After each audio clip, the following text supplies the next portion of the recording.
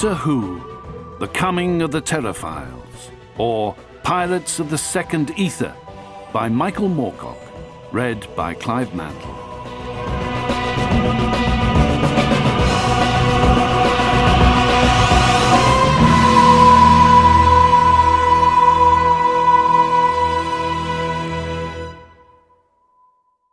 Prologue.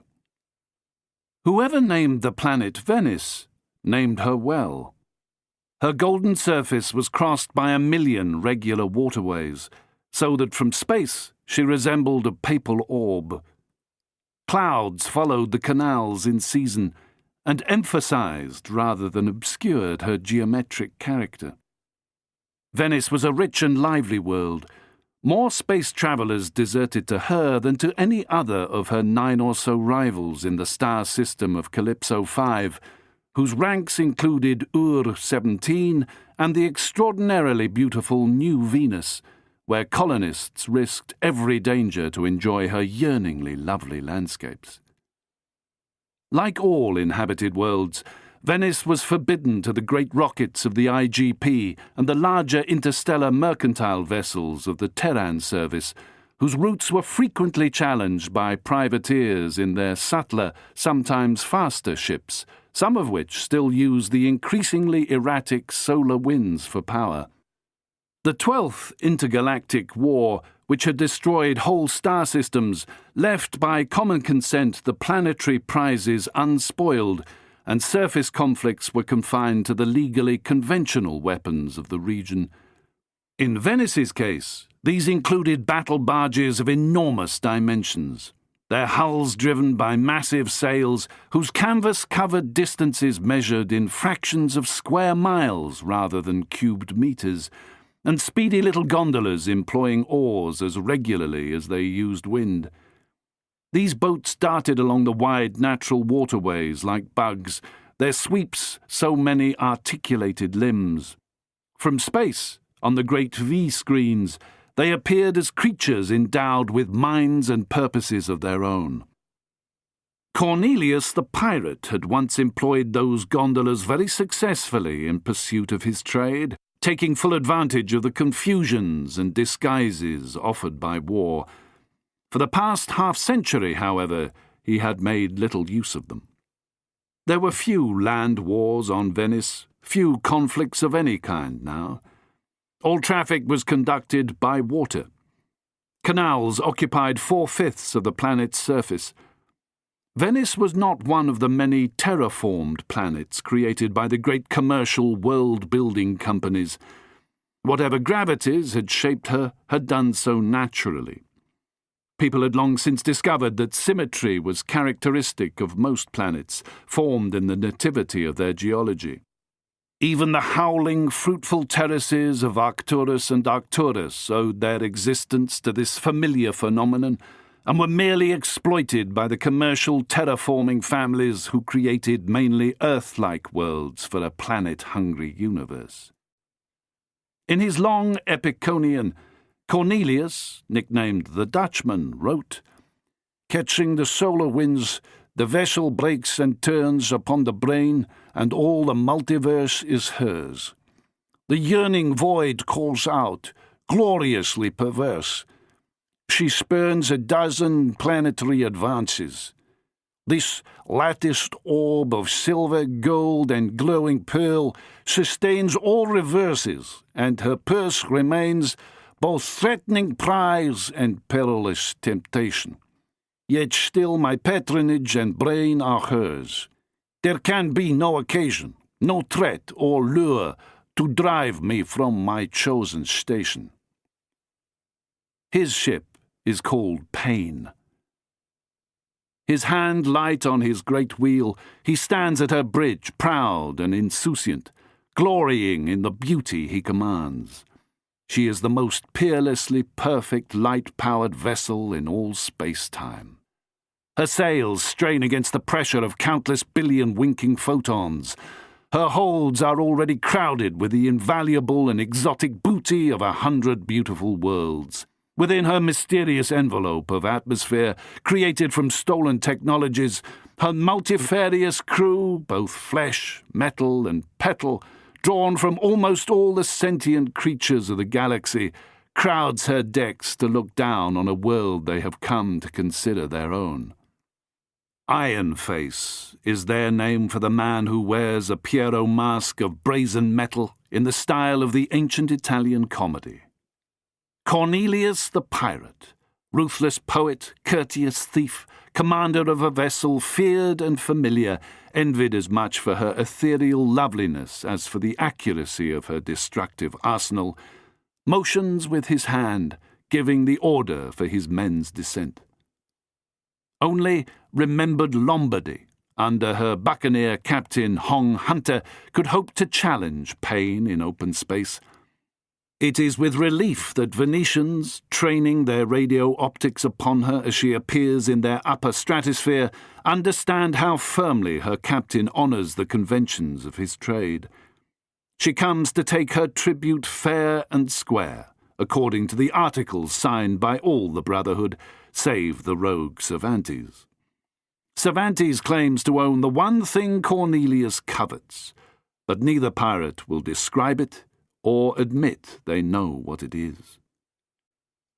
Captain Cornelius remains as mysterious a figure to his men as to his mistresses. His posted verse, studied so they might know him better, only serves to add to his mystique. It says little of his character save that he favours beauty over sentiment. A lonely figure, he stands chewing a stick of oily black taupe, offering his commands with quiet economy. He dines alone, or with his boatswain Pete Aviv, a woman almost as distant from the crew as himself, and as respected. None can say they like their captain or his boatswain, but they obey both with a confidence they offer no other commanders, and their loyalty is well rewarded. When the Pain completes her long tour of violent adventure, every member of her crew will be worth a fortune great enough to buy presidents and kings. But Cornelius, they are sure, will not yet have found what or whom he seeks. Most say it's a woman, maybe his vanished wife. Some say it's an artifact, once the plaything of a god. Cornelius gives the order. The ebony boats break free of their mothership and sail down through blazing, sun-tinged clouds to fill Venice's morning with all their sad, commanding dignity. The pirates, drawn from 100 worlds and a dozen space-time continua, have come at last. Only a few, watching them from their decks and towpaths, refuse to acknowledge their power.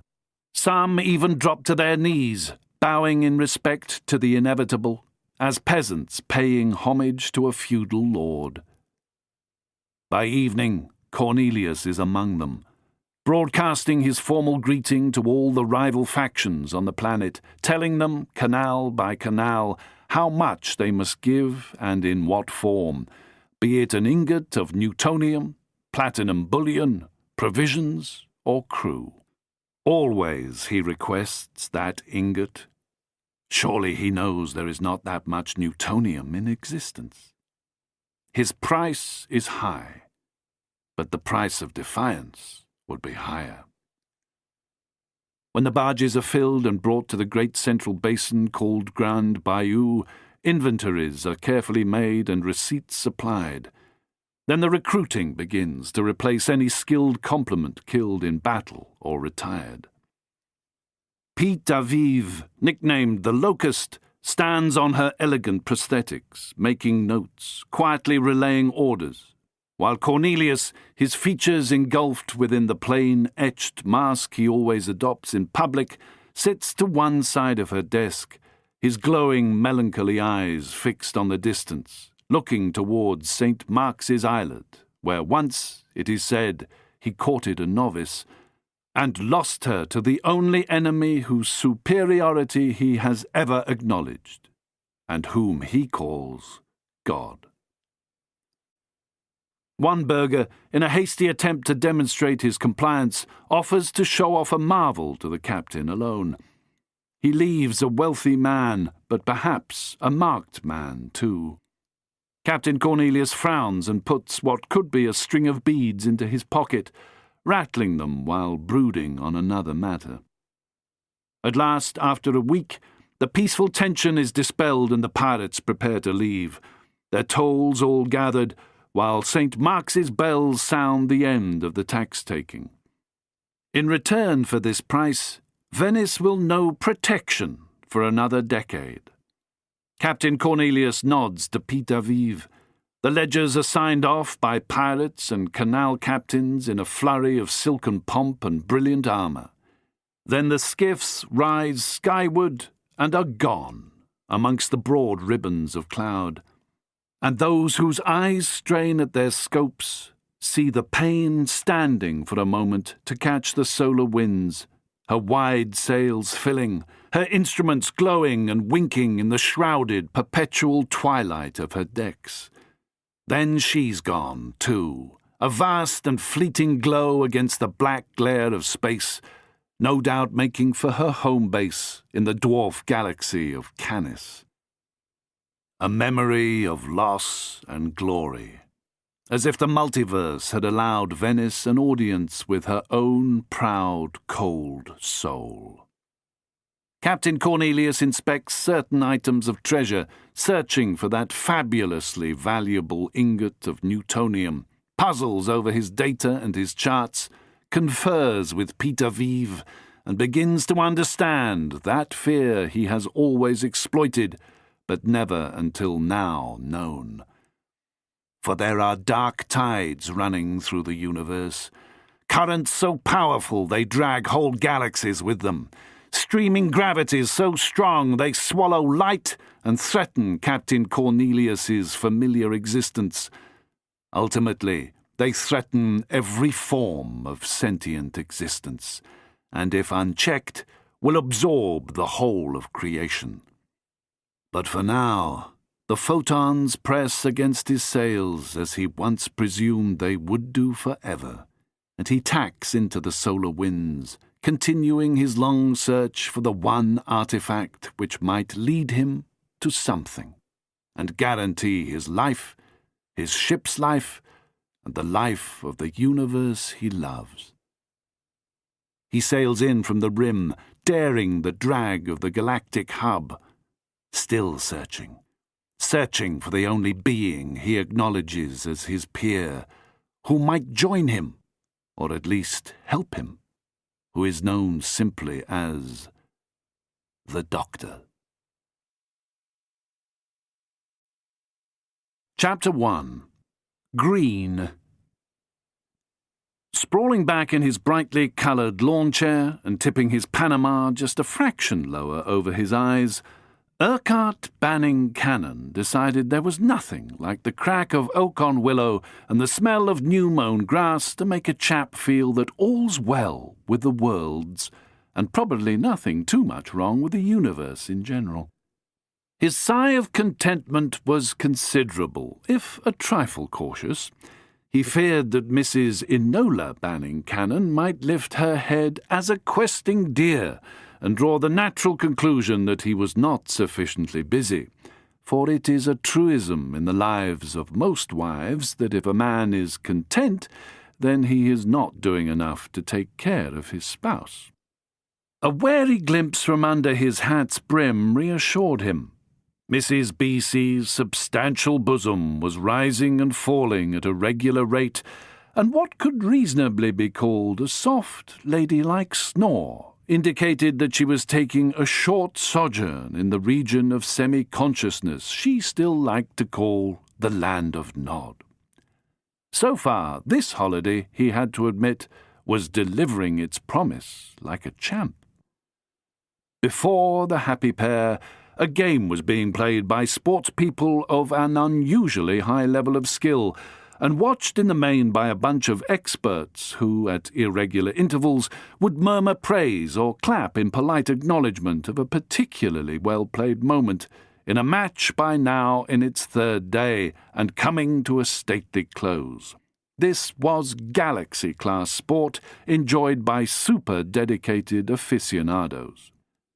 The greens and whites of the men were brightened by a flock of top-class pretty girls in lavender, rose, buttercup, and apricot, wearing hats mostly of straw, known in the millinery trade as cloche. Mrs. Banning-Cannon had already given this headgear an expert once-over and determined it to be beneath the interest of a true connoisseur. Amy Pond was thoroughly enjoying what was a bit of a holiday for her, too. She liked her comfortable cloche bonnet and her silky frock, and was even learning the Charleston.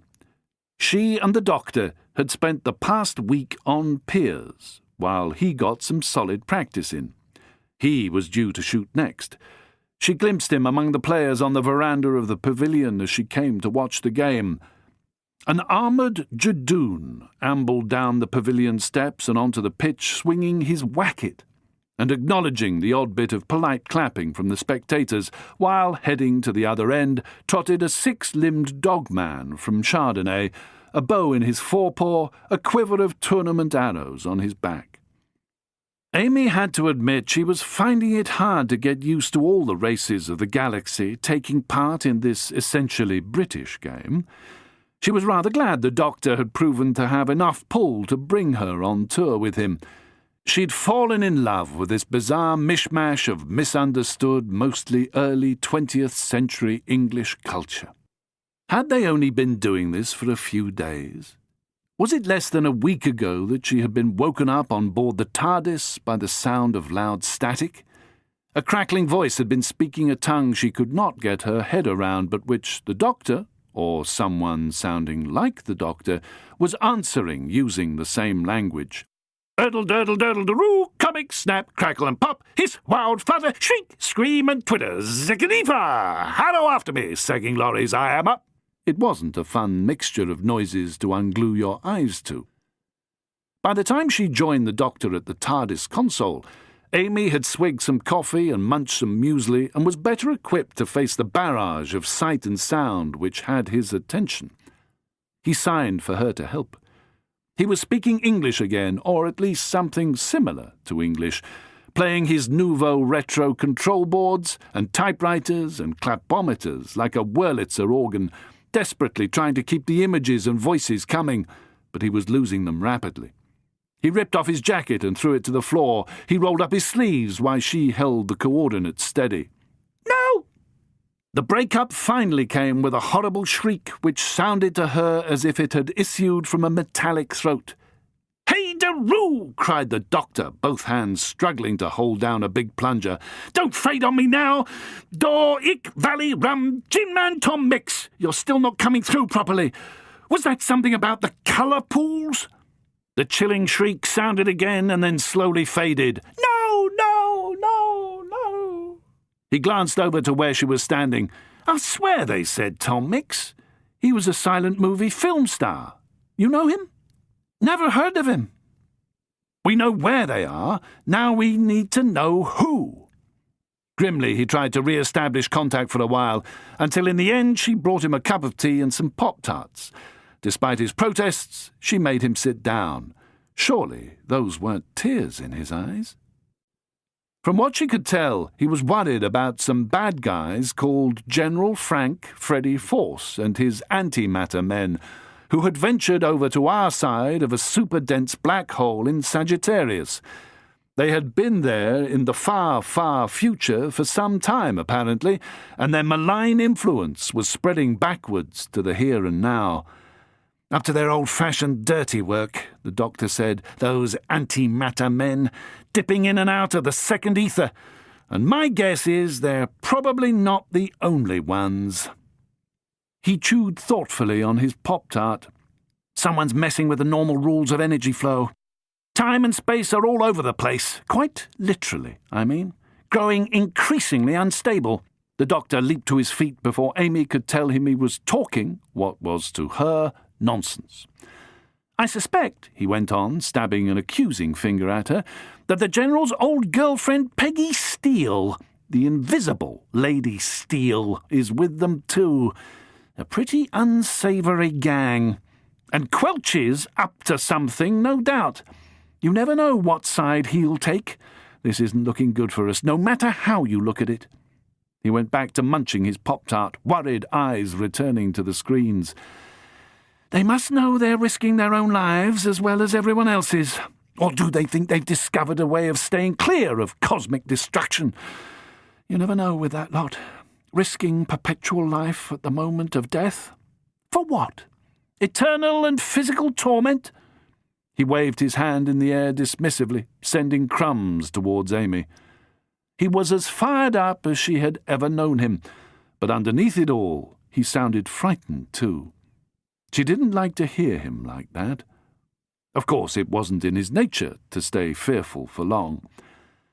"I think I'd better get my mail," he said a bit later, whistling Mr. Mailman to himself and straightening his bow tie without much effect. This was such a mundane remark that she hardly knew how to respond. "Your mail?" She was having a hard time keeping from laughing. "I didn't know you got mail." He was embarrassed, responding by mocking her. "Why shouldn't I get mail? It's information, and I depend on information." He had dragged an old laptop out of a drawer and was murmuring a password while winding it up with a little crank handle. A pixelated face appeared on the old-fashioned screen and welcomed him. "Good morning, Doctor. You have approximately 82 million new mails. Shall I download?" "Thanks. Yes." The screen was teeming with messages, a babble of different images, voices, and languages. Horrible. He leaned forward, frowning as he tried to concentrate on them. Finally, he said, "Terraphiles, please." The screen suddenly stopped, grumbled to itself, almost sneered, Amy thought, and reluctantly brought up a flashing, busy sight. Now Amy was beginning to grin. She heard him give another password and peeked over his shoulder. "Oh-ho! What's this?" she teased. "You're a member of the Desperate Dan Pie Eaters Club. They knew I'd spill your secret for enough cow pies." She leaned over his tweedy shoulder to peer more closely at the screen. "Blimey! Let's see. The All-Galaxy Legion of Terraphiles. Your dues should be paid in by the following date." She read on, feeling more and more cheerful, as she often did when she discovered new aspects of the Doctor's complex personality. "What is this? Greetings, fellow Earthworms. There's news of the latest and greatest intergalactic Renaissance tournaments." This was accompanied by a picture of a Jadoon, a centaur, 2 women, 2 men, and a canine, all clad in bright greens and glaring whites. A voice explained who they were, but she hardly understood a word. The Doctor wasn't happy about her looking on, but was too busy taking notes to remonstrate.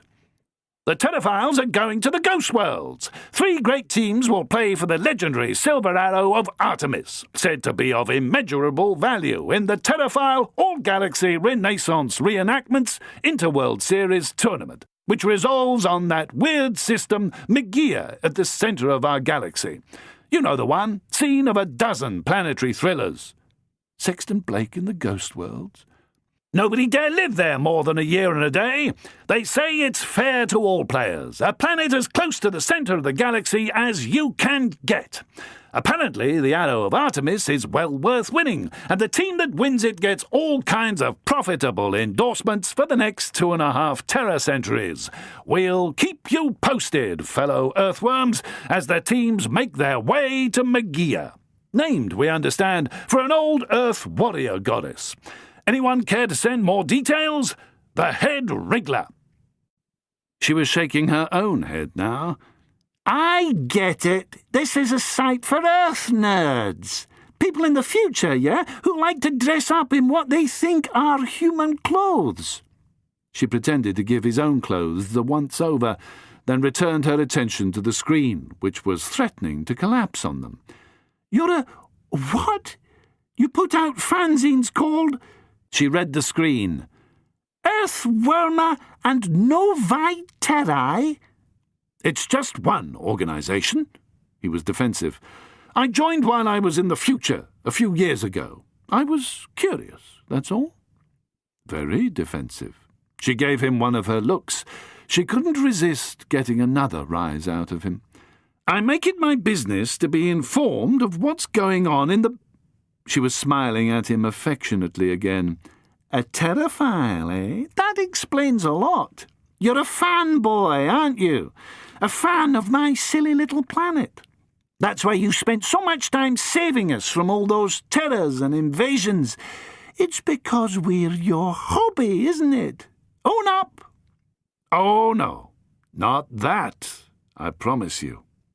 He was suddenly serious. But as for the rest, he gave her a slightly self-mocking hang-dog look. "It's even worse than you think.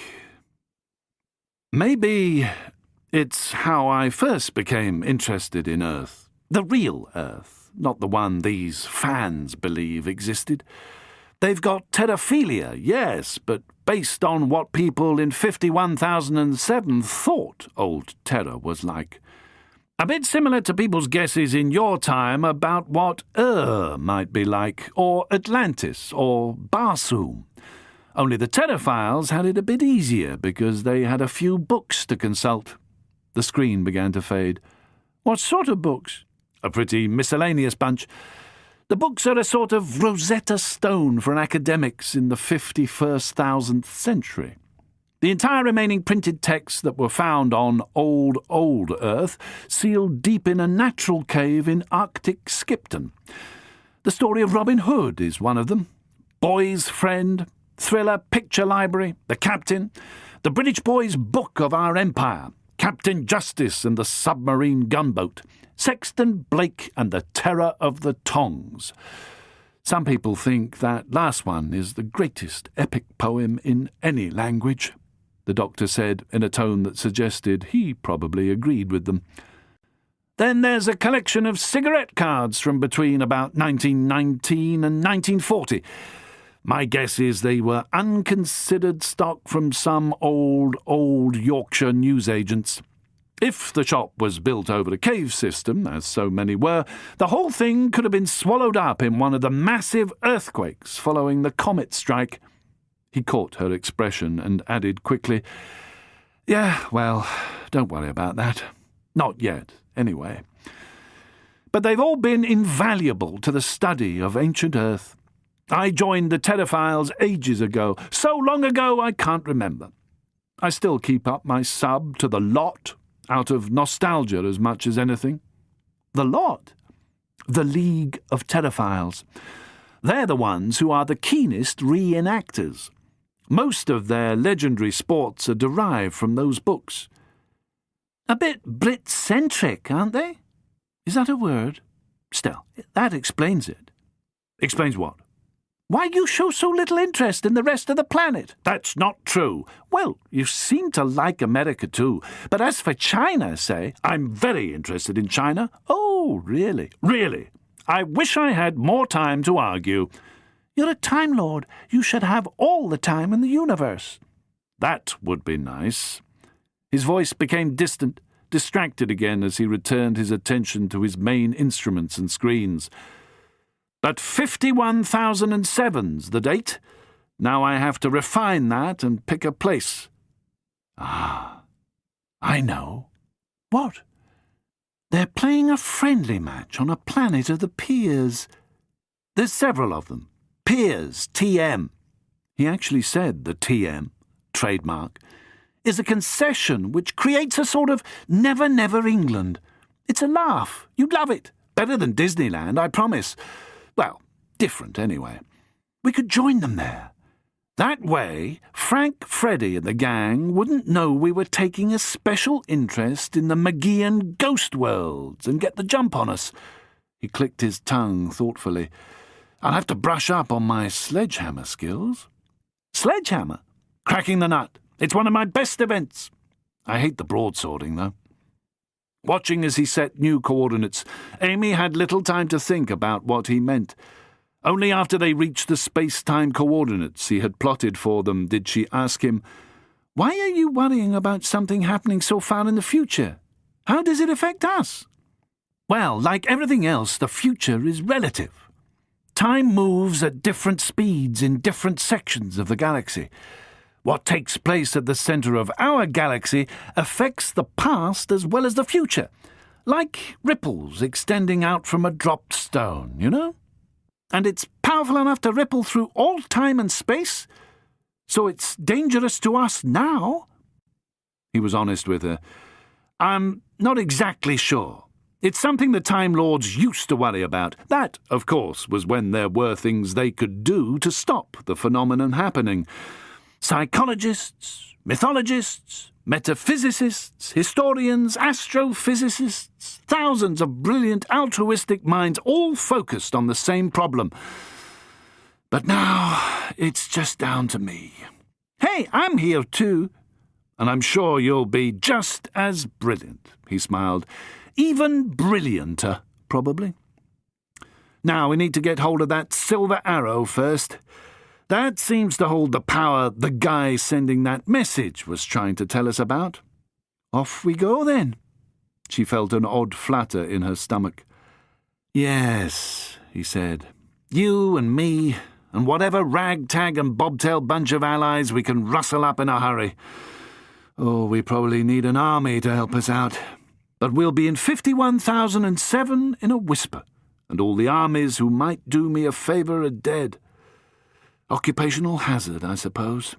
Unless I can contact Captain Aberley and the Bubbly Boys, of course. Oh, you'd love them. Heard of them? Some call them the Chaos Kids. Sorry, 21st century, I forgot. There's 3 of them. And their uncle, or possibly their dad, Captain Aberley. 2 brothers and a cousin. Oops! The TARDIS gave a skittish flick to the right. Oof! One back to the left. It was going to be another smooth ride, she realised. Amy helped the doctor brush up on his tournament sports for the period they were visiting. He was delighted in her. She was naturally good at almost everything, even getting proficient at many games, but barras and bludgeons stumped her. She understood most of the other games, which combined to produce the galaxy-wide sport, favoured mostly by terraphiles of this far future, that bore such a strange, out-of-sync familiarity to her own not-so-distant past. She also shared his disgust for the broadsword event. As soon as he was ready, they took the TARDIS to a particular Piers TM planet, and the Doctor, claiming to have come from another Piers TM, and desperate for a game of arrows, or indeed a game of anything, immediately tried out for the Gentleman. He proved himself a fine all-rounder, with a special penchant for hammer and nut. As a result, he was picked for the first 15, which, in spite of his heavy use of nanotechnical learning methods, made him a lot prouder than Amy thought was really healthy.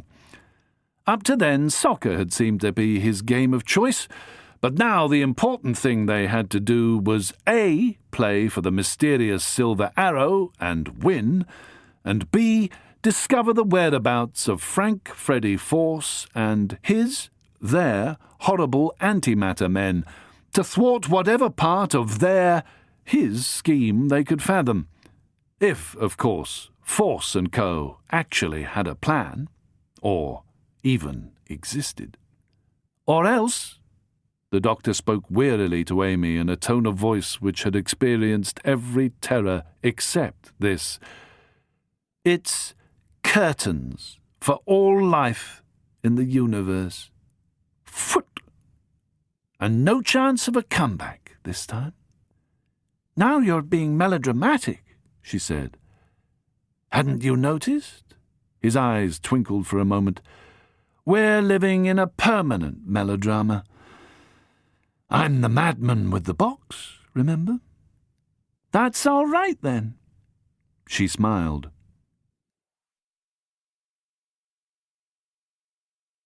Chapter 2. Blue. Harry Agincourt was blue. To say he felt the colour of a Mediterranean sky at noon would be somewhat to understate his mood.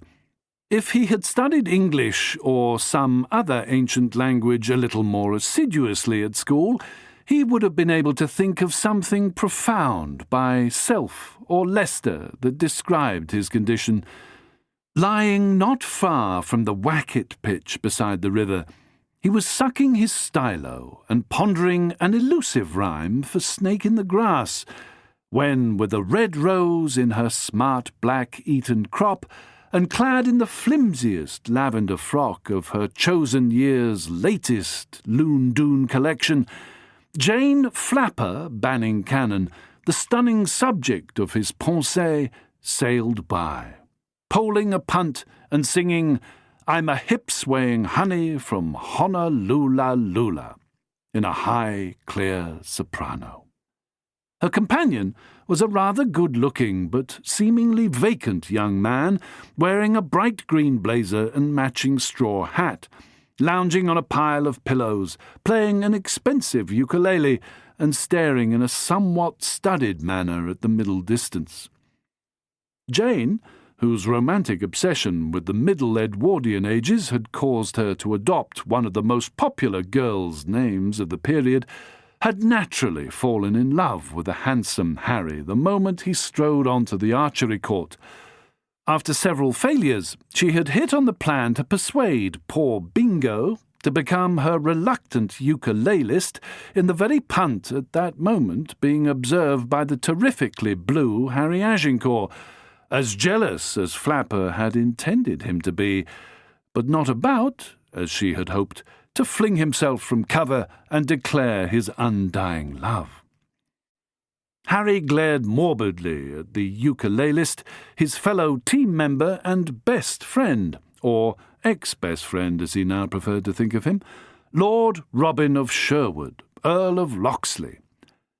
Bingo Locksley was the finest archer on Piers TM 22, and the only other local in the intergalactic team known as the Gentleman, though the name was a bit misleading. Apparently unnoticed on the bank, largely because of the tall reeds, Harry, it is safe to say, was now replete in his blueness. Harry existed in a universe of blue.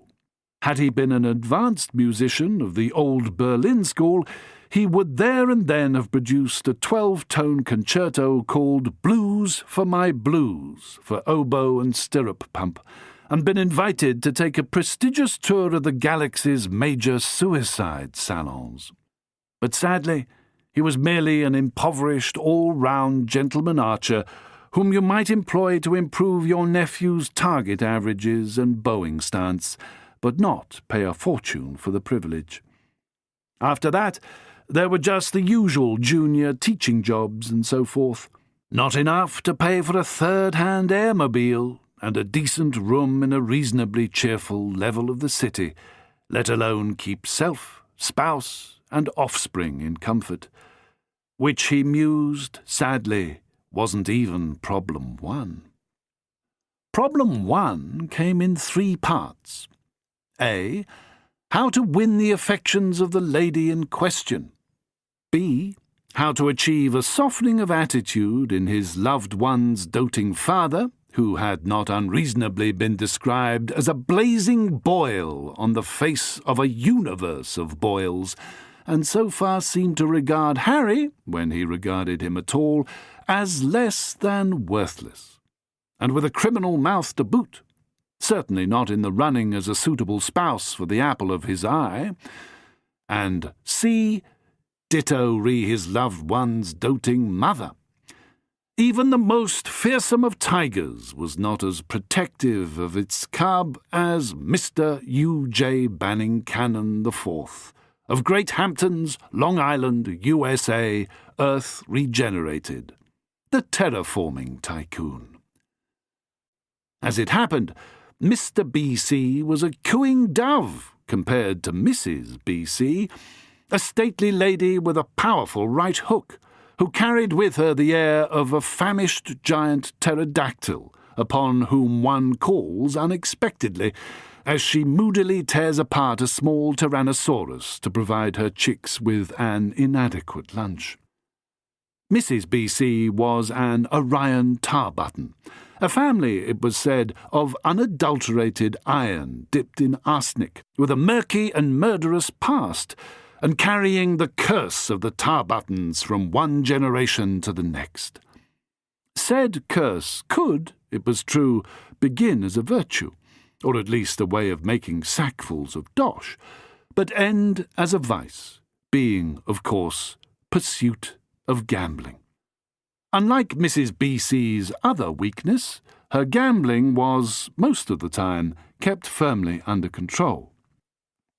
Unknown to her husband and daughter, Mrs. Banning Cannon had proposed this galactic nostalgia tour precisely because she felt the old urge rising in her, threatening to burst the bonds she had mentally cast around it. Only moments before the decision to embark on this educational luxury cruise, while despairing over her daughter's prospects of marriage, she had caught herself watching the First Past the Post feature by the Major on her V. The Major recommended Warp Factor 10 in the 2:30 at Gordon Gap Park, Heaven on Earth, Aldebaran, the acknowledged centre of Coop racing. Her hand had reached unconsciously for her hollow V. Her glance shot like summer lightning towards the bookmaker icon. She was a few short seconds from placing 5k each way on the filly in question when she was saved by the sound of very loud travelogue commentary in her ear. Earlier she had forgotten to close the appropriate function. Thank Mercury it wasn't a Coop race, she thought, but merely a report of the All-Galaxy Sporting Reenactment Society's current tour, which was reaching its close, as was traditional, on Flynn, in the rather hairy system of Migia, close to the galactic hub, with only 3 games left to play. The 3 teams in question were the gentlemen, the tourists, and the visitors. They were pretty evenly matched, and no one in particular tipped to win the coveted Big Arrow, more formally known sometimes as the Jewelled Arrow of Artemis, or simply the Silver Shaft, so rarely seen except during its presentation to the winner. Had she not been painfully bored by that particular sport, individual matches of which could be played over periods of weeks, sometimes months, and included tiebreakers involving archaic and baffling skills resurrected from the home planet's dim past, she might just have considered a flutter on the outcome. Large sums were said to change hands amongst enthusiasts. No! Had she slipped and V'd her bookie, her 5 full years of refusing so much as to buy a lottery ticket would have been as dishwater down the drain.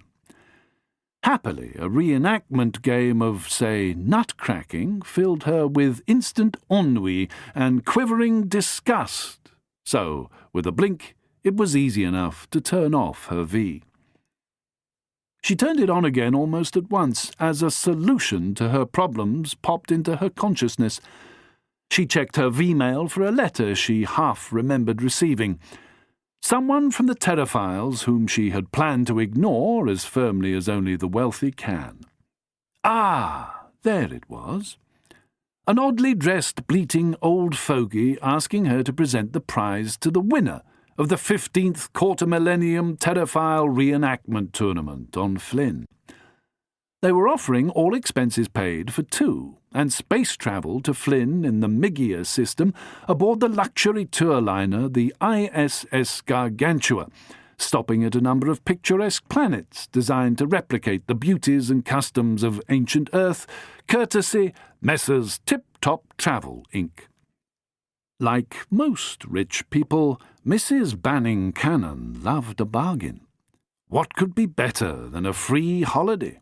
And including their daughter, 2/3 paid for by someone other than herself or her husband. An ancestor might have cried, "Eureka!" As it was, she was momentarily consumed with admiration of her own astonishing intellect. In a matter of minutes, she had replied to the Terraphiles to say that she would be delighted to accept their offer to present the Silver Arrow at the conclusion of their great tournament. She would make travel arrangements and send the bill to their appropriate department. Then she committed herself, her husband Urquhart, and her beautiful daughter Jane, a.k.a. Flapper, to what she was assured was Messrs. Tip-Top Travel Inc.'s deluxe galactic reenactment tours. Messrs. Tip-Top assured the public that their tour was the finest and most select available, being both educational and healthy. Everything would be provided, including the latest and most sophisticated nanotech translation pill, cultural information, and style advice. In other words, she thought, Mr. Banning Cannon and the apple of their eye could educate themselves at a substantial discount, while she, Mrs. B.C., took a well-earned doze in the suns of a score of sultry systems, while occasionally indulging in her other vice, clinically known as millinerophilia, the ancient compulsion to shop for hats. What was more, she had a good chance of solving her remaining problem. Her daughter might, with luck, find and marry a peer. She was, she admitted to herself, just a little hazy about what a peer actually was, but she knew her friends would be envious. The advantage also being that her husband's firm owned the peer TM concessions, thus continuing also to keep the money in the family. It had been another advantage in her eyes that Tournaments Medieval (Archery Plus) was a sport she had never wanted to bet on. Not only was it one of the few sports rarely offered in her bookmaker's menu of choices, it was also very slow and unexciting. She fancied it to be played almost entirely by titled toffs. Its teams were likely to be crammed with members of what she still called the brutish aristocracy, thanks to a fault in her nano-translator. Also reassuring to Mrs. B.C. was that many of the other planets they would visit had been created by her husband's family company Terraforma TM, which made its main profits from taming various intergalactic hellspots into Earth-like speciality worlds, mostly on sporting themes. Thus, the TF3 series was largely devoted to golf, the TF6 series to chiclet, the TF16 series to fruitball, and so on. The TF20 series, featuring archery and Middle Ages tournament reenactments, was perhaps the least popular, and therefore unlikely to be swamped with tourists. Like most tourists, Mrs. Banning Cannon loathed tourists, and tried to avoid them at all costs. Therefore, she was further delighted that the Terraphiles had chosen the cruise ship Gargantua on which to make the reenactment tour, conveniently beginning on Cygnus 34, not far from their home in Barnard's Star, and due to end, as stated, in Mygia in Sagittarius, close to the galaxy's centre, where she would present the victorious team with the coveted jewelled arrow of Artemis. As previously stated, she and her husband were currently enjoying a pleasant snooze in lawn chairs on this regenerated English village green, where handsome young men in wacket pullovers and blazers and pretty young women in cloche straws and filmy silk frocks stood cheering for their team, or for individual players. There were a few strict Terraphile conservatives insisting on authentic tournament formals, including pageboy haircuts, Wedgwood plate armour, long velvet dresses, the odd wimple, long strings of pearls, habits, top hats, bloomers, and so forth, taken from the earliest surviving pictures of Earth between the years 1430 and 1930, a period described by tour operators as Merry Usa. Behind them, on the veranda of the pavilion from which waved various banners, chaps of many planets wearing feathered green pointed caps, crenellated capes, green baggy trousers, and the loud multicoloured blazers of the ancient and most honourable order of toxopholite terraphiles were relishing chants of V.W. Best, while occasionally casting an eye on the friendly, enjoying its 16th day, played by the gentlemen against their old rivals, the tourists. The players consisted of more chaps in glaring Lincoln green, Their trousers, where they had any, held up by old-school ties, shooting blunted wooden arrows at two other chaps, one of them a rhinocerid jadoon and the other a canine pillpark, in heavily padded armour, helmet and gloves, situated at either end of the field and holding large wackets in their hands. These two attempted to stop the shooters from hitting the what's-it, or board, three legs supporting a round, straw-filled object divided into many numbered sections, behind which stood what's-it keepers, whose job appeared to be to catch the arrows which missed and stick them in the said what's-it. Whoever scored 380 first would, Mrs. Banning Cannon understood, be declared the winner. It was a wonder, she thought wearily, that the bookies took any interest in the sport at all.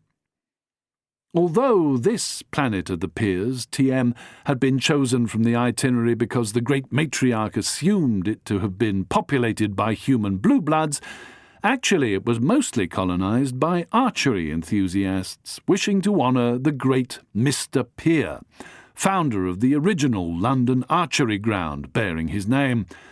But she had struck lucky in her choice, even though she hadn't quite got it right.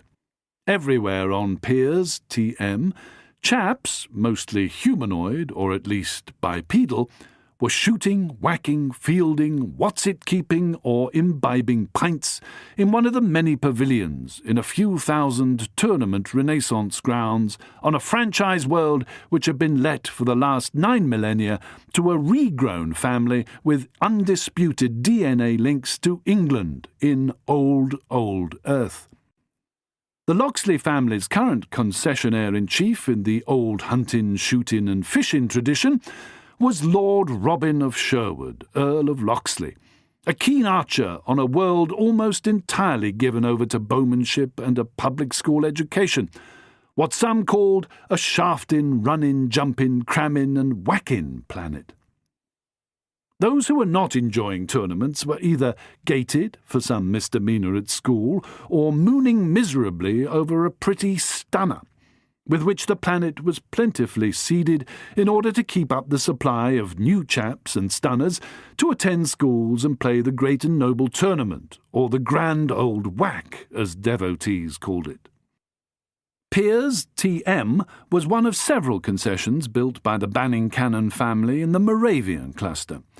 All were called Peers, TM, and were pretty much identical, with a good supply, in appropriate species, of decent chaps, silly asses, pretty girls, and, of course, fearsome magistrates, kindly uncles, and terrifying aunts, fogies old and fogies young, not to mention policemen, helmeted, and policemen unhelmeted, as well as marry-in maids, Little Johns, Scarlet Will O'Haras, Magnum Carters, and all the other characters and accoutrements likely to be needed to sustain what most decent chaps agreed was a pretty spiffin sort of a planet, created for the terraformer TM Company by Algernon Pine, a reconstituted writer of O.E.'s medieval English Edwardian school, defrosted on old Mars about 10,000 years ago.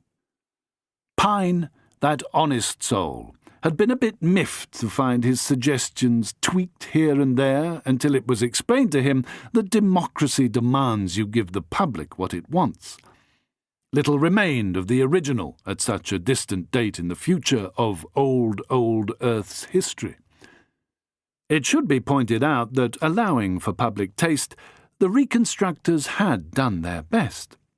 The concession had been pieced together by experts in what was known these days as the history entertainment business, providing excellent templates for many nicely and safely made new worlds.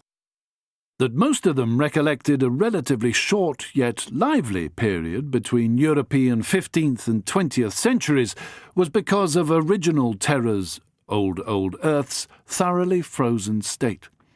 A couple of nuclear winters and a large comet had seen to that. Having established through careful research that the game of arrows or archery was the most popular of olden times, the experts had skillfully reconstructed it as the grand finale game of the Renaissance tournamenters, establishing the rules of tournament 2137, by which everyone nowadays played. Terraformer TM guaranteed their remade worlds were as much like the originals as possible. The Society of Terraphiles held a grand tourney, currently the most exclusive game in the universe, every 2.5 centuries, playing for the ancient silver arrow of Artemis, the Big Arrow, whose origins were lost in the mists of time. Some said it was of supernatural manufacture. Players often belonged to the other galaxy-wide reenactment society, the ancient and most honourable order of toxopholite terraphiles, who prided themselves on following the customs, costumes and manners of the original oldie English archers and knights. Before the main games began, several other events had to be played out, including quartering the knave, broadswording, charging the peasant, stiffing the publican, dungeoning the dragon, swatting the quintain, and, most popular of all, using a sledgehammer to crack a nut. Plus various contests involving axes, dragon lances, swords, warhammers, and several other means of ancient human conflict. Which was about the most Mrs. Banning-Cannon understood or wished to understand of the grand old whack. All this and considerably more had been explained to her by the agreeable Bingo, Lord Sherwood, peer TM, being his home world, who had the advantage in her eyes of being an acknowledged pedigree peer of the realm, unmarried and heir to a huge castle known as Locksley Hall, with grounds as extensive as a moderately sized country somewhere on this side of the planet. Not only was he therefore an eligible bachelor, but he was also reasonably good-looking, if a bit dim, and over-eloquent on the subject of the ancient tourney of archery, on which, it emerged, he had written several papers well-reviewed in the Waxman's Wisdom, the best-regarded V-journal on the subject. That he was, by his own admission, as poor as a church mouse, and urgently in need of what he called variously dosh, tin, lolly, or argent, only enhanced his eligibility in her view, because, as every plutocrat knows, the once wealthy destitute are always more malleable than the poor, who have never been anything else. And while she wanted a blue blood for a son-in-law, she did not want a stroppy one who would talk back. It had not occurred to her that such a weak knee would not exactly be a type her strong-willed daughter favoured for a spouse. Her eyes half closed against the balmy light, Mrs. Banning-Cannon smiled favourably on a heavily padded and helmeted waxman, who currently defended what she understood to be the gentleman's end against a famously keen canine player, G.H. O'Gruffy, whose tail was waving in what might have been triumph, and who let out loud, challenging barks as he again took aim with his bow at a what's-it defended by the rival whacker, whose protective clothing was now stuck with so many arrows he resembled a porcupine, in the prime of its porcupinehood, and whom Mrs. Banning-Cannon fondly believed to be her anticipated son-in-law, but was actually the Honourable Old Bill Told, standing in for Bingo. The silver arrow of Artemis, having been stashed with other valuables in a super-secure time-locked travel vault, and sent ahead to Flynn to be opened immediately before its presentation to the winning team, Mrs. Banning-Cannon was determined to enjoy the tour in the ways she loved best. The attractions of this game were becoming clearer to her, now that she realized that it was almost demanded of spectators that they sit in lawn chairs and snooze through much of every match. She had almost accidentally picked up some of the rules and objects, and now even had a favourite team. The one she favoured, i.e. Lord Bingo's first 15, was the gentleman. They were one of 3 which had been tipped from the start to win the All-Galaxy tournament, though at present slightly better odds were being offered on the present arrow holders, the tourists. Not, she told herself firmly, that odds had anything to do with it, given that this was anyway a mere friendly. These players, she had read, were so devoted to their sport that some members even went so far as to take nano-identity pills so that they believed they were human. Not a few were academics from all over the galaxy. These chose to immerse themselves in alien cultures and so learn through experience. A rather disproportionate number of tourists were Jadoon, whose rhinocerid appearance made them particularly suited for the whacker's armour. Generally, the Jadoon had a taste for the more warlike sports of their home world, which had banned some of them for fear of exterminating their entire population and planet. Nuke ball, for instance, was played only illegally, and then on a few remote rim worlds. Occasionally, a distant exploding star system would indicate a somewhat Pyrrhic win. While Mr. BC had no objection to holidaying on his own company's worlds and thus keeping the money, as he always liked to do, in the family, nor to indulging his wife's every whim in the matter of hat collections or other foibles, he was unhappy about her choice of suitors for his daughter's hand, whom his wife had insisted on parading before him. For one thing, he saw most of them as employees, or at least customers, and as such harbouring notions of furthering their fortunes by becoming his son-in-law. He did not understand that the very thought of such a union caused most eligible candidates considerable collywobbles. For another, he had already picked out his nephew Hamlet Tarbutton as his personal choice. Young Ham had the advantage of being as putty in his uncle's hands, not too bright, and possessed of a large fortune of his own from Mr. BC's chief rival, his sister-in-law, the big boss of Earthmakers TM Inc., who specialized in remaking and restocking worlds in the image of legendary golden ages, including the glory that was Rome, the marvel of Mogul India, the beauty of Buffalo, the gods of ancient Greece, and so on. The merging of two such mighty empires would become inevitable if Ham could be persuaded to pop the question, and Jane to accept. It would also banish his monetary losses in a flash. It is fair to say that had he known Flapper had set her sights on an untitled amateur archer, whom she had met only 6 days earlier at a higher tea put on in their honour by the local squire, and who was even more impoverished than Bingo Loxley, he would have given the nearest supernova a run for its money. Happily, for the fate of this particular bit of the universe, Flapper had not yet been able to force her heart's desire to pop the question, and had resorted to persuading young Agincourt's best friend to pretend to be sweet on her. Thus, she perceived, stimulating the object of her affections to be spurred on by jealousy instead, it seemed, of moping about in the bulrushes like a pining frog.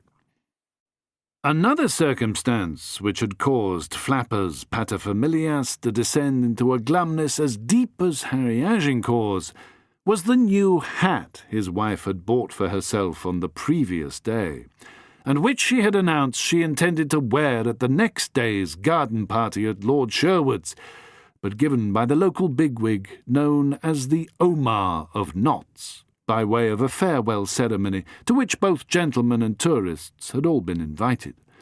This had put Mr. B.C. in an even poorer mental condition than usual.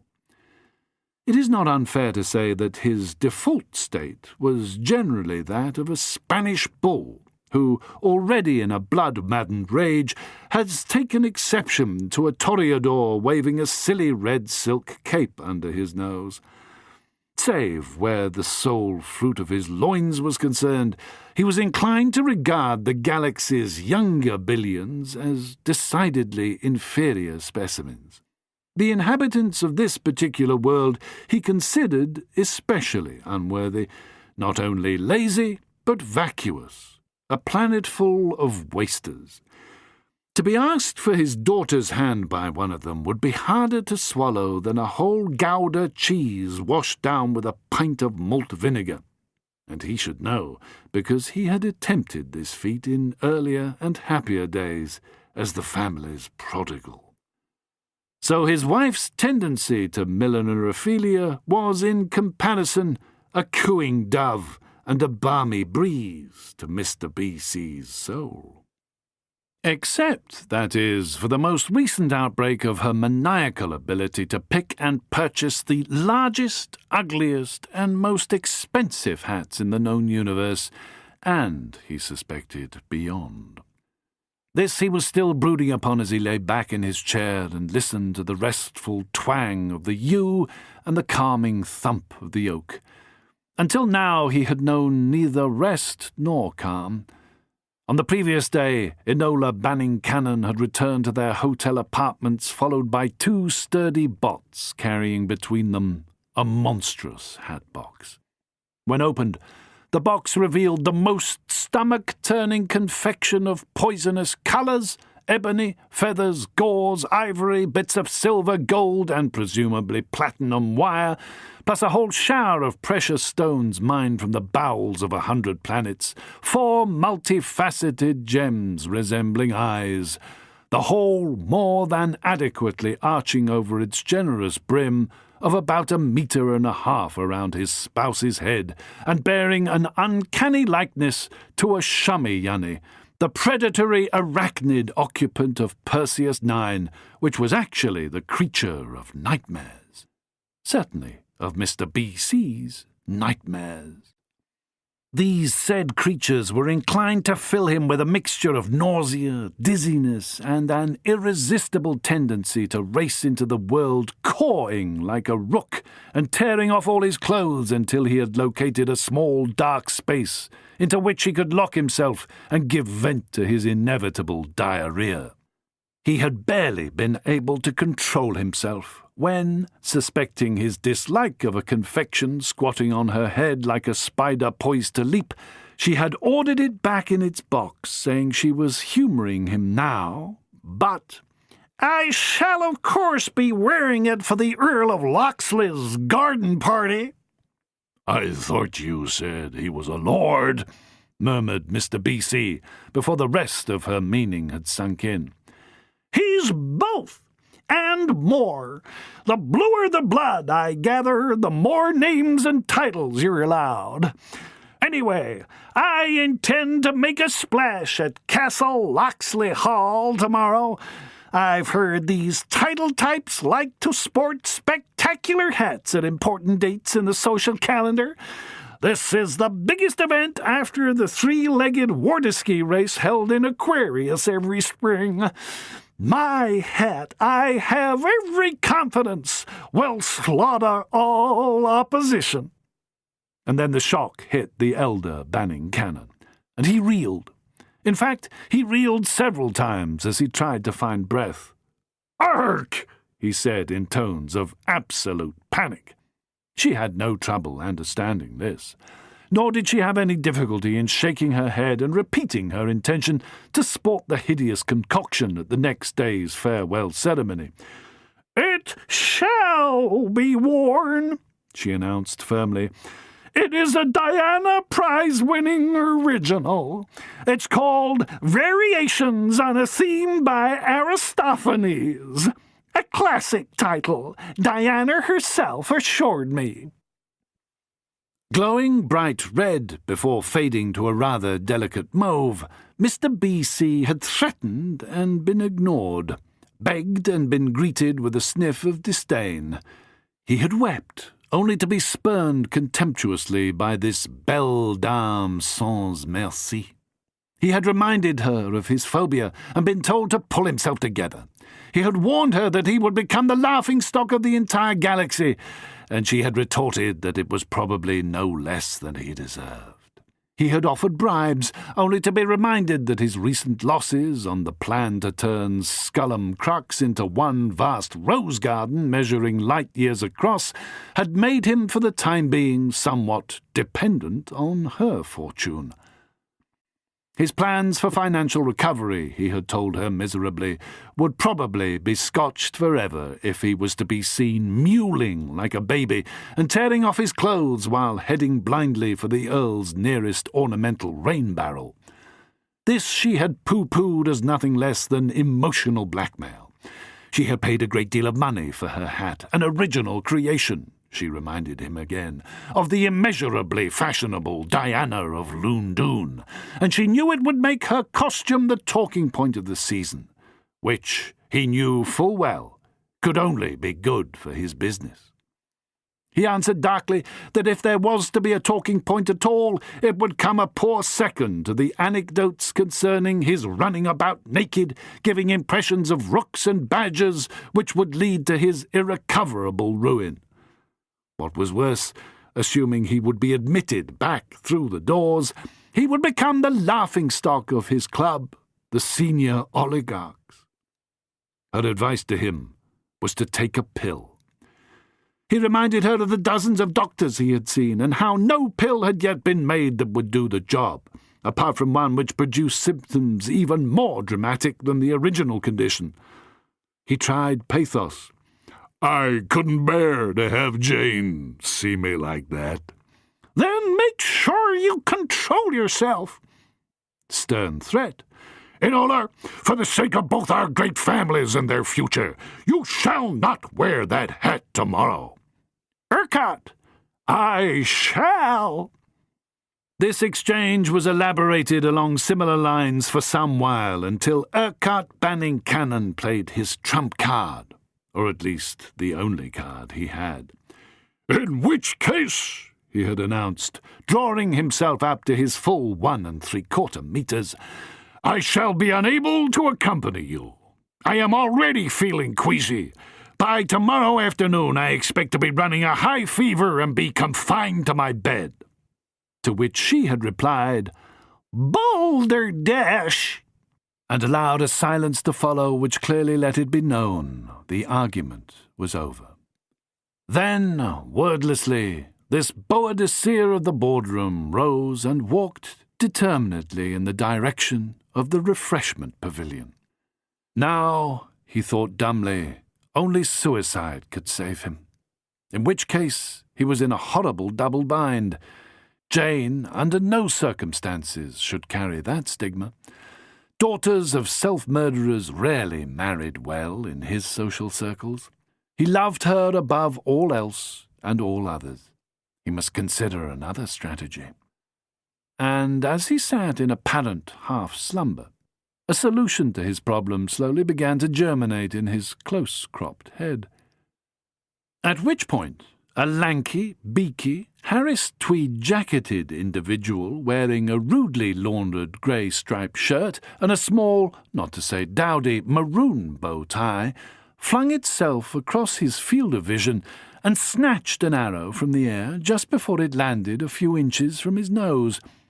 The lanky individual then fitted the arrow into a bow he carried, drew back the string, aimed for the what's-it, hit it squarely in the centre before the bewildered gaze of the Jadoon Wacket-keeper, and uttered a triumphant, if mysterious, cry, 380! How's that? End of Disc 1. Disc 2. Chapter 3. Red. "And who might you be?" Mr. Banning Cannon was unaware that this apparently young man had become pretty well used to that question, and knew, if nothing else, how to answer it concisely.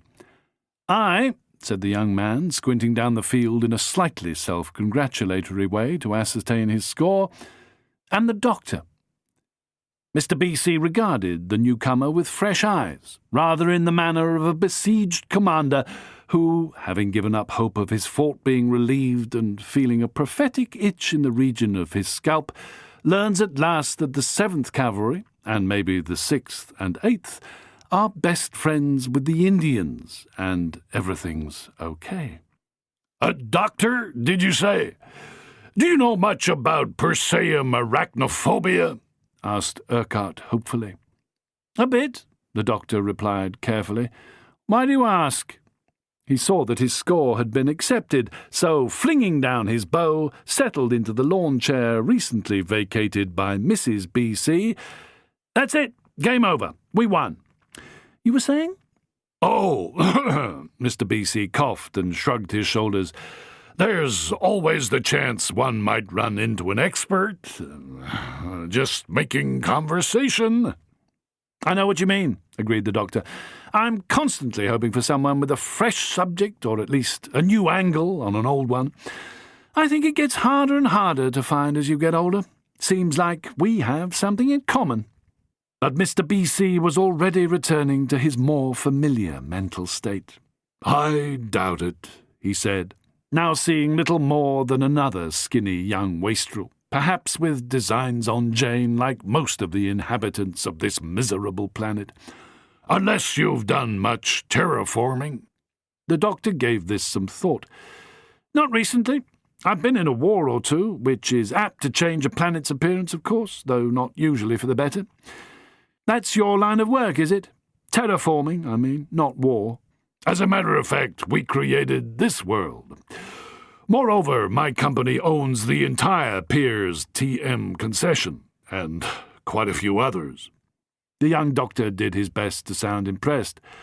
You created the sports and all that? Well, my company did. Some of them. Broadsorting, for instance. Here's my card. Terraformer TM. You've probably heard of us. Mr. Banning-Cannon was glad of the distraction, and even found himself warming a little towards the newcomer. He had a certain air about him, as of one not unused to authority. We're the second largest firm in the business, and my wife Enola is the tar-button heiress. They're the largest. You've got a fair bit of power and experience between you, then. You don't do those literary worlds, I suppose? The free-ranging ones, where you get to play a serious part in Balzac or Disney or Austen or Meredith or James or Lansdale or Mayville or Pynchon or Mann or Sinclair or Calderon or Gygax or Moore or... There was no sign of him stopping, so Urquhart cut in. I'm not much of a literary buff, he admitted proudly. We're more practical. Engineering's my game, or was originally. There's precious little demand for highbrow stuff these days. I suppose you're right. I'm inclined to watch mostly non-fiction, and brush up on the rules, of course. You're with the local team? The gentleman. So, you suffer from phobias, do you? Frightened of spiders, is that right? Any allergies at all? Banning-Cannon cleared his throat. Oh, not really. So, you've been back home with a bunch of other whackers after winning a lot of local games, which makes you eligible for the big games being held in Migia. You and the tourists are traveling on the Gargantua, same as us, I understand. That's the plan.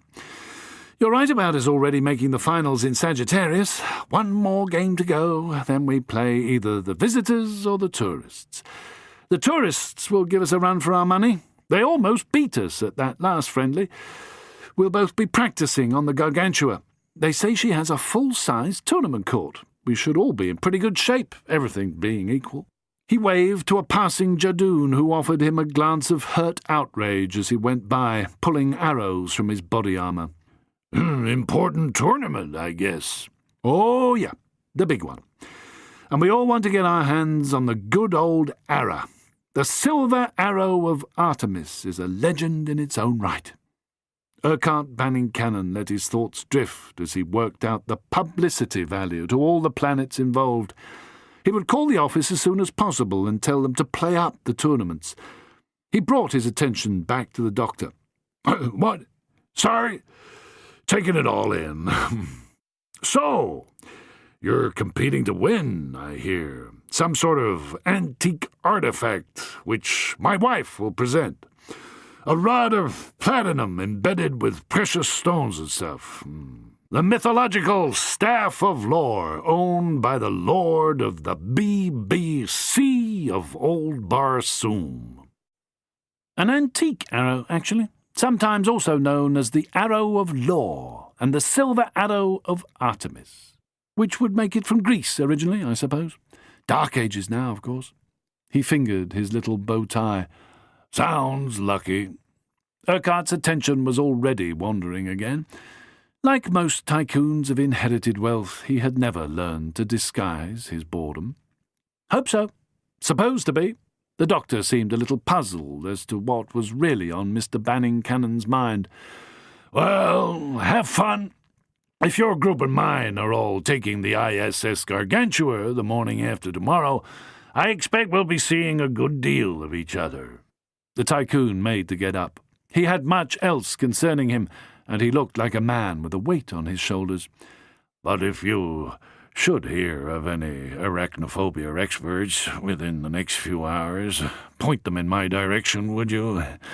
I'm staying at the Claremont, floor 144A. The doctor shook hands. And you're Mr. Banning Cannon. Of course. Oh, here's Miss Pond. Amy, this is... Nice to meet you, young lady. Mr. B.C. was relieved. He shook hands with the pretty redhead in the short pleated silk frock, noting the firmness of her grip, the glint of edged steel in her otherwise amiable gaze.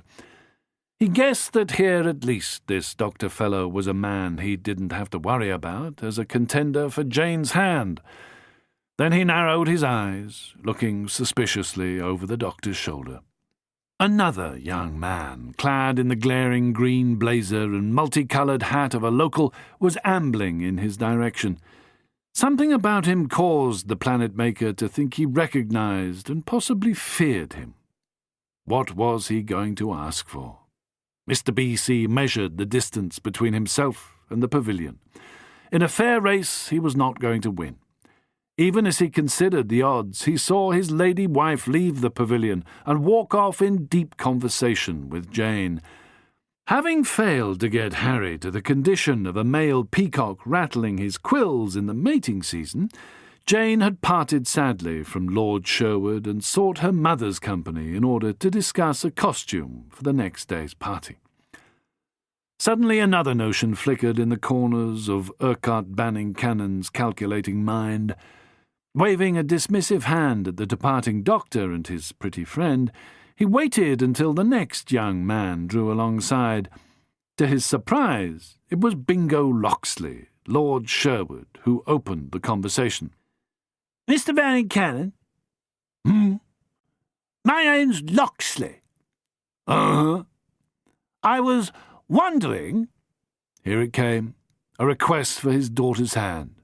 His eyes hardened.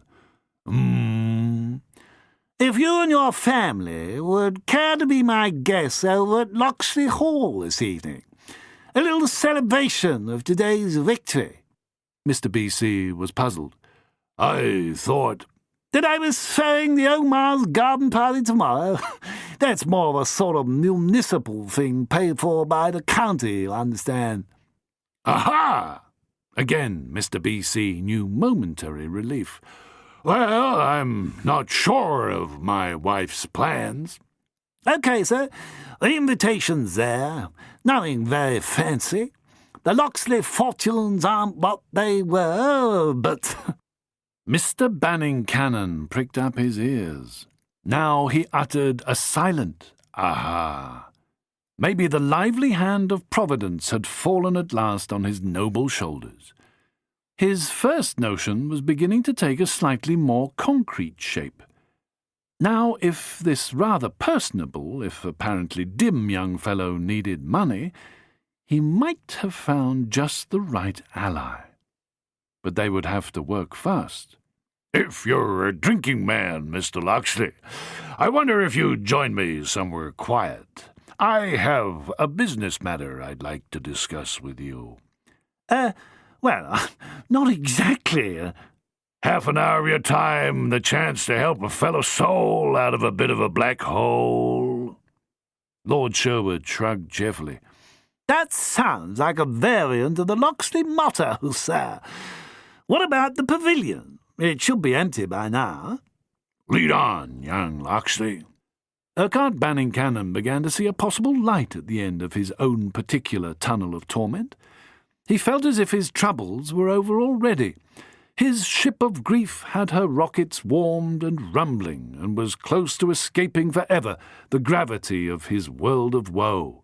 Or so he believed as he flung a benevolent arm around the peer's shoulders, and jingling his change in his trouser pocket, strolled amiably in the direction of stimulating refreshment. Lord Loxley's other motive in making contact had been to issue invites to the various parties involved in his best pal's own particular spot of romantic drama, in order perhaps to ease love's rocky path for his friend.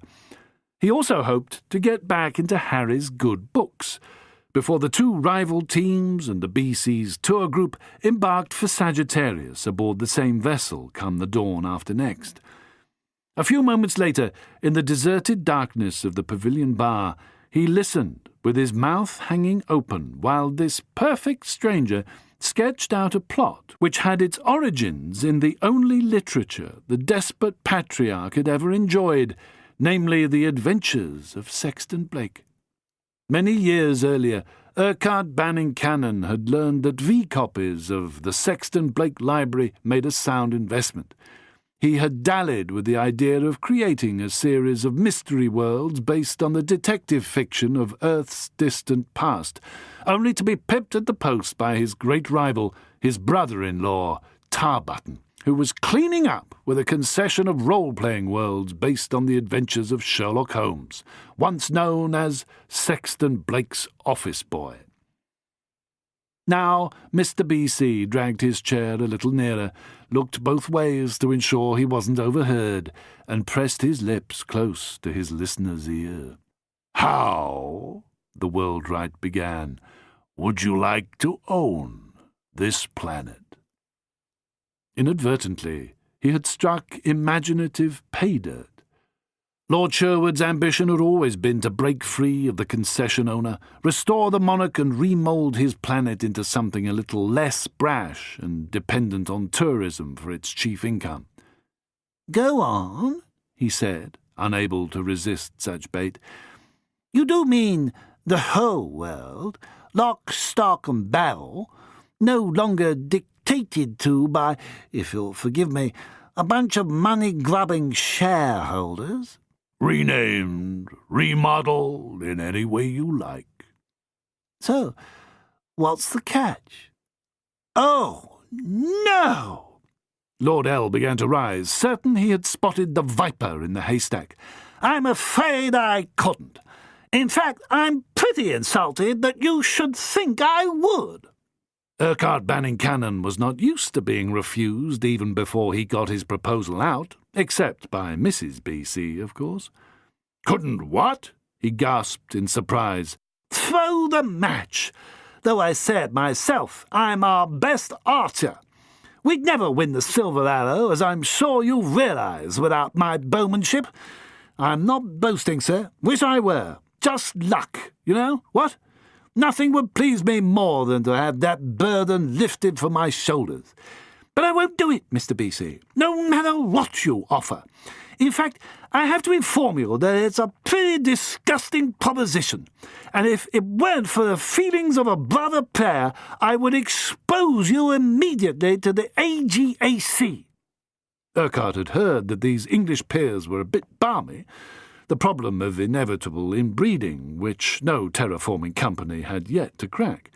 But this behaviour was positively certifiable. Paranoia at full blast. "I suppose you saw her buying it in the store," he opined. "Store?"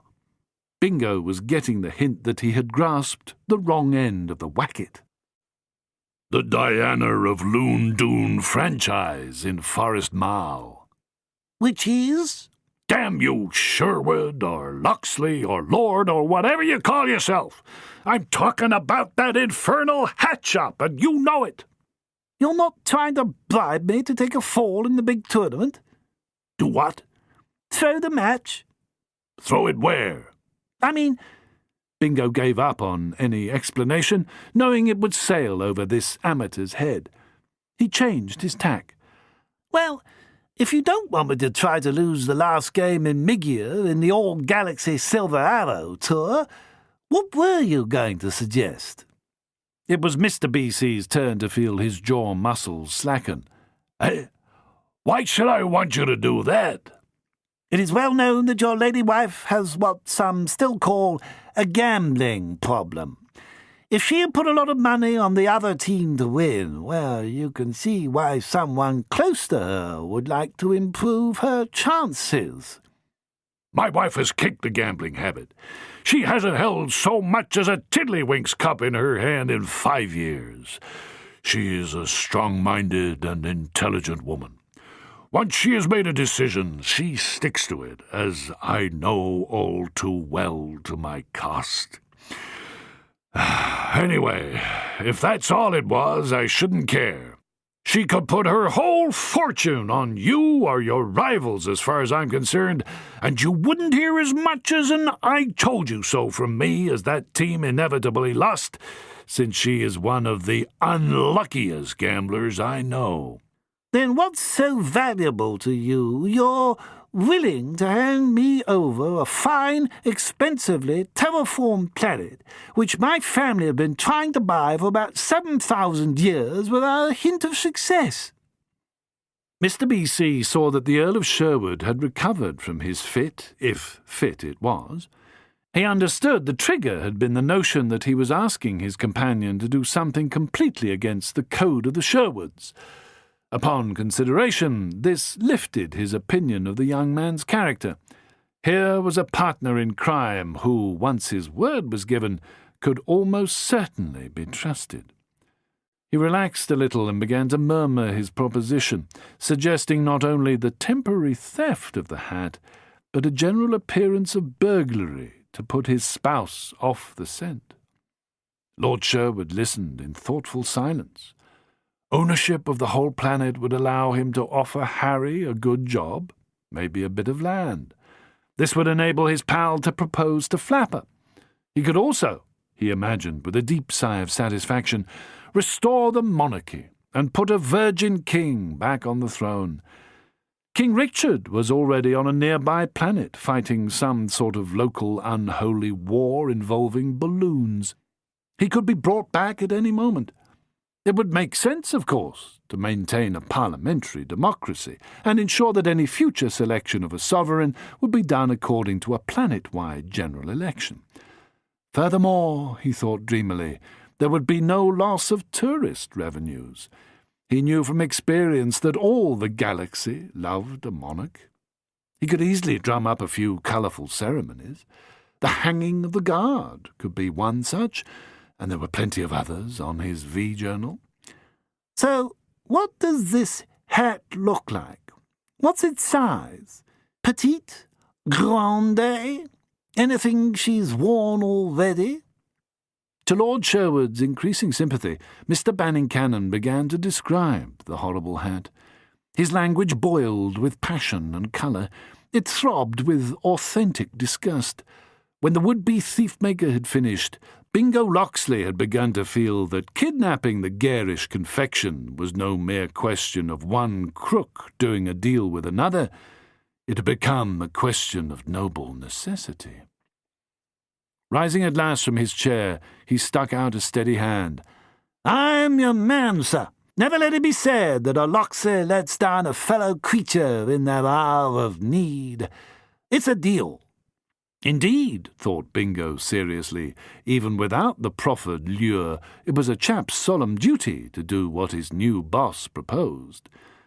Urquhart had revealed a side of his character that was both compassionate and sporting. Mrs. B.C. would only temporarily lose the company of her freshly purchased monster.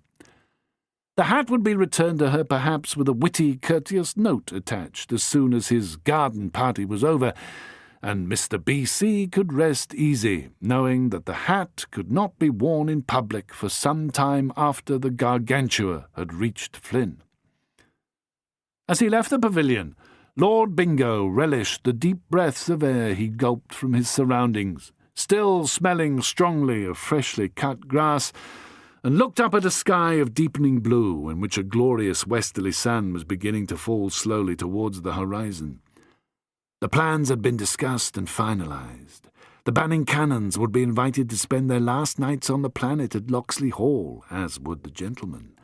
The tourists had already been invited and had refused, in Bingo thought, a slightly surly manner, but he wasn't worried about that. He was already, in his imagination, remodelling and renaming the old homestead. He was thinking of calling the whole world Notts, the city on old Earth from which, legend said, his DNA had originally come. But the Virgin King would be the rightful ruler. Bingo had no ambitions in that direction.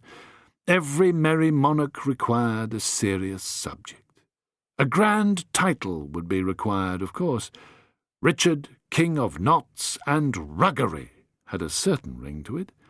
The ancient dynasty of Terra would begin anew.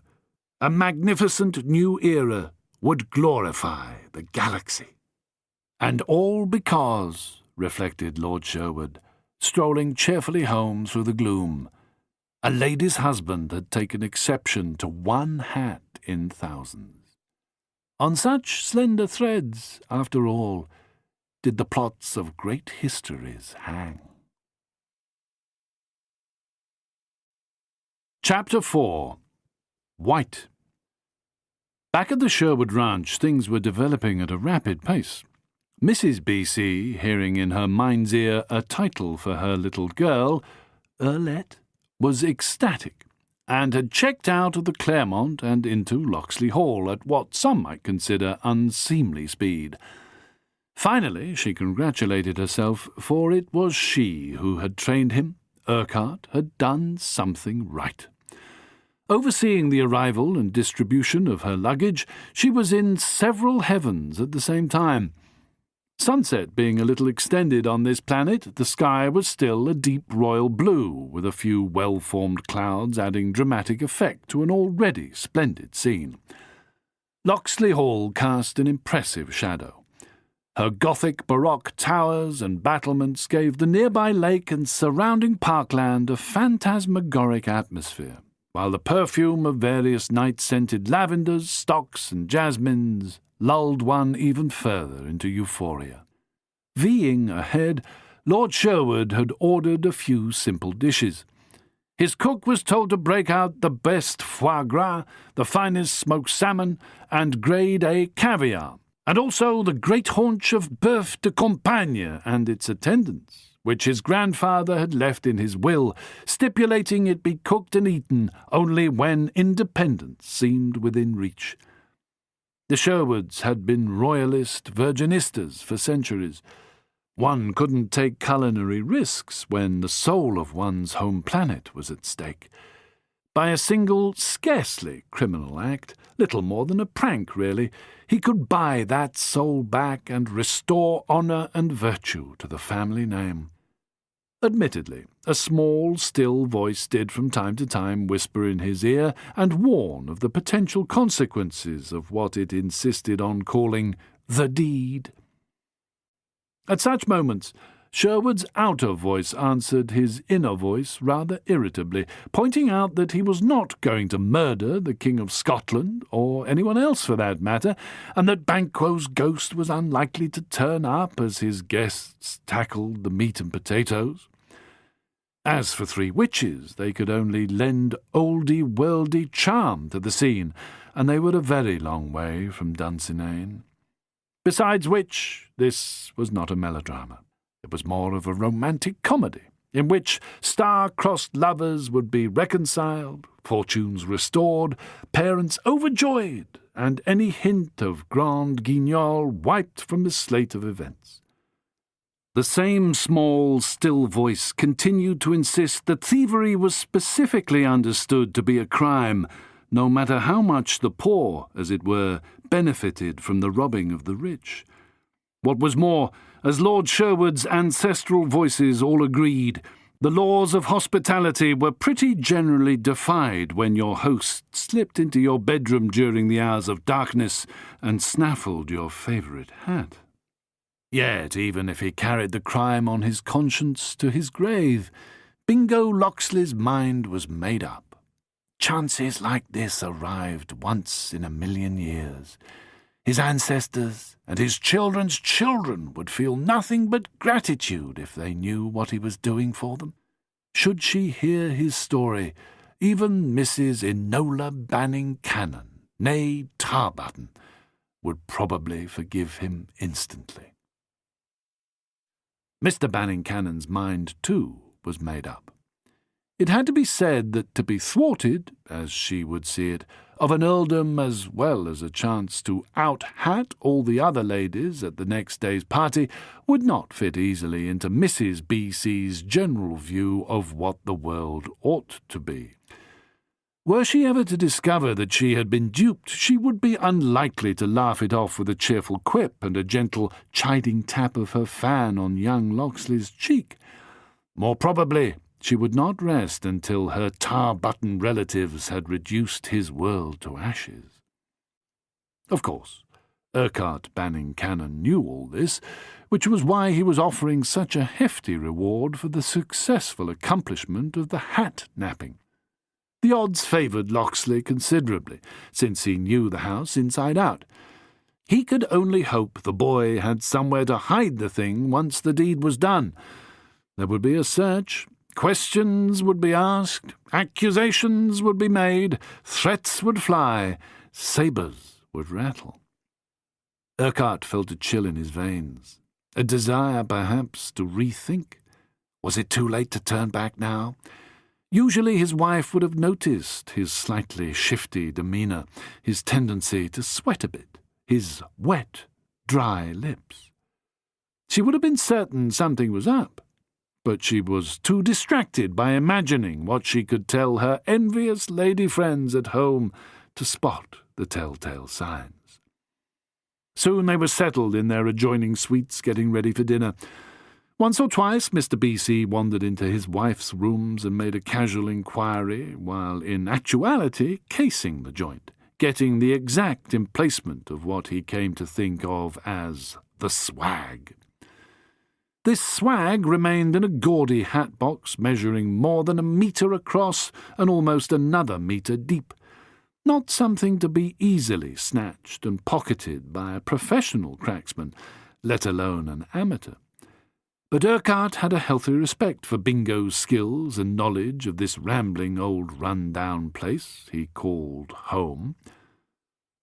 While, at the same moment as Mr. B.C. stood before the dressing-table mirror tying his ties and buttoning up his waistcoat, Bingo was wondering if he had bitten off more than he could chew. What if he were caught? He gulped inwardly. The Locksley name would be blackened forever. He needed an accomplice, and accomplices were hard to come by, especially on a planet like this where pretty much everyone was a decent chap. He sighed. There were few candidates for the position. None could be local, of course. He had to recruit someone from the team, and his estranged pal Harry Agincourt could not be involved. The list of candidates had narrowed down.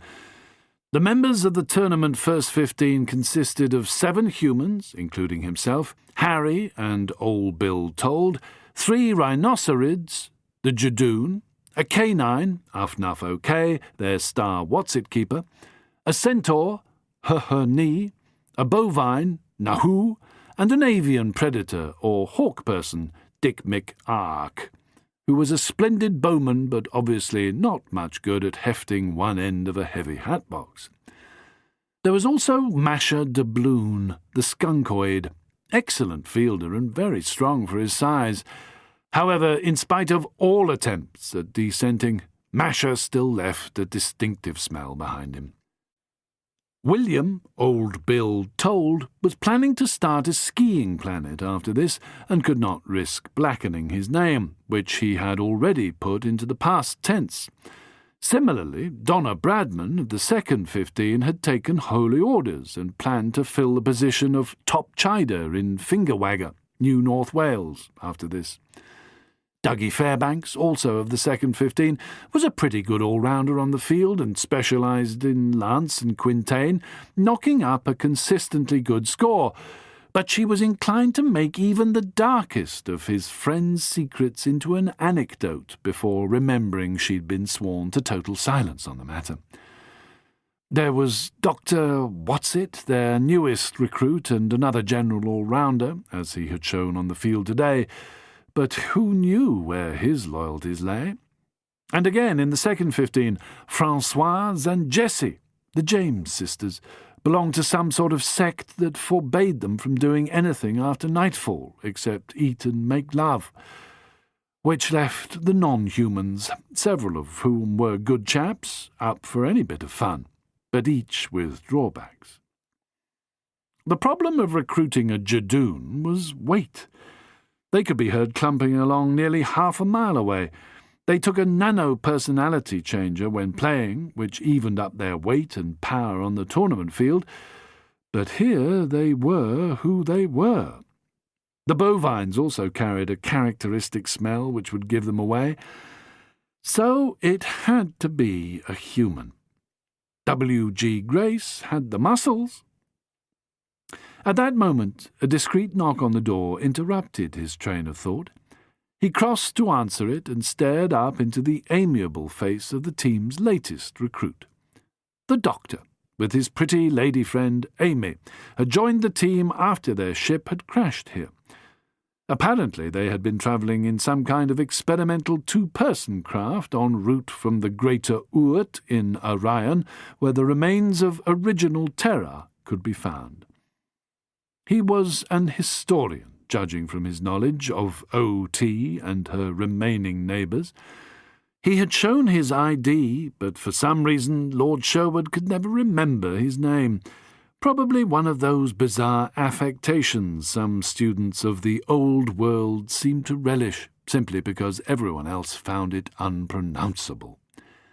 The doctor was a fine all-rounder, a pleasant fellow and a jolly lucky one, with an absolute stunner of a girlfriend. In fact, Bingo had to admit that if Amy were not attached to the doctor, he would even now be leaving his card on her hall table.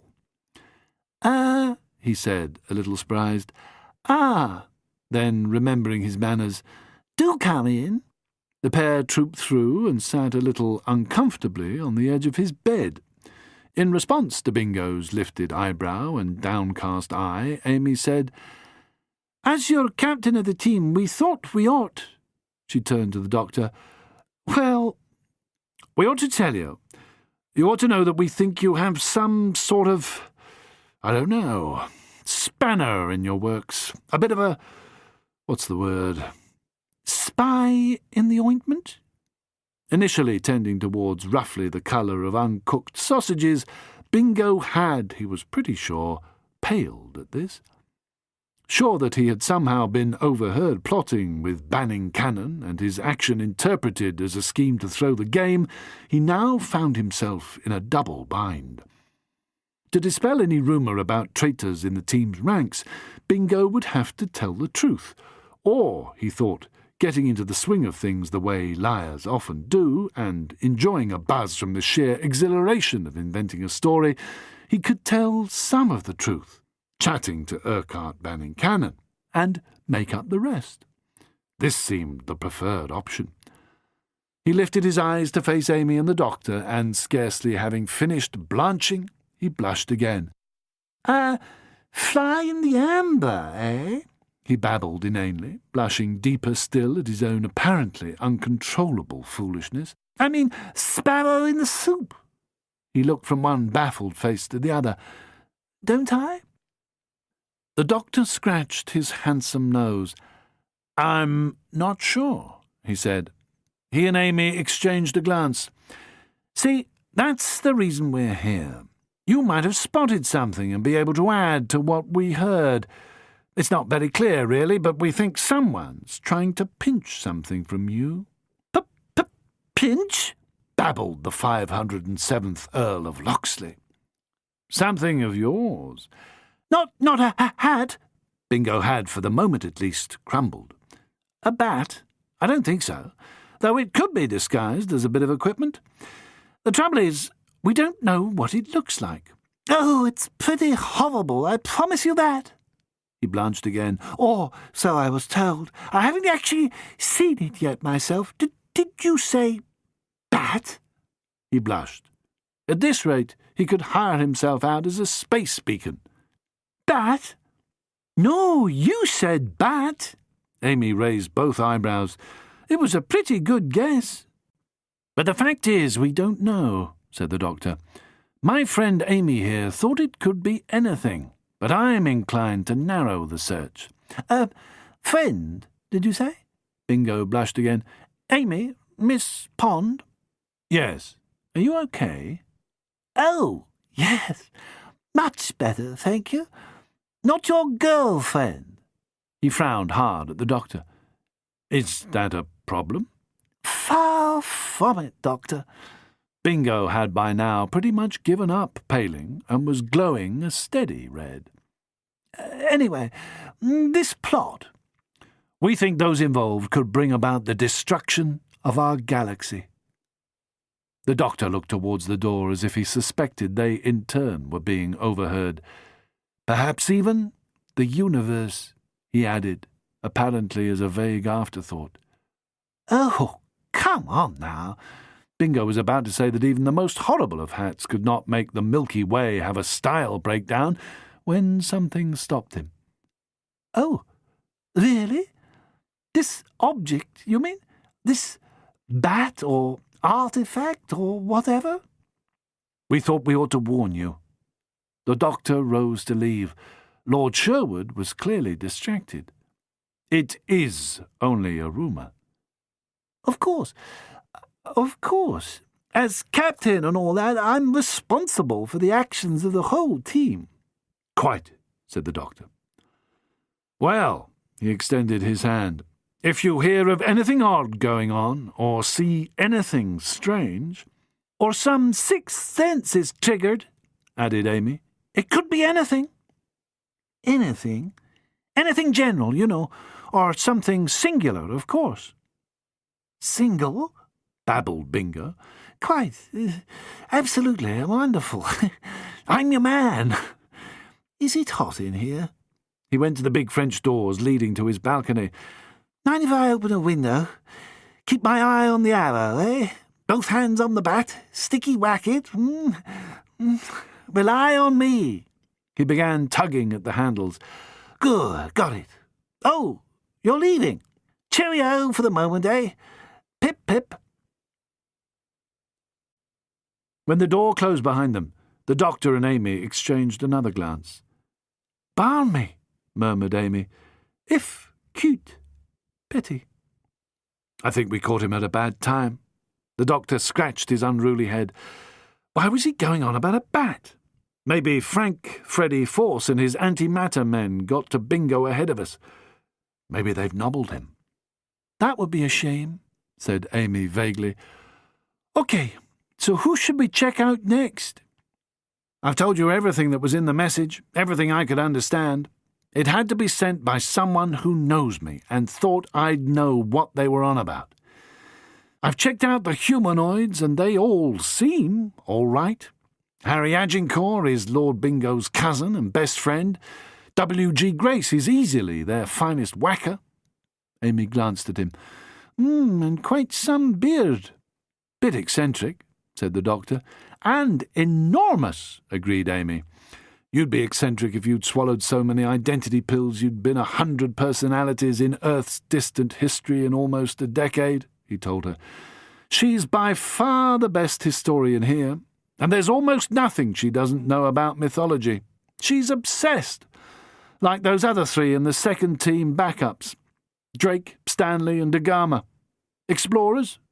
Myth figures? He shook his head, sending his floppy hair flying. All completely balmy, unless they're very clever at hiding their real personalities. But they are very, very brilliant sportspeople. Did Lord Sherwood's manner strike you as guilty? Amy wondered. At first. Maybe we'd caught him admiring his own archer's stances in his mirror, or doing his hair. Is that natural, do you think, that shock of white blonde hair? There's definitely something or someone on his mind, or if not exactly his mind. Anyway, he's clearly sweet on someone. They've got the poor beggar poleaxed. What do you mean, someone? Someone. A person. He's got a crush on somebody in the team, I'll bet you. Really? Man or woman? Alien or human? The doctor smiled to himself. I'm sure we'll find out soon if we stick around long enough. You think we might be on a wild goose chase, Doctor? No. The message was pretty convincing. And its location. Miggy is a significant star. It's right at the centre of the ghost world, so it's close to the apex. He steepled his hands to show her. Do you see? And when a trusted informant tells you that General Frank Freddy Force and his antimatter men have crossed into our space, it's important to believe them. Especially when that someone is talking from a point just barely on the right side of the Schwarzschild radius in the Sagittarian cloud, and has a familiar and particular note of fear in their voice. He stared off thoughtfully into the distance. They say old Renark, Lord of the Rim, the first man to try to enter a black hole, is still in there, stuck forever between his last moment of life and his first moment of death. And of course, General Frank, Freddy and co. won't be too far from that black hole either, for fear of being stranded. You see our problem? Not really. Amy wasn't quite sure where to start, but she took a deep breath and asked, What's matter and antimatter? How do they work? Look at this. My bow tie. The central knot's the black hole. This side of the triangular bow is matter. This other side is antimatter. They are self-perpetuating, like law and chaos. Same thing, see? Amy nodded sagely. She hoped. She certainly wished she looked sager than she felt.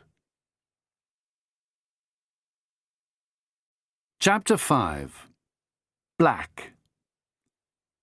As soon as the doctor and his unnervingly beautiful friend had disappeared, probably to do some further sleuthing, Bingo Loxley put his mind to the problem in hand.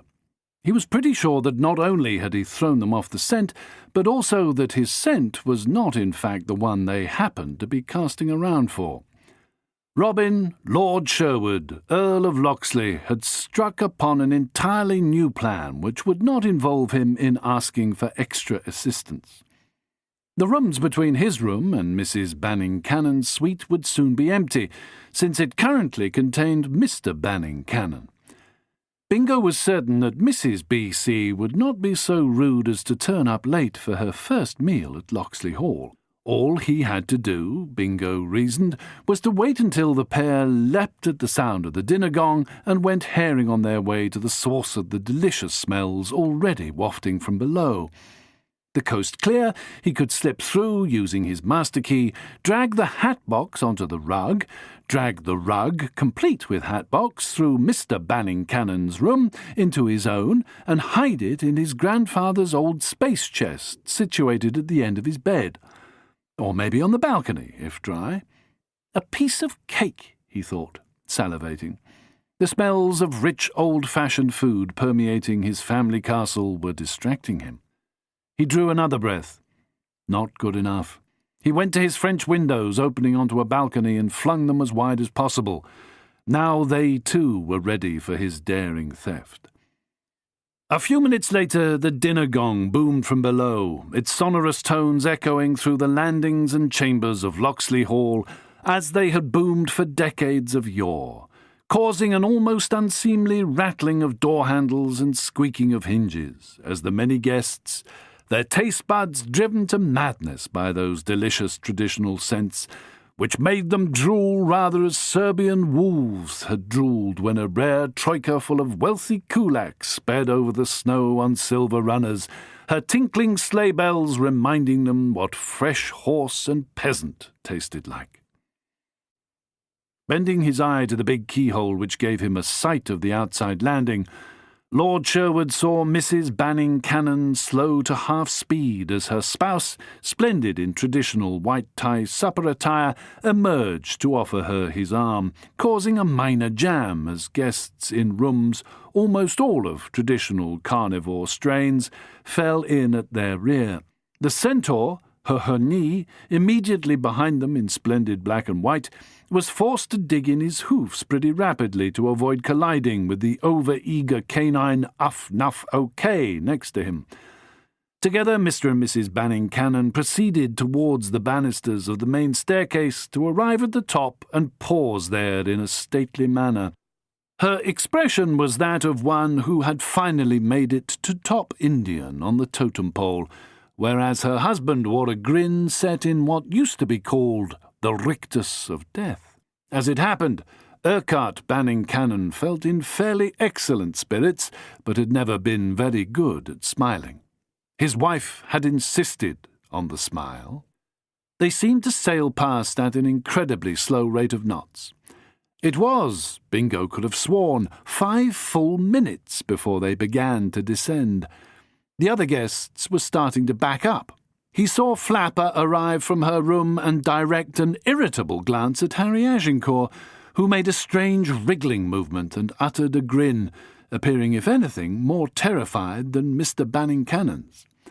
Other guests rounded the corner and slowed in some surprise to see the jam, but at least it was now moving. Finally!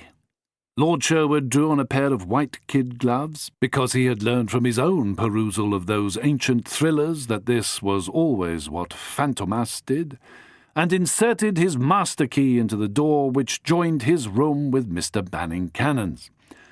The wards turned slowly but smoothly with a reassuring set of clicks and clacks. The door to Mr. Banning Cannon's room swung open. Leaving the key in the lock, Robin of Sherwood, the pride of his people, stole silently between the rooms, the smell of Mr. B.C.'s cologne mingling with that of the antique beef and some other less readily identifiable salty scent, to discover to his surprise that the door into the intersecting apartments had been locked from the other side by what he considered an overly suspicious guest. This meant he was forced to return for the master key by which he let himself in through the other connecting door. Seconds later, another quick snap of his elegant wrist, and he had opened the door into Mrs. B.C.'s bedroom, a riot of brilliant colour, flashing gemstones and silks rippling in the sweet summer breeze coming through the open window. Averting his gentlemanly eyes from the spectacle of his guest's sturdy bloomers, he raced to the wardrobe, expecting to discover a hat box somewhere in the vicinity. He saw nothing on top. Nothing under the four-poster. In fact, no such receptacle was to be seen anywhere. He sniffed at a funny burnt toast and flowers sort of smell, maybe a new kind of perfume. His search grew increasingly desperate. In none of the rooms, on top of no cupboard, under no bed, and behind no secret panel was there a sign of anything like the hat or its box, both of which had been described to him in some detail. He sniffed again. That odd smell. What was it? He was about to begin again when he heard a sound in the hall outside. Someone was unlocking the door leading to the landing. They were coming in. They would discover him. There was nowhere to hide. He looked wildly about for cover. Then came an outraged yell from behind him.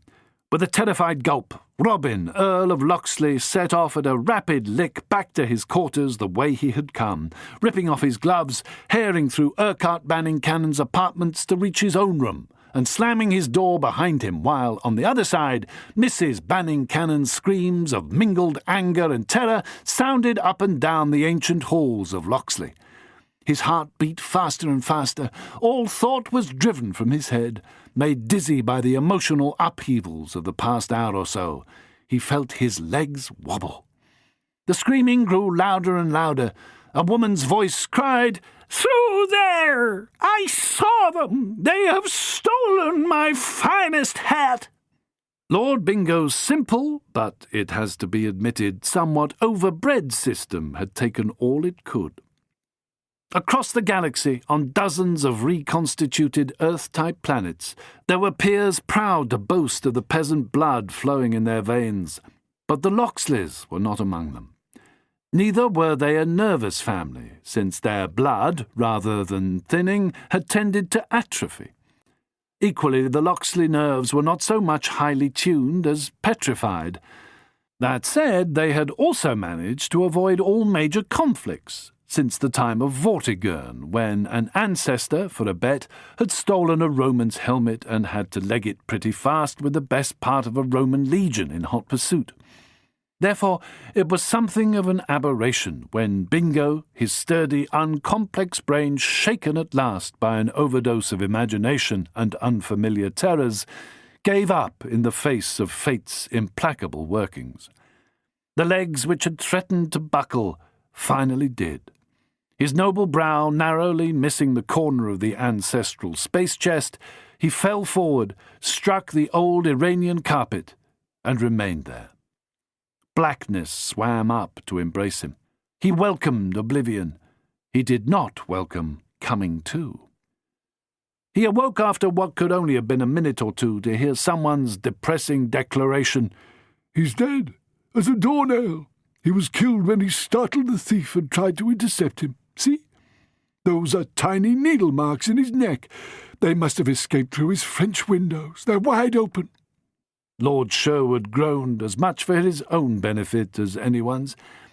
"I say, what tiny needle marks?" "They've gone now. Must have been a mistake of your nano-razor." "Merely stunned," offered another voice. "Let's hope he saw the intruder." Bingo opened his eyes. Half a dozen worried faces stared down at him. He couldn't think of anything very original to say, so he said, "Where am I?" and waited for the best. By the cooing sound of Mrs. B.C. somewhere in the background, he could tell she did not suspect him. And judging by Mr. B.C.'s grotesque wink, he was already getting credit for pinching the great hat of Loon-Doon. This bothered him a bit, since he hadn't actually pinched the tile, while the expressions on his guests' faces suggested that something substantially dastardly had been achieved. "That's the mark of your true aristocrat," he heard Mrs. Banning Cannon declare. "I saw him going after them. Look, his windows are open too. They got away through them. Without thought for his own safety, he tried to tackle the thieves as they made their escape, and they struck him down." So the hat had been pinched. "He's not hurt, is he?" came Amy's worried voice from the back. The doctor felt behind Bingo's head. "Doesn't seem to be. Maybe we should heave him onto the bed and check." "Couldn't we do all this later?" suggested Uffnuff OK. "It would be a shame if the dinner was spoiled." And so a compromise was struck, and Robin, Lord of Sherwood, was stretched out on his bed with a flask of brandy on his nightstand, as everyone else trooped down to enjoy the feast, while the soup, fish, meats and veg remained more or less at their proper temperatures. This was a feast Bingo didn't intend to miss. He had anticipated it since boyhood, when his grandfather had taken him on his knee and told him of the family's haunch of giant bison kept at optimum freshness until such time as Sherwood might be restored and a monarch sit upon the throne. Lord Sherwood rested only for a few moments before rising, straightening his ties, running a comb through his hair, checking his neck for tiny needle marks, and legging it downstairs with all the dignity a hungry man could muster. A moment or two later he made his entrance into the dining-room on the excuse that no true Sherwood could desert his guests on such an important occasion. "A genuine hero," pronounced Mrs. B.C. "If only you had arrived in my room a moment earlier. It's a wonder they didn't have a go at the vault sent ahead today, the one with the silver arrow in it. How did the thief escape, Lord Sherwood? Did you see? Through the window and over the balcony, I take it. You heard a noise, went to investigate, and, well, we know the rest. Did you see the man?" "Man?" Bingo Loxley took his place at the table. "I'm assuming it was a man who stole my hat. Or two men, maybe. Or a man and a woman. Sexton Begg and Mademoiselle Yvonne. That hat was heavy. I was going to have to wear a special anti-magnetic harness under my costume tomorrow. If I had not forgotten my reticule in return for it, there would have been no witness to your bravery. He was leaving when I went back. I was heartened to see you chasing the intruder, or perhaps intruders. Was there more than one, Lord Robin? Did you tackle them both?" Said Bingo. His fall to the carpet had deafened him a little. "And, careless of their numbers, chased them through the adjoining doors," Enola Banning Cannon continued, glowing with hero worship. "and then they gave you the slip. They must have been huge, unless there were 3 or 4 of them, in which case you were braver than ever," she exclaimed. "Tell us, Lord Sherwood, did you see 4 or 5 men? Can you give us a description?" "I regret," he said as he sat down at the head of the table, "that I recognized none of them." "They'll have escaped by now." Mr. Banning Cannon laid down his soup spoon. "I'd notify the local police, but if the thieves had a vehicle waiting, they could already be off-planet." "Of course they only needed a moment," his wife resumed. "And as you say, if they had a ship waiting, perhaps another ship in space, they could be light years away. They must have known how valuable a Diana of Loondoon creation can be. They'll try to fence it, I suppose. I'd heard there were gangs of hat-snatchers all over this part of the galaxy." "I warned you, my dear." Mr. Banning Cannon finished his soup. "You warned me of no such thing. Indeed, Urquhart, if you had not been with me the entire time, I might have suspected—" "You don't think they were after the arrow of Artemis and took the hat by mistake?" At the other end of the table, the doctor had lifted his head from his plate. "You said you saw no one in the gang. Nothing for the magistrate to go on." "Not a shadow," said Bingo truthfully. "They might almost have been invisible. Did you say or time trippers?" Harry Agincourt was excited by the notion. "I once saw a V about a gang which specialized in shunting back a few minutes before a crime was committed, pinching whatever it was they wanted, hiding the swag, and then shunting forward again, leaving only the telltale smell of burning salt behind them. Or was it pepper? Or vodka?" Amy sniffed. "Yes," said the doctor, following her logic. "That's all your theory lacks, Mr. Agincourt." "See what you mean?" Harry bit his lip. "No burning seawater, eh?" "Well, it could have been disguised by the delicious scents of our dinner, I suppose." Mr. Banning Cannon came to Harry's help. "You have to admit—" "But there was an odd smell. We are all impressed by the dinner." Mrs. Banning Cannon graciously acknowledged their host. "However, I am certain that few of us here could not mistake roasting beef for burnt ozone. I'm sure it wasn't ozone. Lavender, perhaps, with a hint of Mary's passion. Definitely floral. If you can't be helpful in any other way, Urquhart, I suggest you try not to intervene with further theories. You have done your part. The police must have been called by now and should be here in the morning, though why they don't work at night I can't think. With luck, they'll already have captured the felons by then and return my hat unharmed." A fresh thought suddenly occurred to Bingo. Would they? Return the hat unharmed, that was. Suppose they were animal rights activists, objecting to fur and feathers, who merely intended to do a little unpicking or V-painting of the hat before returning it. Or hat nappers, even. Or common opportunist crooks. What if they had really been after the silver arrow but couldn't crack the time-sealed vault? No, that was secure, and anyway he was pretty sure it had already been shunted into the future. It was likely that once aboard the Gargantua, Mr. B.C. would know immediately that Bingo had nothing to do with the heist and be thoroughly within his rights in rescinding the offered reward, maybe withdrawing Bingo's concession and kicking him, de-earled, off the planet altogether. Now he chewed his antique beef without relish. Mocked are the meek when caught in untruthful celebration, as the Book of Coleman's had it. Lord Sherwood ignored the swift glance of inquiry Mr. B.C. threw in his direction. At this rate, the planet moulder would give the game away. Mr. B.C. did not know at that stage that the Earl of Locksley had been unsuccessful in his heist and had indeed been thwarted in his ambition. The great tycoon was basking in the glow of success, believing that Bingo had managed to hide the huge hat somewhere in his room and would be able to produce it, no doubt, during the following evening when the party was over, and in the words of the recently revived song, they had burst his pretty balloon and stolen the moon away. Well, they'd done that eons ago.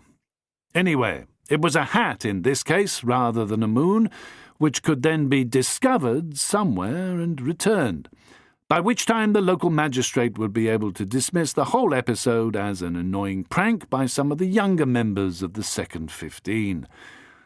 Don't worry, Bingo, old lad. Things were proceeding nicely. Mr. B.C.'s opinion of the young man, as well as the entire aristocracy, had risen considerably in the past hour or two. Not only had Sherwood snaffled the hideous headgear from under the nose of his guest, he had been able to hide it before Mrs. Banning Cannon had unexpectedly returned to the room to recover her forgotten reticule. That had shown remarkable resourcefulness. The captain of industry could not have done better himself. Indeed, with rare generosity, he admitted he could not have done as well. He longed to find out how the job had been accomplished.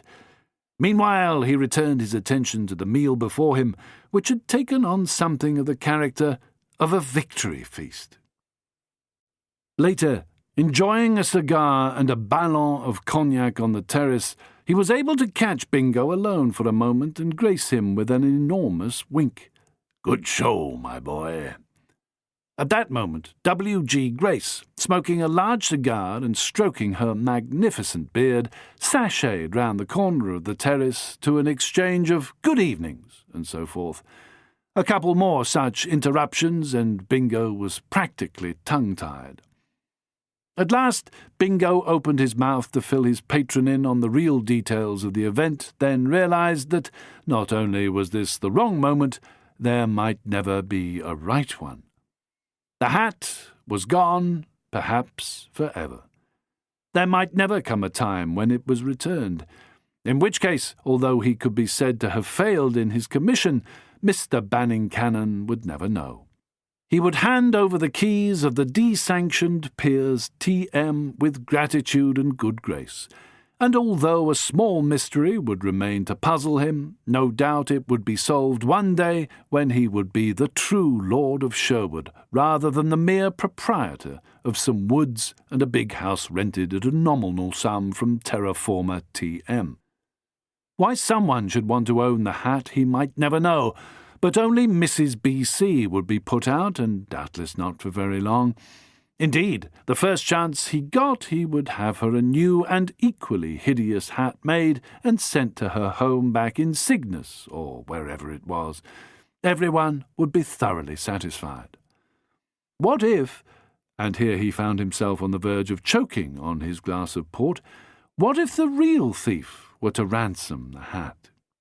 Even now someone could be slicing a feather or two from the stolen titfer and sending a message to Mrs. Banning Cannon's personal V, indicating where to leave dosh in used oncers if the apple of her eye were to be returned without further mutilation.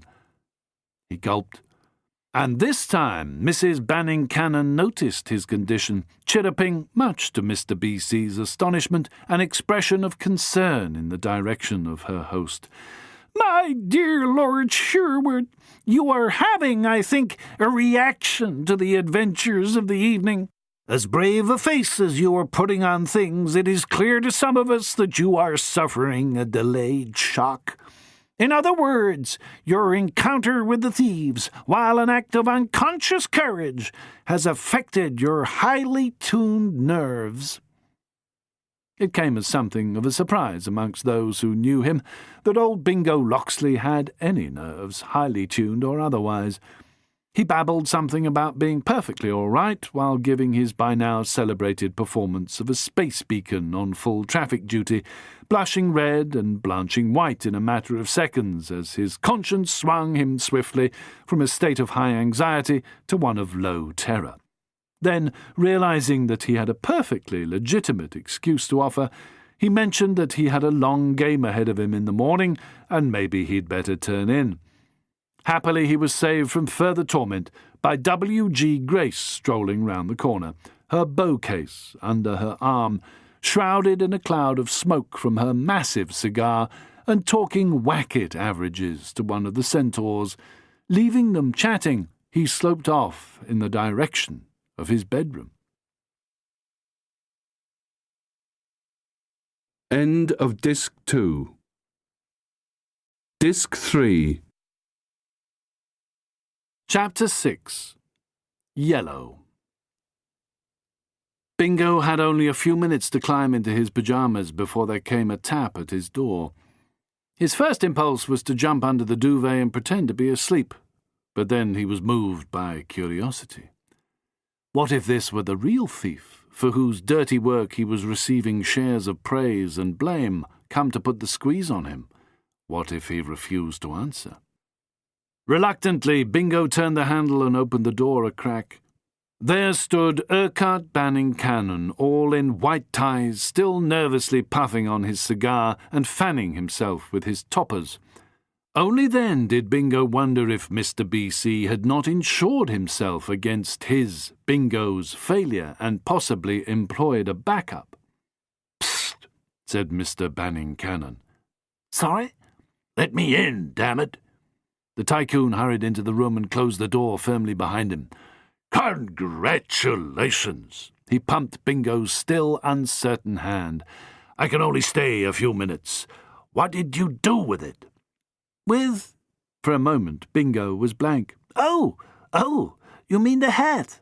Naturally the hat. What else? You're a positive Svengali, the way you made it vanish. Do I mean Svengali? Maybe Mantovani. Urquhart banged the side of his head. These nano-translators aren't too hot on history. Oh, I know, Fellini. I'm coming up with whodunit. Houdini? So what about him? You mentioned him. Did I? Okay. The hat. How did you get it out of there? That's a bit of a trade secret, said Bingo, admiring his own unexpected quickness of mind. You'll let me know eventually, right? Something like steel had suddenly entered Bingo Locksley's soul. Of course, old boy. As soon as I have it all signed, sealed, and delivered. The contract. My word is my bond. The job's done. The planet's yours. I think we need something a little more concrete. Anything, believe me. I'll write you a letter. You can trust me. I'll have the contract in your hands by tomorrow. Urquhart made to leave. You seem different. How do you mean, different? Bingo felt his desperation-fueled belligerence fading rapidly. He was beginning to blush again. Then he turned pale. I don't know. Probably cost you a lot of adrenaline, eh? Anyway, I'll have that contract for you. But meanwhile, the planet's yours to do whatever you like with. Bingo cleared his throat. Urquhart opened the door to his own room. I'll leave this way, okay? That's funny. You smell something? I better get out of here. And he left. Bingo knew what he meant. It was an odd smell. Familiar, though. He just couldn't put his finger on it. Lavender? He stumbled back to bed and climbed under the quilt. He was beginning to worry. He felt he had received a hint of the future, and he wasn't entirely sure if it was going to be quite as good as it seemed to be on the surface. Another knock. He was determined not to answer. He remained under the quilt, safe in the knowledge that he had locked both doors to his room. And then someone was standing over him. Lord Sherwood, it's the doctor. I wondered if— No, he said, then, go away. I'm sleeping. I don't need a doctor. I'm right as rain. See you for breakfast. I recommend the kedgeree. The police have been called. By Mrs. Banning-Cannon, actually. She thought Mr. Banning-Cannon didn't quite understand the urgency involved, so they're coming in the morning. I thought you... Police? The Earl of Locksley put his nose above the duvet. Me? Well, yes. Mrs. Banning-Cannon thought the sooner the case, as she calls it, was put into the hands of the district magistrate, the better. Between you and me, the local constables might not be taking the theft of a hat too seriously. You can see that from her point of view. Well, meanwhile, of course, everything's being turned upside down in the hope there's been an oversight. Reluctantly, Bingo again bade farewell to the land of Nod. I was thinking that probably it's a bit soonish to be calling in the magistrates. Constables are all that are needed in the circumstances, surely. The hat'll probably turn up in the morning, left at the hotel or something. I mean, it's only a dashed hat. Not to Mrs. B.C. Do you have any idea how much those things cost? And you know how much pull she has with the authorities. I'd guess that between them, the Tarbuttons and the Banning-Cannons practically own the local law. The constables are crooked? Of course not. The doctor paused just long enough for Bingo not to believe him, before clarifying, they're probably like most police forces. They know whose property they're supposed to look after first and foremost. After all, they owe their jobs to the terraforming companies. The companies are the ones who make the planets and help populate them. Generally, the officers do their best to keep the peace, enforce the law, and they are an honest bunch, all in all, I expect. But if it's a question of my lost archery cap worth a few buttons and a creation of Diana of Loondoon worth hundreds of thousands of bluebacks, well, we both know which crime they'll take most seriously. Bingo sat up in bed. I hadn't thought of that. My uncle's the local investigating magistrate. I'll talk to him. The doctor sat down on the edge of his bed. I understand that Mrs. B.C. also made Mr. B.C. call him. He said he'd be round in the morning. I gather he's a stickler for the letter of the law. And of course he'll want to interview you. Me? Well, yes, because you overheard the thieves and tried to catch them. Even if you didn't get a glimpse of them, the police will want to go over what you might have seen. They have trained minds, you see. They're impossible to deceive, even when we are accidentally deceiving ourselves. Ah, yes. Naturally, I'll do all I can. There's just that funny seaside smell. That's all I noticed. Same as you. It will probably mean something to a sleuth. It might even point the finger in the direction of a felon. Yes, I can see that. Who might or not be human, eh? Well, of course, under normal circumstances, the victim's husband would most likely be the number one suspect. Eh? Think about it. He was known to hate the hat. He is, sadly, subject to some form of arachnophobia, and was overheard begging his lady wife not to wear the thing tomorrow. He already asked me what I knew on the subject of fear of spiders, and he had referred to the hat as that great monstrous spider squatting on top of her head to a few of his fellow travellers. He was thought to be preparing to take to his bed tomorrow rather than confront it. Really? I knew nothing of this. Or very little, at any rate, thought Bingo in some relief. Afraid of hats, was he? Not all hats, said the doctor. Just a certain kind of hat. Hats resembling spiders. And anything else resembling spiders, including spiders themselves, I expect. There's a definite spider motif, he added in case there was any doubt. Well, you can see how he would take against the hat, then. Shame for a bloke to suffer so. You'd think that he'd do something about it. He tried. He saw many specialists all over the galaxy. He even asked my advice. Makes sense. But you couldn't help him? I'm not that sort of doctor. Of course, that does rule him out as the thief, Bingo pointed out. Why so? Asked the doctor. because he couldn't get within a mile of the thing without exploding into hives and so forth. Ah, yes. So they'll doubtless want to know if he had anything to do with it. How do you mean? If he commissioned someone to do the deed. Conspired. Ah, yes. Bingo made an odd swallowing sound. But they'll probably go for a different theory. Yes, let's hope so. Why should we hope so? Oh, well, because it would be jolly awful if one of us were to fall under the shadow of suspicion, don't you know? Yes, that's true. So you can't come up with any hint? I mean, you can't guess at who amongst your guests might have left the smell of hot seawater behind them? Not unless it's some sort of half-baked fish, eh? Bingo winced at his own appalling joke. He was beginning to feel rather glad that he had been unsuccessful in managing the great hat heist after all. Yet what if Mr. Banning Cannon pointed the finger at him and he cracked under interrogation, as he might, thinking that Bingo had pinched the damned hat, as Bingo had allowed him to believe? "Well," said the doctor, rising, "I thought I'd pop in and talk this over with you, just in case you knew of anything, or if I could help, perhaps?" Very decent of you, Doctor. Much obliged. I'll put my mind to it. He murmured, "Good night," to the lanky mystery man, who left, closing the door quietly behind him. But now, of course, Bingo was wide awake. He sat upright in bed, gnawing his fingernails and trying to gather his thoughts. But try as he might, the thoughts remained ungathered.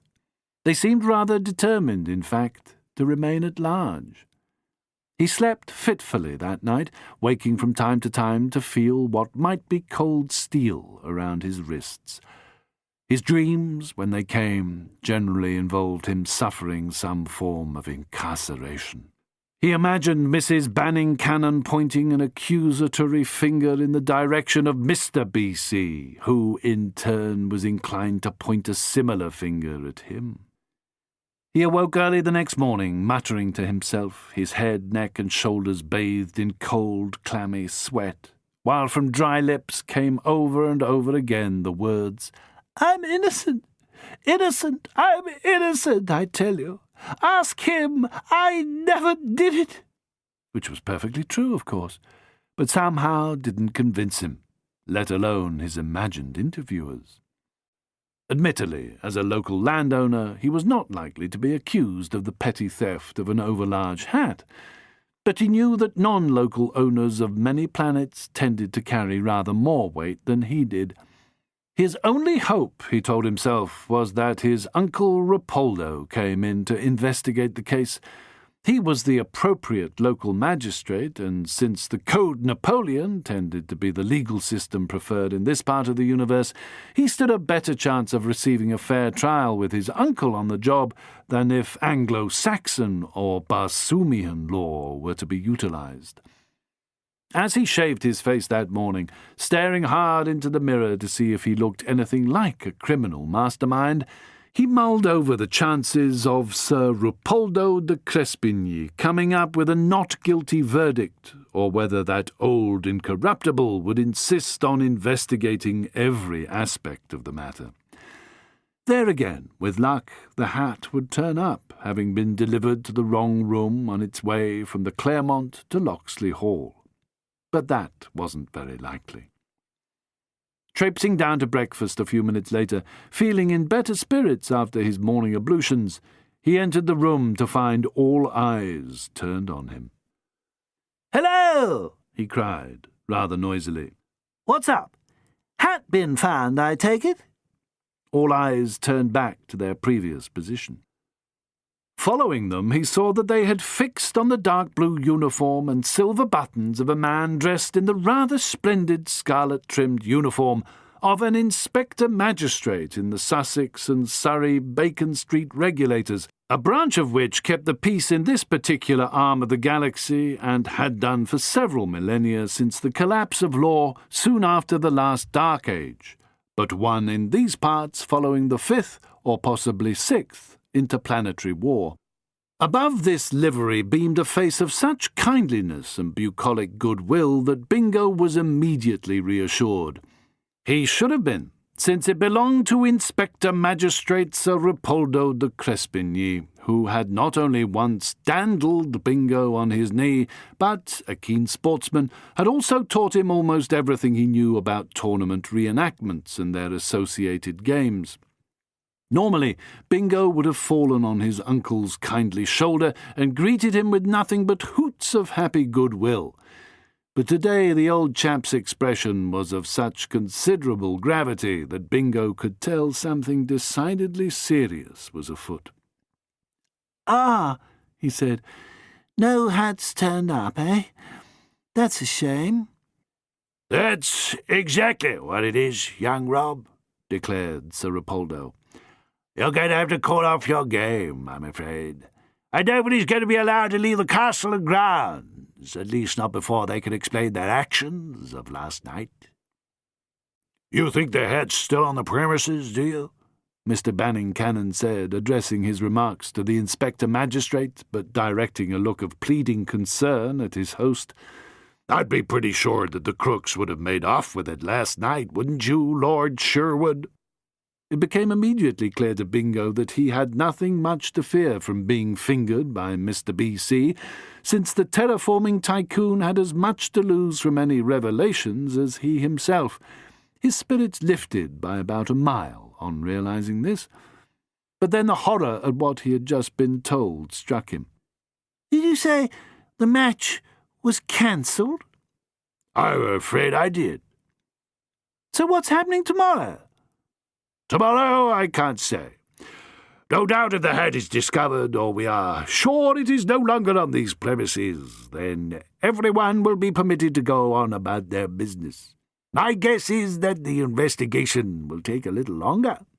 "But," said Bingo, "that can't be." "I fear it is going to have to be. It shouldn't be too much of a problem. As far as we can tell, no strange ship left here last night or this morning.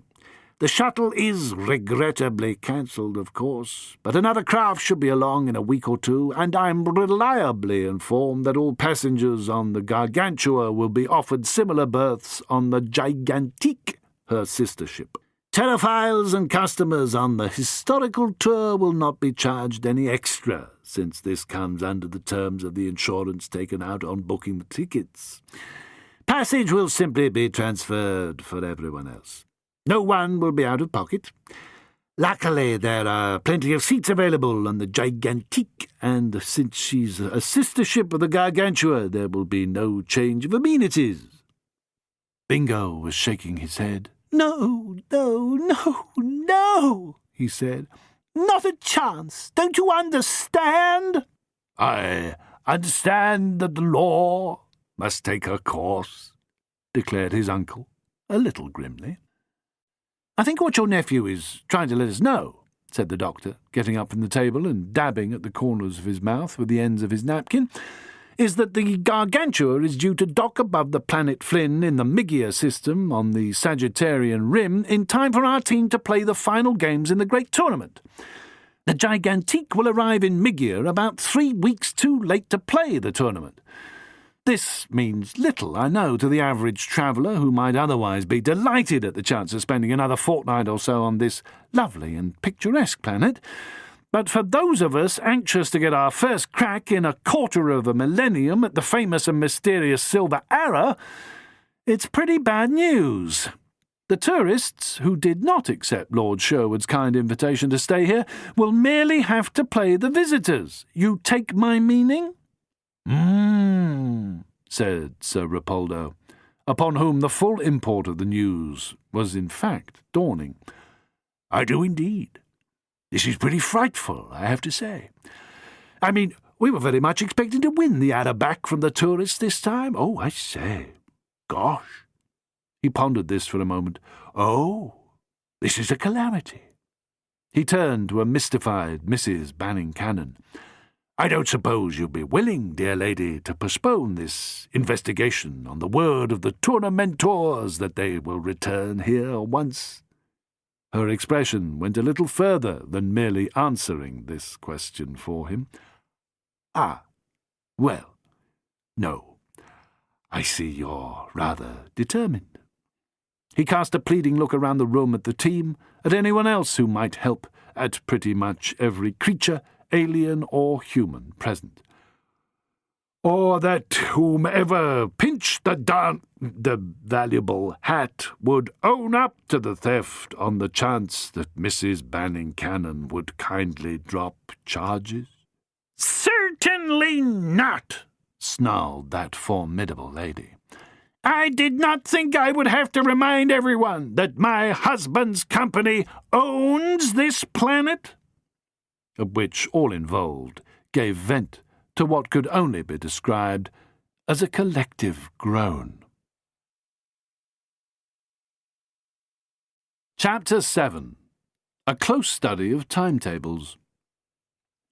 "In which case I'll bid you good morning," exclaimed the officer, his kindly face full of concern. "I have to say, young Bingo, Lord Sherwood, what a shame this is, and how we are going to be unable to enjoy the final friendly game in the gentleman versus tourist match. But worse than that, how utterly sick-making it is that our own great team is to lose its crack at the ancient era. This puts a wholly different character on the situation.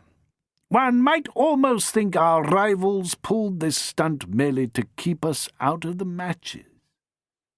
This is a bad day for our tournament, gentlemen. Bad indeed." "Not a great one for those of us who take their millinery seriously either," declared Mrs. B.C., attempting to get some perspective on the situation. They all stared at her in frank astonishment. Her knee, the centaur, put down his bucket of cereal and tried to stop his hoof from stamping heavily on the carpet. He had worn his special indoor slippers, of course, but his hoof still made a bit of a noise. Equally, his neighbour, a jadoon, heard himself issue a noisy snort. "By the Medici stars!" exclaimed Uffnuff O.K., the canine what's-it-keeper. "If I could get my teeth into whatever catty—" He realised that Masher Doubloon, the skunkoid fielder, was sitting across from him. "I mean whatever rotter." Masher looked up with a quiet smile. "Perhaps we should all put our hands into our pockets and come up with a reward for the hat's return." This was a dig at O.K., who was notoriously tight-fisted, but Mrs. Banning-Cannon found the idea attractive. "I am certainly prepared to pay a ransom." The magistrate inspector, who was leaving the dining room, paused for a moment and then continued on, as if he had heard nothing. While he would normally hold the law to be above such offers, he would have allowed almost anything that helped restore Mrs. B.C.'s hat and allowed the gentlemen to continue on their way aboard the Gargantua. The doctor and Amy were peering approvingly out of the wide windows at the castle's wonderful lawn, which fanned confidently down to pretty much the entire catalogue of colourful and aromatic flowers, rising in serried ranks as far as the first line of blooming cedars and giant marigold borders near the edge of the ornamental lake. Under a warm sun, the water glittered like polished steel. "I'd almost imagined we'd been sabotaged," murmured the doctor to his friend. "It's crucial for us to get to Flynn and win that arrow, or who knows what havoc Frank Freddy Force and his mirthless antimatter men will create. I wonder if the thieves have any idea what they are doing." "Well, Doctor, you haven't exactly filled me in with any further details." He turned away from the view. "I don't think I can yet. All I know is what I was told, and I'm not entirely 100% sure of that." Then, addressing the other breakfasters, he said, "I think paying a ransom's an excellent idea. It might have to be a pretty big sum, though." "I'll put in $1 million, offered Mr. Banning-Cannon. He, at least, was safe in knowing what the hat was worth on the market. There came a chorus of offers for various amounts. "We should bear in mind," the doctor pointed out, "that the culprit is almost certainly one of us, and could have used some sort of time-mobile to steal the hat, or an anti-gravity device, which would be obvious from its characteristic smell." "Anti-gravity?" croaked Mr. Banning Cannon, unable to resist darting a quick, inquiring glance at Lord Sherwood. "And this smell, why so?" "It's a bit like burnt seawater. It's characteristic of displaced temple electrons, the smell given off by most devices employing anti-gravity." The doctor moved into the middle of the room. "We know that the hat was especially heavy and could only sit easily on Mrs. Banning Cannon's head if it had the necessary anti-gravity device set in its crown. I assume the thief knew this and so sneaked into Mrs. Banning Cannon's boudoir armed with one of those handheld things they use to stock shelves in those big DIY stores. You know, you must have seen them. No? Anyway, never mind. Then, having guided it to an open window, he could have used the floater, as they're called in the trade, to manipulate the hat in its hat box out of the window to a waiting accomplice. A light air car could have been standing by to receive it, and Bob's your uncle." Eh? Bingo looked up startled. Uncle Bob? Gosh, that's amazing, exclaimed Harry Agincourt. Brilliant powers of deduction, Doctor, I have to say. But now we need to know who had the resources. Anti-grav operators aren't cheap, and neither are air cars. If it's off-planet, that means someone, or some company, got it there. So it's unlikely to be the work of just an ordinary sort of cracksman. Yet they would not have been able to move in and out of the place without raising an alarm if they weren't known to the household. And as you know, we all went through recognition checks with the android staff when we got here. Nobody missed a check, did they, Mullers? He turned to the android butler. "All guests were introduced to staff, sir." The dignified and kindly android became operational only when addressed. "And both staff and guests were all accounted for. A breakdown of that system hardly seems likely, sir." Anyway, the doctor became animated. Amy loved it when he brought his detective skills into play. That's almost certainly how it was moved. But how and where is the thing hidden? Well, unfortunately, that's a lot harder to work out. So we have to work out who to work out where. Motive? Okay. The hat's valuable, but there are loads of valuable things around here to steal, so why pinch it? It's not the most portable object, is it? So let's assume there's no specific financial motive. In which case, we're back at the fundamental question. "Which is?" Mr. B.C. prompted. Why would someone pinch a hat? "It's an original," declared Mrs. B.C. "A Diana of Loondoon original. No two were alike. I can think of several collectors who would give a fortune to own one they don't have. They're like antique paintings. In fact, Diana included an entire original Rembrandt print in one of her latest models. She's an artist. The Rembrandts became her trademark for a while. At other times she used Picasso, Emin, Coca-Cola, all now in museums. She takes whatever materials inspire her, although I believe the Phobos life-size hat she made for Lady Mars was commissioned. Many considered that ultra-vulgar. I don't know. Perhaps it is, a little. It could only be worn with the help of 6 anti-gravs, not 1. Happily, this wasn't the real Phobos, which long ago crashed to the surface of old Barsoom. She almost smote her forehead as inspiration dawned on her like sunrise over the pink Alps of Caledon.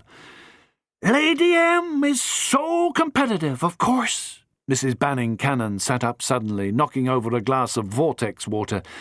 She could have stolen it. She's rich enough. She owns intergalactic air. We can't move to make an Earth-like planet without their atmosphere plants." "Did she want that hat?" asked the doctor, sounding slightly surprised. "Oh, we're great rivals." Her mascaraed eyes became two small black slugs as Mrs. Banning Cannon eased her features into the semblance of a smile. Her lip gloss gleamed like fresh blood. "But she would have to wear it, wouldn't she? I mean, that's what hats are all about, becoming a talking point. So all she could do is spend her money on another Diana creation. That's how I'd challenge her, and I'm certain that's how she'd challenge me. Perhaps it was stolen for the precious stones and metals. Except," said the doctor, "a job of this kind just wouldn't be profitable to an ordinary thief. Even if the equipment were hired, you'd only just about break even, and if the anti-grav stuff and shuttles were factored in, it would still be running at a loss. No, I think there's something else going on here." "Doctor, if we can't get the hat back in less than 24 hours, we're done for." Harry Agincourt was striding up and down beside the long breakfast sideboard. Clearly he was highly agitated about the chance of never playing the match. "You saw them, Bingo. Any ideas?" Said Bingo. "Wish I could say I had actually seen them, but little more than a glance." "I was out of the room for less than 5 minutes, Lord Sherwood." Mrs. Banning Cannon could not find it in herself to speak harshly to the young man she had selected for her future son-in-law. "You heard something, surely?" Yes. I heard a sort of hissing noise, like a cobra, or one of the larger vipers, and I... Presumably you made a dash through the connecting rooms and were just in time to... the doctor coaxed. "To look for them. They must have been hiding, but when I turned round, they were heading back towards your rooms, so you gave chase and they escaped through your window." Flapper Banning Cannon kindly reminded him. Her own private theory was that poor Bingo had overexerted himself on her behalf and was now having to deal with his friend Harry's hurt dislike because Harry had refused to understand that Bingo had simply been recruited by Flapper as a kind of stalking horse. Or did she mean sacrificial goat? Or no, it was some other sort of goat, a sheep, maybe. A Judas lamb? Was that it? Ah, well, it would either come to her or it wouldn't. She uttered the jaunty sigh of a girl who viewed her educational opportunities as having had to be endured as politely as possible. Now they were behind her. She felt that they could call quits and go their separate ways. "Absolutely right," said Bingo gratefully. "Pretty much exactly how it went." He darted Flapper a look which to her said, "Thanks for being a pal," but which to Harry said, "You do this because we're in love." "The hat and its box were still there?" asked the doctor. "No, that's the funny thing," said Bingo, conscious of the close attention he was receiving from both Banning Cannons and the doctor, and glad to be able to tell the truth. "I didn't see it anywhere." "So while you checked the other rooms of Mrs. Banning Cannon's suite, they made their escape with the hat," suggested Flapper. At this, Harry turned his back to them and stared ferociously out of the window at a lawn and a lake which must have been wondering what they had done to inspire such ire. "Pretty much about it, Doctor. Yes." Inwardly, Bingo was writhing, aware that because of his own selfishness in taking Mr. Banning Cannon up on his offer, he had let down his own side with a vengeance. Also, he had let down Harry and Flapper. Given different circumstances, he might have begun keening wildly, but he was of old English stock. He contented himself by keening silently within. If only he had thought of the consequences for a moment. He wanted so badly to tell the truth. He had scarcely told a lie since he was 7, when he had pinched a jar of strawberry jam from the kitchen cupboard, then tried to blame cook and a housemaid for the crime, forgetting that since both were androids they had no taste for human food at all. He shut his mouth tightly when he remembered that moment. He ought to have realized then that he didn't have the brains or personality to be a master crook. And now his story was thinner than a Copernican gas cloud. If it weren't for Mr. Banning Cannon backing him up and the doctor also apparently trying to help him out, he would have been up the creek and crying for a paddle. As it was, he could see himself making all sorts of slips when actually talking to the peelers. He shuddered.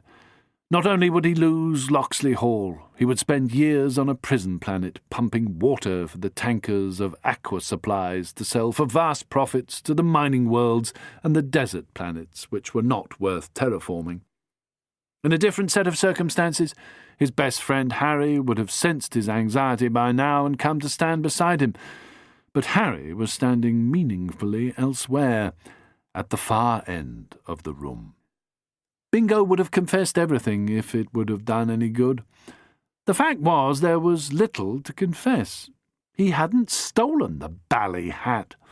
All he was guilty of was planning to steal the hat. If other thieves hadn't actually pipped him, he would, of course, have something to tell all those people who now stood facing him and whose lives he hadn't actually ruined. Some other rotter had done that. He wished he could have caught them. He was going to get his planet and do what he liked with it in spite of not having stolen the hat. The only things he had on his conscience were that A, he had agreed to pinch a hat but hadn't, and B, he was going to get his lifetime's dream without having done anything dodgy to gain it. He looked around the room despondently and caught what he thought was the knowing eye of the doctor, who would have no chance to show off his tremendous skills as he might have done had they made planetfall on Flynn and not been doomed never to reach Migia and the playoffs. So as time sauntered on, and Uncle Rapoldo and his men marched behind, all the more motivated to solve the crime now that their team was in danger of never so much as getting a sniff at the Ara, Bingo manfully played host to the tournamenters, the reenactors, and the holidaymakers, while checking his watch about once every minute in the hope that some news would come through concerning the whereabouts of the stolen hat. He tried to talk to Harry, but Harry was moping and would have nothing to do with him. And when the beautiful flapper tried to talk about Harry to Bingo, or to Harry about Bingo, both men, for the wrong reasons, refused to speak. It looked pretty definite that by the time night fell, neither true love nor true sport were ever going to run smooth again. Bingo went to bed praying that the hat would be discovered and the passengers of the Gargantua be allowed to leave. Gloomily he anticipated another unsleeping night. The doctor went to bed wondering who on earth was telling the truth and who was lying, when clearly nobody he had spoken to had any reason to pinch Mrs. Banning Cannon's horrible hat. He brooded on the possibility that this was to do with the tournament and that the Jadoon, who comprised the majority of the tourists, might have planned the whole thing in order to stop them catching the ship and so arriving in Migia too late to play. But such tactics, he had to admit, weren't characteristic of the Jadoon, who tended to have fixed, literal attitudes where the law was concerned. He racked his brain for further possibilities and spent a fretful night in the process, there being rather more rack than brain involved. Everyone was up at dawn, which was no inconvenience to the android staff. A gloomy and generally pretty weary team met in the breakfast room. All of them had popped dust from their eyes, staring at the Kronos, reading off the minutes before it would be too late to solve the crime and get aboard the Gargantua in time. Another gorgeous sun rose over the brilliant flowers, the picturesque trees, the green lawn and the glittering blue of the Locksley Hall ornamental lake.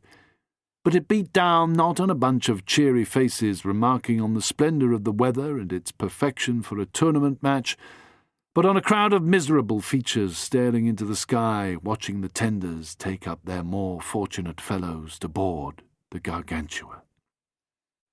Only Mr. Banning Cannon was not grieving. If asked, he would have told you that he was as cheerful as the robin, which, in the words of the popular ditty, sings in the tree. Sadly, however, he could not afford to show his pleasure, but must appear as grimly inflexible on most topics, especially the heisting of expensive hats, as his lady wife. Around lunchtime, Sir Ripoldo de Crespigny dropped out of the sky, followed by a squadron of his men, to issue the happy news that Mrs. Banning Cannon's hat had been found, abandoned, though still in its hat box, in the bushes on the far side of the lake. "It appears," announced Ripoldo, who felt that Mrs. B.C. should have been more flexible in the matter of pursuing charges, and thus let the local heroes get a chance at least of playing for the coveted Ara, "that the hat in question has been found. I would be obliged, therefore, madam, if you would accompany myself and my officers to identify it." The hat box was opened, the hat identified. Something, said Mrs. Banning Cannon, could be missing from the hat. She didn't think so. It looked bedraggled, as if part of the internal structure had been displaced, as if it had been sat on. It still resembled a squatting spider. Eventually she was forced to admit that the hat, though a bit battered, was hers, and that charges should not be pressed in the matter of its theft. Everyone was relieved until they remembered that the intergalactic liner had already departed, and with it their chances of playing an historic game. Until the doctor strolled onto the well-kept lawn thumbing through a copy of Colvin's ABC, the Intergalactic Spaceship Guide for the year of 51,007, and whistling happily to himself. "What's made you Mr. Happy-Face all of a sudden?" asked Amy, who was taking the situation almost as badly as everyone else, if not more so, since she had some hint of the larger stakes involved. The doctor looked up with a smile which he shared generously with his surroundings and the population of Loxley Hall's beautifully manicured lawn. "Oh, I just thought you'd like to know," he said, continuing to beam, "that if we catch the local between Piers, TM and Poppy 100, which leaves the local spaceport at 23:33 this evening, and on Poppy pick up the 7:20 water barge bound for Desiree in the outer Lavum Hestes and head for Daffrid, the mining world, getting the 11:28 to Plasamine, then jump from Plasamine in Poseidon, arriving 7 days later on SeaWorld TM 5000. We should be able to get to Carly 7, 2040 by the following evening, to reach Ganesh the following night, and with a spot of luck, get there about 6.5 hours before the Gargantua is due to leave on her final leg into Sagittarius, bound to go into orbit some days later above Murphy in the Migia system before she turns round after being restocked and getting her space-worthiness certificate redone and begins her journey home." He beamed with self-congratulation before adding, "Of course, it won't be very comfortable, and some of those connections are a bit tight, but we should be able to get to Flynn the morning after we check in at Murphy." The doctor would remark to Amy later that he had been cheered before, had been cheered quite a lot of times actually, but never quite as joyously as when he had told his team that they would, after all, have a crack at the big tournament. Chapter 8. Abroad in the Ether at last. Amy had rather enjoyed her stay on Piers, TM. It wasn't every day you had a chance to see what a mishmash people were going to make of your own history, and how pointless it was to worry about literary immortality. These reenactors and sportspeople made you realize how distorted your own ideas of the past could be. She supposed there was a slight difference here, since pretty much the whole of her own era could be compressed to a slender sliver, given how much time had passed between the world she had been born into and this period, some 50,000 years into the future. And when you thought of it like that, you were impressed by how long the human race had managed to endure, in spite of all the wars and foolish political ideas it had seen come and go. "I think I understand why you like us as much as you do," she told the doctor. "I guess I'd take a liking to anyone who's able to survive that long." "Oh, you're definitely worth fighting for," he said, fiddling with something under the main encephalog accumulators. A hologram of a buckyball about the size of a large watermelon appeared before him. "And that's what you've done. Fought for us, I mean, over hundreds of thousands of years. Can I help? What's that?" "What?" He looked up at her in some surprise. "Oh, you mean this? I'm hiding the TARDIS." "Who from?" "Oh, nasty people. Nice people. Me. You. I'll send it somewhere logical in case we need it in a hurry. Just remember these words. Mood indigo. That'll be our clue, okay? If Frank Freddy Force and his antimatter men are knocking about, I need to be super cautious. Can't have them getting their grubby little anti-hands on the TARDIS. Here, hold this." She looked at the large piece of cable he had put into her hand. "Just hold it. For the moment, yes?" "Maybe we wouldn't be so admirable if we hadn't had your help, Doctor. Ever thought of that?" "I don't need to." He started changing the settings on his sonic screwdriver. "I mean, I've seen the future, pretty much the whole of the future, and I've seen the alternatives. I see thousands of alternatives, millions, billions. That's my talent." He sniffed modestly. "One of my talents. One of my many talents."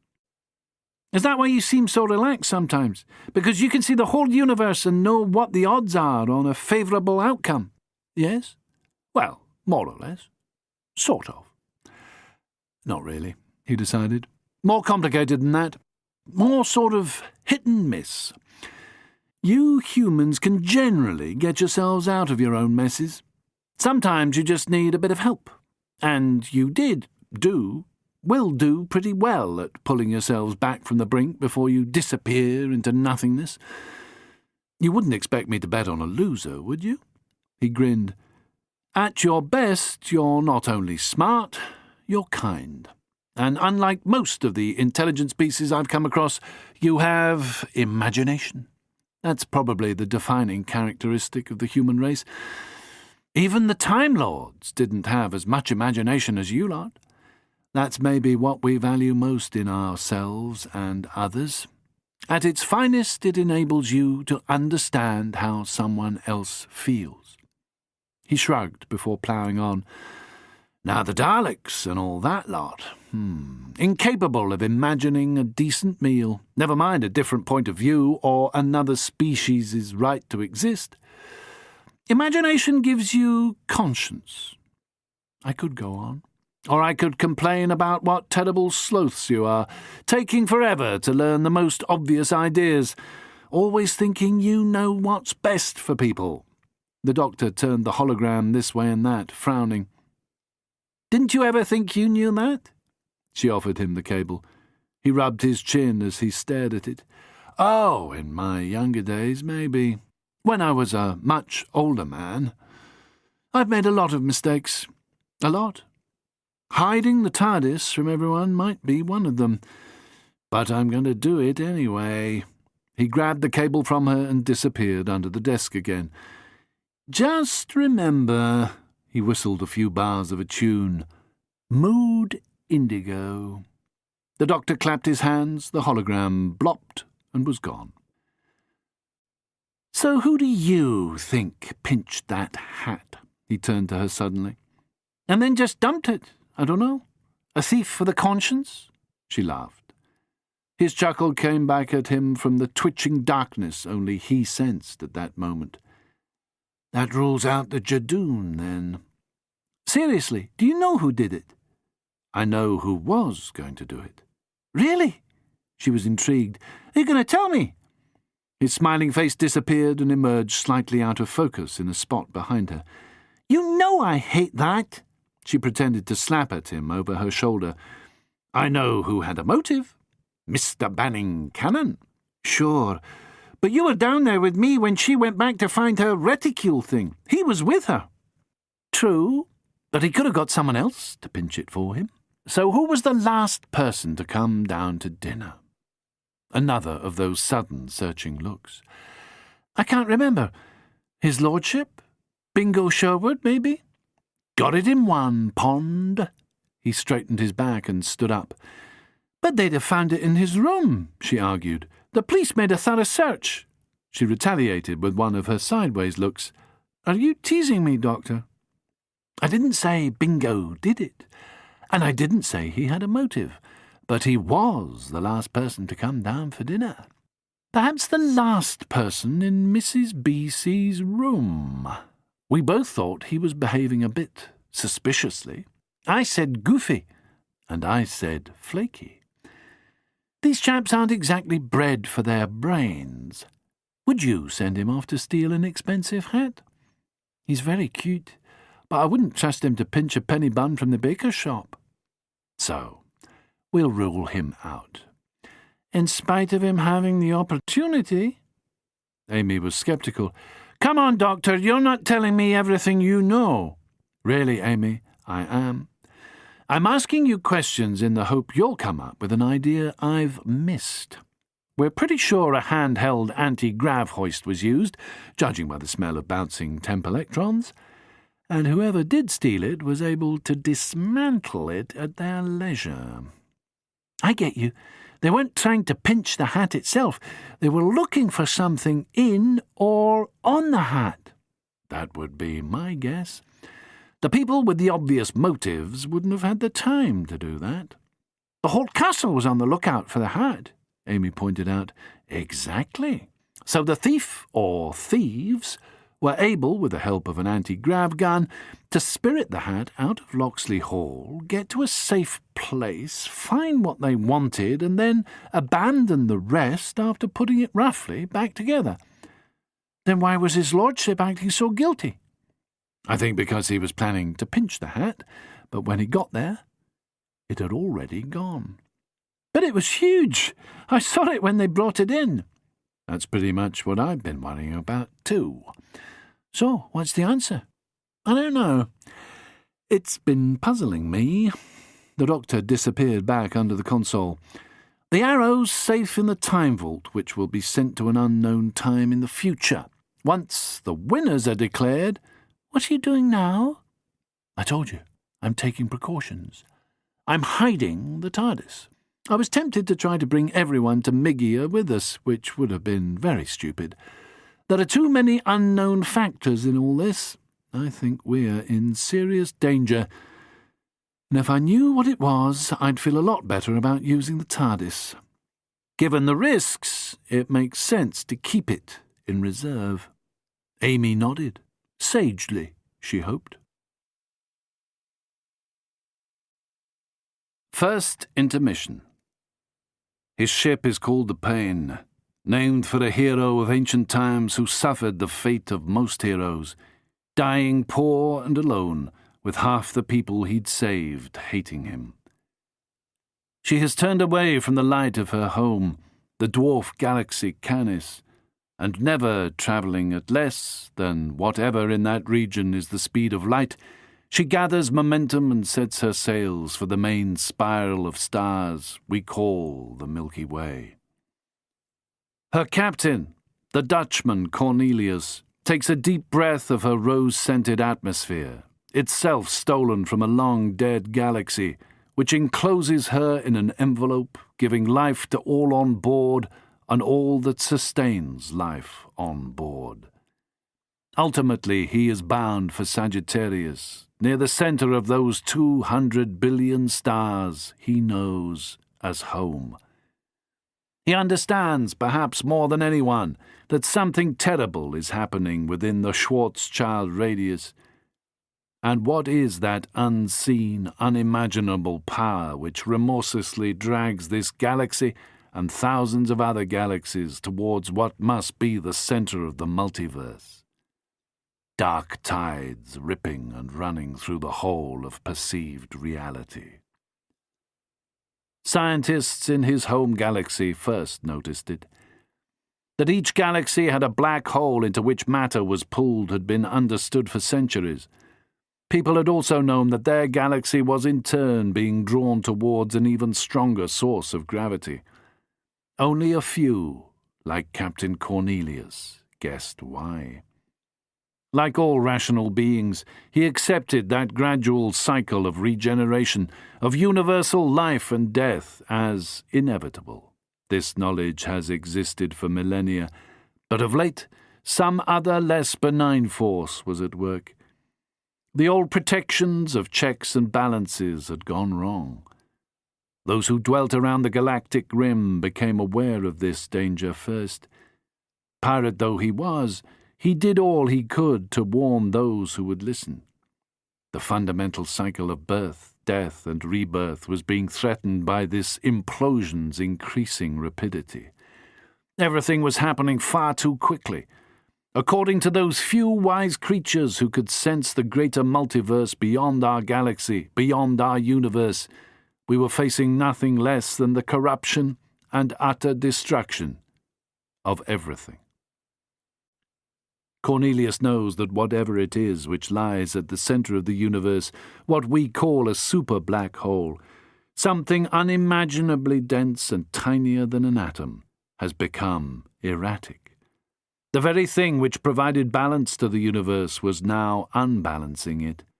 Captain Cornelius sought the advice of every intellectual he encountered on his voyages, frequently making piratical raids on alien fleets crossing our Milky Way, not because he was greedy for wealth, but because he was desperate for information.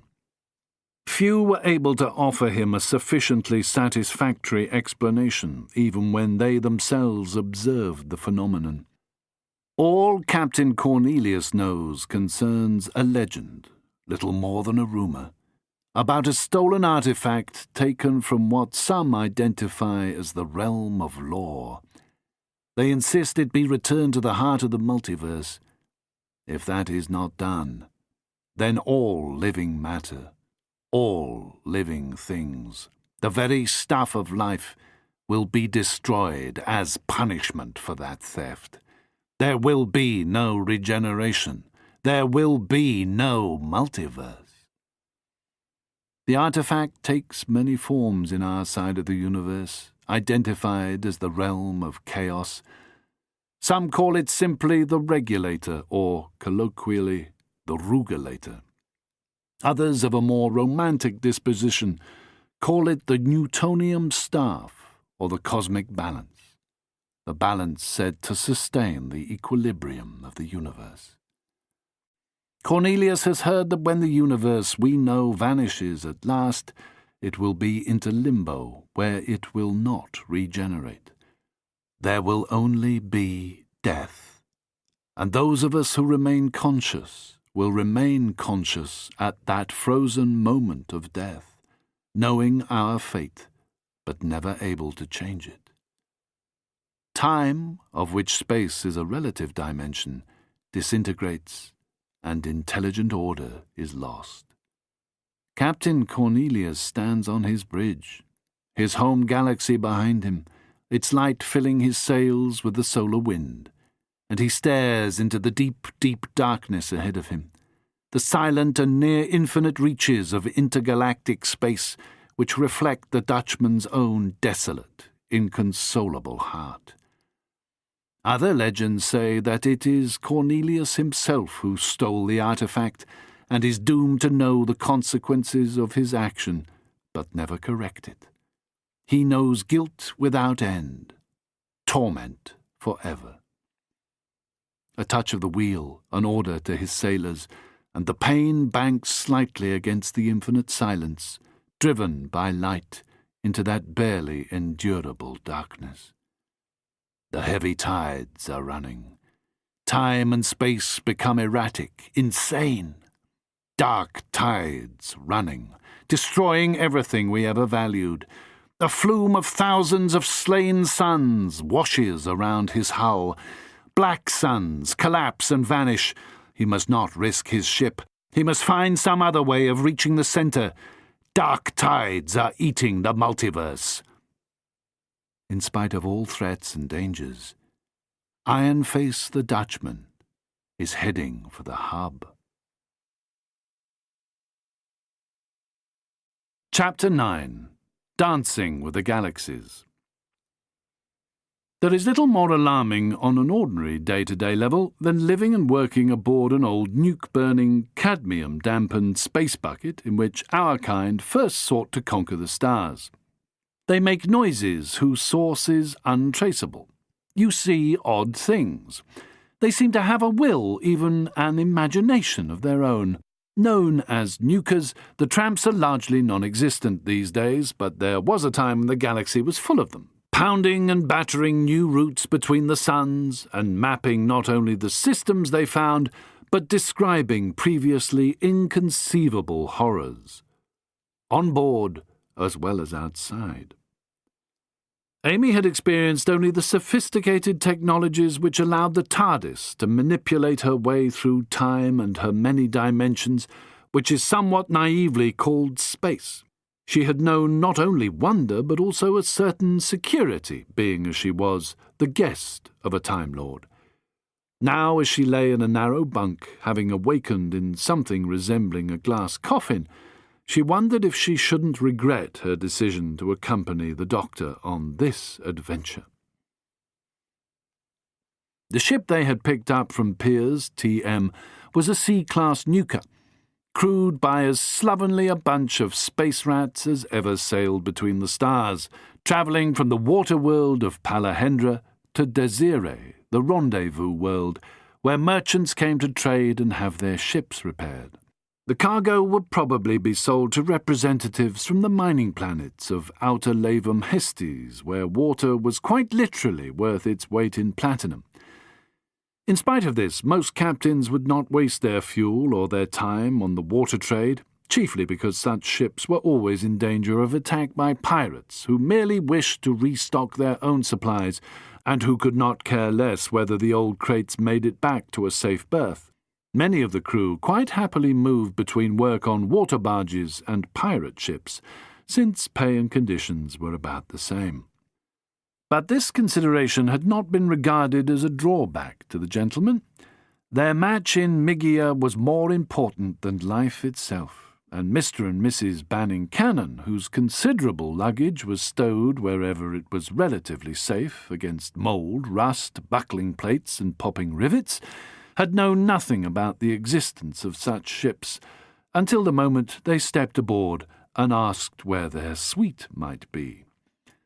The laughter greeting this request was tribute to the many times the story would be told over and over again in the disgusting dives and low pessy joints scattered across those parts of the galaxy still permitting the passage of such vessels as the K-132. The best this ship could offer by way of luxuries were a working fire extinguisher and a couple of toilets, which did not threaten to suck you out into space whenever you pressed the flush button.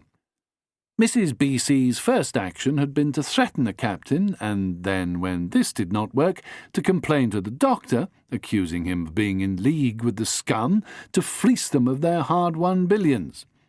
The Doctor had gravely promised to register their complaint as soon as they reached civilization.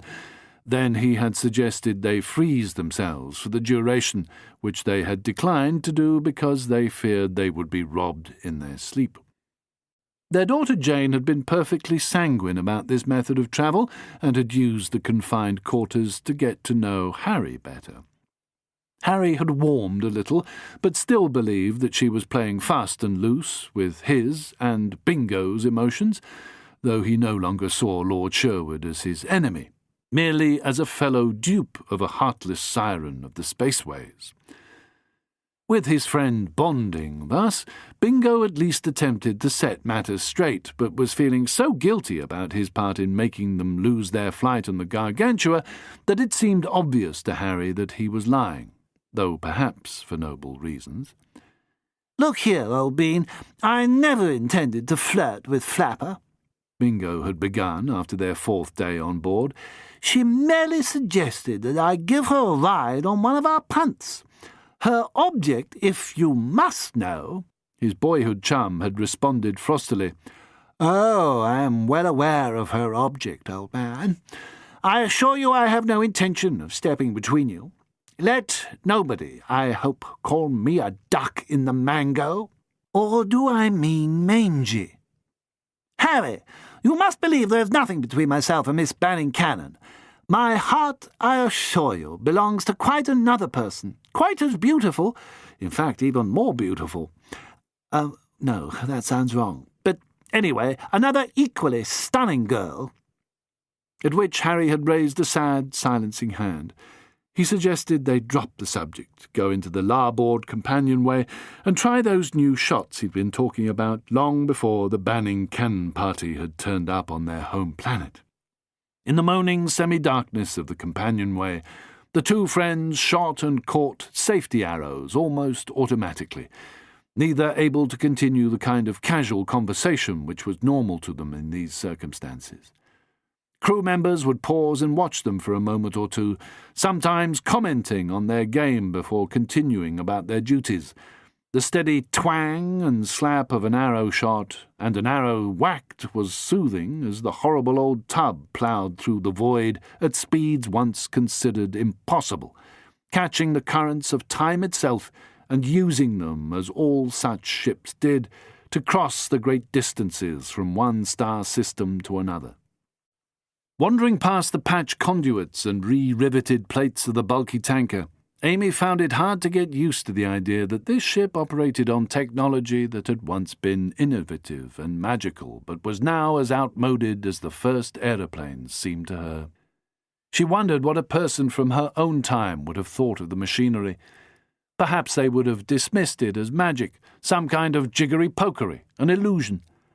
In spite of her own direct experience, in spite of having already seen many strange and wonderful things, she still had the occasional feeling of being in some sort of Alice in Wonderland dream.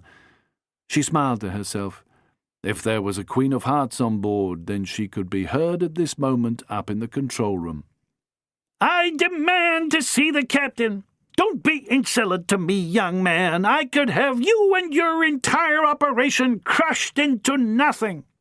Mrs. Banning Cannon had not stopped complaining since they had seen the ship drifting in shallow space and waiting for their tug.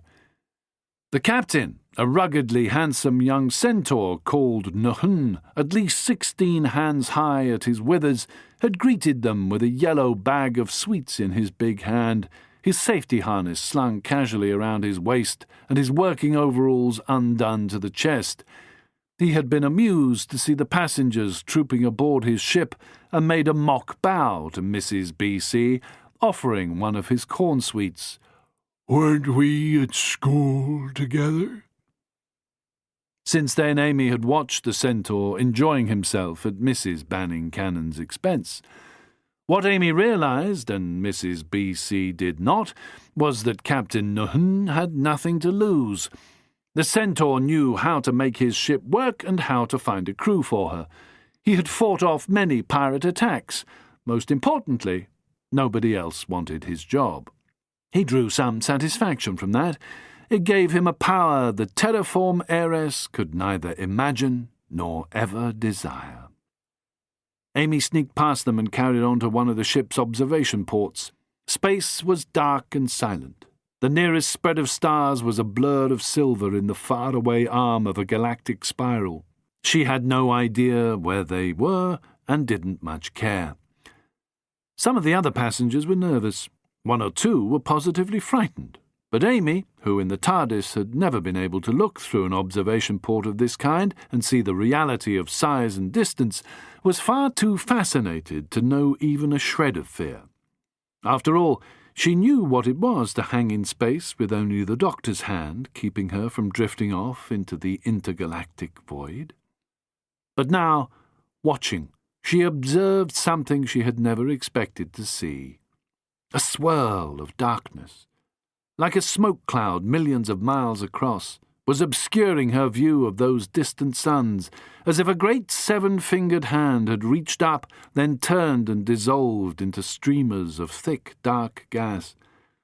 Those faraway stars which lay within the mass's coiling compass were behaving like nothing she had ever seen. Flickering, revolving, merging, separating, they performed what looked to her like a kind of vast cosmic dance. The dark streamers flowed amongst them, bringing them together, drawing them apart, a magnificent formal parade of countless suns moving to some unheard melody. Was this a common phenomenon? Something nobody had bothered to tell her about because they were all so familiar with it? Amy craned to see more. She had been told to look out for the so-called Great Refiguration, or the conjunction of the million spheres, when far more than that number of stars and their satellite planets joined to perform a stately, galaxy-wide pavan, behaving like sentient beings as they moved in a series of complex diagrams, heralding, it was said, the rebirth of a universe. Everything in existence vectored to that moment, when the composition of creation changed, so some mysterious alien had once told her. She had no idea what he meant. She enjoyed her own thrilling discovery of new colours, the extraordinary distances covered by patterns made by the sinuous black smoke. She felt the tanker quiver and become still, quiver again, grow still again. Was it, too, yearning to join the mighty formation as it changed, then changed once more, as if shaken in some titanic kaleidoscope? Surely she was not the only witness. She turned and ran back down a narrow corridor festooned with pipes and wires which had come loose from their moorings. The ship continued its subtle, almost sensual shuddering, and if any of the regular crew were aware of it, they gave no sign. Not until the corridor opened up into a wider gangway did she know that she was not the only observer. The captain, Nahun, his huge, healthy, equine body as full of delicate tensions as his ship, stood beside the doctor staring through a long slot, watching the streaming galactic smoke and the shimmering, pirouetting stars. "What is it?" she asked. "Is it normal?" "It depends what you mean by normal," murmured the big centaur. The doctor was rubbing his face, his brows drawn in an attempt to remember something. "I've never seen it this close inside the rim. Why would it be speeding up now? This isn't the moment. It's not time to change." How old he looks now, Amy thought, and felt guilty. "We've become used to it," the doctor went on. "The phenomenon which was most people's only proof of the existence of a multiverse. Dark force, the dark tides. They told of worlds beyond the arus of space. That's what we're seeing, much closer inside the rim than anyone's ever reported. Usually you need an OPR telescope to watch this." "Doctor, what is it?" He turned at the sound of her voice. He still looked vague, thoughtful. "Oh, hello, Amy. Yes. You're watching what's sometimes called the Dance of the Planets. But this is a dark forces manifestation." "Dark forces? You're not talking about Lucifer and the armies of hell, are you?" He laughed. "I hope not. This is something that was discovered in your own time, roughly, and was used to prove the existence of a largely invisible multiverse. They called those streamers dark flow. Now they're known as dark tides. They're moved by gravity, like ocean tides. They seem to come from nowhere and move at millions of miles an hour, dragging whole galaxies with them. We're all so delicately, so vulnerably connected." He shivered. A momentary chill. Amy shook her head. "I've no idea what you're on about, as usual." The doctor pulled a face, but it sagged into a lazy smile. "Never mind. Think of it as a gravitational pull, only from outside your galaxy. so strong that it's tugging galaxies away while our black holes pull in the other direction. People started to call them the black winds, which is a bit poetic, but you get the idea. Captain Nahun continued to watch the spectacle. These aren't the big wind. These are like breezes compared to a hurricane. A little jig rather than the full ballet. But they're still spectacular. They represent the forces pushing us, while black holes are the forces pulling us within our own galaxy. And this is important. Why, exactly? The doctor ran his fingers through his hair as he considered this.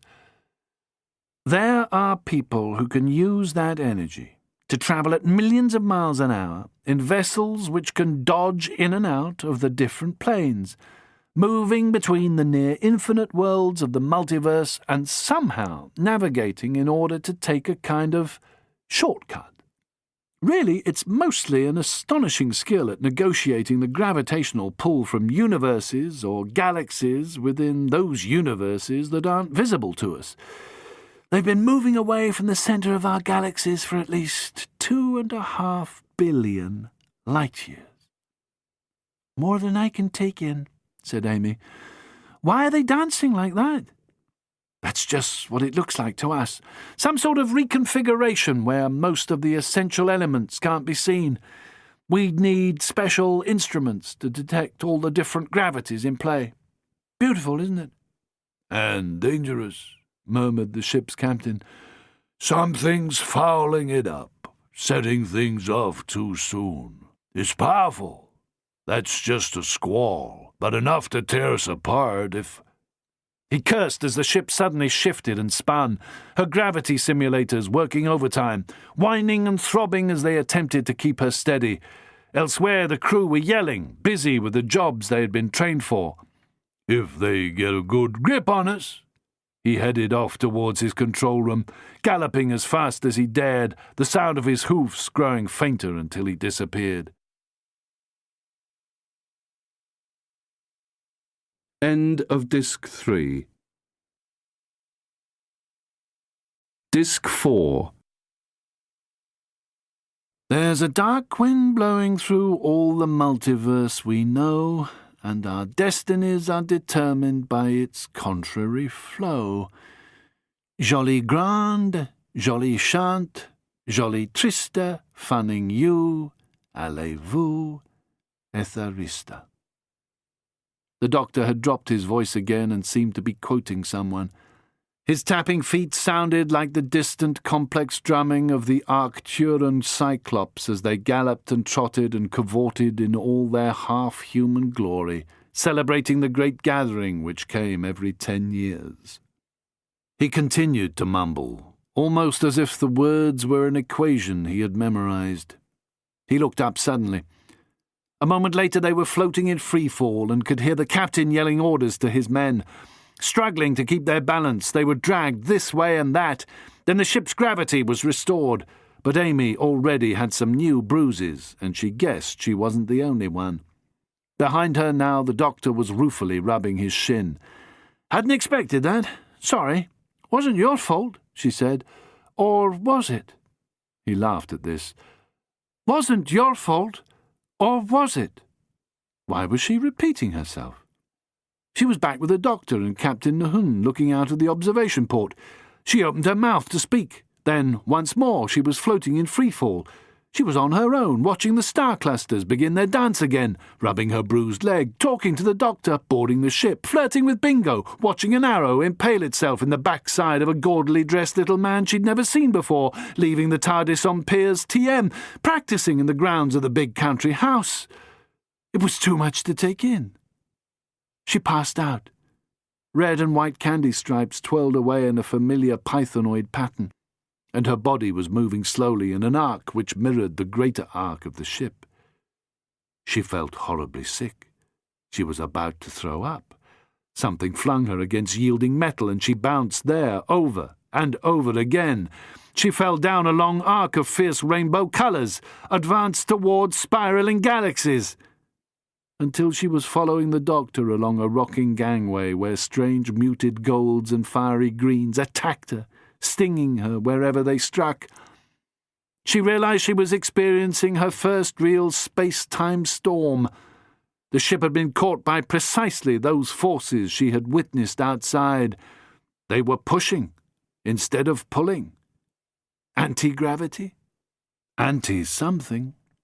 She had thought that by now they would be using the pull of the black hole to rendezvous with their destination.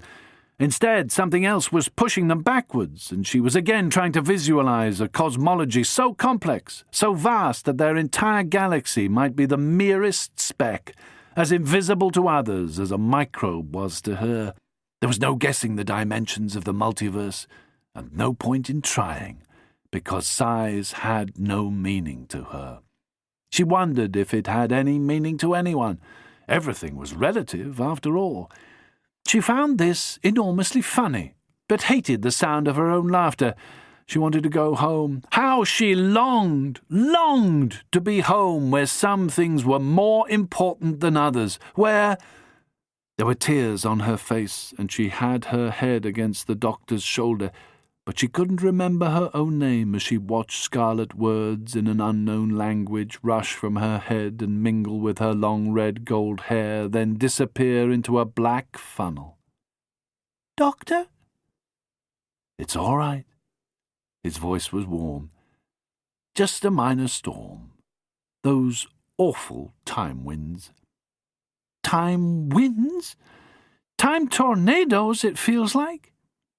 "That's closer to the truth than you know, Dorothy." He drew a long, deep breath. "Or at least, I think it is." "I'm really trying very hard not to kill anyone," she heard herself saying. "Of course you are," he said comfortingly. From somewhere came the sound of singing.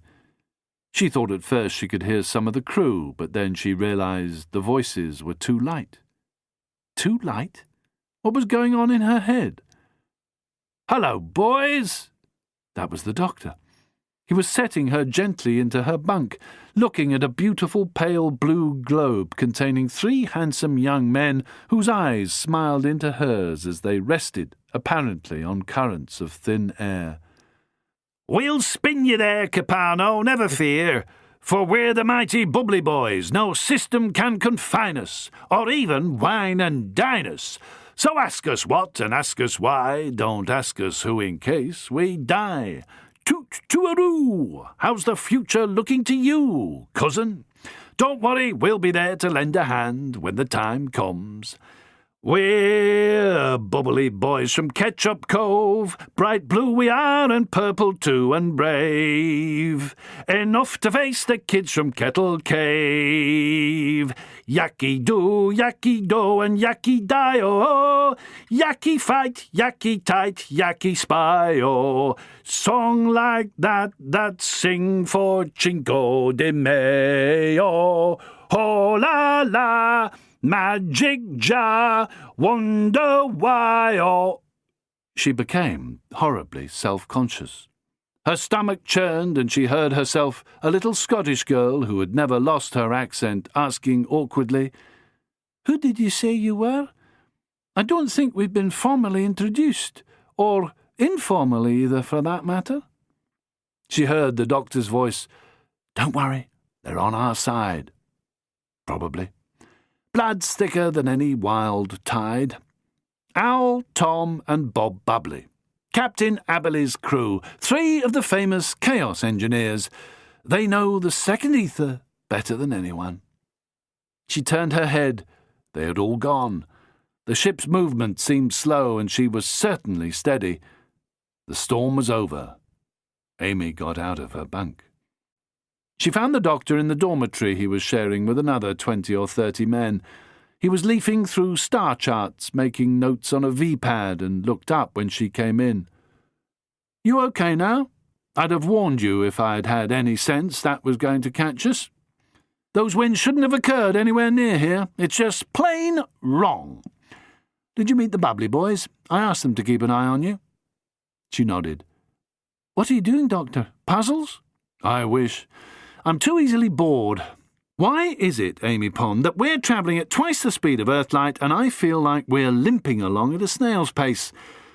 Was that Mrs. B.C. out there, before the storm caught us?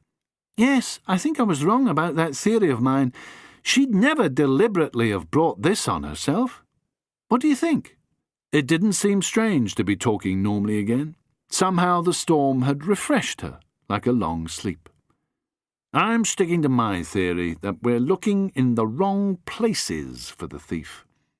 He glanced up to watch cobalt-blue bands of light winding themselves around knots of copper pipe. A little spillage from the nuclearoid engines, which he had assured her wasn't dangerous. I suppose you never came across that book by Barry Payne? He asked. The one before? I was enjoying it. Funny how nobody ever reinvented that kind of fiction. I knew most of those guys who came out in the 1890s. The new journalism, some of them called it. More than one bunch under the same tag. Like the 1960s. Nothing was around in your day that they hadn't thought of. I'd like to take you back there sometime.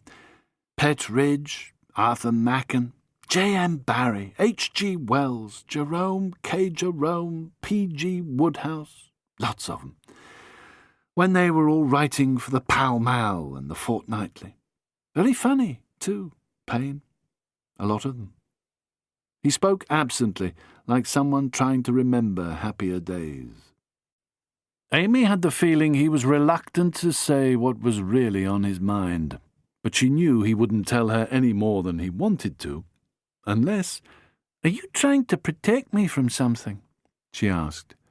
He looked at her with a bit of the old twinkle in his eyes. "If I am, I haven't been very successful. I think I've told you everything I can be sure of." "What? Enough to alarm me?" He smiled. "Everything alarming you is what's alarming me. And I don't really know much more. I can't address any of the big questions, not without help from the TARDIS, and I'm still too scared to try bringing her in. I think there are powerful people looking for her. I can't afford not to keep her hidden, and the dark tides might rip the TARDIS apart, or she could slip into another universe and we'd never see her again. The TARDIS is safest hidden from me as well as from anyone chasing us. So let's concentrate on the questions we can answer. Why is that hat still bothering me? It seems trivial, but it's important to what we're here for. I know it is. We've worked out who planned to steal it, who was going to steal it, and why. We aren't any further forward working out who actually stole it, or why." He was tired, leaning back on his bunk with his hands behind his head. "I think if we had just a couple of answers, we'd know better what to do. So we keep on hopping from one grubby old spaceport to another and hoping we'll find out before we get to Migia. Do you know who the planet's named after?" "Who?" "A legendary queen of Sirot. In the great fight between the forces of law and chaos, she stood for law. There is a war between the archangels of law and the archangels of chaos. A bit Miltonian, but there you go.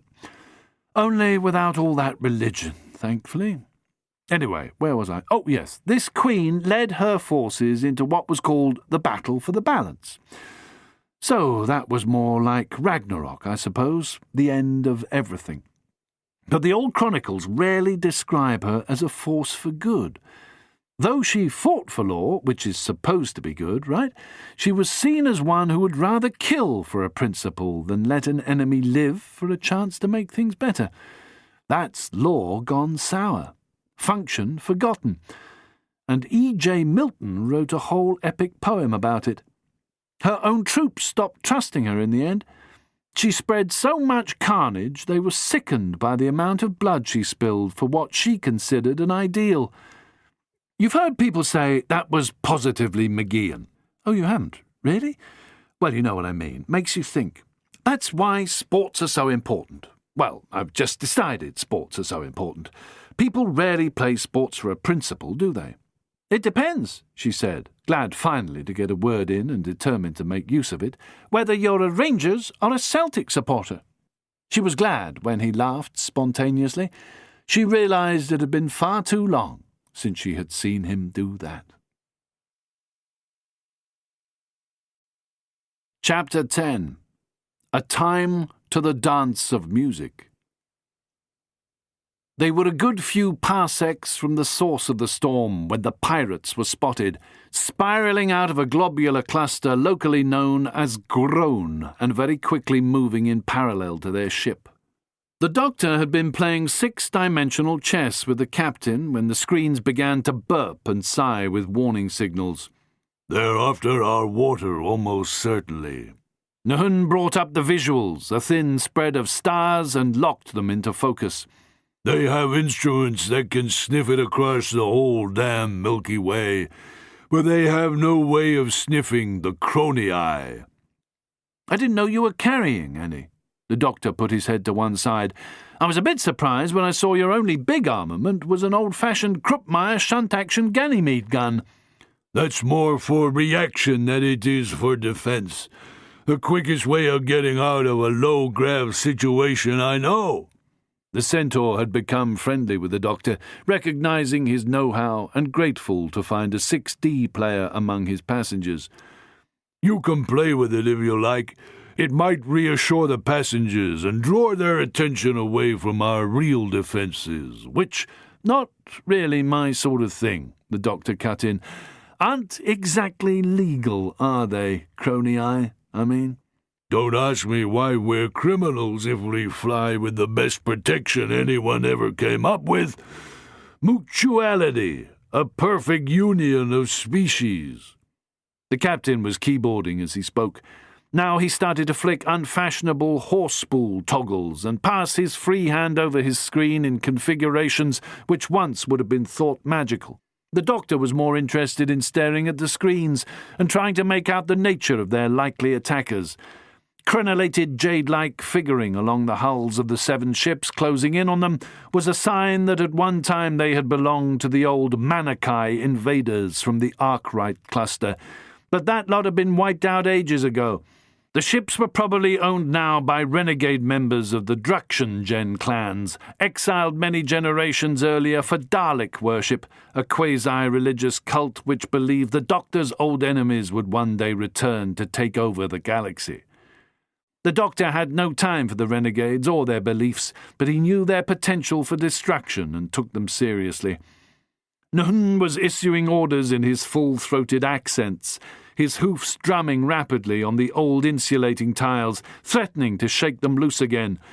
The Drukshan were moving into battle formation, clearly seeing the tanker as an easy mark. The doctor slipped out of the control cabin to check on the passengers. Pale yellow light blazed up and down her jade crenellations. They had settled down after the storm. Many were still playing various games and remained blithely unconscious of the further approaching danger. A few had been alerted by the crew's changed behaviour. As the doctor passed by, Harry Agincourt called out to him, "Anything up, old boy? Something we can do? I was told we weren't seriously damaged by the storm." "Nothing to do yet."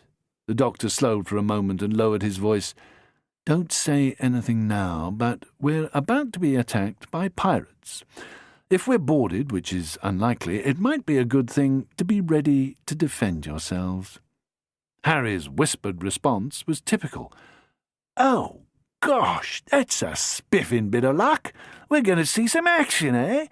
What can I do?" "Just get some of the team together so they're ready for any emergency we have to face, okay? Have you seen Amy?" "Down that way and to the left when I last saw her." "Ah, yes, that would be right." The doctor disappeared in search of Amy. Although Harry had no clear idea what the pirates were like or how they could be fought, he was typically game for anything, while being perfectly aware of what the consequences could be. He had watched the optional info screens when he had first come aboard. They were graphic, put together at a time when the prevailing idea was that passengers had to be encouraged to fight off any attack by raiders. Nowadays the company let people watch who wanted to. Harry didn't like the look of the slimy beggars represented on the screen. He almost hoped they would be boarded so he could get a whack at them. A few moments later, Bingo rounded the corner at a rate of knots, his eyes bright with what his ancestors might have called battle lust. "See my bow case, old boy?" "I think you left it in that bit of the inspection gangway, old man." "Thanks, old boy." "Don't mention it, old man." It was impossible not to bond under these circumstances. The doctor had found Amy, and they were on their way back to the bridge when they passed Harry and Bingo again. Bingo's heart did some Olympic standard aerobatics in his chest. He was determined to defend Amy come what may. The fact that she was probably better equipped to defend Bingo never once occurred to him. When they reached the bridge, Amy helped the doctor close the door behind them. The big centaur was sitting in his long bucket seat, humming a tune to himself and stroking his holographs gently, carefully. As the pirates outside formed a cage around his ship, his instruments and screens gathered to their captain like obedient pets. He seemed unconcerned by the pirates' tactics, but Amy felt a new kind of tension in him in spite of his apparently relaxed attitude. He began to murmur rapidly into his main board, leaning forward, his tail perked high. "Okay." The attacking ships were glittering with zigzagging bolts of pure gold and green energy. In another instant they would start firing, set at a factor designed to kill or stun passengers but leave the ship and cargo intact. The captain was snorting and tossing his long locks back from his eyes. Then he spoke in his own language, a series of high-pitched ululations, long snorts and grunts, rising to a loud and rather raucous whinny which had a note of challenge in it. At the same moment, the skipping lines of light along the hulls of the pirate vessels began to straighten and become still. Amy felt the doctor tense. She guessed he knew what was coming. "Crony eye," he murmured to himself. "I thought—" All at once the pirate ship swung in closer. Rapidly the energy along their hulls rearranged itself, uniting into one large beam which moved gradually away from each ship like a kind of searchlight until all were pointed in at the water tanker, threatening her and broadcasting a flashing blue and dark yellow signal to heave to, over and over.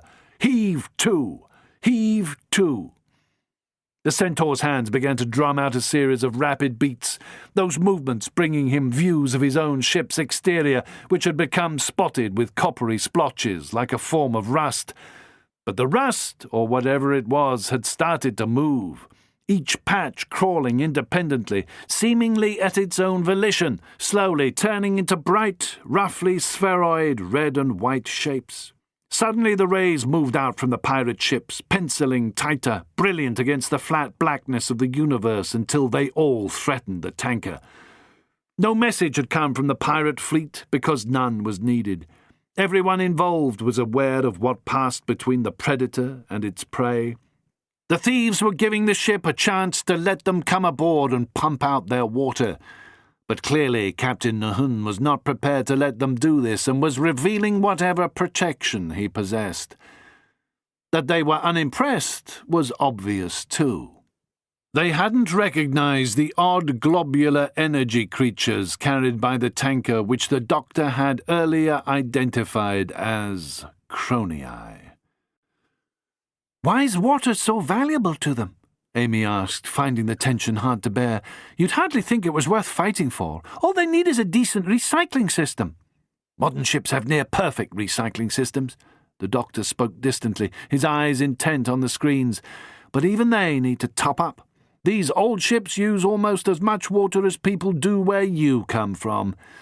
Their recycling units are shot. So whenever a pirate gets a water alert, this is what happens. They must have some pretty sophisticated detection gear. But there's something else going on here. Yeah, they're going to kill us. They don't care. They think their force beams will stun us long enough for them to come aboard, pinch the water and leave. Usually they're not bothered whether the occupants live or die. Generally, they die. What can we do? Not a thing. Watch for an opportunity. But there's nothing we can do right now." Amy opened her mouth to ask another question, and then closed it. The rays were darting across the darkness as the clusters of light on the tanker's hull broke clear, apparently deliberately moving towards the rays, forming a kind of link-mail armour around the ship. The rays met the clusters, spread, and then somehow seemed to writhe and bend, unable to pass the balls of light. The captain was yelling now, what appeared to be challenges in his own resonant language. The rays suddenly began to turn outwards, away from the tanker. Very quickly they were cut off on the ships. The pirate vessels began to fan out urgently, as if they had only now realized what was happening. But the tanker's weird globes had swiftly turned the same color as the rays. The globes actually raced upwards like bowling pins up an alley, using the attacker's own force beams to climb towards the ships. "What are they, Doctor?" She was fascinated, still not sure how safe they were from the pirates. The attacking ships were now taking evasive action. They twirled and bucked through space at a rate which threatened to break them apart. They tried to angle themselves so that they would be virtually invisible, but still they could not escape the strangely bending verdigris and mustard rays which their own beams had become. Nor could they get away from the globes which used the beams as roads, rolling up them, blending their own colours with those of the attackers. The doctor bent forward, his eyes on the main screen, leaning over the captain's shoulder as the handsome centaur chuckled and neighed and continued to caress his keys. "So you really do carry Crony Eye," said the doctor. The captain shrugged. "Why are they illegal, Doctor?" Amy wanted to know. "I think the authorities are scared of a public outcry. They're hard to understand, the Crony Eye." "Are they, what, sentient? Can they think?" she asked. "Oh, yes, they're sentient, all right. Pretty intelligent. Their own planet's out near the Rosette Nebula. It's off-limits to any member of the Galactic Union, which is almost every inhabited world in this era. They turn a blind eye to what they call crucial services using them. Not many do, because you have to make deals with the Crony Eye. They don't work for nothing, and they're all volunteers." "Why would they volunteer?" "There's a trade-off. I suppose you could call them gourmets."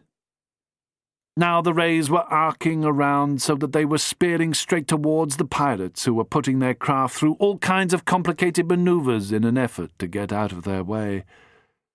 The globes began to drift back towards their own ship. They no longer twinkled with verdigris and mustard, but had a greyish tinge.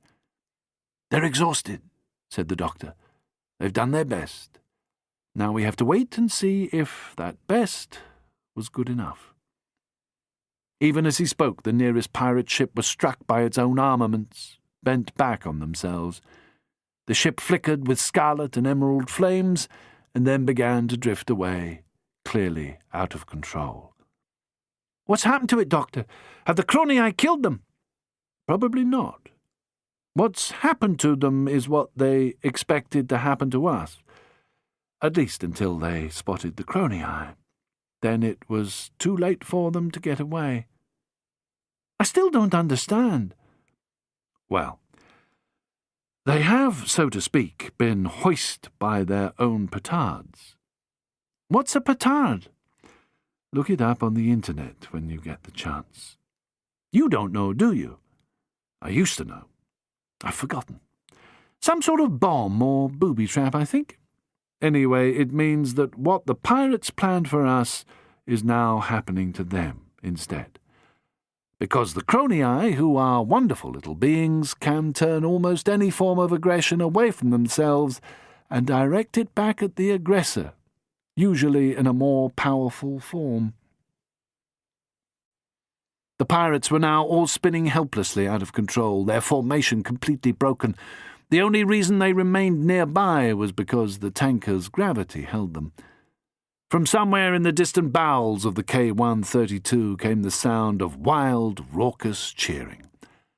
Captain Nahum turned, grinning at Amy. "There you are, girlie. That's what a ship without guns can do, if she has friends. And the Crony Eye are the best friends any spacer could come by. Eh, Doctor?" While you're alive, where did you find them? The doctor continued to keep his eye on the helpless pirates. Not the rosette. Right. They found us. They wanted a trade, and I was willing to give them one. They save our lives, and they get whatever spoils there are. Look, they're heading out for that ship. It was true. The globes of silver and copper had regained a little of their luster and were disappearing through the hull of the nearest predator. Amy was still puzzled. I don't get it. What do they want? How are they paid? They eat our waste, murmured the doctor, a little disgustedly. Captain Nahun began to laugh at what he obviously regarded as the doctor's delicacy of expression. They love the taste of humans, said the captain. They get to eat the fresh corpses of the dead, either side, after a battle. That's where they're going now. But what if they're not dead? Amy wanted to know. Oh, they will be, soon enough, the captain reassured her. He laughed loudly again when he saw her horrified expression. Hang on, said the doctor, staring hard at a screen. What's happening there? Chapter 11. Antimatters. The screen showed a length of the tanker's hull, and some distance away, the leading pirate ship. From out of that ship, another beam connected with the shadowy rays left behind by the Chronii. This brightened suddenly into white and red rays intertwined. The beam had reached the K-132 and spread around one of the rear airlocks. The captain cursed and looked about under his desk, grabbing a big old-fashioned NE gun from the floor and running out of the control cabin, hastily followed by the doctor. What is it? Amy wanted to know, following as fast as she could. Captain! Doctor! What's going on? The captain was too distracted to answer, talking into a microphone, issuing rapid orders to his crew. The doctor did his best to respond while looking wildly around him for anything that might help. Seeing a discarded bow and a quiver of arrows, he snatched it up. "Defend yourself," he told Amy, "any way you can." "And why? What should I be worrying about?" she wanted to know. "Boarders," was all he had time to tell her. "We've been boarded? Who by? I thought the Chronii had dealt with them." "They dealt with the pirates. What none of us knew was that the pirates were carrying passengers." "You know who they are?" "That candy-striped ray could only come from one source. I'm hoping I'm wrong." And here we are, Doctor dear. A strange, growling voice, full of mockery, with a slight metallic lisp. Here we are again, darling. Ready to straighten you all out? The voice came from around the corner of a corridor. Captain Nahun, who had been galloping ahead of them, his big rifle ready, came to a sudden swerving halt, throwing up his hand to stop them following. He shouted to a group of his men who had appeared ahead of them. "Stop! It's too late! They're in!" Lowering the gun, he turned to glance at the doctor, shrugging. He carried an air of hopelessness, completely at odds with his earlier manner. He drew a great breath and let it out slowly. "They're in." The doctor shrugged. "We did our best. We didn't know." He raised his voice.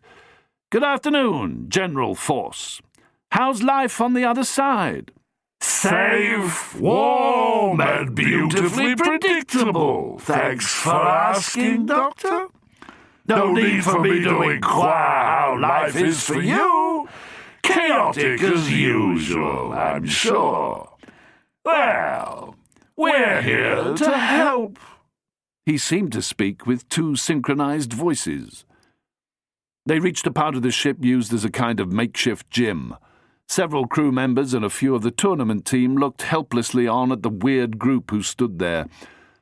They were uniformed and carried wide-nozzled weapons, a bit like old blunderbusses, and they seemed unnaturally pale.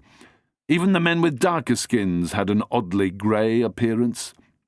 At first glance they resembled a theatrical troupe. Their uniforms were garish reds, golds, blues and green. They wore peaked high-crowned dark blue military caps with sweeping plumes. The gold braid on their sleeves, jacket fronts, collars and shoulders was almost blinding. Yet the men were each surrounded by a strange pinkish aura covering them from head to foot. Amy looked at the doctor. How did they escape the Cronii? The Cronii didn't recognize them. Without those skin suits they're wearing, not the comic opera uniforms, but the pink aura, they would disintegrate. They'd implode and take us with them. Sometimes 2 or more of them had to share the same body, but they must be related. Something to do with their DNA, or is that anti-DNA? That's why Frank Freddy sound as if they are talking in an echo chamber. They are literally brothers under the skin. They carry a subcutaneous energy pack to create that aura, which in turn gives them the means, quite literally, of hanging together. It's a pseudo-skin, switches on and off. It allows them to enter our space. If we manage to break down an aura with some sort of energy weapon, or even the sonic screwdriver, we'd destroy them very quickly. But we'd also destroy ourselves. There's only one safe way. Succinctly put, Doctor. One of the men Amy identified as the leader because his voice had that same echo, and he wore a vast amount of gold frogging across his chest and a multitude of twirls on his mustachios, put a short-fingered hand to his soup strainer and laughed into Amy's face. Who's your new gal? The doctor ignored this, but inserted himself between Amy and the newcomer. None of that, General Force. What do you want here? So this was the infamous Frank Freddy Force, thought Amy, and those comic opera soldiers behind him had to be his antimatter men. Those suits are their defense and a potential suicide weapon, the doctor continued, his eyes cold as he glared at General Force. It's like a personal protective field. The Cronii didn't realize Force and his boys were aboard. They couldn't have done much against them if they had known. Unless you know where the umbilical's hidden, breaking down that skin even slightly would cause a massive implosion, drawing everything into itself and turning it into one vile mess of formless flesh, inside out. Exactly so, Doctor. In other words, my dear, destroy us, and you destroy yourselves. Here! They held up their hand so that their sleeves fell back, revealing their skin with its strange pewter-coloured radiance. That's what antimatter looks like when it's controlled by the power of law. Amy was outraged. Law? You think putting on a circus ringmaster's uniform and invading a peaceful ship in deep space is legal? I'm referring, Missy, to a higher form of law. To the highest form of law which counters the kind of chaos your master so enjoys spreading through the cosmos. Amy's red hair might have been on fire as she stepped forward. What did you call me? What did you call him, you little creep? I'm going to rip that silly hat off your head and— Hat? Said Frank Freddy Force, glancing around. No. This time it was the captain who put his huge body between them. Miss Amy, it's not. He seemed lost for words. Safe? Frank Freddy Force chuckled. Not at all safe for any of us. We're taking considerable risks, you know. We've never sailed this near to the rim. Why are you so far from home, Frank Freddy? The doctor wanted to know. Keeping company with the worst pirates? Risking our lives and yours? I suppose you had no choice. There isn't a ship from your own hemisphere could get you here. I didn't expect you ever want to fly so close to the edge of this galaxy. I enjoy a surprise, don't you, It should be obvious. We knew you'd start falling back in around this time, so we came as far as sanity allowed us and waited for you. Duty, Doctor, dear, makes us take unusual risks. N'est-ce pas? The doctor glared. Spare us your hypocrisy, Frank Freddy. What are you hoping to steal from this ship? Steal? Come along, Doctor. Let's not get on high horses here. We'd be wise to keep our tempers, too. This is what you could call a tense, even implosive situation. Tee-hee. If either of us gets too touchy, we'll all be in the treacle, eh? His men exchanged insane grins, enjoying their leader's humour. Golly, they said. Oh, golly! Ha, ha, ha! Amy thought the scene disturbing in a number of ways, not least the conscious theatricality assumed by Force & Co. That was more than a bit creepy. Yet it was hard for her to see as a serious threat this sinister little man with his curling mustachios and his ringmaster's coat, his bright crimson trousers with the sharp blue stripe tucked into gleaming black boots with huge spurs jingling on them. But she could tell from the doctor's body language that this was about as serious as it got. He had already hinted as much, hoping that he would never have to do more than hint. But now they faced each other in a stalemate. Amy had picked up a little about the antimatter universe from the doctor, and they'd met an old philosophical jummybug on latest I.O. who had explained to her about law and chaos, how the universe maintained stability and creativity, balancing between law on the one hand and chaos on the other. But they were not the same thing. Professor Ormick, the learned jummybug, had given the impression that philosophically he saw their universe not in terms of good and evil, but in terms of the fundamentals of the multiverse. Law and chaos, order and creativity. Matter and antimatter were qualities which became good or evil depending on their context. In balance, Professor Ormick had told her these qualities kept the multiverse from becoming too rigidly organized or too disorganized. Constant regeneration. There had always been people of quite disparate origins who dedicated their lives to maintaining the status quo, explained the professor. In the history of the cosmos, the balance tilted sometimes one way, sometimes another. The Time Lords had once helped to maintain that balance. The professor pointed out that what he called the cosmic balance was a symbolic construct for something enormously complex. He could have told her more, but the maths would have been overwhelming. The balance was the way in which the multiverse maintained its equilibrium so that neither side tilted too far in one direction or another, since these were the two more or less equal forces which kept the multiverse from collapsing into nothingness. Matter and antimatter were not the same as law and chaos, of course. Law and chaos existed in both spheres. Amy had become used to some strange experiences in the doctor's company, and this was one of the strangest.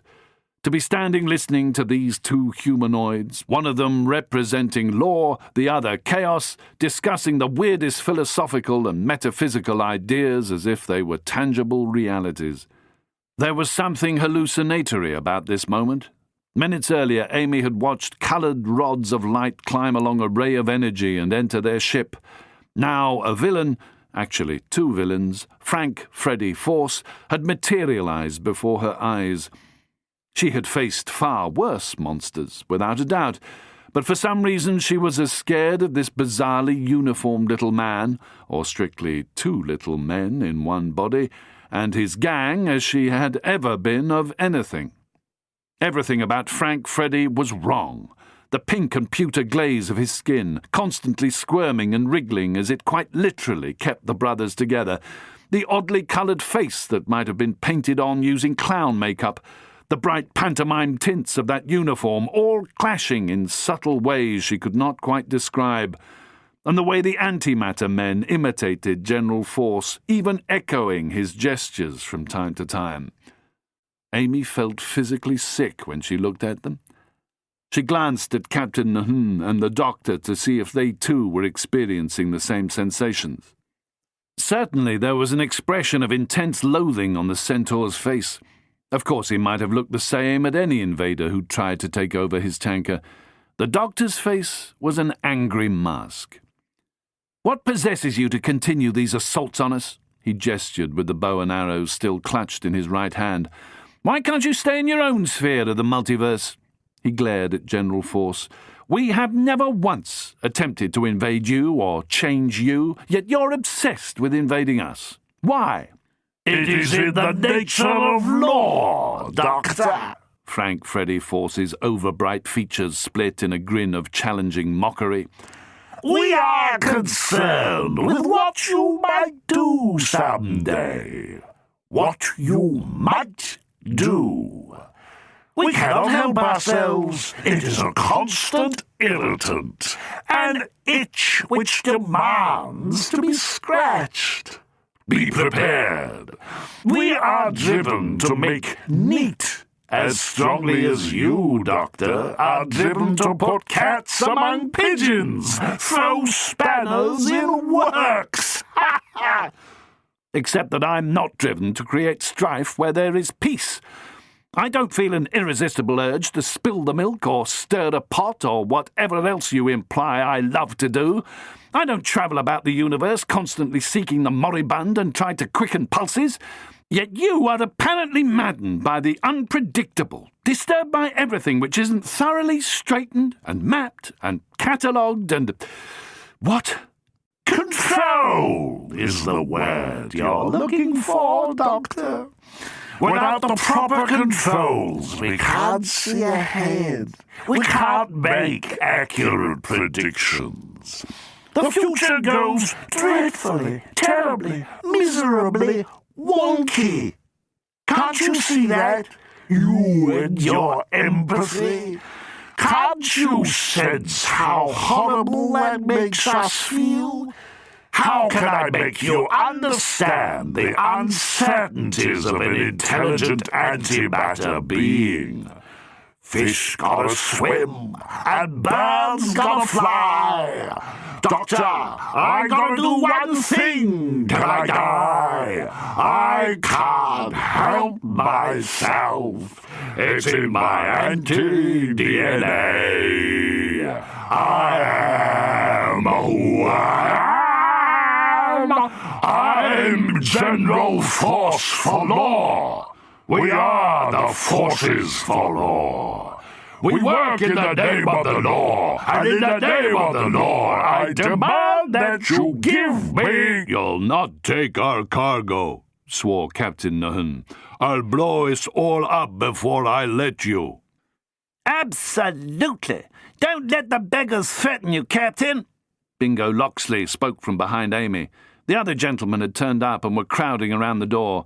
I heard all that rot. We don't like your kind of cop.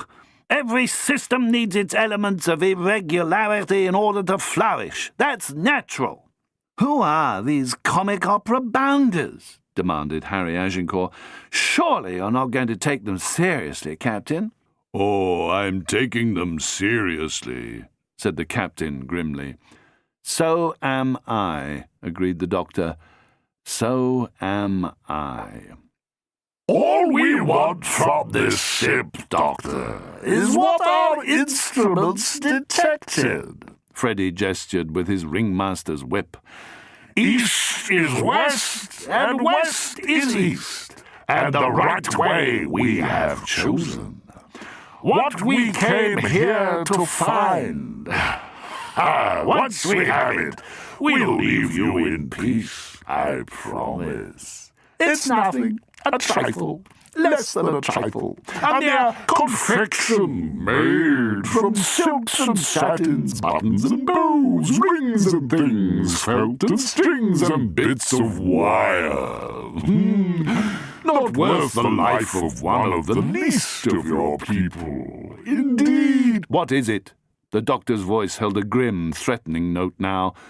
You are a cynic and a sadist, General Force, for all your claims. What is it you want from us?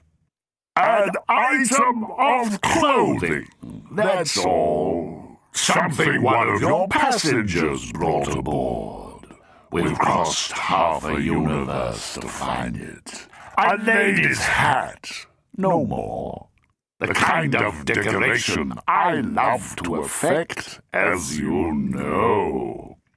He doffed his own shako, its plume nodding and bobbing.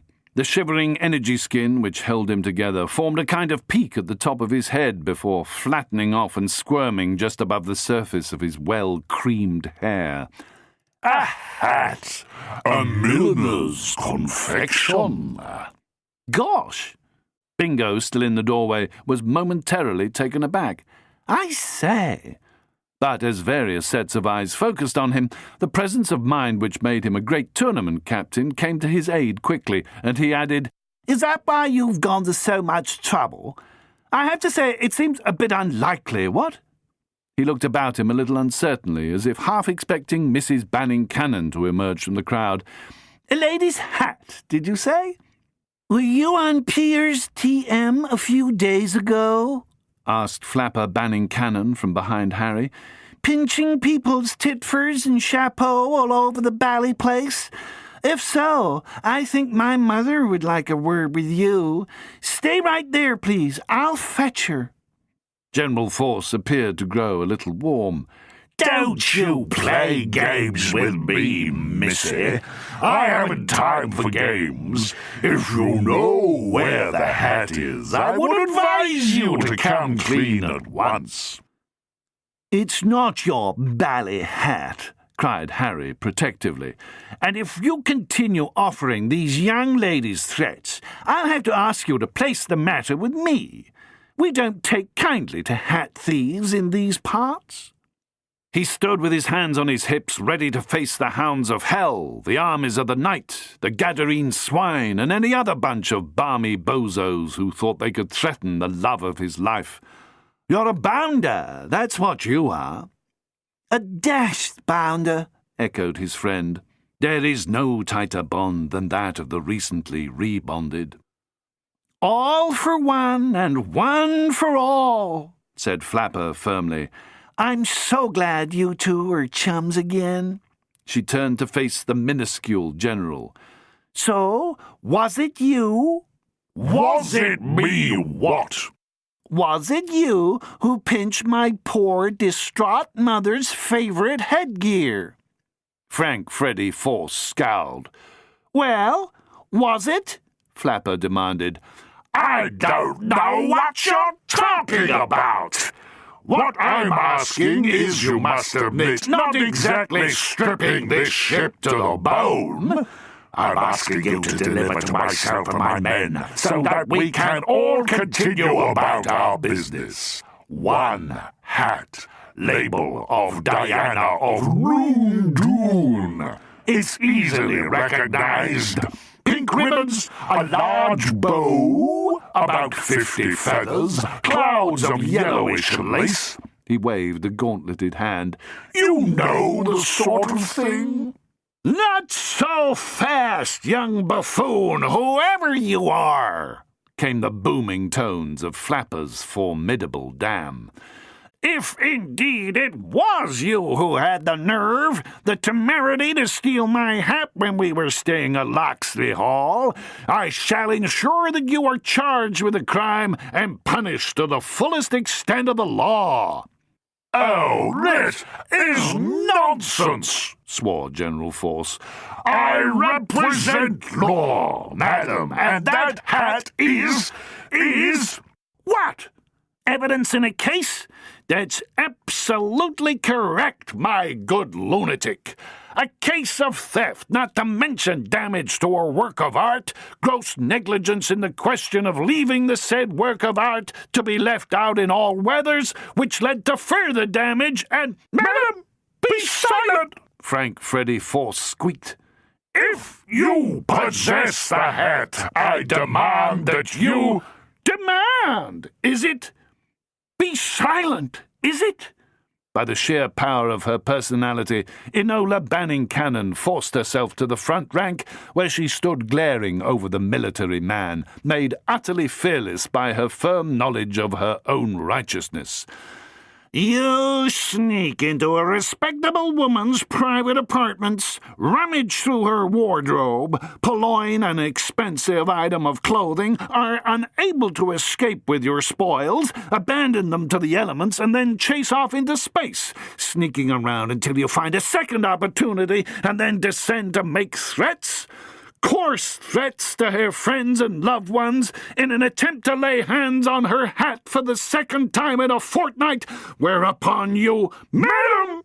Beneath the wriggling protective armour, Frank Freddy Force's skin glowed an unprepossessing peach, clashing with his coat and causing his companions to stare at him in alarm. I did not steal your hat! Raise your voice to me now, would you, you nasty little upstart? Trumpeted the mighty matriarch. And what's more, you utter the grossest of lies. I am stunned into silence at such disgusting, ungentlemanly behavior. When I left home to begin this tour, I never anticipated for a moment that I would encounter someone who rushes around the universe stealing the personal clothing of poor, fragile females who rely only on male chivalry for protection. The doctor seemed rather shamefacedly to withdraw from this exchange, thoughtfully fingering his bow tie with one hand and his borrowed bow and arrows with the other. Where is the hat? If you would save yourselves and your ship, you will give me that hat. Frank Freddy Force took a step towards Mrs. Banning Cannon, but was intercepted by Harry Agincourt. You jolly well shan't have anything on this ship if you continue to make such threats, said Harry firmly. You're clearly no gentleman. This piqued the General. For any biologist wondering if it was possible to flush over a blush, Frank Freddy Force demonstrated indisputably that it could be done, and he growled a response.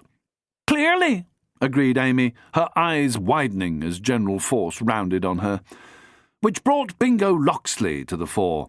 Don't you dare threaten this angel. Force began to unbutton the holster on his belt. Careful now! The centaur saw Force's intention. He stepped aside, tail swirling, his face suffused with horror, as coolly the doctor fitted a practice arrow to his bow and, drawing back the string, let fly at a particular point on Frank Freddy Force's left buttock. The arrow reached its target and stuck there, quivering. The skin had not been pierced, but the blunt arrow had found the subcutaneous so-called umbilical. A sudden silence fell. The antimatter men stared at their wounded leader, who very carefully turned, disbelievingly, one hand around the shaft of the arrow. Nothing happened. Frank Freddy Force drew a tight, shaky breath and looked behind him. Golly! Oh, golly! Oh, golly, golly, golly! He gulped. Then he began very slowly to walk towards the nearest outer bulkhead. Very well, Doctor. Very well. His tone was suddenly measured, cautious. You have found my Achilles' heel, as it were. Clever. You know far too much about us. Far too much. Silence continued to shoulder in on the scene. Everyone held their breath. Still keeping the long arrow in place, Frank Freddy Force continued to make his way crabwise to the bulkhead, his astonished men, unsure of what was happening, but understanding that they were all in serious danger, formed a semicircle around him. He reached the ship's inner hull and spread himself against it. His men followed his example. Then, to Amy's utter surprise, the antimatter men and their leaders slowly turned into hazy outlines of pink and white and faded from sight into the bulkhead until they vanished. The arrow shot at Frank Freddy by the doctor clattered to the metal floor. Captain Nahun ran back towards his bridge, yelling orders to his crew, with the Doctor and Amy following rapidly in his wake. The Centaur flung himself into his big bucket seat and threw every lever and switch, turned every dial on his boards, until a high musical whine filled the ship and she bucked forward under more pressures than she had ever been designed to stand, putting a great many parsecs between herself and the pirates, while General Frank Freddy Force and his men turned once more into candy-striped ribbons of energy and fled through the void in an effort to get to safety before the emergency batteries in their pseudo-skins power packs gave out. The captain whinnied with amusement, though he kept his eyes on the screens and continued to check the distance between his tanker and the disabled pirate craft. "Well done, Doctor!" Amy cried. "How did you know he was bluffing?" Captain Nahun shook his head. "He wasn't bluffing. He wasn't bluffing. What I want to know is how you knew where the power for his phodome was coming from, Doctor." "It had to be an implant point, and it had to be protected as much as possible by fat. Logic. And eyes. I used my eyes. The rest was hoping I could aim decently while he was distracted." "Will he try again?" Amy wanted to know. "I'm certain he will. Probably not immediately. He's taking quite serious risks already, and we're letting ourselves gain momentum as the black hole draws us in. What on earth could he want with that awful hat? And why pinch it twice?" Amy peered at the screens. General Frank Freddy Force and his followers were well behind them at last. All she could see were the faint and distant stars. I don't think he did pinch it first. He wouldn't need 2 goes at it once he had it in his hands, so someone else must have made the first attempt. They might have been working for Force & Co. It's hard to say. If Lady Peggy Steele, the invisible thief, was with him... As far as I know, this is the first time he's risked coming so far away from that black hole. That hole is the core of our universe, as an even denser one exists for the whole multiverse. Both lie at the centre of our universe and Frank Freddy Force's antimatter universe. Don't worry about it, okay? He's taking extraordinary risks, chancing suicide with every move he makes out here. Even to go a little way into such a completely alien environment takes either a lot of courage or considerable desperation. The Doctor shook his head. What does that hat represent? The door opened, and Mrs. Banning Cannon stood there. "About 2 million bluebacks," she said. "Some believe no one's ever paid so much for one of Diana's hats. She refused to sell it.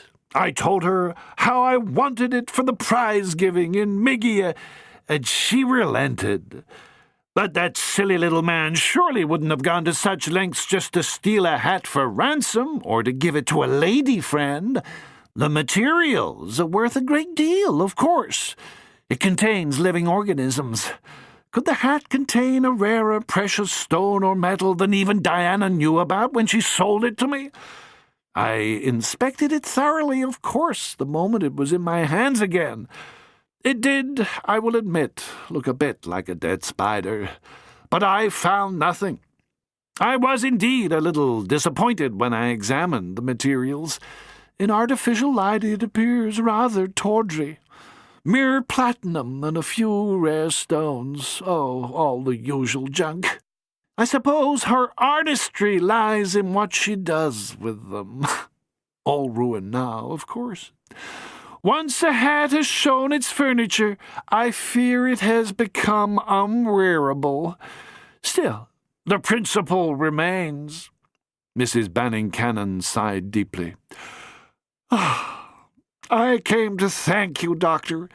There are few men who would so readily take such risks as you did to defend a lady's honor. Ah, if there were only a planet where men and women of courage could retire, some old Barsoom brought back to life." The Doctor cleared his throat. "Well, I'm sure." Amy gave Mrs. B.C. her best and most winning smile. "He's like that," she said. "Chivalrous, impulsive, a bit of a Don Quixote. That's why I'm just happy sometimes to be his little Sancho Panza." "Is that a sort of secretary or PA?" asked Captain Nun, who took little interest in ancient texts. "Something like that," agreed Amy, showing her teeth. Chapter 12. That Old Spaceship Shuffle.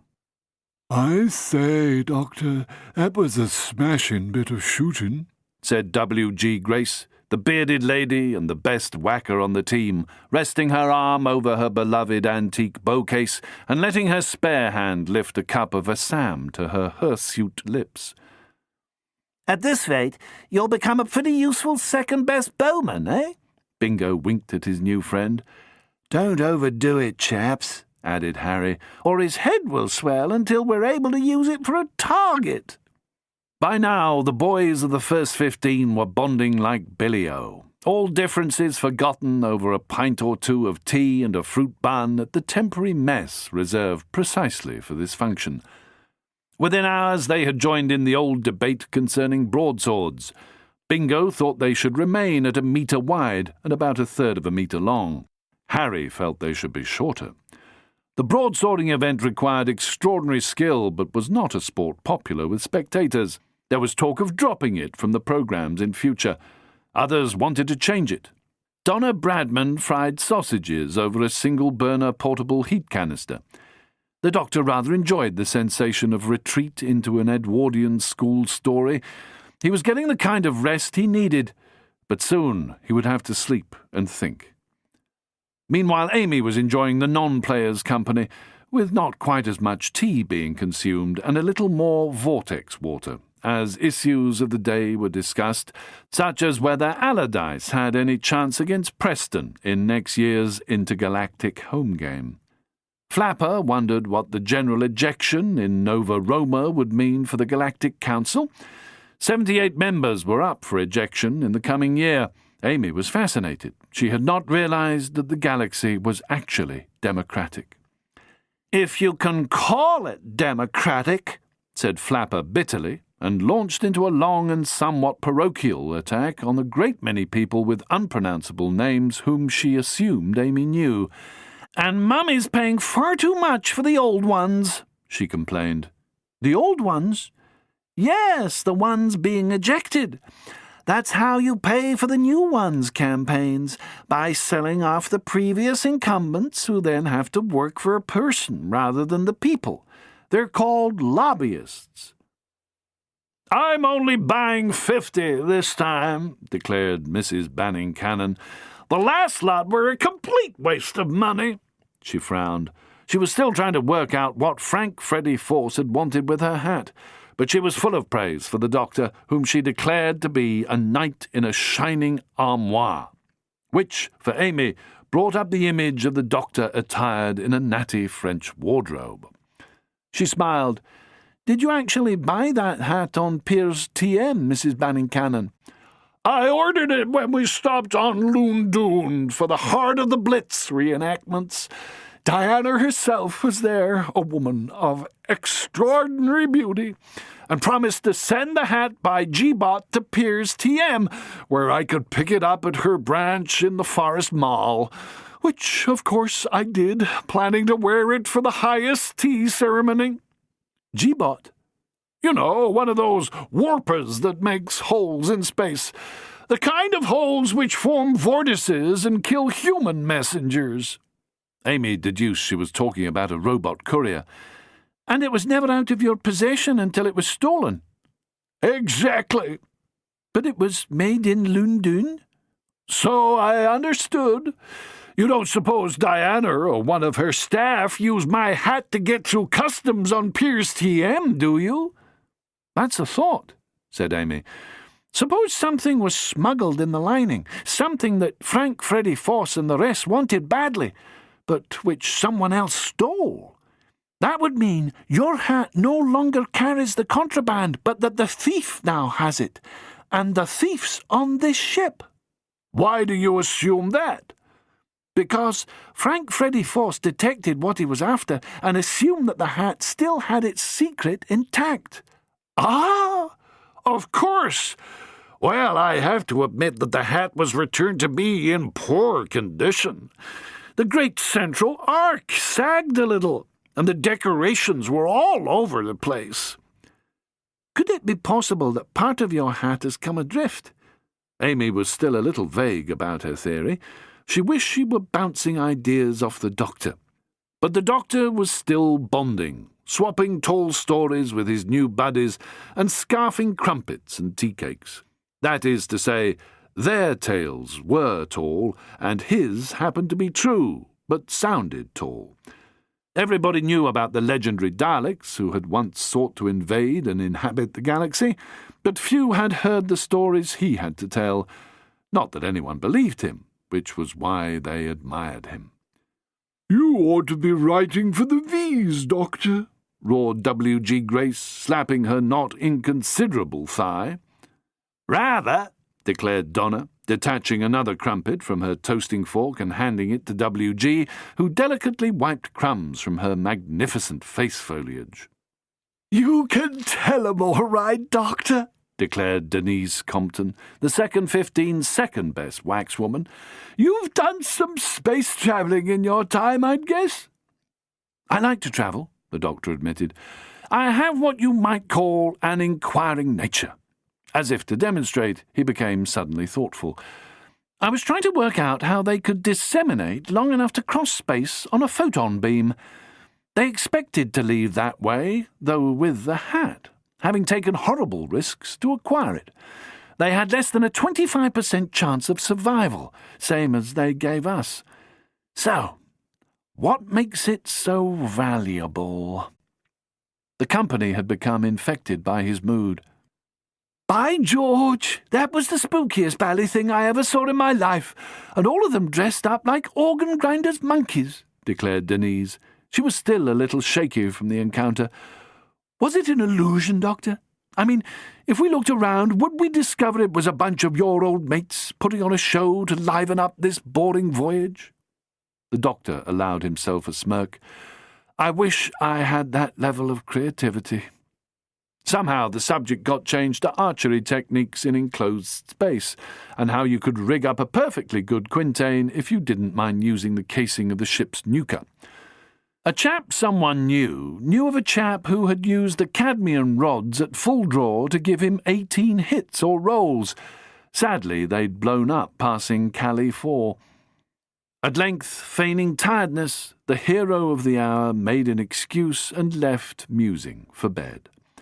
Stooping uncomfortably, he was met in the gangway by a slightly flushed and cheerful Amy, whose unruly red hair stood on end as she realized that they had both been wondering the same thing. What could be worth risking the death of the universe for? Because Frank Freddy Force, the antimatter men, and Lady Peggy Steele, the invisible crackswoman, reportedly often in his company, all wanted what was hidden aboard this ship. "They gambled their own lives on it being here, and ours," said Amy, "and if you hadn't happened to be carrying a bow and arrows and acted with unusual presence of mind," her grin widened, "who knows what would have happened?" By now they were sitting in the makeshift gaming room where a few other parties were playing virtual machines. Some machines were so threadbare they were barely visible to anyone but the users. The pair sat in the darkness, well to the back, and talked quietly.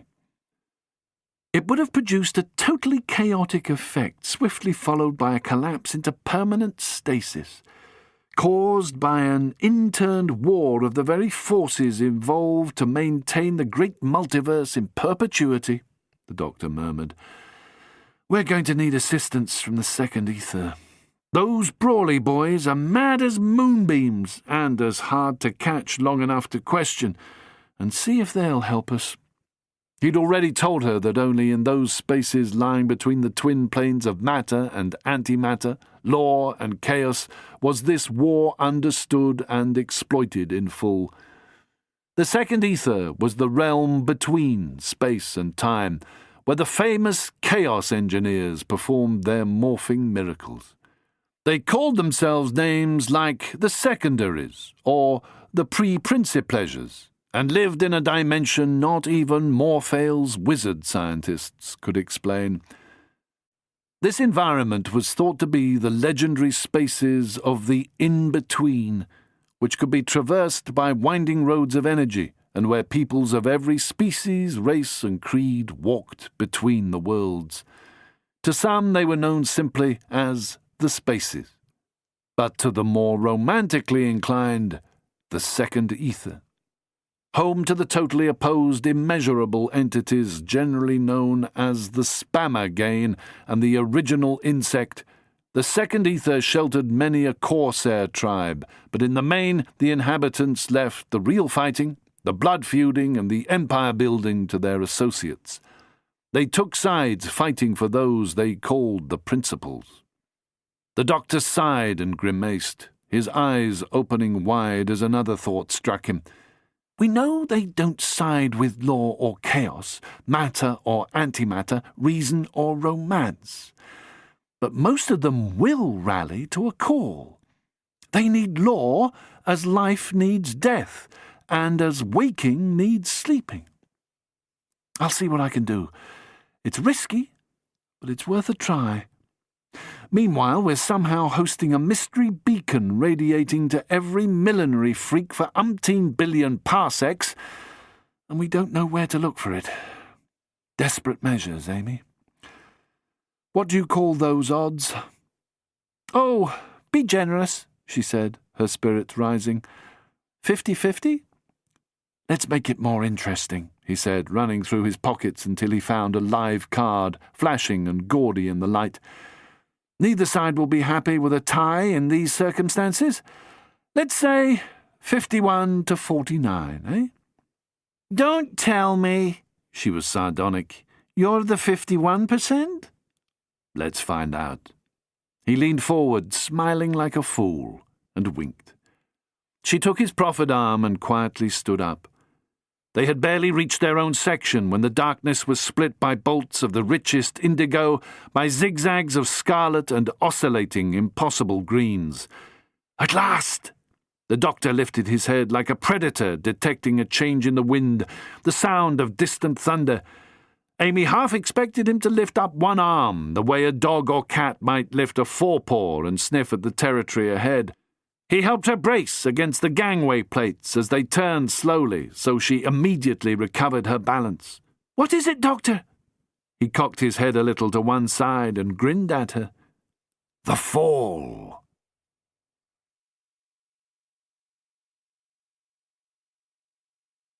End of Disc 4. Disc 5. Chapter 13. Bingo's Bit of a Bloomer. Seeing she was still mystified, the doctor looked at her in delight. "We've started the fall," he said again. "The fall." And then she remembered being warned about what was happening.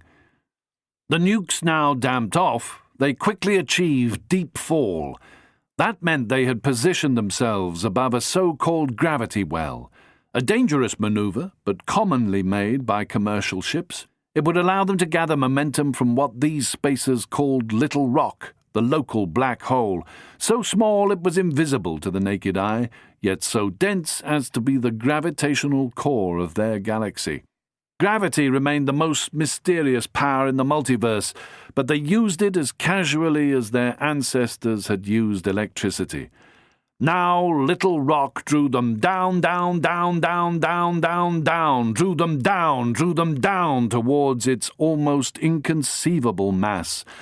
A glitch! He felt pinned. Can you feel it? Is it? He felt sick. What was that? A glitch. Scritch the glitch. His memory was wrong. His senses. Had he fallen asleep? Why was he getting so much wrong? The doctor's head cleared. What had happened in those few seconds? The red-brown and yellowish tanker had not been built to run on colour, that mysterious energy leaking through from the second ether. But she would repower long before she came anywhere near the Schwarzschild radius. Meanwhile, she used the latent and most mysterious energy in this universe to drag them down to their next port, turning slowly, end over end, to preserve her interior stability and keep her auxiliaries powered. Now their only vision of the great vastness of interstellar space came to them framed by their V's. Hard experience had told them what happened if you did not lock down the portholes on an old ship. New ships lacked observation domes altogether. Most sentient creatures who tried to use an open observation dome, housing the majority of the ship's eyes, their viewing and registering instruments, found themselves staring into the near infinite and going irredeemably mad. The doctor yawned. The chances of being attacked in the space lanes were gone for the time being, and everybody could relax. Or almost everybody. For a while he wrote calculations in tiny print in a little black notebook, his face twisting with the exertions of his massive brain. Drawing on life experiences denied most sentient creatures, he concentrated on the many complicated layers of existence, intratemporally occupying the same space, nesting one within the other, each generally invisible to the other. Only a few were blessed, or damned, with the doctor's power to see the multiverse in all its vast, beautiful, bountiful, exotically coloured aspects, its glamouring glory. Those few knew how many truths could exist at once. The countless alternatives, the infinity of paradoxes, the billion twists of fate.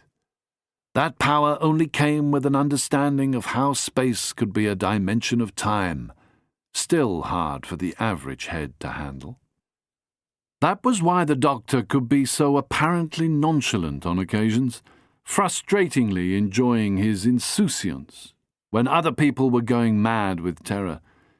The ancestors of the first interstellar human voyagers had been called guide sensors. They'd had the same talent as the doctor. Sensors could plot courses through the cosmos others could not even detect. These were the people who had once mapped the multiverse and discovered another kind of space altogether. This other space was known as the second ether. There were stories that the doctor had actually named the region, but he always denied it.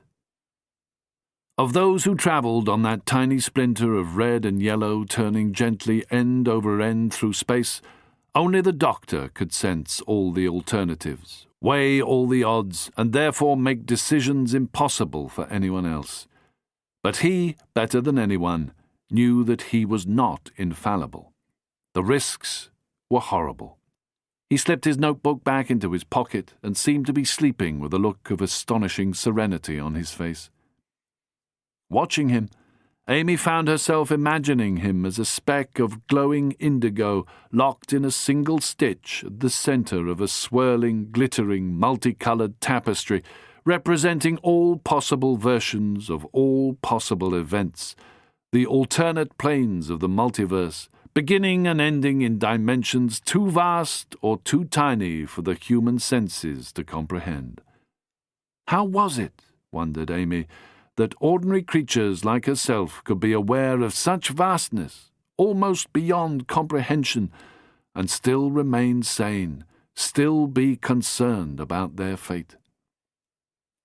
How could you take yourself and your own desires and ambitions seriously? Amy wanted to know.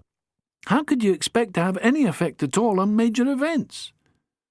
Then she shrugged as she had often shrugged before.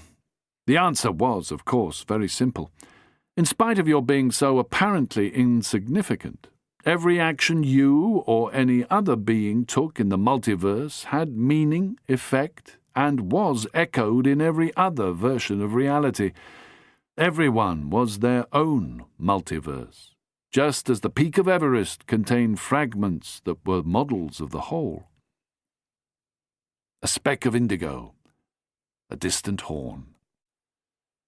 In that wash of brilliantly coloured near-infinite geometry, reflecting on all the dangers which might threaten humanity, whose actions were mirrored and echoed almost to infinity, the doctor, That twin-hearted, generous alien had entered a world of near-infinite possibility.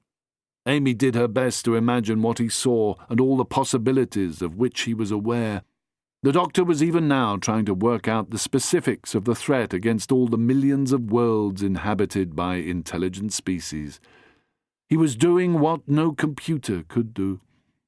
Not for the first time, her heart went out to him, the last of his kind. He no longer had a single equal he could talk to. Yet she was pretty sure he relished his life more than he mourned it. If only she could follow him into those rich and solitary places. She could probably help him to help himself. But she knew much of her motive was to do with how she envied him and almost resented the fact that he would never be able to share his vision of the multiverse. Suddenly she felt shut out and alone. Would she ever see her old, ordinary, normal, shabby home world again? At that point she saw the captain galloping past, his hoofs muffled in huge, soft slippers. "Anything wrong, Captain?" He glanced back at her, his voice quiet and controlled. "Oh, we're falling faster than normal. Can't work it out. We need to slow her down a touch, that's all. No danger, miss. Nothing for you to worry about." She was about to sneak off to her hammock in her own quarters when she bumped into Bingo Loxley, whose effect on her self-esteem had, she was forced to tell herself, been putting her ego into double digits of late. Just the sight of him cheered her up. He had come in quietly. "Is the doctor snoozing?" he whispered. "Resting the mighty brain," she told him. "Apparently, that fireworks display wasn't anything to worry about," Bingo informed her reassuringly. "The ship has switched into what the captain calls fall mode. I keep thinking he's talking about girls' frocks.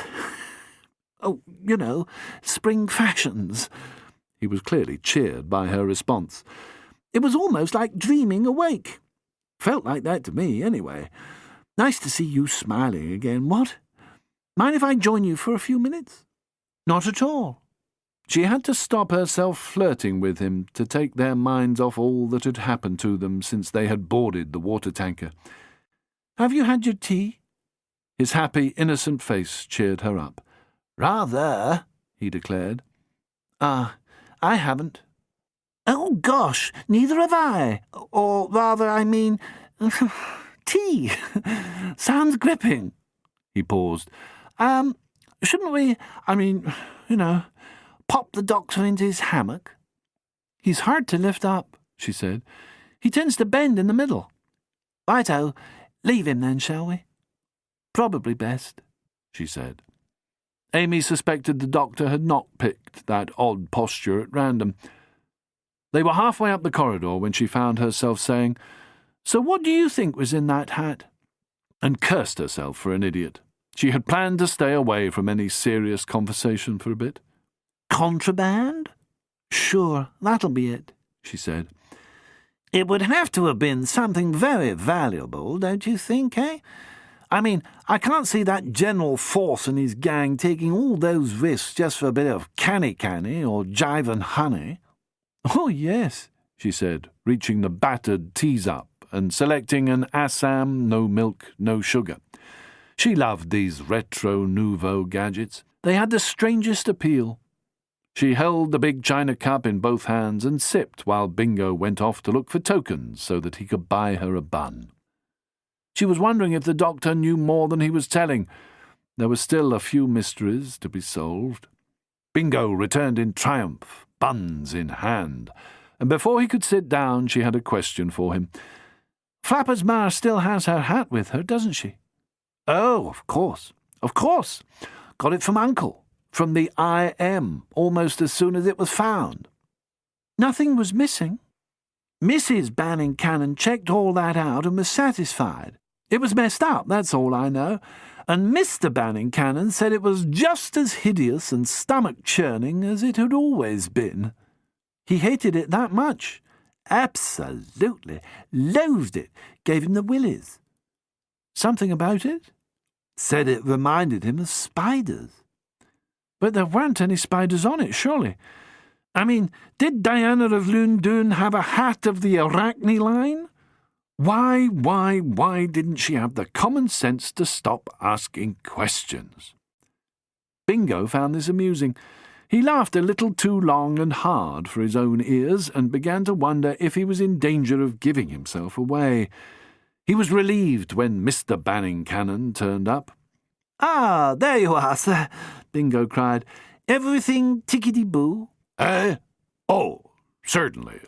Never been ticketier or more boo." The great patriarch was in high spirits. The return of his wife's hat and the fact that all suspicion was now focused on Frank Freddy Force had relieved him of most of his worries.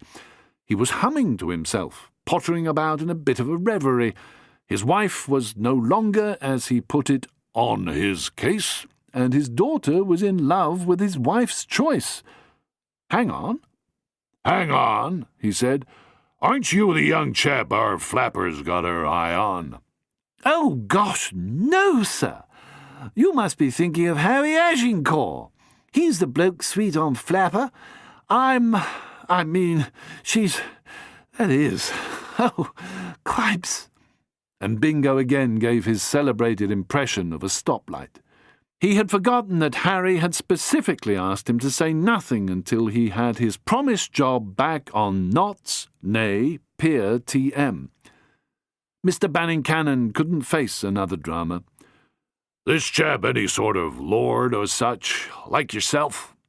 "You mean a member of the peerage, sir?" "If that's what you are." "No, sir." "No? Oh, Lord." Mr. Banning Cannon's eyes took on their old hunted look. "Not an aristo?" "He will be, sir, now the planet's mine. I intend to make a few changes, and one of the first is to restore the monarchy and the peerage. I could do it now, I suppose, but it would be nicer to have a ceremony of some sort. Harry, for services to his planet, will definitely be knighted, sir, but my guess is he'll receive an earldom before Yule." "Is that what you've got?" "An earldom? Yes, sir." "And what's this Yule?" "Yule's a kind of log, sir." "Really? Then everything will be fine. Bit of money goes with that, eh?" "Fishing rights, touring rights, Renaissance and reenactment rights, all of that, sir." "Splendid! So all's well that ends well, it looks like, right?" "Spot on, sir." Beaming, Bingo let his hand be shaken chirpily by Mr. Banning Cannon. He turned to share his pleasure with Amy, but she had gone, hot-footing it back to her quarters. Bingo frowned. "Must have been something I said," he opined, and returned a little fuddled to the cabin he shared with Harry and Co. Chapter 14. All Changed. The spaceport on Desiree was so vast it occupied half the land surface of the planet. Coming to rest on the very edge of left field, as it was called, the passengers eagerly unstrapped themselves from their harnesses and while they waited for customs and immigration, crowded up to the observation dome, no longer out of bounds. The doctor hadn't been to Desiree for many years, and he remained deeply impressed. The spaceport offered an endless landscape of ships. Ships stood beside fueling and repair derricks, their prows pointing proudly into the loud and glaring sky.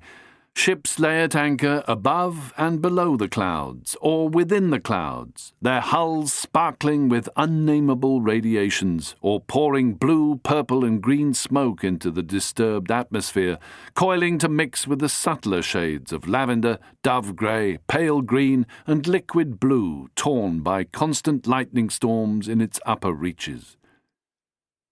The huge yellow moon with its silvery red rings was clearly visible on the horizon, silhouetting the slender golden, snub-nosed, grey-and-white superfast interceptor rockets of the IPC, sporting beautifully tapered stabilizing wings and festooned with bulbous gun turrets.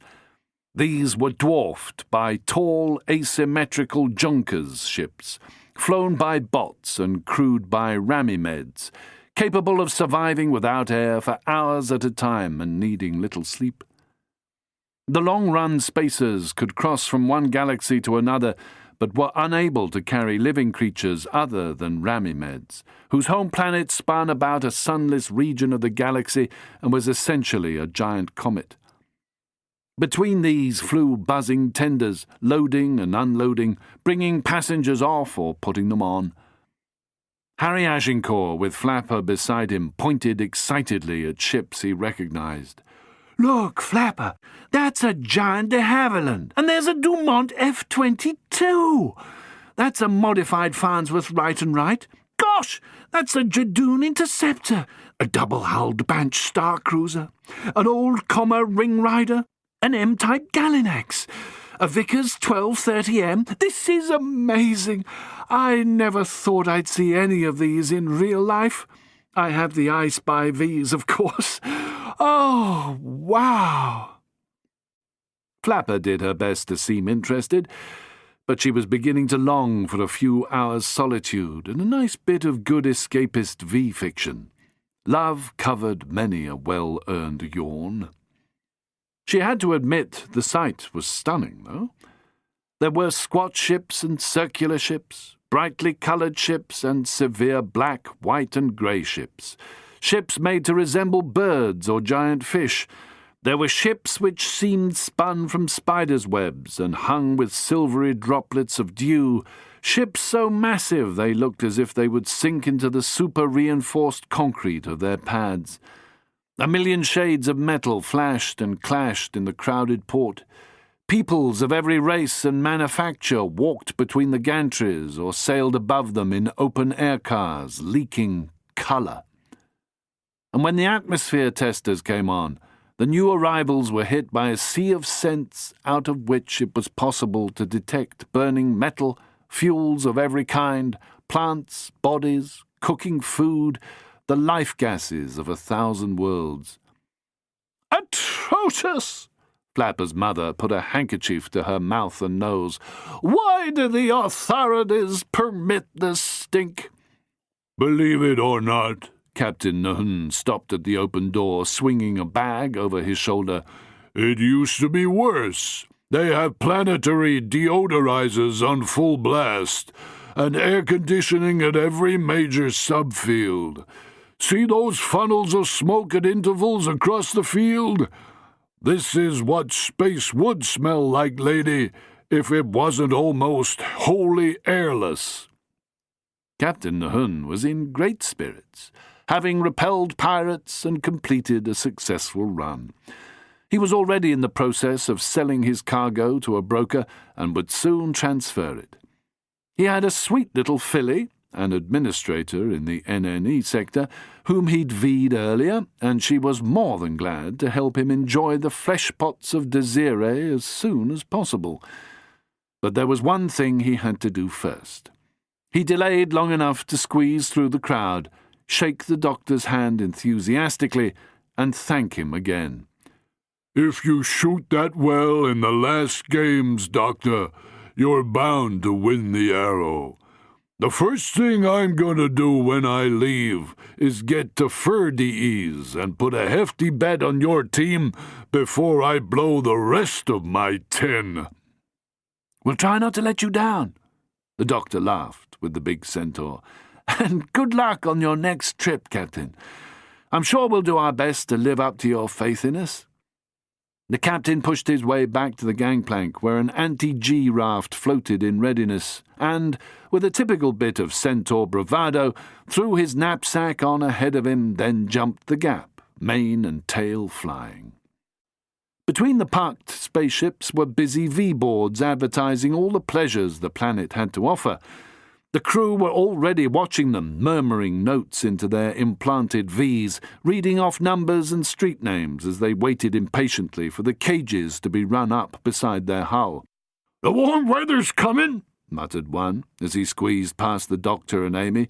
"and the buds are on the vine." He uttered a strange, panting noise and gave Mrs. Banning Cannon a leer as he went by.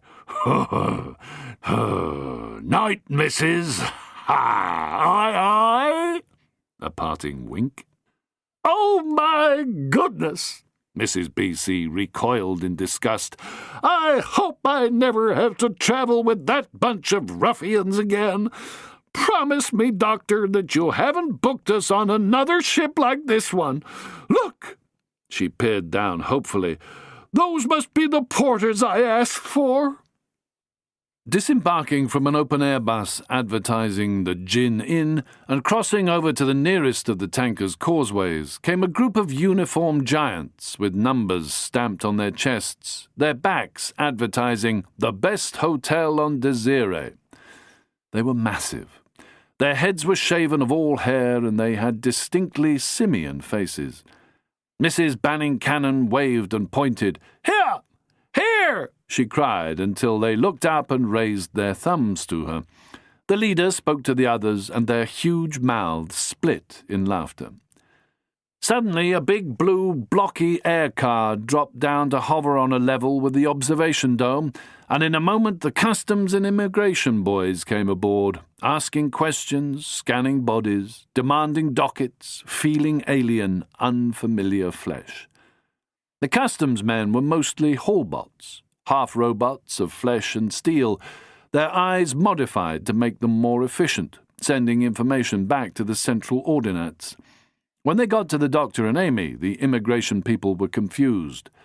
"There are some odd discrepancies," one murmured.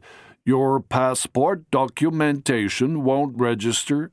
He blinked hard, trying to rescan the psychic paper the doctor had handed him. "They're the new kind," explained Amy, "issued through OE. "All the England?" "Of course not," snapped the doctor in apparent ill temper. "Original Earth."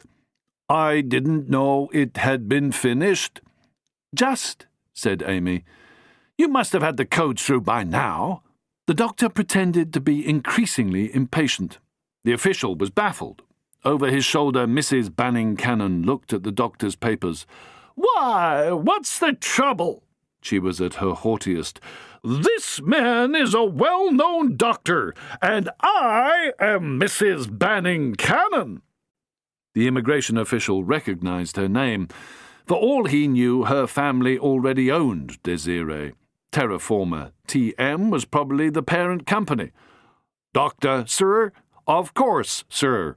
He scratched the back of his head, looking at Amy. "And you're his nurse, are you?" Yes." His face cleared as he was at last able to read the passport properly. He put his palm against the documents. "That should do it." "Thank you." The doctor turned to the matriarch. "You saved us some embarrassment." "As you saved me, Doctor." Her smile was almost charming. This holiday seemed to be doing her good. The transporter arrived to take them to the West Field on the other side of the planet. Amy was still finding it difficult to get over the size of these vast terminals. She had seen big cities on big planets, but nothing like this devoted entirely to the shipping of the interstellar spaceways. The doctor enjoyed her astonishment. "And these are often only the tenders of the large ships like the Gargantua. All the really gigantic ones are out there in space, to say nothing of the large patrol ships of the IGP. There are all kinds of refueling stations, including a massive colour pool further in towards the sun. I believe that this was the biggest spaceport in the entire sector. What if someone decided to take a shot at it? Sabotage? If someone thought it was worth blowing up Desiree, they'd either destroy half the galaxy or wake up the day before in a police cell. Desiree's on a time fault, and they've managed to harness some of its power. They've invented all sorts of temporal alarm systems. They can actually go back and deal with a problem before it happens, and they've got a constant forward time loop working for them. No way that I know of fooling those. To my knowledge, there have been 52 thwarted attempts since the port was founded." "You've been here before?" "As a youngster, yes, in my gap century. I had a job once as a courier, taking bills of lading out to the ships. I got lost too many times. Ships were delayed. They fired me. Amy laughed at this, not believing a word of it. You're having me on again, aren't you? She shook an admonishing finger. She was relieved when a special car came for the Banning Cannons and took them away to their hotel. She would be glad of the relative peace. Since the doctor had saved them from Frank Freddy Force, Mrs. Banning Cannon had cultivated his and Amy's company. Most of the other passengers had not bothered to book accommodation, since the hotels were extraordinarily expensive. They were heading straight for their connection, to board early and be ready for take-off in about 12 hours. I hope nobody tries to steal that again. The doctor nodded towards the huge hat box being carried aboard the hotel's tender. I wish we could get her to give the thing up and leave it here. I'm sure Mr. Banning Cannon would love to see the back of it. So, are we sure he paid young Bingo to pinch it? Oh, I think so. Paid him in planets. Well, in a planet. Yeah, Bingo's already decided to give Harry a knighthood, quickly followed by an earldom, so that Harry will be able to reassure Mrs. B.C. that he's the stuff that son-in-laws are made of. And meanwhile Bingo's trying to land you and take you up the aisle, Amy Pond. The doctor grinned. Amy kept a straight face. Well, I am rather fond of him, Doctor. Don't you like the sound of Amelia, Countess of Sherwood? Or is it Earl S? Can you have an Earl S? Anyway, he's sweet and very enthusiastic. Oh, yes, I saw he was enthusiastic. Here's our taxi. A battered air car drew up at the gangplank, and the doctor helped Amy into it. She tried to avoid sitting on the split maroon fake Xylorian Myatt covering of the bench seat. The driver was a huge unshim Anlinite sucking a 3-foot-long chirpy. Apart from her face, which looked more like a human skull, she had most of the features of an earthly praying mantis, which told them she was from one of the colonized planets of Anlin. An albino with several sets of ruby-red eyes, she greeted them cheerfully, commenting on the improvement they had seen in the weather. Had a hot oil storm a week ago. The stuff was everywhere. It would have been funny if there hadn't been so many accidents. Big brunk went over a walkway, fell almost a mile. Wasn't much to clean up after that. The air car started up with a lurch, throwing them forward. The Anlinite used one of her sets of arms to stop Amy falling, while the doctor helped her get settled in the seat. Wow, she exclaimed. It's enormous. The mantis made hissing and clacking sounds, which were probably laughter. You should have been here last month. We had almost double this volume. Time storms, unusual number of crashes apparently. People having hallucinations and so on. Piggo went totally crazy and pinched an hippie cruiser. You know what the cops have become. Everyone jittery. Something to do with the dark tide, sudden speed. Pulling them in. Gravity increase. I doubt it's as big a deal as they're making it out to be. Fuel crisis. There's more colour pools, not fewer. I don't really understand these things. I mean, what's gravity? Does anyone know? Causing some serious turbulence, though, they say. We noticed a bit of that, said the doctor. We arrived ahead of schedule. Had to settle back and use our thrusters.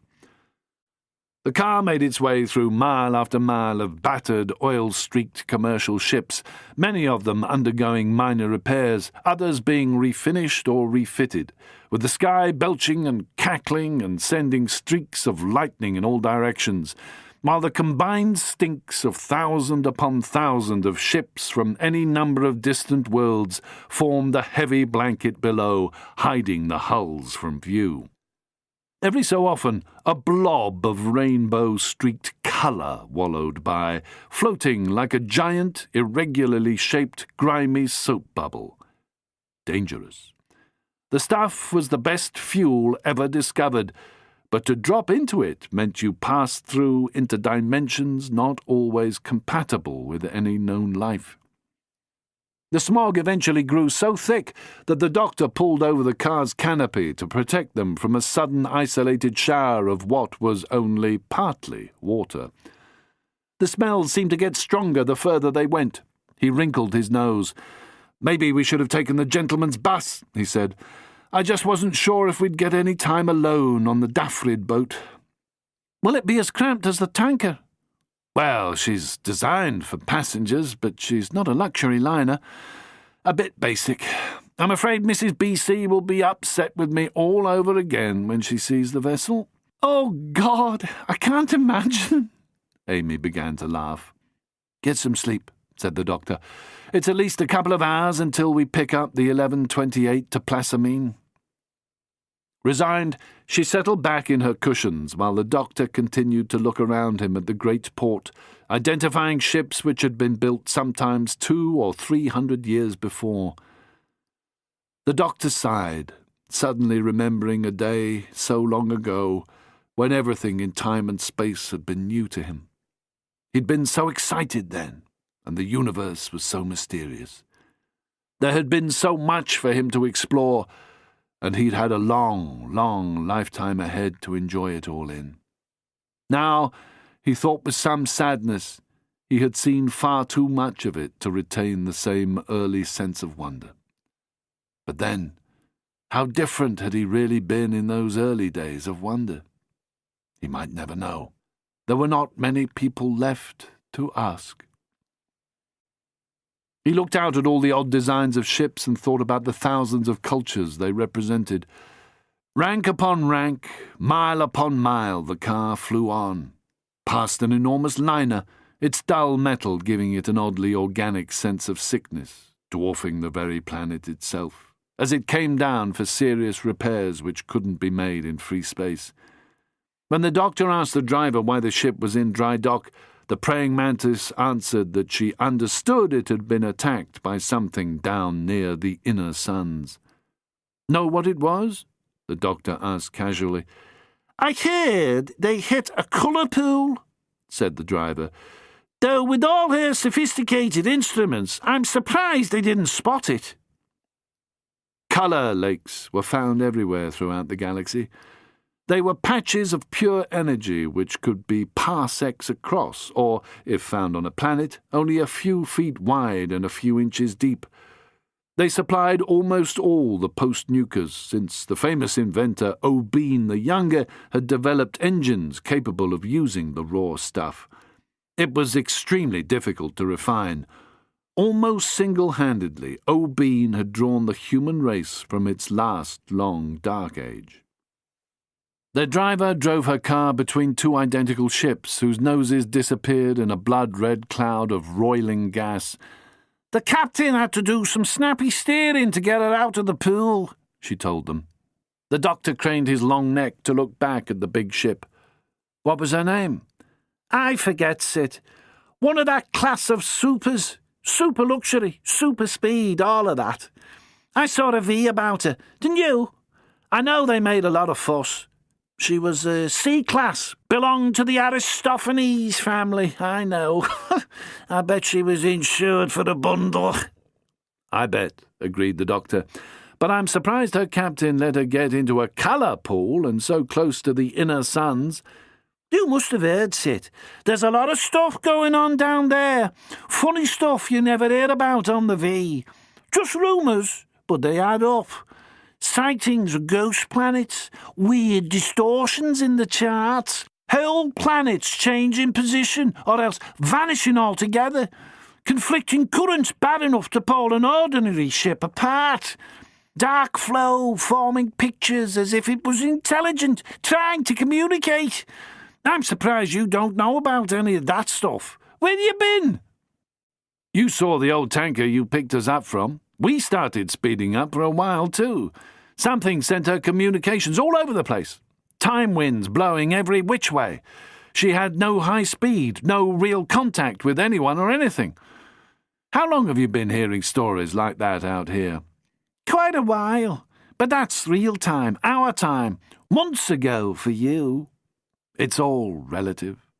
With a sigh, the doctor sat back and closed his eyes. Don't talk to me about relatives, said the driver feelingly. Did I tell you about my husbands? Ex-husbands, I should say. She leaned forward to tap a control irritably, and began to wheeze, then to cough. There is no stranger sight than a mantis cabby in full exoskeleton shake, but she kept staring steady, to Amy's amazement. That was all the doctor needed to help him keep his eyes closed and get the 40 winks he had been promising himself for ages. What was going wrong with the colour pools? If they disappeared or became contaminated, it could mean vast changes in the economics of the entire galaxy. He was awakened by the driver yelling, "Here we are, Sit! 47 red ones, if you please, thank you." Leaning forward, the doctor handed her a yellow. "Keep the change," he said, as the driver started to punch the numbers into her wrist bank. He looked with some relief at the relatively modern space bus which was going to take them to Plasamine in Poseidon. They were not the first passengers. The doctor cocked his head when he heard something half familiar. "What was that?" he asked the neatly uniformed steward who checked their tickets and directed them to their cabins. "Voices?" "Oh, just the miners singing, Sit, the Desiree all-male nationalised Stedford deputation. They're lovely to listen to, aren't they? Representing Desiree in the interstellarised Stedford. Great lads, sir. There's a strong chance they'll bring back the Abethel cardigan, if not the yellow leak itself. You're very lucky they had some spare seats from what I heard, Sit. Those lads will be singing all the way." "All the way?" "If I know them," said the steward fondly, opening the cowl. "You won't be able to stop them." "I thought I heard a choir of angels in the distance," said Amy. She looked around the boarding lobby. "Oh, this is much better. Clean and tidy, at least." "I think you'll find us very comfortable, ma'am," said the steward. "You'll be with us for the next 7 days, won't you? Getting off on Glub Glub, I understand." He grinned. "Sorry, ma'am, just my joke. Sea World, I mean. A pity you can't go all the way with us to New Larragub. You must get someone to introduce you to old Taffy Sinclair. He's a doctor too, and a plotsman, but he's also the choir master." "Oh, I'm not that kind of doctor," the doctor said hastily. "Neither would he be, sir. You're with the gentleman, I understand. You're going to the Black Hole, are you? These lads know all about black holes, sir. We follow all the big Renaissance reenactments, we do, the lads on board. We're all big terraphiles here, sir. We have a lot of very good amateur players. Any tips for a Sit who might be thinking of placing a small wager?" "Oh, you'd be wise to bet on us." The doctor looked up through the agitated, multicoloured sky as if he could see their destination from here. "The way everything's going, it's more important than ever that we win that arrow." Amy glanced at him, suddenly alert. Chapter 15. Luxury Class. Apart from Mrs. Banning Cannon's occasional complaint about the choir practising in the common rooms of the space bus, and a bit of an argy-bargy between W.G. Grace and her chums, who had accused one of the other players, Pavley, of licking their arrow flights during a friendly on the faded artificial green provided by the bus, the journey was largely without incident. Poseidon had experienced an horrendous space tornado and was out of bounds to civilians. Amy was sure Frank, Freddy, Force and Co. had been given the slip, but the doctor wasn't quite so optimistic. "Once he's after you, that one, he becomes a bloodhound. If I didn't know better, I'd say he had somehow attached himself to our hull, and Lady Peggy had made them all invisible." "You're not serious?" Sitting next to him, Amy stirred her cashons. She would have been glad to have a bit more variety in her diet, wholesome as the food was. They were feathering down against the huge glowing world of Pangloss. They would not actually land, but had arranged to meet the Gargantua here, As they swung round into Pangloss's night side, they spotted the mighty liner lying along the line of the planet's twin rings, hardly visible at first, until their own reflected light suddenly struck her and made her blaze like a star, all silver and rubies in the depths of night. "Wow!" said Amy. "Whenever I start to get blasé, something like that happens. Is she the Gargantua? Gosh, she's the size of Earth." The doctor smiled. "Aren't you glad you didn't miss the chance to go aboard her? Even if it's only for a few days. I'm surprised she's here ahead of us. She wasn't supposed to arrive until tomorrow, I thought. I must have got the schedules wrong." "It'll be good to take a shower," Amy said, "without worrying about 70 miners queuing to use it after you. Did you say they have showers en suite?" "I think the A-class cabins have 2, he told her, "but that's only for the family apartments. Mr. and Mrs. Banning-Cannon and their daughter are in one of those." "On a different deck to ours, I hope," she smiled.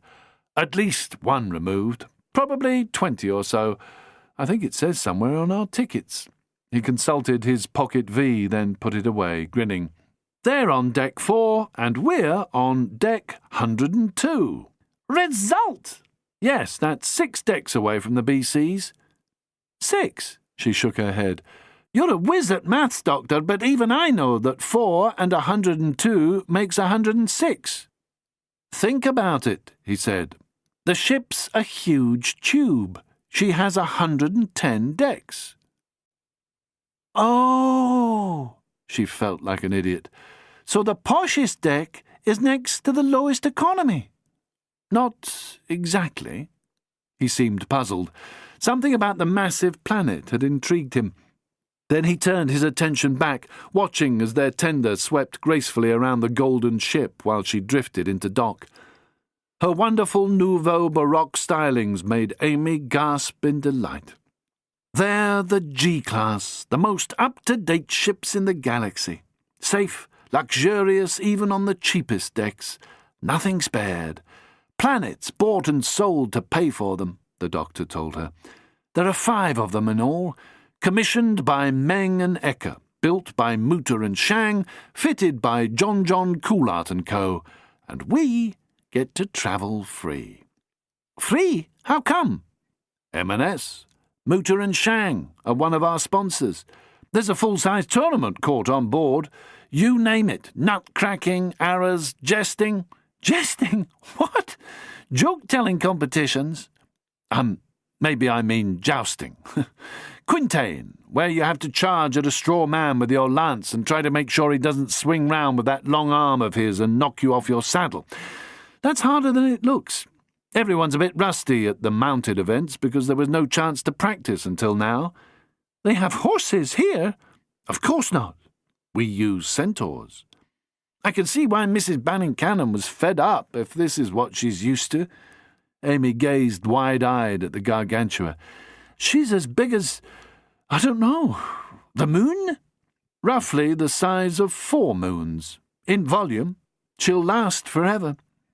He shared Amy's pleasure in the glowing golds of the Gargantua's exoskeleton, the brass and platinum pipes curving and curling to form a tight bailiwick between hulls and the infinite galaxy-splashed blackness of eternity.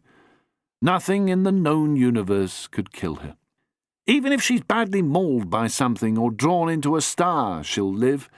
She's been through 5 suns and still come out in one piece with all functions unharmed.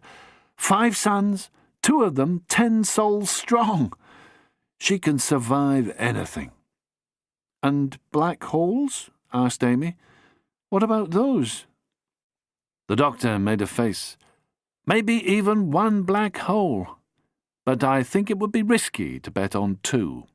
He was peering past the ship at the planet hanging in space behind it, a huge dark disk, and he frowned. That's funny. If I didn't know better, I'd say that Pangloss was deserted. How can you tell? Light. No reflected light, even. And that means? Could be anything. Maybe nothing. I'll check the gazetteer on my V. Nothing. Tourist world specializing in architecture from the Third Islamic Empire. Soft stone sculptures, nothing much a gang of asset strippers would need. He tapped his head. Very strange. He pointed as a tender emerged from the gates, tiny beside the massive ship. Here comes the transfer officer. We'll ask him. As the TO came aboard, the doctor introduced himself, wanting to know what had happened. Difficult to say, Doctor. We arrived on schedule to find the entire planet deserted. Actually, a desert. Nothing growing, no sign of a battle of any kind. No messages we could capture. We had agents down there. Vantal, Malley, Poshnam, all good friends. Gone. Together with the rest of the population. Dust. That's all that's down there now. Really? Nothing living? It's as if she's been sucked dry of every bit of energy. I called it all in, of course. We haven't been here more than half a day. There should be a path, but we haven't traced it through if there is one. I wouldn't be surprised if something, or someone, has made a corridor for itself, eating up planets as it goes. Maybe dark flow grazing. But I've never heard of anything like it this close to the galactic hub. We only had a handful of passengers due to be getting off here. They're in very poor shape, I fear. In shock. A lot of questions we can't answer. We have plenty of empty berths, of course, because there were over 100 bookings to the tournament in Migia, and your berths haven't been resold. We can only hope whatever it was isn't going anywhere else on our course. Gravely, the doctor took all this in. He was very thoughtful when he talked to some of the other passengers. The Gargantua was continuing on course, making her way to Migia. She would then take on new passengers and return, keeping the same course which had brought her here, though she would bypass Pangloss. The IPC was sending a team to investigate. With luck, they would discover what had happened. It usually turned out to be a disease or a big comet, a natural phenomenon. Sometimes, however, they had no way of finding out the cause of something like this. Space was full of these mysteries. Many would probably remain unsolved. Amy voiced what he was probably thinking. Anything to do with Frank Freddy Force & Co? Could be. But did he come out this way? I don't know. But this looks like one of his attacks. The whole thing stinks of a matter clash. Well, he was going in the opposite direction to us, wasn't he? That means he's probably already failed to find the hat, or whatever was hidden in the hat. He'll have given up, surely. That makes sense, said the doctor. But his frown did not lift. He remained in this mood for some time. Only when they were enjoying a tasty dinner in the elegant restaurant with its murals depicting all the peoples of the galaxy did he manage to cheer up. The few former inhabitants of Pangloss were keeping to themselves and had no wish to discuss what had happened. Some of them had elected to wait in a capsule until the IPC arrived. By the time the Gargantua was on her way to Migia, all talk was of the tournaments and how the teams would do. Amy certainly hoped that what had happened to Pangloss was a fluke. She wasn't sure she could take another pirate attack. She supposed the decision of the Gargantua's officers to make light of what had happened was the right one. No point, as they used to say, alarming the shadies and frightening the phonies. Chapter 16. Dark Tidings. The Tsunami of Time.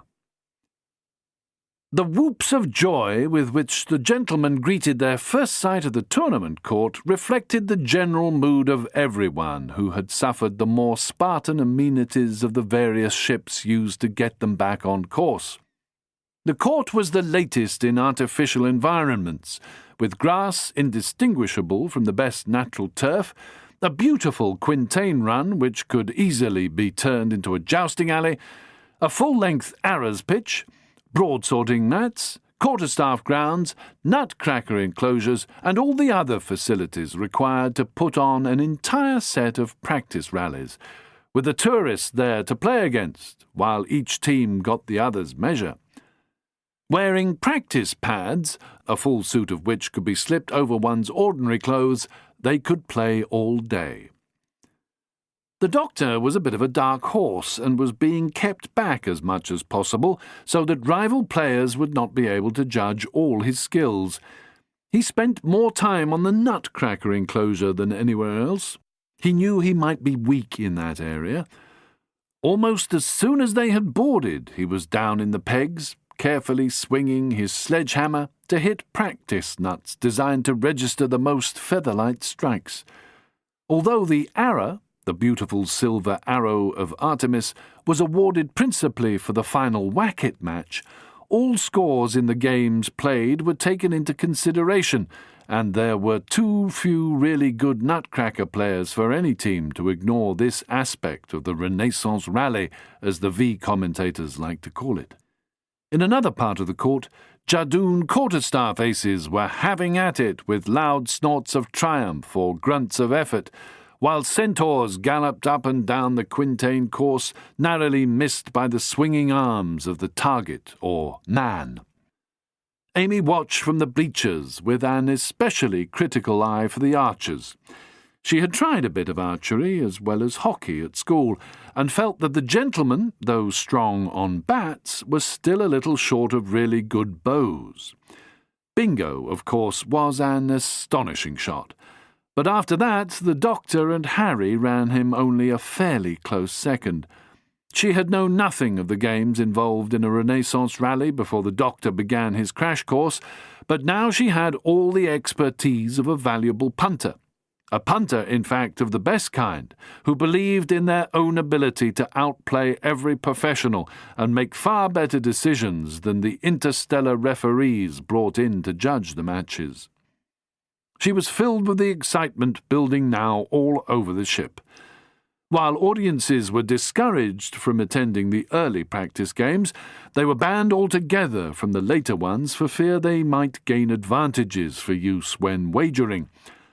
Amy, however, was understood to be the doctor's nutcracker trainer and had been issued with an official Terraphiles Reenactment Society pass to all practice events. It was clear to her that the teams were well matched and that there was little between them. It was going to be tough to win that all-important silver arrow. Why was it so all-important? The doctor himself still did not seem to know why he needed it. Meanwhile, during their time off, Harry Agincourt, reassured by Bingo that their home planet was in the bag and an earldom on the horizon, continued to woo Flapper Banning Cannon, who was relieved that at last there were no more spaceships for him to admire and identify. She was glad, of course, that he had hobbies. A man with hobbies could be trusted, and you always had an idea what to buy him for his birthday or a Mass X holiday. While she thought she could never get thoroughly involved in ship spotting, she felt that life on knots, or whatever Bingo chose to call it, would probably keep him busy enough, and she rather liked the idea of learning some of those games. She was not a great lover of cities. Harry shared her taste for the rural life, so that wasn't a problem. Now all she had to do was get him to pop the question, and hope that Pop continued to smile as benignly on their potential union as he seemed to be doing at present. To his relief, Bingo Loxley was beginning to find Amy's company relaxing. Not that she wasn't already the easiest girl in the world to get on with. The tension had all been his. He hadn't known how she felt about him. At least he could now breathe without his chest constricting. He no longer felt his body tie itself into small, tight knots of the kind that would baffle the most dedicated Boy Scout whenever Amy hove into view. Like Harry, he looked on the prospect of the future with this angel, and it was good. Jolly good, in fact. Of course, he hadn't asked her, and she hadn't shown a great deal of interest in settling down to a long and restful life at Loxley Hall, but he thought there was more than a 50-50 chance of her helping him pick suitable dates and banging the posts. as the quaint old expression had it when it came to traditional marriages, preparations for. Life had become pretty idyllic now they were settled aboard the mighty Gargantua, a ship designed to instill feelings of tranquility and well-being in its pampered passengers, and almost guaranteed to turn the least likely of shipboard romances into something permanent and beautiful, or so it said in the brochure. Harry told Bingo that one of the regular travellers on the monster ship had told him that there was some sort of relaxing scent the owners put through the air supply. Certainly he was pretty sure he had been smelling wonderful roses since he had come aboard. The awful fate of Pangloss was no longer the main topic of conversation. Bingo and Harry were not the only bachelors looking forward to the joys of matrimony. Even W.G. Grace had trimmed her magnificent chin topiary and was eyeing a tall and handsome running fielder, David St. Roberts, who had paid her the compliment of saying she was probably the greatest all-rounder since Mafanwy Banerjee, the legendary whistling whacker of Haverfordwest, an obscure planet in the Murgatroyd system, since carried off by a powerful pumper and sold for scrap. Elsewhere, the lads of both teams were all taking advantage of Gargantua's many entertainments and were getting along famously.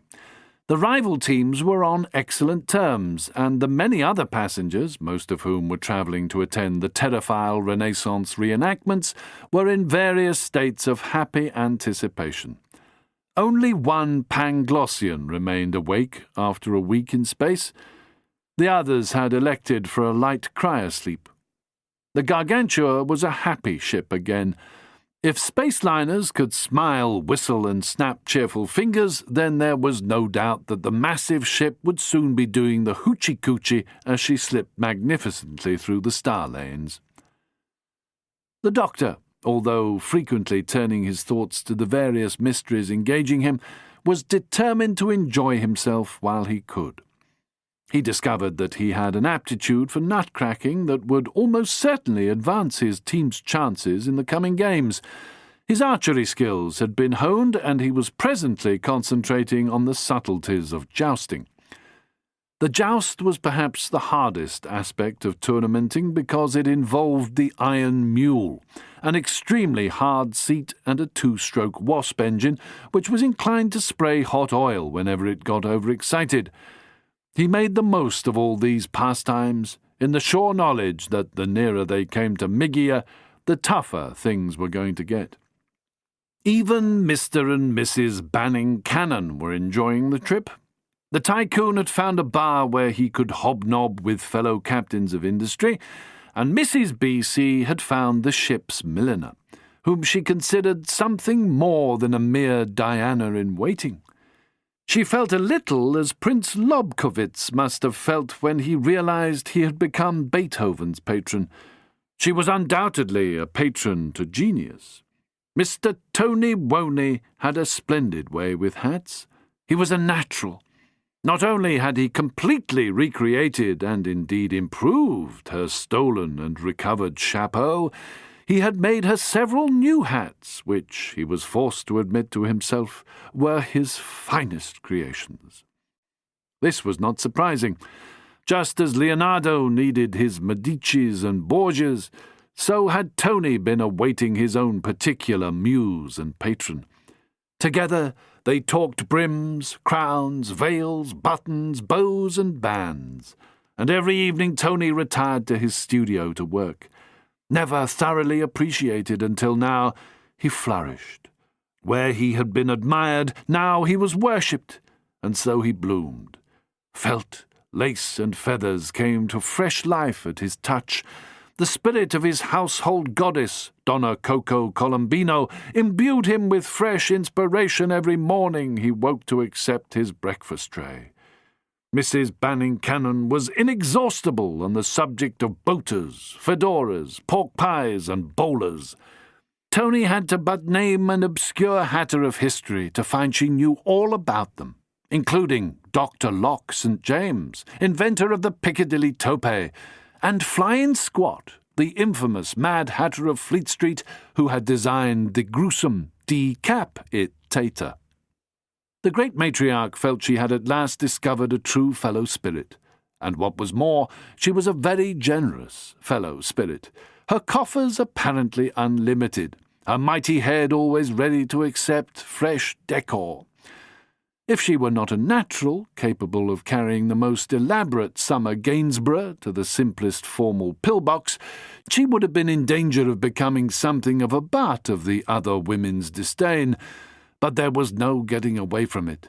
She was a woman who could wear a hat in a world where that art had come dangerously close to being forgotten. When she appeared at a friendly between the gentlemen and the tourists, her inventive Colonel Jack Tricorn became the centre of attention, at least until the match started, and there was scarcely a dowager or debutante who did not yearn to learn the great lady's way with a mop or a tiara. Well aware of this, Enola Banning Cannon was content. All previous upsets and disappointments were forgotten. She was setting the tone. She was leading the pack. She was establishing her milliner not merely as Diana's equal, but as her superior. There was scarcely a woman aboard who was not a trendsetter in her own circle and acknowledged Mrs. B.C. as mistress of mistresses. Mr. Tony Woney had it, as his chief trimmer reminded him almost daily, well and truly made. If a ship could radiate peace, love, and happiness, then the Gargantua was pumping the stuff out into the near vacuum and covering every passing planet with joy, leaving the suns and the moons singing "I'm Happy" at full volume. So immensely Happy was that enormous liner that she might have had the whole galaxy yodeling and tap-dancing by the termination of her cruise, had she been permitted by fate. But fate, who never misses the chance to slip a blue bottle into the Vaseline, had other plans. Out near the Sagittarius Schwarzschild radius, a storm was brewing, created by forces which had always been there, but were now growing increasingly less stable as they shifted in and out of their own space-time continua, making a very dangerous place in which to know perfect bliss.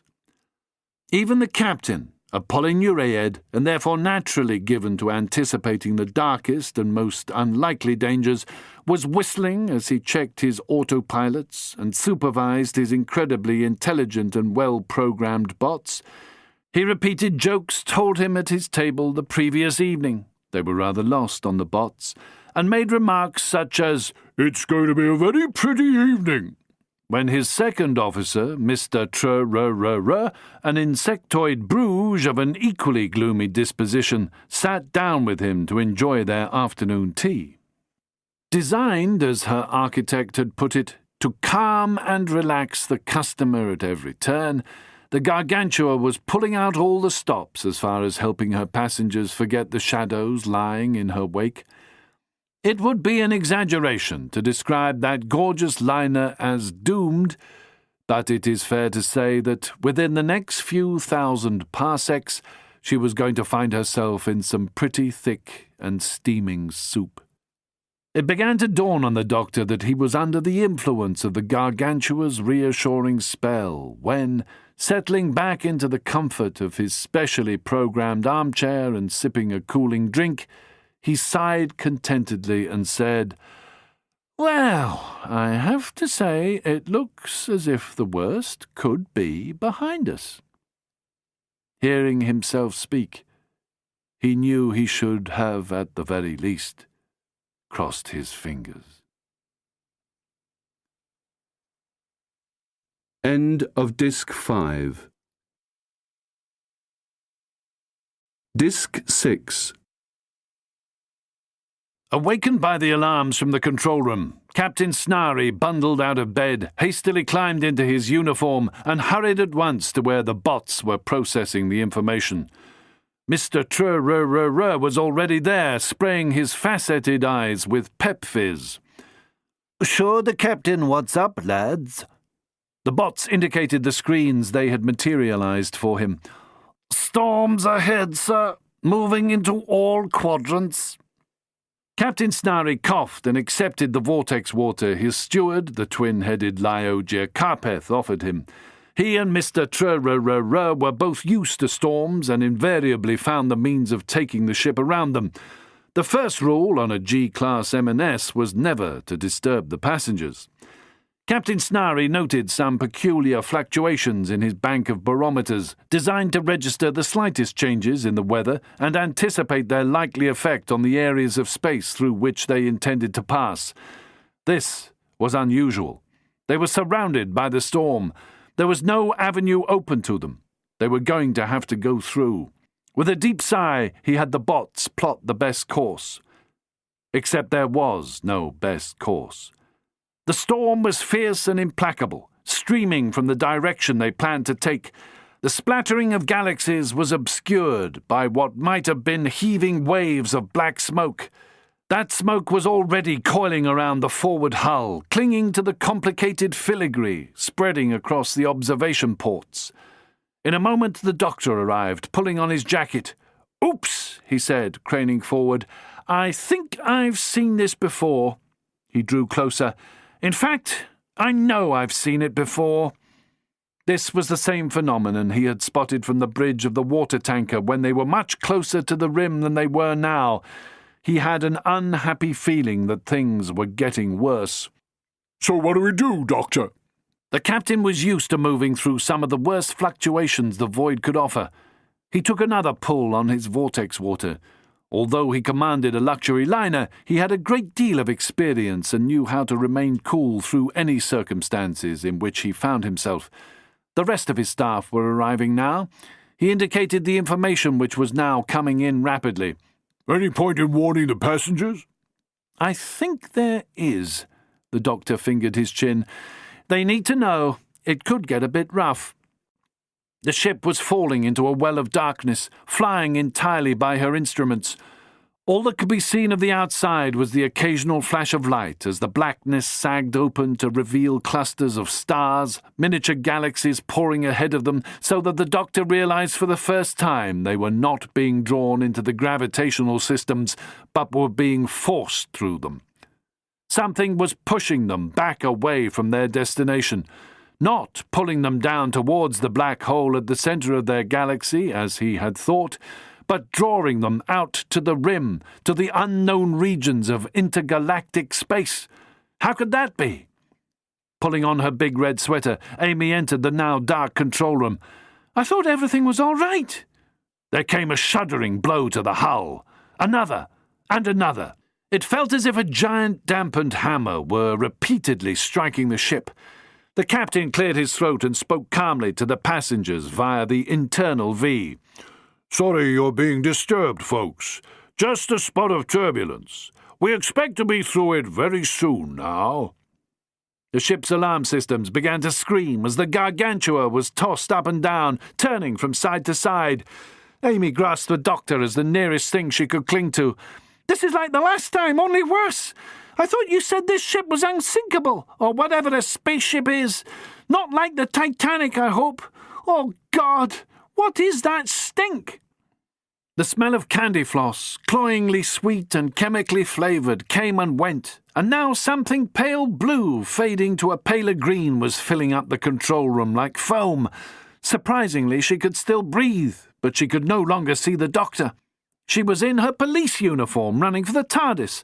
She was in the High Street beauty parlour, wondering how to tell them she didn't like their cut. She was in the TARDIS, reading an Agatha Christie. She was getting ready to go to sleep. She was running across a limestone pavement in the Yorkshire Dales, and there was a pack of woad-painted Iceni coming after her.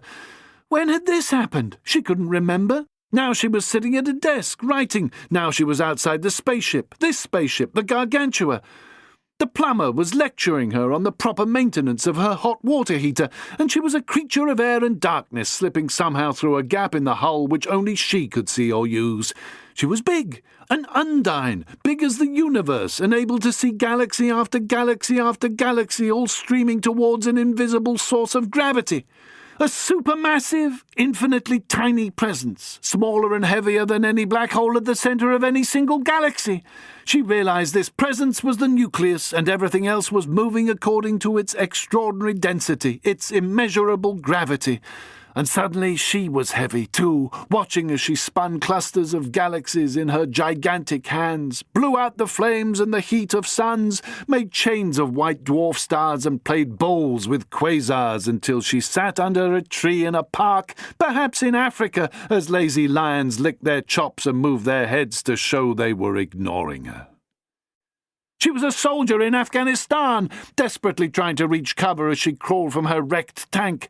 She was a little girl, an old lady, and suddenly, after millennia, herself, her own age, and still the huge ship bucked and rocked and spun like a stick being thrown from hand to hand. And she realized that size was an illusion, that it did not matter how big or heavy or fast anything was, it was all relative, for the multiverse around her only got smaller and smaller in some directions, bigger and bigger in others, and that she had just as much effect on this quasi-infinite environment as a sentient being a fraction of her size, or someone living in a universe vastly bigger than this one. She understood that it had something to do with self-similarity.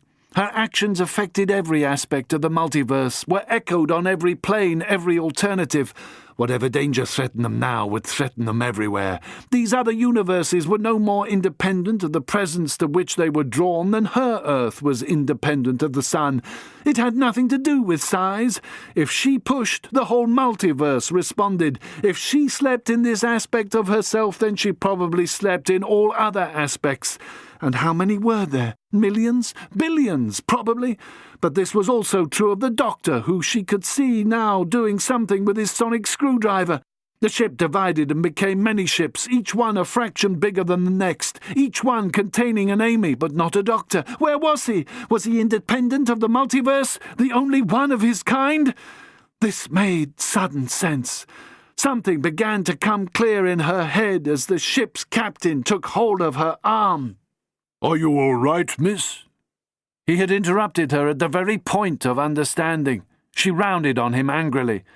But he had become the tall French guy she met on holiday, and it was impossible for her to tell him off. "I was trying to do A sickening groan erupted from the middle of the ship, and it began to bend. Everywhere people were screaming. The screams became a bleating alarm, and suddenly the control room was full of passengers struggling into the emergency suits they found in their cabins. Again, the captain was shouting at her, telling her to go back to her room. Go back and put on her suit, prepare to get in the lifeboats. But before she could do that, the hull straightened out, though they were still bound by the black ropes and rearing waves of the intergalactic tsunami. The Doctor was also not wearing a suit. Grabbing her arm, he supported her on his shoulder and helped her back to their cabins. The ship was roaring, squealing, scraping at the fabric of the cosmos. Every so often the black clouds parted to reveal streaming galaxies, their light leaving strange trails, almost like handwriting across the captive stars, able to behave only as the tsunami demanded. "Are we breaking up, Doctor?" "We're very strong. Should be able to withstand a time storm." "Is that what we're in?" "Something worse. I'm not sure. But when the time currents combine like this, everything is confused. Space is affected by time. It's a dimension of time, and it also has its own dimensions. It has to obey whatever rules apply. In chaos, these storms are usually benign. In law, they aren't. Far from it. So if this quadrant is controlled by Frank Freddy Force and his antimatter men, we're probably in serious trouble." "Is there anyone out there who can save us?" "Probably." He was helping her into her suit. "Like I said, it depends who's in control. I've already sent out a wideband SOS. We'll have to wait and see who picks it up. If it's Frank Freddy or Lady Peggy the Invisible, don't hold your breath. I'm trying to get us into the second ether. If that works, at least we'll be in territory occupied by both law and chaos, matter and antimatter. You better hope Captain Aberley and the Bubbly boys hear my SOS first. The sonic screwdriver's been set to that signal for 10 minutes. The ship stopped bucking. Outside, the strands of the black tide had vanished. They were drifting against a field of intense scarlet. Cosmic no man's land. thought Amy. The doctor was gleeful. "I did it! Didn't think I could! Are you amazed?" "But where are we, Doctor? Have you any idea?" "I certainly have, Amy. See over there?" The blurred outline of what looked like a seagoing yacht, somehow behind one layer of scarlet, with many more layers on the other side of it. "That's old Quelch's ship, as I live and breathe." "Who's Quelch?" "Captain Quelch. Chaos engineer. A possible enemy if there's something in it for him. But then he'd do pretty much anything if there was something in it for him. Good rule of thumb. Don't trust him. Don't believe a word he says. He's as likely to be in league with Frank Freddy Force as not." "And where are we?" "Oh, sorry. I got us into the second ether. It's how we escaped from the storm. It was so violent it might even have destroyed us. I've never known a time storm like it, not in this region anyway. That ship was built to survive the hearts of stars, and she's about to be smashed to bits. I don't know if I can get us out." He peered through the observation V. "Ouch! It hurts your eyes, doesn't it?" He turned, frowning, pursing his lips, thinking hard. "We're in a rendezvous point. You have to have them in this kind of environment." "Which is?" "Didn't I tell you?" "It should be obvious." He allowed himself a hint of self-congratulation for getting them there. "That, Amy, is Ketchup Cove." Chapter 17. The Red and the Black. Ketchup Cove glittered with 1,000 shades of scarlet, twisting and rolling. Amy made out tiny specks drifting in it, specks which converged and came closer. Soon she realized that each one was a vessel of some kind, yet not one of the ships resembled anything she had ever seen in space before. These were old-fashioned schooners and steam tugs and slender yachts. They moved up and down slowly as if riding at anchor upon some gentle sea. Other ships fashioned of ebony and ivory, onyx and coral were not so familiar, but were as bizarre and beautiful as anything she had ever seen in all her travels with the doctor. She realized she was outside the Gargantua, standing on her endless hull. "We can't be in the second ether long," the doctor was saying. "Not now. We might be able to get back here. In fact, we have to get back here at some stage. But those plates have popped and others could still go. They need time to make repairs." "Why, Doctor, why? Why, Doctor, why? Why?" She shook her head, trying to clear it of the echoes filling it. A small skiff skipped past, skimming the scarlet and pink waters of a bloody lake. A great roaring of surf filled her ears, growing louder and louder, yet still her own voice continued to echo as she watched his lips moving, forming words she could not hear. It was her own voice roaring. "Nowhere else is as safe," he said, very clearly and calmly. "And even here we are going to find as many enemies as friends." What is? She drew a deep breath and forced herself to stop. "The second ether? It's the space between. It's where I think we'll find the rugulator, the regulator, in that space." "Between what?" "Between everything. Between the first ether and the third. Between law and chaos. Between life and death. Between matter and antimatter. Between dreams and waking. You name it, Amy." "Me name it? I can't name anything. I don't even know where we are." "I told you. The center? The center of the multiverse? The center of reality? The center of nowhere? How did we get here?"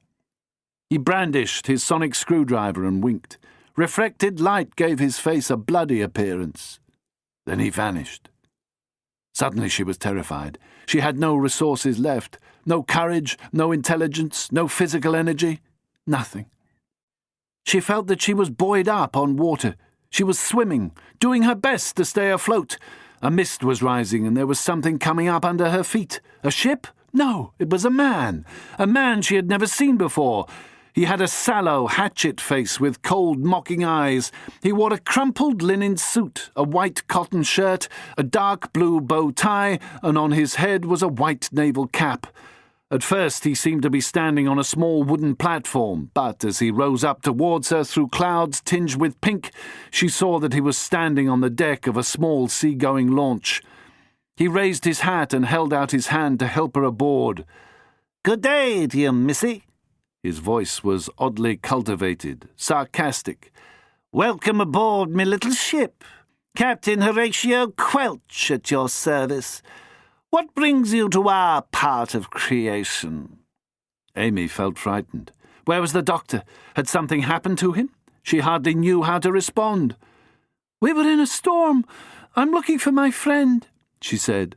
She desperately wanted the doctor to find her. She had no idea what to do here.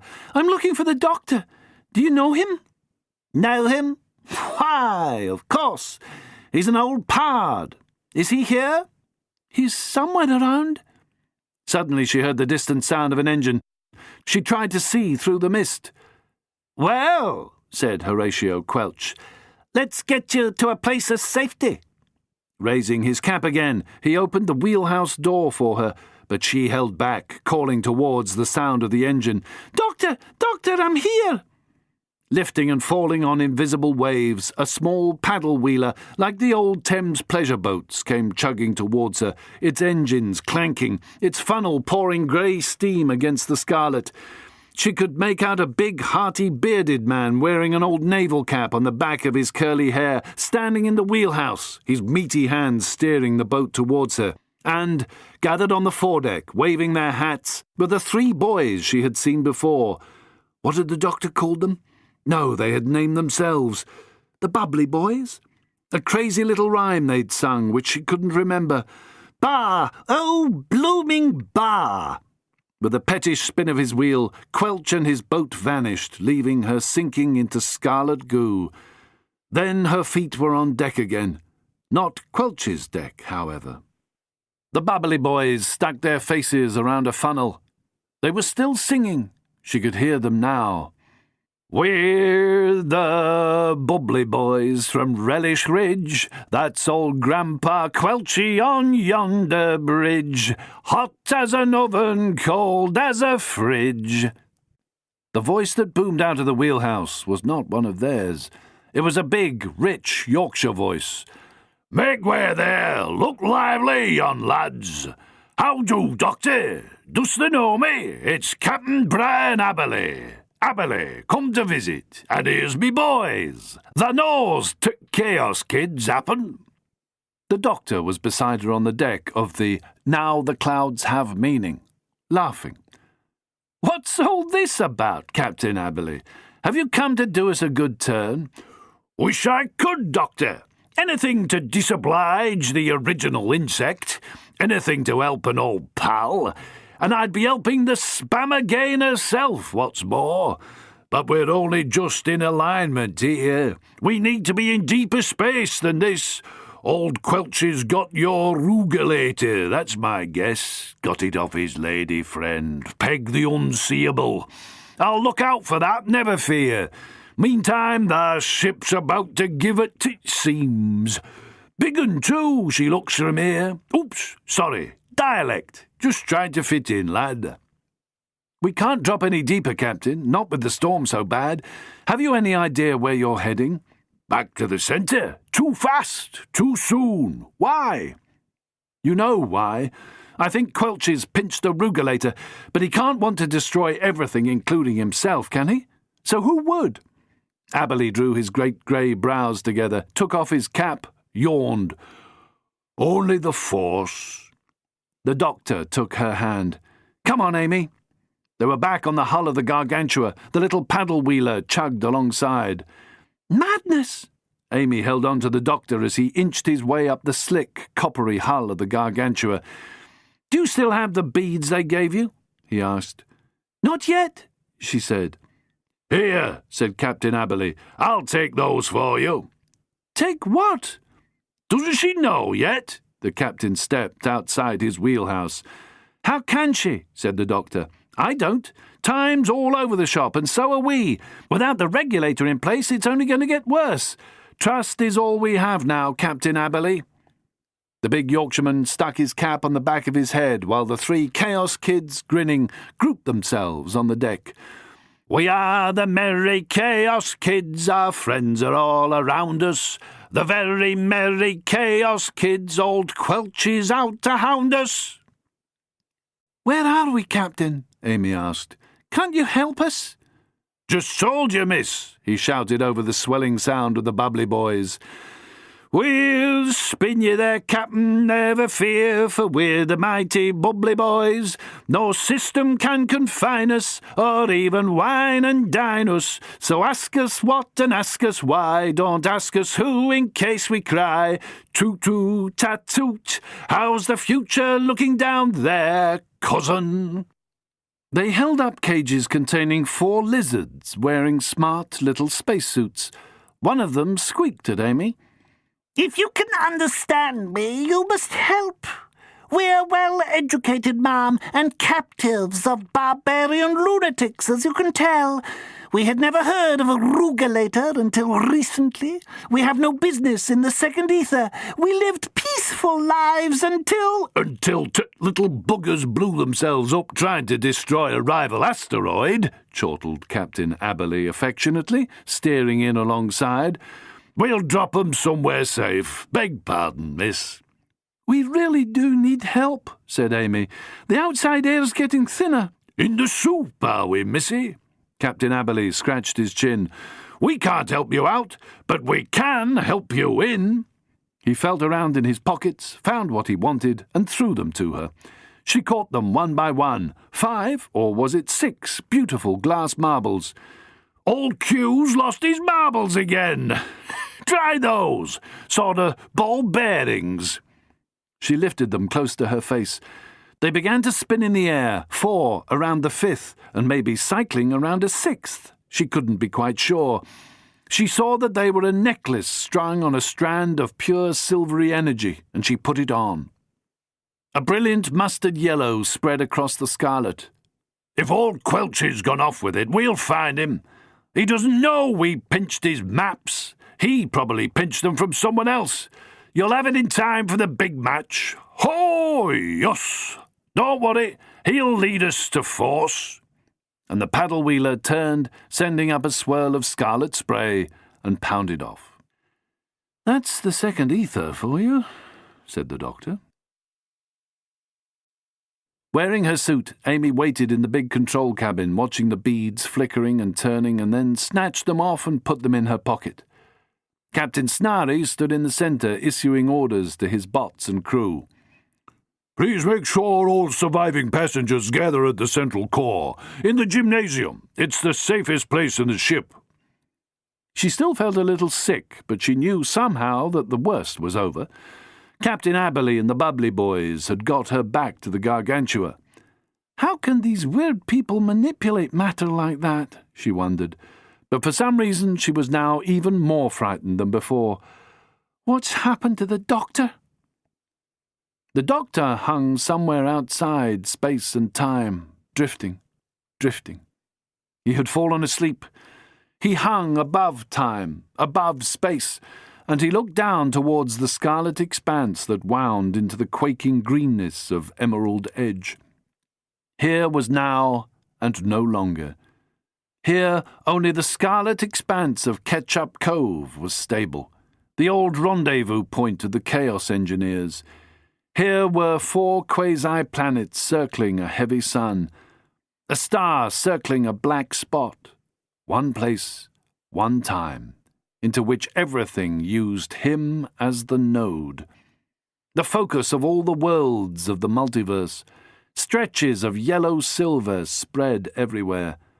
The so-called moonbeam roads, summer, autumn, everything else was lighter or darker, sooner or later, bigger or smaller.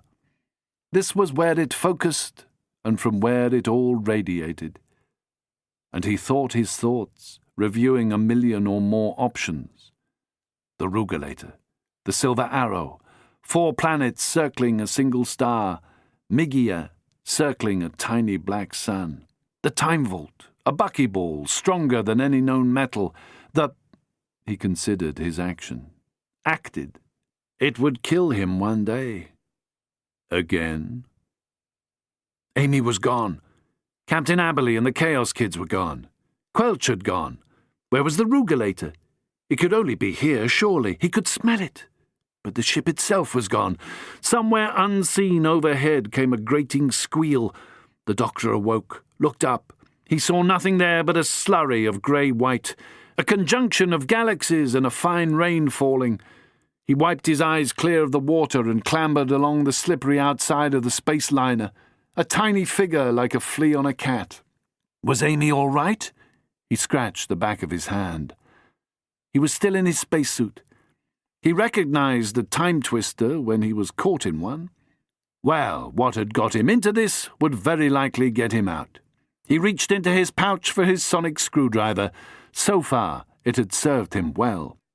He had no idea how he had found himself outside the ship, but the screwdriver should get him in. Amy was the one to worry about. The Gargantua was safe for the moment, drifting in the second ether, where neither rule nor misrule applied. Captain Aberley and the Chaos Kids had guided them out of immediate danger. Now the entire ship drifted against the glaring scarlets and crimsons of Ketchup Cove, the safest rendezvous for everyone who cruised the second ether. Barley sugar melted out of his mouth and coiled into space. But how were they going to get back? Was the big ship still spaceworthy? She looked pretty battered. That was the worst storm he had ever lived through, assuming he was alive. He found a little one-man airlock in the big ship's hull and set to work with his screwdriver. A series of lights flashed as it undid the locks from inside.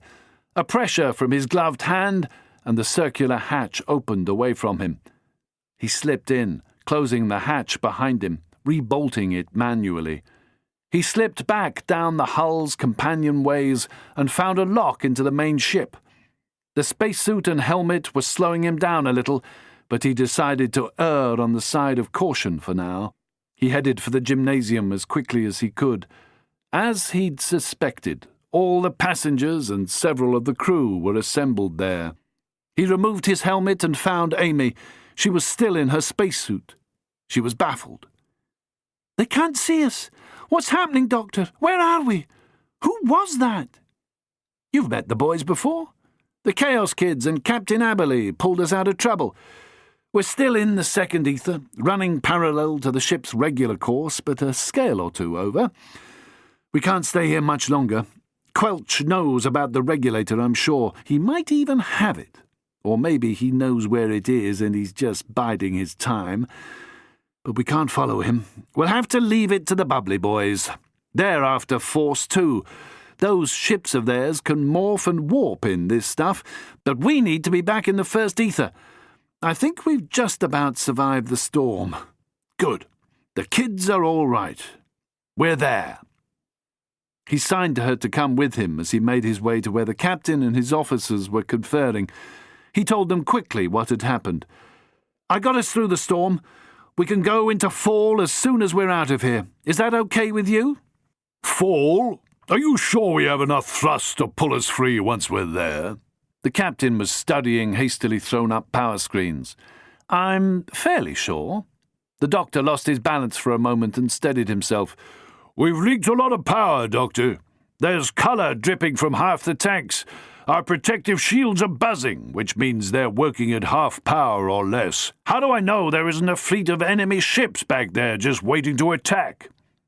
"Because there isn't.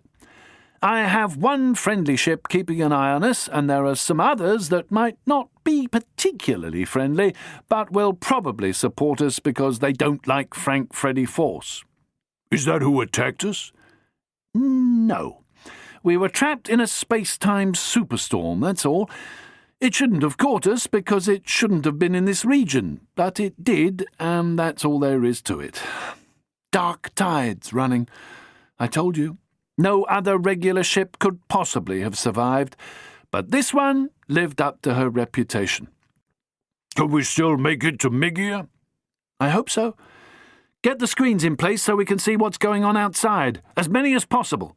The storm has to have passed us, or we quite simply wouldn't be here anymore. We're safe then.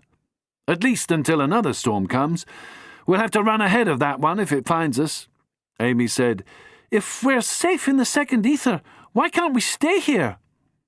Because we're almost out of the second ether, and we're not designed for it, Amy. Those second ether ships survive by constantly changing shape. Adaptation's the name of their game. That's the way they move. Not because they have enemies to deceive, but because the rules of time and space are different there.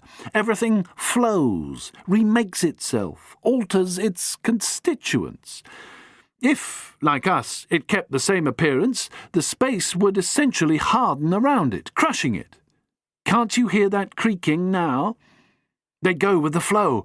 And look at those prediction charts. We're going to break apart if we stay in this area of space. In our own space-time, we can probably limp on to Migia or another system if we have to and get help there.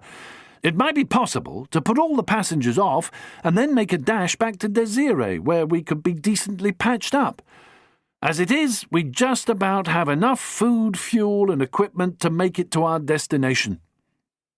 Although the captain commanded a luxury liner now, there had been a time when he had been in charge of warships. He knew the doctor was telling the truth. So how do I do it?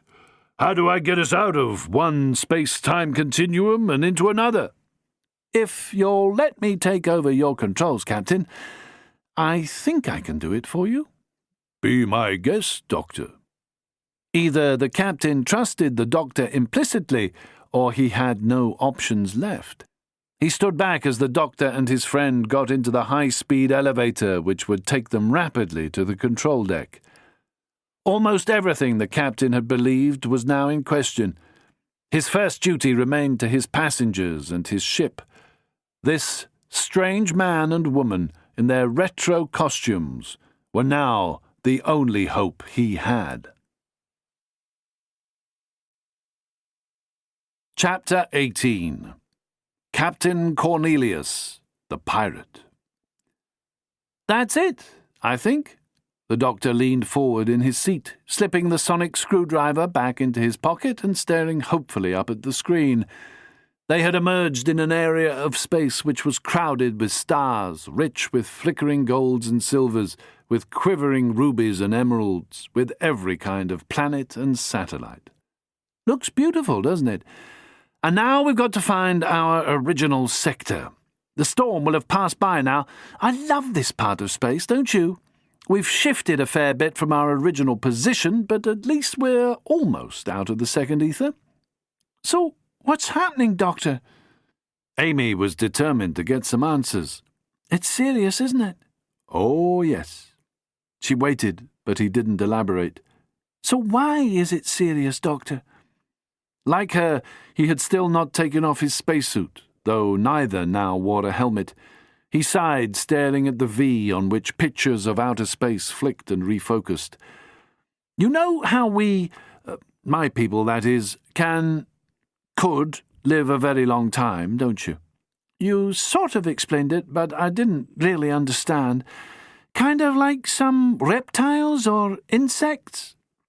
In spite of the seriousness of the situation, he grinned. You make parthenogenesis sound so attractive. He touched the screen to bring up another sector. Well, that form of regeneration is also what the universe does.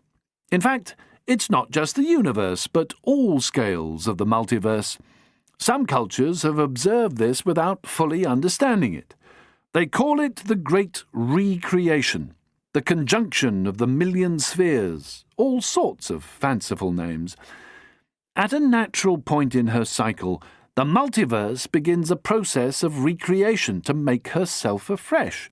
There is an exchange of sorts. Some matter becomes antimatter. Law becomes chaos. Everything, well, almost everything, is reversed. This happens so slowly, most sentient creatures hardly notice it. Evolution. Some intelligences will often work out what's happening. It's not a secret. It's a constant, ongoing process, and it guarantees our existence. Multiversal immortality, if you like. So, it's not exactly immortality, not the kind where we remember all that we've learned or all that's happened. Right, not that kind. Even Time Lords couldn't recall everything from a former existence. I certainly can't. Anyway, that's the fundamentals of life and regeneration in the multiverse. It's a fine equilibrium, regulated by what some people call the balance, a semi-abstract visualization which can be said to act like the beam, fulcrum, and pans on an ordinary pair of old-fashioned scales to maintain everything in equilibrium. I'm still having a hard time getting my head around it.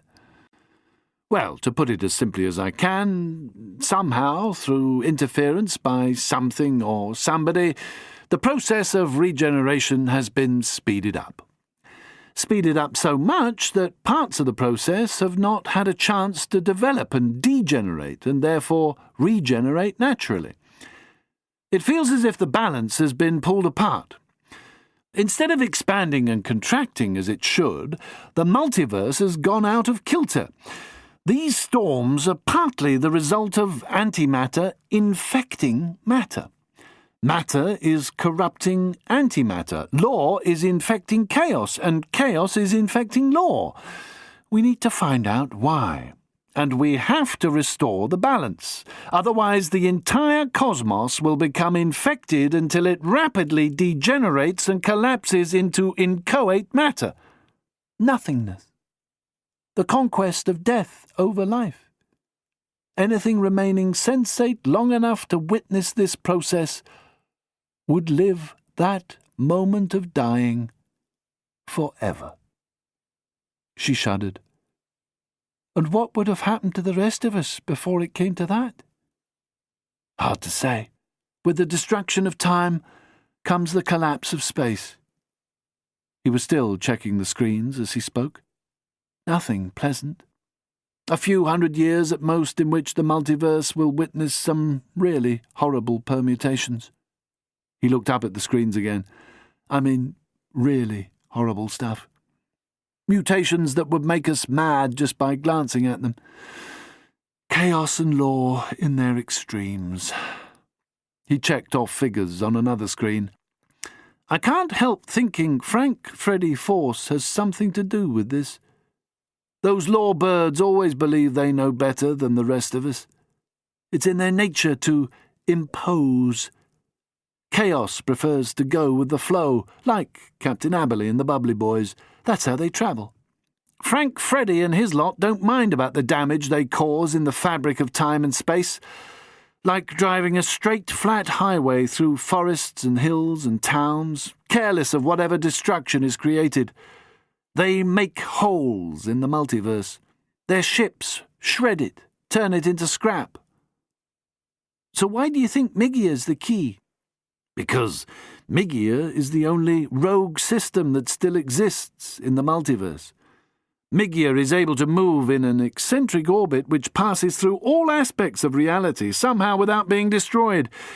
If, while we're in that system, we can, readjust the cosmos, restore the balance, then we stand a chance of surviving, of everything surviving.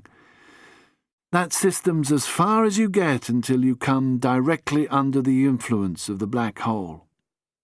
So that's why we're heading for Migia, using the reenactors as a disguise. Sort of, yes. And you sent the TARDIS off on a false trail because you're afraid that whatever is trying to destroy the multiverse thinks you can stop them.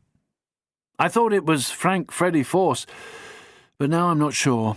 He's after the same thing as I am, or seems to be. I suspect others are after it too. See, this has been going on for a long time, since your time, in fact, when you and I first got the message. Oops, look out! The huge ship was suddenly spinning while also turning over end on end.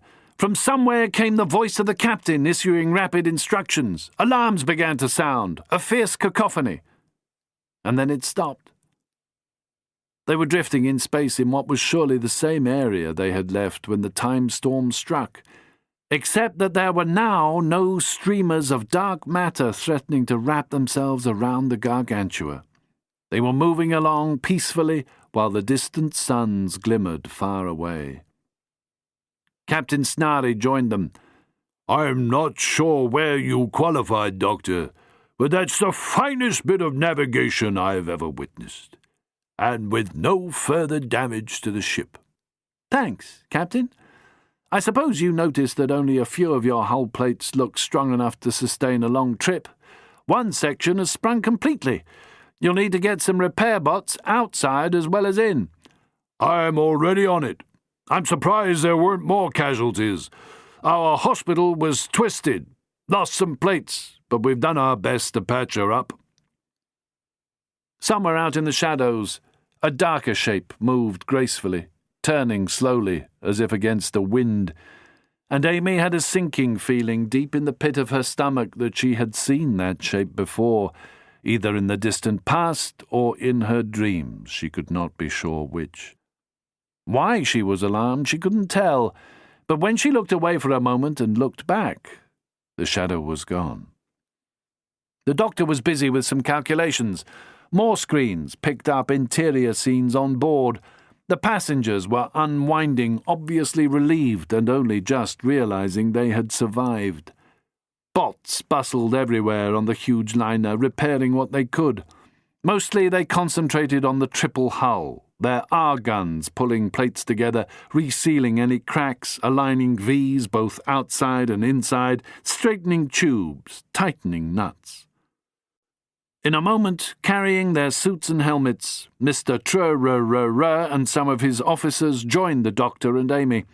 They stowed their protective clothing and crowded around the doctor, asking for advice. Only then did Amy mention what she had seen on the screen. She pointed, but whatever was there had not returned. Maybe she had imagined it. After all that business with the Chaos Kids, she would not be surprised. She felt stupid when she pointed, and there was nothing there. "Oh, I'm sorry," she said. "I must be hallucinating. I wonder if that's not what I'm doing all the time these days." But the doctor had learned to trust her senses, even if she didn't. "What did it look like?" "Shadows," she said. "Just a lot of shadows. Probably nothing, just marks on the screen. Sorry." "Well, let us know if you see it again," he said. He turned back to the second officer. "Where did you say that pinhole was?" Amy concentrated on the screen where she had seen the shadows. A glint of silver, nothing else. She heard the doctor ask the captain a question and the captain answer, "Never had any use for them. We had strong defensive screens, of course, but those generators were all damaged. We were sure we'd need nothing else. We're too big and we never carry any cargo of much value. So why do you ask, Doctor?"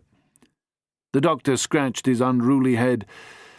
"Because we're looking vulnerable.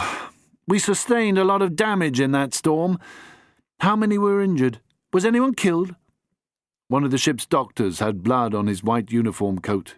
He was unhappy. "I've been trying to find out. Several of our elderly passengers had serious heart episodes when we weren't there to treat them. We never expected to lose patients in this day and age. Quite a few resurrection caskets are out of commission. Most of our instruments rely on the power supply. When that went out, we were pretty helpless. I feel like a fraud calling myself a doctor." "I know what you mean." The doctor looked away. "Have you managed to count yet?" "I think it's at least 40 people. We've frozen them now, but probably too late for a few of them. The 200-year-olds are all right. We had some youngsters with bad injuries. No chance of helping them until we get back to civilization, which isn't likely to be Migia. Ships usually wait for us or some other big liner to turn up and take their troubles to us. We're well ahead of them, certainly in technology. They're pretty primitive. My sister did a year there for her interstellar service job. She said it was like going back in time." W.G. Grace came in carrying her treasured bow case under her arm as if ready for a fight. The other players had laughed at her because throughout the entire storm she had never let go of it. She had speed skin over a big gash in her arm, but she reassured everyone that no muscles needed replacing. "Back in time?" "Ha ha ha ha!" She laughed heartily, her big beard wagging. "That's no problem for the Terraphiles."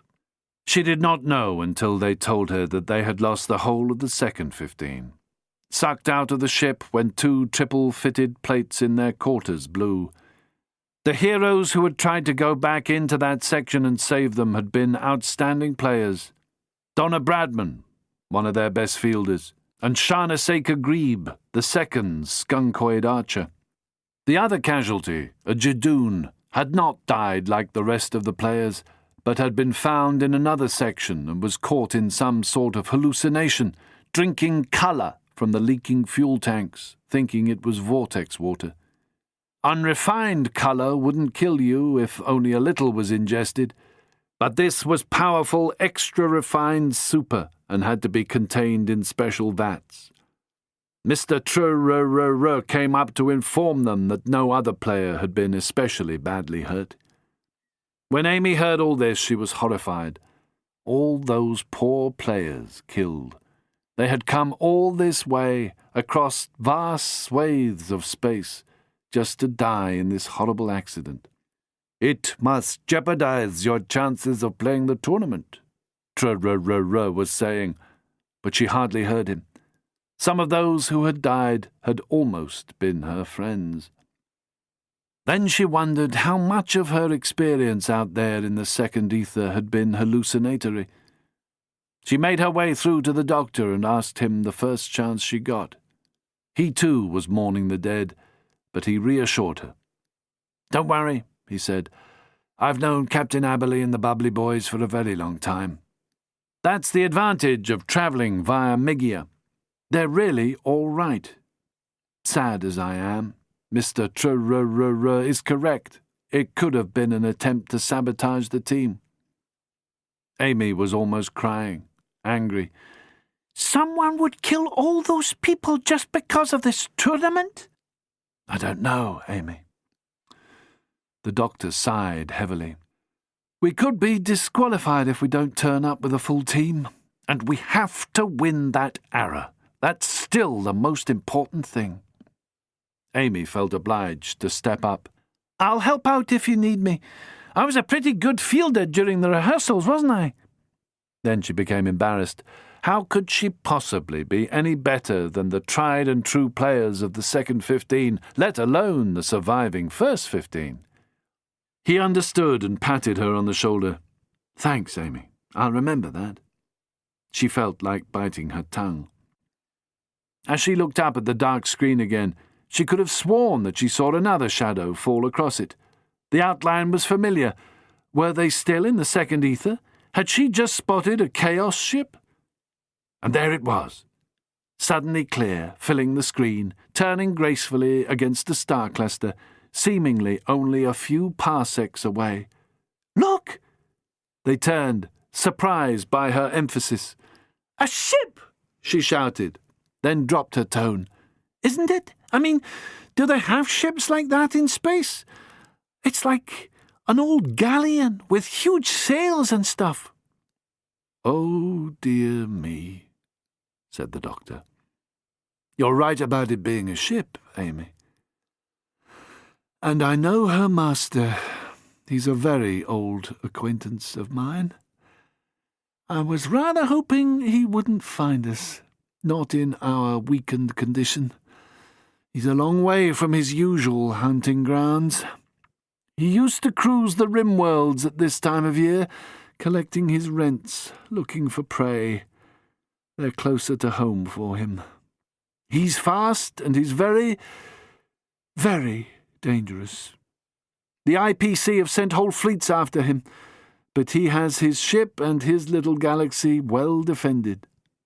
"Little galaxy?" She was bewildered by this. "Can you have a little galaxy?" "Dwarf galaxies. Groups of star systems caught in our galaxy's gravity. Sort of islands off the coast of the Milky Way, remember?" She was sure he hadn't told her about them, but that was typical. She suspected him of mixing her up with some other girl he'd known. At first she had resented his confusion. Now she understood it better and was more forgiving. She no longer bothered to correct him.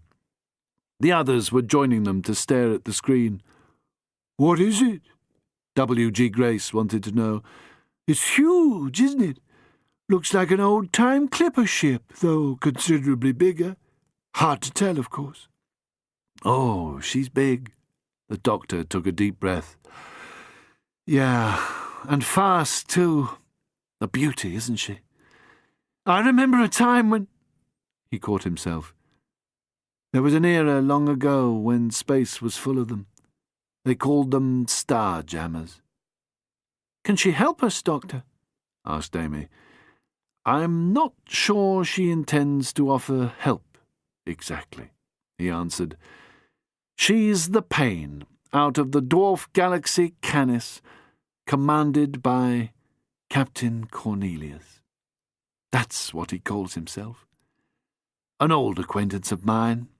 A sort of enemy, you could say.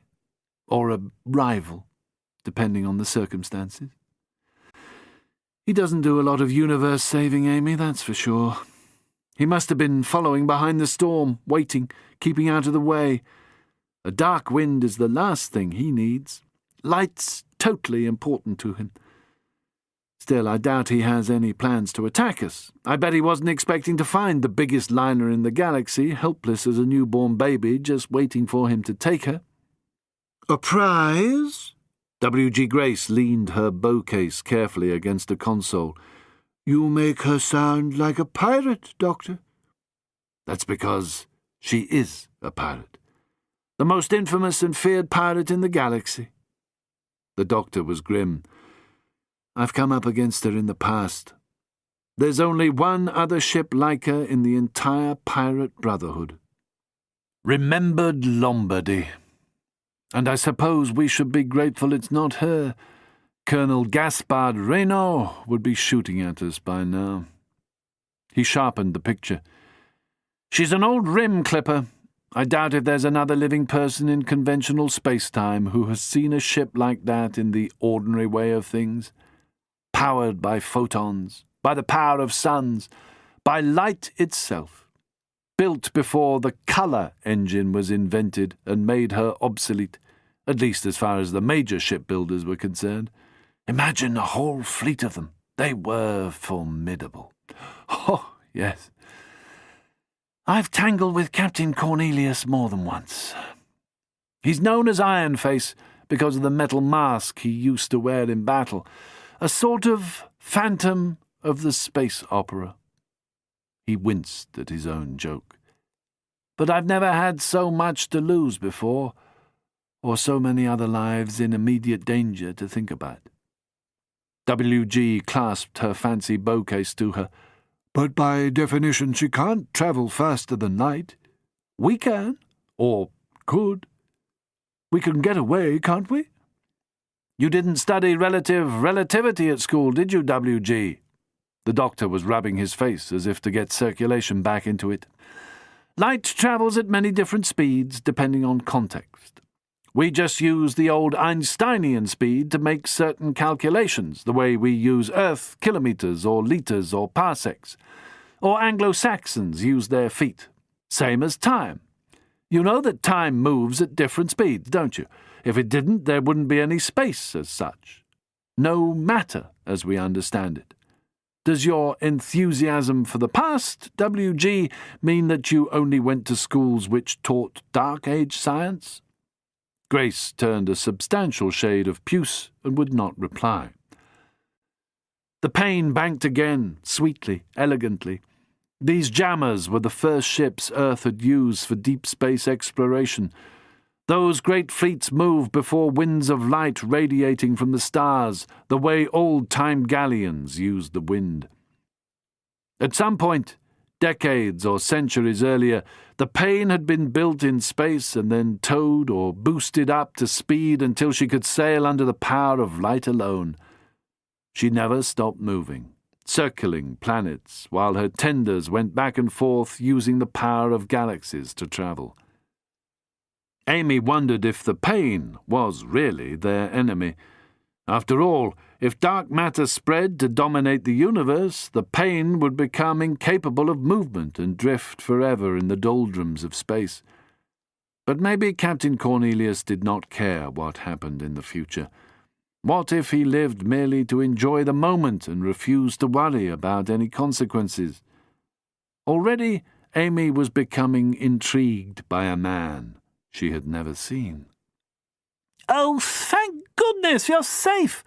I looked for you everywhere and was beginning to think... Oh, you know..." Bingo Loxley was trembling. He seemed on the verge of tears. He still wore his emergency suit, splashed with blood. He was horribly pale. "Are you all right, Bingo?" Not wanting to hurt him if he was wounded, she hesitated before hugging him. He looked down at the blood. "Gosh, no. That's not me. Poor old gent broke his arm, got some cuts from a ripped-inner plate. Medics fixed him up pretty much on the spot. I've just come from the hospital section. All I got was a bump on the head. Knocked me out for a few minutes, that's all. It's the others need our help. A nightmare, what?" "Old Bingo's been a brick," Harry joined them, wiping his hands on a rag.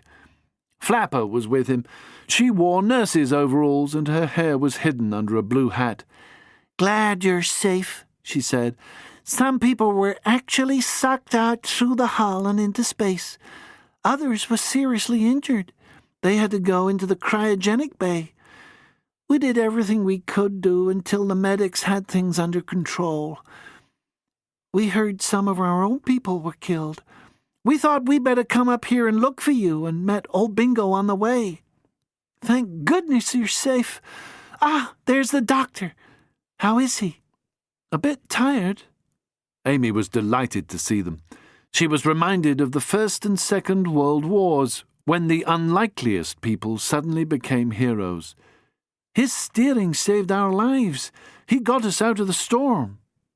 She knew she would never be able to explain the second ether. "I hear Grebe and Donna bought it. What?" Harry Agincourt was embarrassed at his show of emotion. "Jolly bad break. Somebody said that the whole second 15 were lost. Is that true?" "Yes, poor devils." Bingo kicked at the floor. "Those two were both ace players, weren't they?" asked Flapper. "I mean, they're a serious loss. I know it's not good form to talk about the team's chances at a time like this, but isn't this going to make it difficult for the gentlemen?" "It will a bit. I think the casualties, those who weren't sucked into space, will be all right, of course, when we get back to a civilized world. But meanwhile things are looking a bit sticky, yes. Migia's not exactly advanced as far as medicine's involved. For the sake of Donnie and Masha, we can't risk resurrecting them there, can we?" The doctor nodded vaguely, studying the banking space clipper. Amy realized that the mood in the control room had changed. There was a sudden silence. Everyone was now looking at the screen on which she had seen the sailing ship. "Big, isn't she?" said Bingo quietly, rubbing his head. He looked about him for a seat. "Rather," agreed Harry. He glanced at Flapper. "You all right, old thing? She might be here to help." Flapper shivered and drew closer to a manly Harry. "I mean, it's possible, isn't it?" "I don't think so." Amy clutched at the celestial necklace in her pocket, suddenly wishing she too had a manly arm to gather her in. For reasons obscure to her, she took out the necklace and put it on. "That's the Pain. She's a pirate ship, captained by a villain they call Ironface because of his mask." "Oh, Lord," exclaimed Bingo. "I've heard of him. I say, Harry, I think we'd better get our bows and a couple of quivers of arrows. Stand by to repel boarders and all that." The doctor heard him. "Not much chance we can chase off Ironface the way we did General Force. His grapple beams could crush us like a tin can. and we're already pretty much in the position of a can someone's trodden on. Half the force screens are down, our hull plates were seriously damaged in the storm. We're a sitting duck for any predator. We can only hope he doesn't think of us as prey. The ship's monstrous black sails bulged as she came about. Her masts were hundreds of meters high, her sails miles across. Yet, because the Gargantua was herself such a gigantic ship, the Pain seemed relatively small in comparison. Apart from dark brass furnishings, she was all black. Any light not directly used to sail her was saved in energy converters deep in her slender hull. She had 2 colour engines as auxiliaries. Her gun ports gleamed, showing just a hint of her banned Man and Robesons. The energy cannons inflicted worse than death on any living thing they as much as brushed with their radiation. They were considered the best armament in the universe, hugely effective, but nobody had used them in centuries because of the terrible torture they inflicted. Nobody died quickly from a Man and Robeson shot, but they did inevitably die. It was unwise to engage the Pain in battle. She never lost, and fluttering unostentatiously from her foretop was a black flag on which a skull and bones had been embroidered in pure white thread. The Pain kept close to the Gargantua. She sailed beside the liner, but made no threats, took no action, simply continued to shadow her. Only the Gargantua's own flickering lights and the glimmering of faraway stars made the pirate visible. Passengers and crew crowded to look at her, craning their necks to follow the masts and get some measure of the size of her sails. All was silence. Finally, Captain Snarry wiped his huge mouth and said wearily, "Normally we could probably outrun her, but she can see we've been hurt.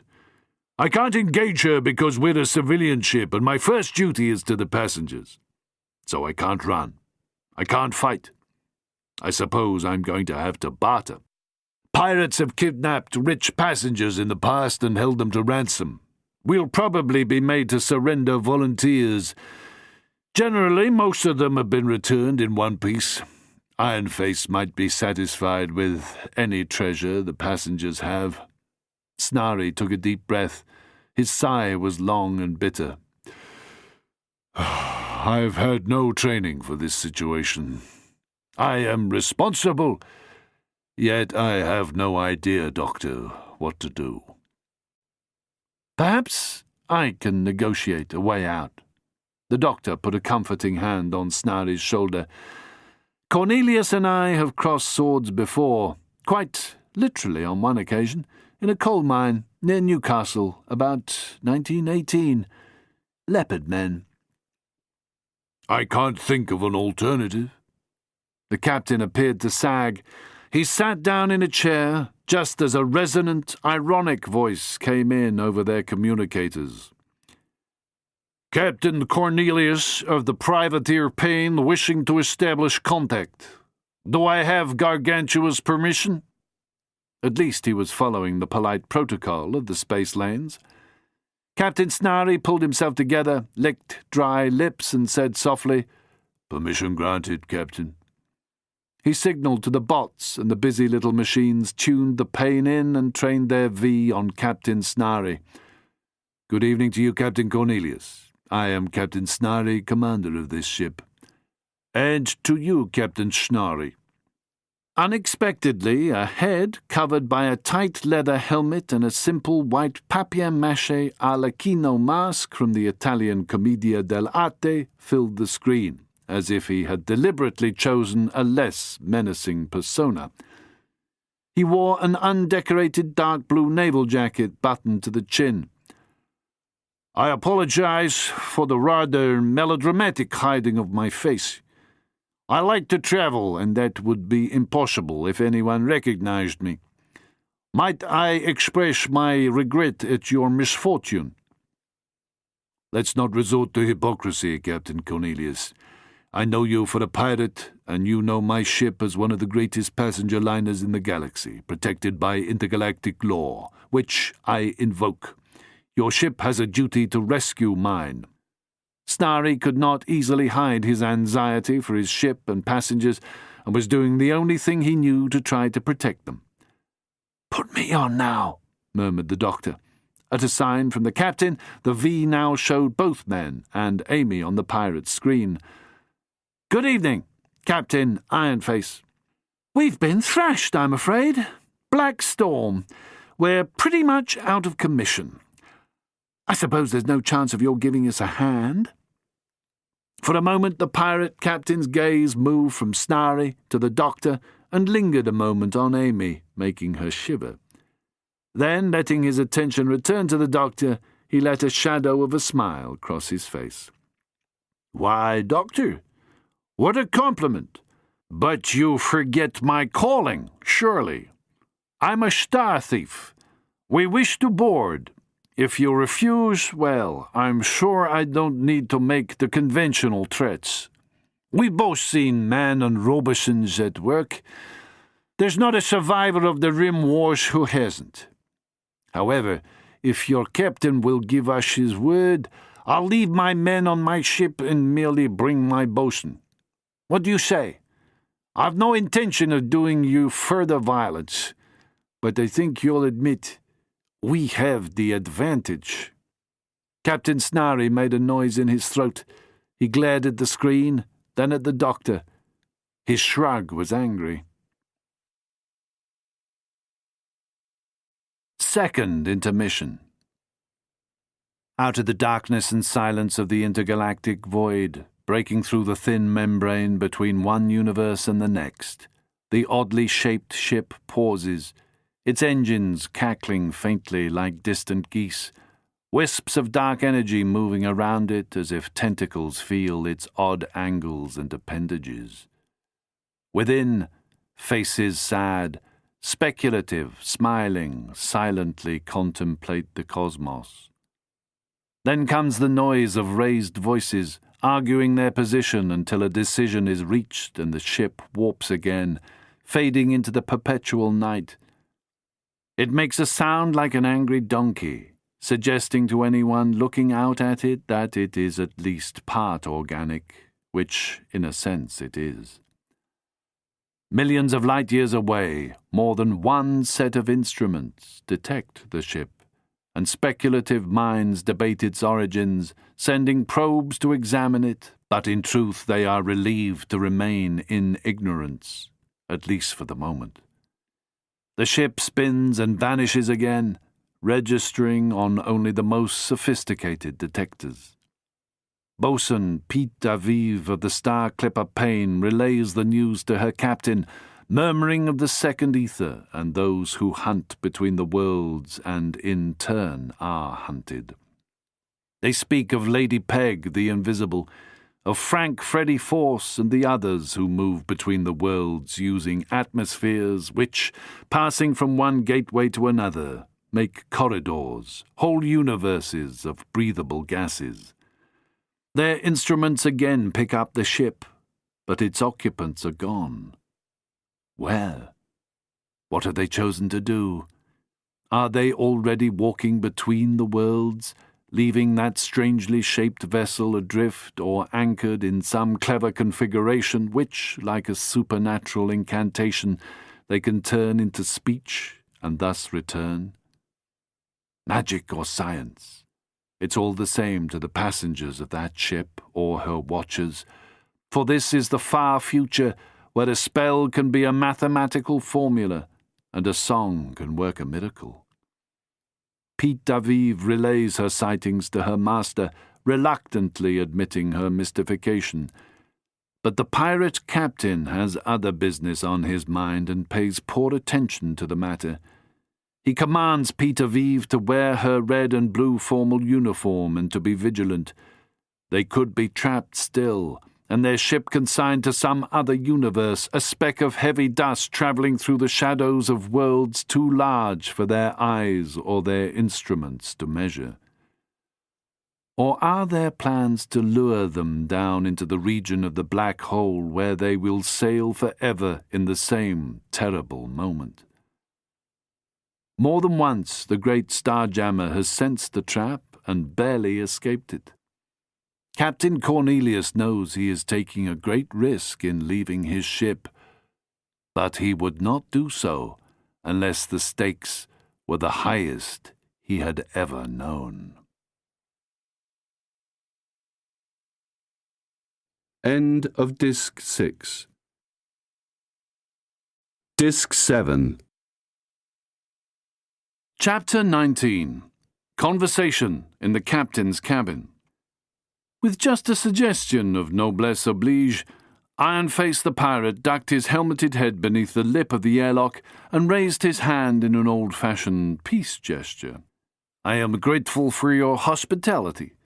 May I introduce my bosun in all my adventures, Mademoiselle Pete Aviv, Captain Snarry, the Doctor, and—" "Mademoiselle Amelia Pond," said Amy firmly. "Enchanté, monsieur." She was delighted to see a glint of humour in the Doctor's eye. "If we're parleying, we'll go this way into my stateroom," Captain Snarry said with a sharp whisk of his tail. Captain Cornelius and Pete Aviv fell in behind the Gargantua's commander, the Doctor and Amy bringing up the rear. Amy was fascinated by the bosun of the Pain. Pete Aviv was one of the strangest and most beautiful creatures Amy had ever seen. She wore a copper and platinum exoskeleton over most of her upper body. The exoskeleton resembled the carapace of a gigantic locust, but her elongated head had been modelled on Modigliani's Woman with a Fan. Pete Aviv's legs were elegantly curved steel springs, so she moved in long, bouncing, graceful strides. Her voice was sweetly musical. Had she not worn a banned neutron pistol at her side, she would not have been recognized as a pirate. The captain's stateroom was luxurious, but had the air of being rarely used. A bot brought a fire to life in the elaborate Style Liberty grate, and all five sat down in deep armchairs with broad arms of oak and dark burgundy plush. The fire threw warm shadows into the room, and Captain Snarry raised and lowered his hands, bringing the lamps to soft light. His long legs carried him gracefully to the cabinet where he poured their requested drinks and brought them personally to his guests. In his usual realistic, unemotional tone, he opened the conversation. "We've survived the worst space-time storm I've ever experienced. No doubt you've been listening on your eavesbots, Captain Cornelius, so you know our situation. We can't fight you. We can't outrun you. I've been broadcasting signals, but the storm obviously wiped out potential assistance from nearby. Any police help is days or more away. So, we're at your mercy, sir." "My word's given, sir." Cornelius sipped his vortex water. "I'll demand a small enough price. Matter of professional honour." Again a shadow smile. "But that wasn't my reason for requesting your permission to board." He gestured to Pete Aviv, who apologetically unbuttoned her neutron gun's holster and rose to put it on the mantel beside the Scottish clock. As she sat down again, she raised her VW in a genial, unsmiling toast. Amy found her mind growing more alert, but was not really sure why. The rest of her was very much relaxed, enjoying and admiring the room. The big cabin was beautifully furnished, with large, comfortable chairs, mostly in the style, or so the Doctor whispered when she mentioned it, of Morris and Stickley, the old arts and crafts designers. All dark oak and glinting copper. The furniture reflected the light from the fire basket in the grate. Amy was grateful for the luxury. This was the first time since the storm she had been able to sit down and, as far as it was possible in the circumstances, unwind.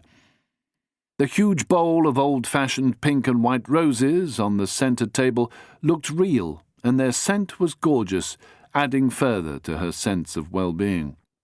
You won't hear the faintest buzz from our man and Robeson's, Captain, no matter what ensues today. I'm unarmed. You'll hear no intended threats from us, and I apologize for and withdraw any unintended threats. Save in one small matter, which I'll announce in due course. I'm glad to see you, Doctor. You knew I'd recognize you, I suspect. He chuckled. Do you find it as hard as I do to discover suitable intellectual company these days? I remember our last meeting with pleasure, for you too are a sensitive like me. I hope you'll have a little time to spare me. I'll happily spare as much as necessary, if you'll help our ship, Captain Cornelius. Then let us discuss just that. Will anyone mind if I smoke? I have a splendid Meng and Ecker's heavy tobacco. Having received their permission, he stuffed his long-stemmed meerschaum. It's obvious you've seen a storm or two by the look of your ship. I never thought one of these G-class monsters could be caught by man or force of nature. They said she could go into a black hole and come out unscathed. Yet here she is. Captain Cornelius placed his pipe in a pewter ashtray. It seemed to me that you were off course when we sighted you. The doctor crossed his gangling legs, his long fingers pushing back a flop of hair from his face. Exactly right, Captain. Did you also encounter a storm? You're some distance from your preferred routes. Indeed we are, sir. The dark current swept in and caught us just after we left our home port in Canis. We'd only seen the currents from a safe distance. As you may know, there have been many more such storms beyond the rim than near the hub. Even so, they appeared to be threatening deeper space only, and until recently, we had little to fear. We have been extremely lucky up to now. You can imagine what those currents mean to us. We depend on light. Light is even more important to us than it is to color-fueled vessels. Without it, we could not move at all. We could, I suppose, convert solely to color. The prospect of the galaxy going dark is one guaranteed to alarm any intelligent creature. The doctor smiled. Dark means cold. Cold means death. He leaned back in his chair, admiring the paintings on the walls. He was doing his best to show no emotion. What was your course, may I ask, when you saw the tide? I was heading for Mygia at the hub. She orbits the Schwarzschild radius, as you know. The ghost worlds. I'm a keen tournament watcher, and I gathered the 3 finalists were going to be playing on Flynn this year. I had hoped to be there. His smile was self-mocking. Not as myself, of course. I used to have a certain amount of skill with the bow. I had no plans to take part in the tournament proper, but there are archery contests arranged around the perimeter. I'd imagine perhaps I could try my luck at 1 or 2 of those. That would have been dangerous, the doctor observed with an answering smile, given that there's a high price on your head. You must know that. I'm rather flattered, in fact.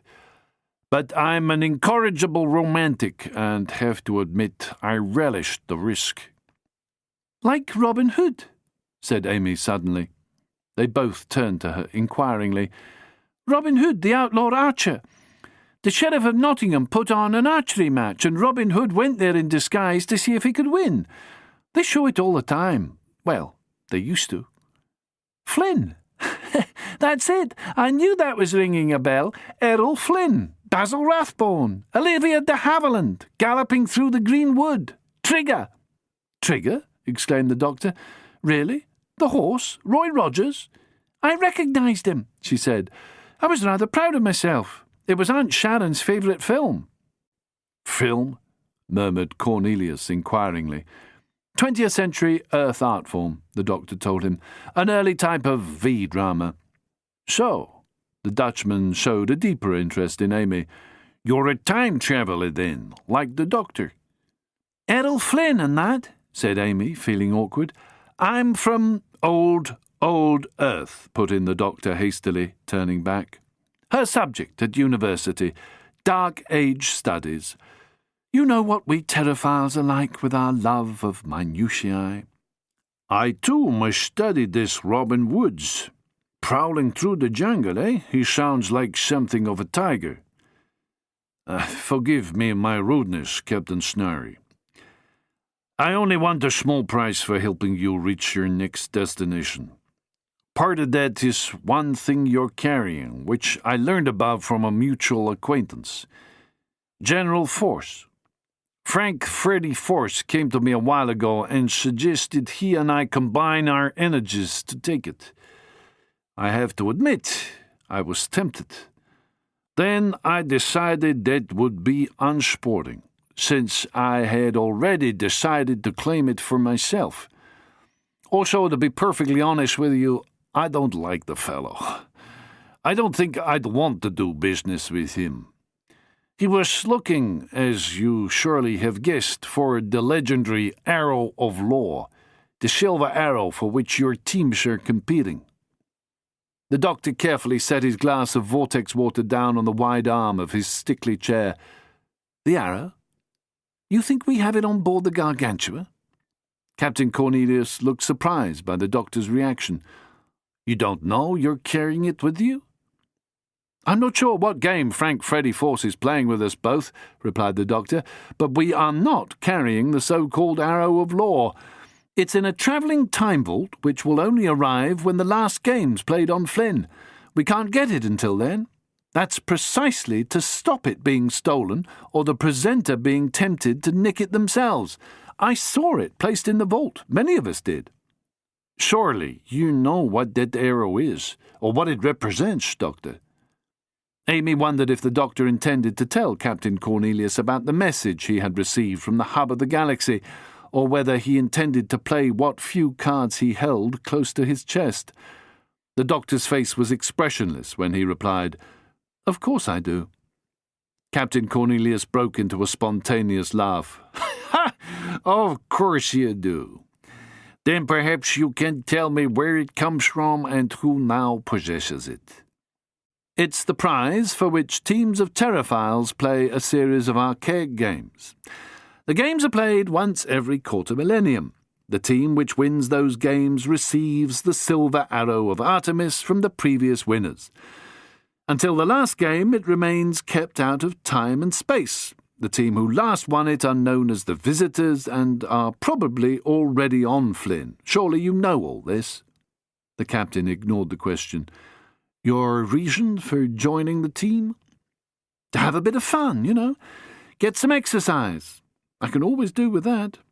So, you crossed time and space in your TARDIS, risked your life more than once just for a bit of fun? To get some exercise? You know that one, surely. A person gets bored. That's your entire reason? I doubt you're being entirely frank with me, Doctor. My instruments detected no sign of your TARDIS. As for the arrow... In the ensuing silence, Amy looked from one man to the other, wondering who would speak first. Eventually, the doctor said, This is all I know. I got a long-distance message from someone who understood how to contact me. The message was broken. Partly common galactic from this period. I half recognized the voice, but I can't say for certain who it was. I didn't recognize all the language. Their signal came from Migia's Schwarzschild radius. They mentioned Tom Mix, an ancient actor, Flynn in Migia and the Cosmic Rugulator, or Regulator. Then they mentioned Frank Freddy Force's name. That worried me, because Force is crazy enough to bring about the death of the multiverse, all time and space, matter and antimatter, the death of everything. That would suit his ego. He's one of the few creatures I can believe mad enough to destroy us all. I also knew from my own observations that the dark tides are running through time and space, which suggested something had gone wrong, since they were already moving at unprecedented speeds. The message came from the centre, so I decided to go there and see if I could find out what was causing all this, and I wanted to fix that irregularity if I could. From what signals I could decipher, that silver arrow is somehow linked to the dark currents. I thought if we won it, I could examine it and see exactly what it was. Captain Cornelius broke into easy laughter. That's all, is it, my dear doctor? You speak of a horrifying ego. Yet you crossed vast distances of space and time on the off chance of being able to fix something at the center of the multiverse without knowing exactly what you were going to remedy? Well, yes. Awkwardly, the doctor straightened in his chair. Not for the first time. That's what I do. Does it amuse you to patronize me? Forgive me, but it does sound unlikely. If you detected irregularities, why didn't you try to adjust them there and then? I followed the signal. It led me into that sector. I think you know me as well as I know you, Captain. Indeed. Don Quixote, righter of wrongs, rescuer of those in distress, a man driven by infinite curiosity. He raised his hand. No, I'm not mocking you, Doctor. We are natural brothers. I am confrontational, as you know, by nature. You are not a man who turns away from conflict. So you followed the message. What else did it tell you? As I said, I couldn't see who was sending it. The Terraphile reenactors were mentioned, Tom Mix, Dissolution, a few names. So the only thing to do was to go there and find out. And what have you found out so far? That the dark tides are certainly running, leaking into our hemisphere, wide and deep. 1 million currents, all at different speeds, different time, faster than I realized, dangerously fast, way beyond any previously noted speeds, which essentially means everything will vanish from the universe, maybe even the multiverse, long before their natural expected time, 1,000 years or less, instead of billions. And you know what the dark tides are? As much as anyone. They give out no light, though they absorb light. They attract, much as gravity attracts. A dark current creates storms in space when it meets with the elements defining the environment we both inhabit. With anything defying gravity. Beyond our sphere, it pulls whole galaxies with it, presumably into the powerful black hole none of us has ever seen. Around that, all matter revolves. In our own galaxy, our black hole is the best-known gateway into the antimatter multiverse, which exists in opposition to our own. It is, I believe, one of a series orbiting that larger phenomenon. Opposition is what guarantees the survival of everything in creation. Without it, the multiverse would collapse into inchoate primal matter and antimatter, which in turn would dissipate into nothingness. A multiverse without shape or meaning or intelligence. Intelligence, Doctor. There's the key, eh? It would cease to be. Whatever you call that fundamental power of reason in creation is what allows the multiverse to exist. Without it, we are condemned, essentially, to non-existence. Whatever our motives or ambitions, they are meaningless without an ordered multiverse where law balances chaos, matter balances antimatter, life balances death. One cannot exist without the other. And somehow, as you've observed, antimatter is infecting matter. Law and chaos are confused, and soon, what? Life and death will become indistinguishable. Matter and antimatter, law and chaos, good and evil, become indistinguishable.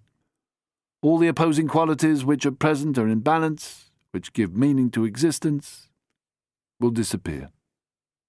And this process is rapidly increasing, eh? Do you know why that is, Doctor? I'm here to find out. That's the spirit, Doctor. His voice was grim now, without a hint of sarcasm. So, have you discovered why, in your efforts to return the cycle to its natural speed, Migia is important? Because she is the nearest star system to the hub. Because she has unusual properties. True. But that's all you know? She has an eccentric orbit, and her orbit takes her closer to the multiversal hub than any other body. The doctor studied the masked man's eyes. Why are you playing these contests in Migia?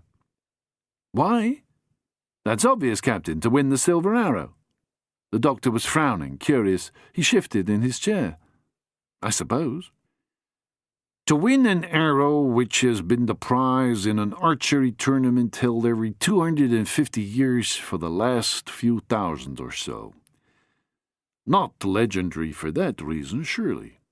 The arrow has qualities, associations, and could be what?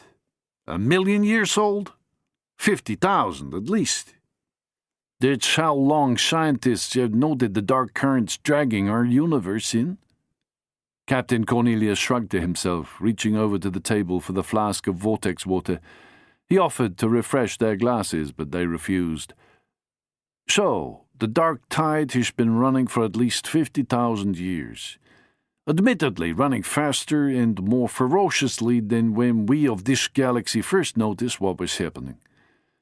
From Earth in the post-Enlightenment period, That's right. On Earth, they only had the means of identifying it by the year 2010. I've been trying to understand it ever since. Do you know why this is happening, Captain? Is that why you're here? This is my native spacetime sector. My scientists have had a chance to study the dark tides at some proximity. As the scientific community has observed, there is no doubt that the tide or tides have enormous powers of gravity. The dark tides could be a quality of gravity. Gravity is a quality of matter. Matter is a quality of time. Gravity makes the universe go round. Without it, everything would collapse, as you've said. Anti-gravity cannot, of course, exist without gravity. Everything is comprised of opposites. Destroy that opposition and you'll destroy, well, as you said, Doctor, everything, as we've discussed. He reached for his pipe, changed his mind. Now, what if the balance on which we depend were maintained by something more than a metaphysical idea, but by a physical element? Let's call that element a regulator. The same sort of thing they put on primitive beam engines to make them work at the desired speed and so on. Clocks, too. This regulator maintains the multiverse theoretically through eternity. The universe of matter slowly becomes antimatter, and the universe of antimatter turns into matter. Out of death comes life, and out of life comes death. Opposites sustain existence. That's not a profound notion, Captain. We're agreed on that.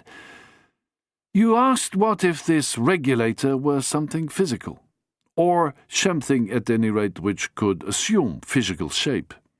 Fine, yes, all right. But does it change itself, or is its shape determined by the will of a sentient creature or a number of sentient creatures? Do you have a theory about what that shape could be? I think you know what I think. The story I like best is that to protect itself, your so-called regulator can shift shape, the way a cuttlefish, for instance, can disguise itself in both color and shape when it recognizes potential danger. The captain leaned forward. But perhaps it takes time to change. We know that some of us can come and go across the worlds of matter and antimatter. What if one such person found that regulator and, not really knowing its function, stole it? What would happen then? I don't know, mused the doctor. I'd guess it would return automatically to its place at the center of existence. Perhaps. But it might need a similar means of returning. A carrier to take its physical manifestation back to its natural environment. An intelligent agent. Something or someone who could replace it and put the multiverse back on course again. The doctor's face showed that he understood, though Amy was struggling to keep up. You're no doubt suggesting this prize arrow you're seeking is also the missing regulator. The doctor fingered his chin. But that doesn't make sense. They've only been running these matches for a few thousand years or so, and the irregularities were first observed in the 21st century.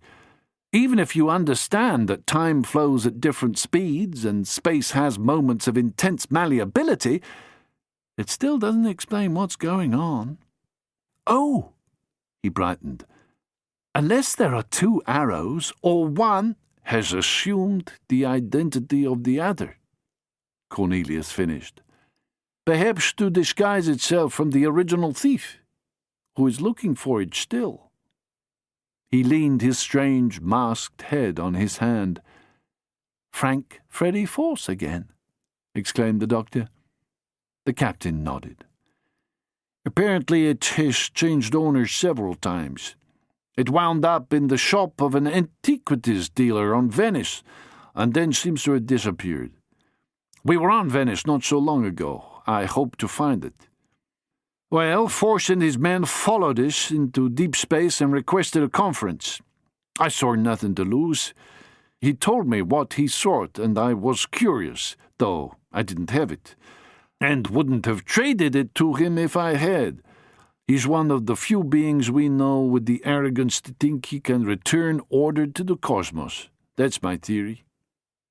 He's been looking for it effectively forever, dodging in and out of chaos space and antimatter space, searching for that regulator. The doctor was enjoying this exchange. He's discovered a little information here, a little there, every time he makes a foray into our universe. Maybe he was the original thief. Unlike most of us, he can travel between the hemispheres of matter and antimatter and remain alive. The arrow, if that's what it is, has the power to change its shape if it is threatened. We know that much, at least from legend. Not exactly a thinking object, but capable of hiding itself from those who would use it for their own ends. Cup, sword, animal, even human form when useful. Does it think as we think? I don't know. What if Force was the one who stole it? Suggested Cornelius, and then he lost it, and has been hunting for it across time and space, making expeditions into our hemisphere whenever he dares, or has a clue. If so, then he still believes possession of it will allow him the power to control it. That's impossible. Insane. The doctor's face cleared. Frank Freddy's never been sane. And the very act of stealing the regulator would have increased his delusion. But why would he believe we carried it with us? He told me he'd smelled it. Not literally, I'm sure, but through some sixth sense. An affinity he achieved through the very act of trying to make it his own.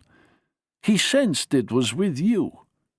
I don't know, because he is moving in and out of time and is most likely the unwitting cause of some of these storms.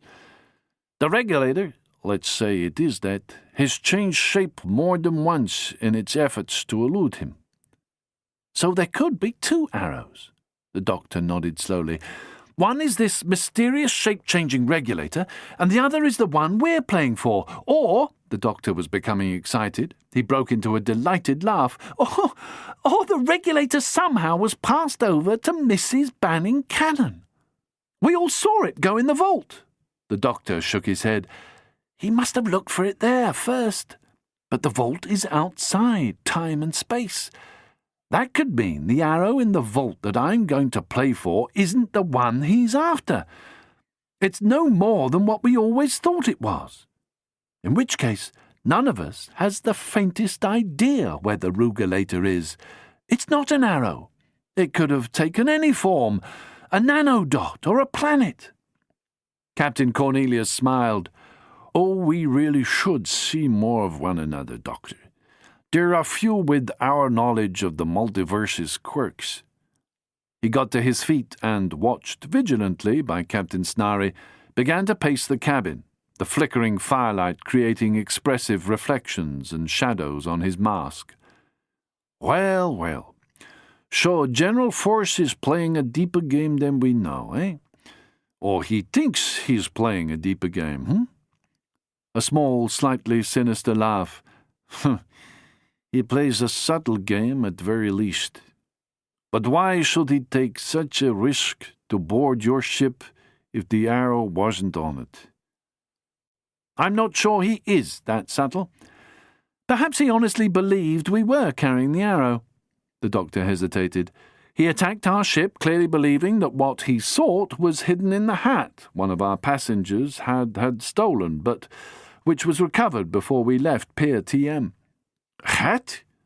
He was after a hat?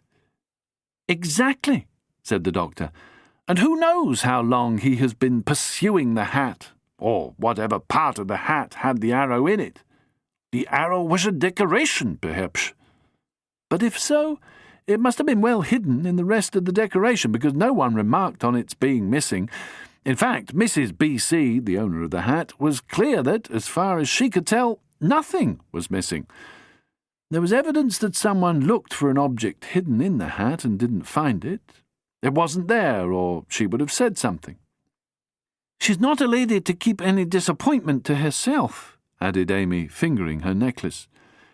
And why would the prize for the contest we'll be playing when we reach Migia be hidden amongst us? Asked the doctor. It doesn't make any kind of sense. The captain nodded slowly. So we have a mystery. How, I wonder, are we going to solve it? Amy felt suddenly tired. She wanted to curl up in the big stickly chair and drift off to sleep. She was finding it hard to be terrified by the most feared pirate in the galaxy. She was growing used to this, though. If she had learned one thing in her relatively short career, it was to do with powerful men. Their actions might be dreadful, both ruthless and cruel, but they were sometimes surprisingly charming in person. And Captain Cornelius, there was no doubt, was very charming indeed. Captain Snarry stood up to replenish their drinks. It was evident he was unhappy about the trend of the conversation. You're certain that arrow isn't aboard your ship, Doctor? Captain Cornelius accepted the VW. As certain as I can be, Captain. The doctor took a sip of vortex water. As certain as I am that your old-fashioned sense of chivalry ensures us our freedom. We have nothing you want. Captain Cornelius sat down again, crossed his legs, and stared thoughtfully into the fire. You're wrong there, Doctor. Do you know where Frank Freddy Force and their men are now? Asked the doctor. We tracked them as far as Cygnus, and then lost them. We thought they might be going home. No clear idea of the system he was headed for? I'm afraid not. The captain reached to knock out his long-stemmed pipe in the grate. He was showing, you know, matter chill, they call it. Why he was so far out I didn't ask. I assumed his mission was of some importance. Maybe he'd brought his ship in via Cygnus. They can do that, I'm told. He had tracked us out from Venice. He followed the usual etiquette, so we allowed him to board, though some of my men were against it. They had a notion the skins of Force's men would burst and send us all to our reward, which, as you can imagine, is not likely to be a comfortable one for us. Are you a praying man, Doctor? You, Captain? You, Mademoiselle Pond? Are any of you in the habit of ascribing a maker to all that? And he waved his pipe to indicate eternity. The doctor did not answer. Did he come because you had something he wanted? He asked instead. He offered me a huge reward if I could help him find it. I fear I sent him on his way, but I don't deny I was intrigued. If he has a method of sensing the thing he seeks, he must have known I did not have it. He returned towards the hub, you say? Yes, I assume so. Our instruments lost him. The doctor took another sip of vortex water. We are all seeking the same thing, yet not one of us has a clear idea what it is, or, indeed, who has it. I only know we have a chance of winning it fair and square if we can get good enough replacements for those we lost in the storm. Captain Cornelius laughed spontaneously. You plan to win it? Fair and square. How else can we get hold of it? And if another team wins? We explain that we need it. For what? If it is the stolen regulator, or contains the elements of whatever mysterious stuff constitutes the regulator, we need to get it into the heart of the black hole, where its components will presumably do their job and restore a proper sequence to the multiverse. You think they'll agree? I can only hope we will be able to demonstrate our need. The doctor sat back in his chair. He grinned. He shrugged. Hope for the best.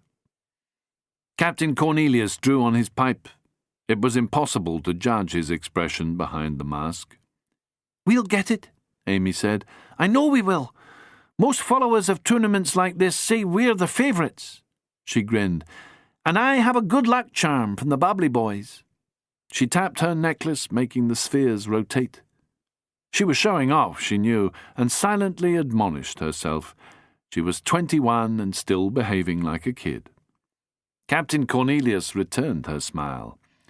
But you're 2 key players short. Your entire second 15 is gone. Yes, I eavesdropped.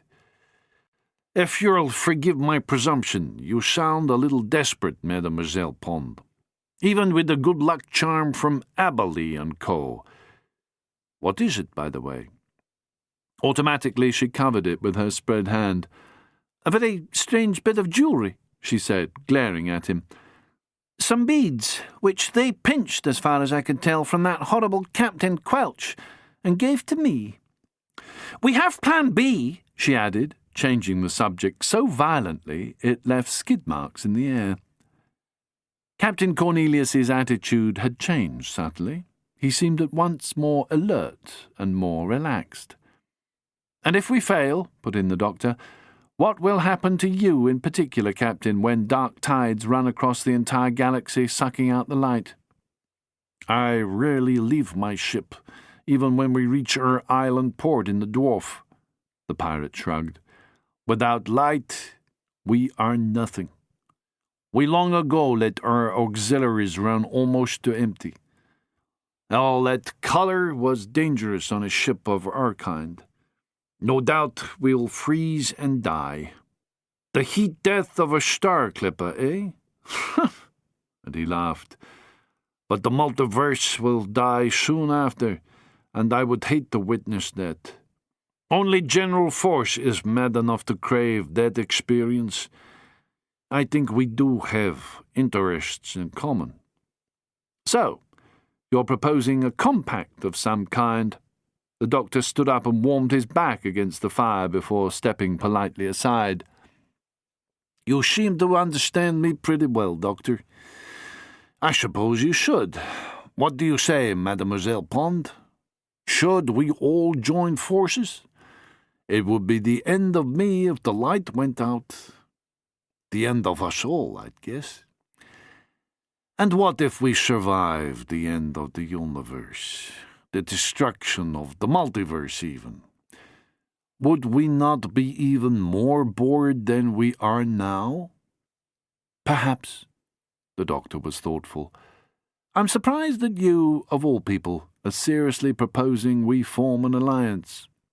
It might be the only solution to any future difficulties. That arrow could be the oldest artifact in existence.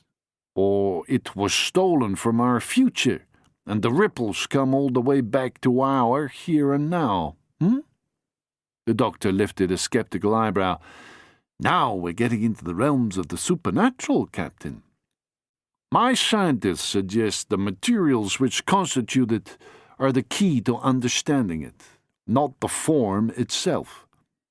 Impatiently, Captain Snarry stood up. "If I could have your word that this is not a diversion to hold our attention while your pirates board our ship." "Certainly, Captain." The tall man put a forefinger under his Arlecchino mask and scratched his nose. He took a pull on his pipe. "At some point long ago, your regulator was removed from the very hub of our cosmos and carried off. The thief who took it was an adventurer with no special motive except curiosity, the ability to negotiate an environment which would destroy the likes of us, and the greed for the power his curiosity brought him. He had discovered a kind of map which in turn led him to the regulator. He knew he had something crucial to the fundamental mechanics of the multiverse, so he tried to exert his own will upon it. By doing that, he caused it to evade him by, of course, changing its shape. Because it was never replaced, the multiverse became less and less stable. Either Frank Freddy Force is the original thief, or he learned about the object from the original thief. Either way, he still believes he can use it to gain total power over creation, and that, I fear, is the sum of what I know or have guessed." The doctor rubbed his jaw. "I can see how it is in our mutual interest. What do you say, Captain Snarry?" "I say we've little choice, and if the pirate wants neither blood, souls, nor treasure, I'll cooperate to do what's in the best interests of my passengers." "Perhaps," said Cornelius, "we should settle details when we discover the regulator and work out how to re-establish it at the center of the multiverse, assuming that's still possible. So let's agree to travel on together, at least for the time being. I have a small but up-to-date hospital aboard my ship. We can treat your injured, save a few lives with luck, and we have bots who could help you make some running repairs. If anything, the Pain is even better equipped than the Gargantua." "So, let's talk practicalities. What's your price, Captain Cornelius?" Snarry was anxious to get the pirate off his ship. "One thing now." The masked man looked towards Amy. Again she felt that unfamiliar frisson. "That's what I want for my assistance." He pointed directly at Amy. "What?" Unconsciously, the doctor took a step back as if from a ticking bomb. "You can't—" "That necklace. My price."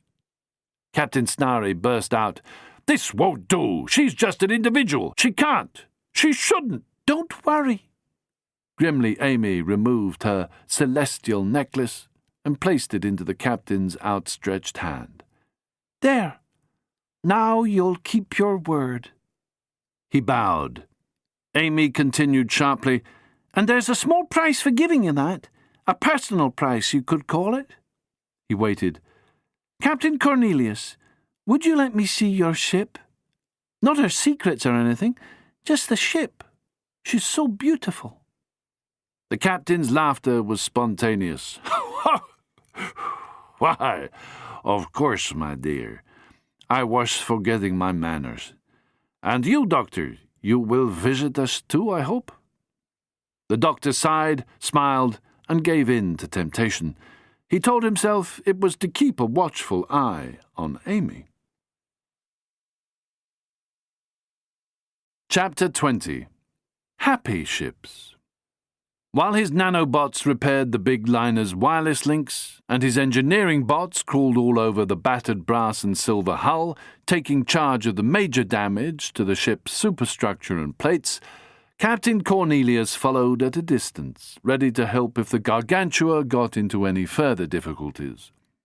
Amy, meanwhile, had been taken by the non-committal Peter Vive on a tour of the Black Clipper, marvelling at the system of pulleys and counterweights used to manipulate the sails, at her lockers full of exotic treasure, her galleys and pantries, her instruments designed to work entirely on reception of certain vocal codes, her guns, her crew made up of every form of intelligent life, half flesh, all flesh, or metallic. The pain was familiar in that she resembled an old-time clipper, and unfamiliar in that the far future technologies were almost impossible to understand. But Amy remained fascinated with the life forms. Long-necked ostriches with simian heads, large saurians, the strange alien beauty of snake-faced women.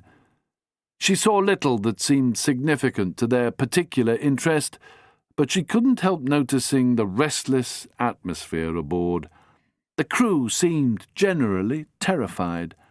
These weren't the people she had expected to find, full of mocking confidence, anticipating the great wealth every creature of flesh or metal would take home with them.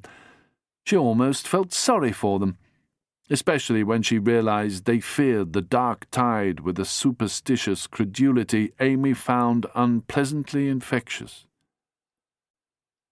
She was led past buzzing gun bubbles full of blinding multicolored energy, workshops, repair rooms, and every kind of laboratory where blinking lights and eerily colored liquids mingled. But the atmosphere was horribly oppressive. Eventually she felt she could take no more, and was glad when Peter Vive escorted her back to Captain Cornelius's quarters, where the doctor was ready to return with her to their own ship. Captain Snarry still didn't trust Cornelius. The doctor convinced him that, whatever his many crimes, Cornelius followed his own strict code and was always as good as his word. Cornelius knew what had happened on Pangloss. Force, in short, either deliberately or by mistake. The antimatter man attracted the dark tide. The storm destroyed everything except the core, the planet itself. They're lucky the star didn't go too. That's Frank Freddy for you when they lose their temper. There was a chance, thought Cornelius, that some had survived below the planet's surface, but it was unlikely. Amy returned with the doctor to the Gargantua, full of the wonders she had witnessed on her tour of the great Starjammer. She kept quiet about her feelings concerning the atmosphere on board the Pain. "It seems almost as big as the TARDIS inside," she told Bingo, who had been waiting nervously for her to return. "But then, you don't know what the TARDIS is, do you?" "The Pain is a big ship, then?" "Not as big as this one, but still pretty big. Sails that are miles across. Well, you've seen them. They just don't look as big as they do when you're standing right underneath them, looking up. Captain Cornelius is—" She was going to say dishy, but she guessed this might confuse Bingo and hurt his feelings, so she said, "Very tall, mysterious, probably pretty ruthless." "That's what I heard, too. Bit of a swordsman, I gather." Bingo was an expert fencer. "I'm sure he is." "But why did he let you two look around his ship just like that and come back here without giving us terms or anything? I mean, he's a bally pirate, isn't he? I thought you were mad to go in there with the doctor. I was afraid I'd never see you again." "He's as worried about the dark tide as we are. He wanted to join forces. He's hoping that if we stick together, we'll have a better chance of surviving. Apparently those tides are even worse out near the rim." "I'd guess so. What with one black hole pulling our star systems one way and being pulled by an even more powerful one the other, and this bally dark tide stuff all over the place, I'm getting a bit baffled, actually." Bingo didn't think this was that much of an admission. He'd been rather baffled most of his life. "I say, Amy, I was awfully worried about you while you were hobnobbing with that pirate Johnny. Next time you take it into your head to do something like that, you'd better take me with you, you know." Suppressing a smile, Amy promised to let Bingo know next time she decided to take off after a pirate. She felt rather pleased by his solicitousness. It was an odd feeling. She wasn't altogether used to it. "Well, young lady, did you pick up any clues?" The tone took her between the shoulder blades. She stiffened. She had almost forgotten that sound. "Hello, Mrs. Banning-Cannon." Amy turned. "Clues?" "About my hat," she announced, with what might almost have been pride. "It has been stolen again. From my cabin." "Oh, really? Must have happened during the storm, yes?" Bingo was doing his best to sound concerned. Only a few weeks ago he had been watching a V where it turned out the crook committed the crime unknowingly, having been struck on the head and hypnotized by the person who didn't want to be caught. Bingo wondered if the knock he had received on the head during the storm had stunned him in the same way. He was beginning to suspect himself of the robbery. But if so, puzzled the hapless Earl, what had he done with the swag? The doctor was giving him suspicious looks, or so it seemed to poor Bingo, who, with a strangled word of goodwill to the baffled love of his life, did his best to disappear while Mrs. B.C. continued with her tale of the second theft of a hat which, even she had to admit, was no longer worthy of the name. There was, after all, a new and better hatter supplying her with exotic headgear. Why, the doctor wondered, was anyone still concerned about that hat? "Is there any chance," he suggested hopefully, "that the hat could have been sucked out into space and is even now circling our hull?" "Not according to the crew." The doctor ran his hand through his already well-tousled hair. "Nobody spotted a pirate lurking about, I suppose?" "It's possible one came aboard in disguise, but unlikely," murmured Bingo. "Besides which, Captain Cornelius gave his word he wouldn't let his men bother us," Amy reminded them. "I think it's a matter of pride with him. Crooks have principles like that. It probably makes them feel virtuous." "So we'll have to search the ship, I suppose." Mrs. B.C. looked as if she was about to roll up her sleeves there and then. "There are rather more important issues, Mother," suggested Flapper, who had turned up in time to hear most of the exchange, "than hunting for hats. We are being shadowed by the most notorious and feared pirate in the known universe, and our ship is in serious danger of popping half her plates and plunging us all into the depths of space." "Jane," declared her mother, "I never thought to hear such disloyal words from you, of all people." "I'm being practical, Mother." With anyone else, Mrs. Banning Cannon might have escalated such an exchange to code red, but hearing these words from the apple of her maternal eye stopped her pretty suddenly in her tracks. Her jaw dropped, her eyes widened, her nose froze in mid-flare. A strangled sound came out of her throat. She said something like, "Are you speaking to me?" which others would later try to interpret, the general consensus being that what she thought she had said was, "Are you speaking to me?" "Oh, really, Mother?" her daughter answered, and turning on a heel which seemed specifically designed for such a manoeuvre, she exited the hall with an almost professional sweep of her skirt, closely followed by Mrs. Banning Cannon, who was followed at what he considered a slightly safer distance by Harry Agincourt. The silence they left behind them was filled with a collective sigh from the Doctor, Amy Pond, and Bingo, Earl of Sherwood. The hat was, as far as any reasonable search could determine, well and truly gone. Every one of the Gargantua's vast decks had been searched as thoroughly as possible by passengers and specially adapted crew bots. It was even established that the hat had not been hidden on the outside of the ship's hull. Mrs. Banning Cannon had talked Urquhart Banning Cannon into offering an extraordinarily large reward for its return. In Captain Snary's firmly held opinion, the hat was even now drifting in space some light years behind them. He had even sent a skiff back to check for any remains, but they had found only a few smears of organic body parts. And now, as they approached the ghost worlds, the search had been abandoned. The massive gravitational pull of the black hole required considerable energy from the Gargantua simply to stay on course. For the pain, it was all but impossible to resist the power of the so-called little rock. Migia's strange qualities, which permitted her to circle the Schwarzschild radius without being drawn in, and allowed her 4 planets, Earth-like gravity, could only be counteracted by the extraordinary engines of the Gargantua. The shifter system, the ghost worlds, should not logically have existed at all, and wouldn't have if it hadn't been for their peculiar independence. Amy did her best to recall what the doctor had explained to her about their nature, though she knew as well as he did that even if he had written it all out as an equation, as he had tried to do once when discussing variable time speeds, it would have made her head ache. There came a point in descriptions of certain multiversal phenomena when not even an inhabitant of Algo could have plucked a tune from the maths.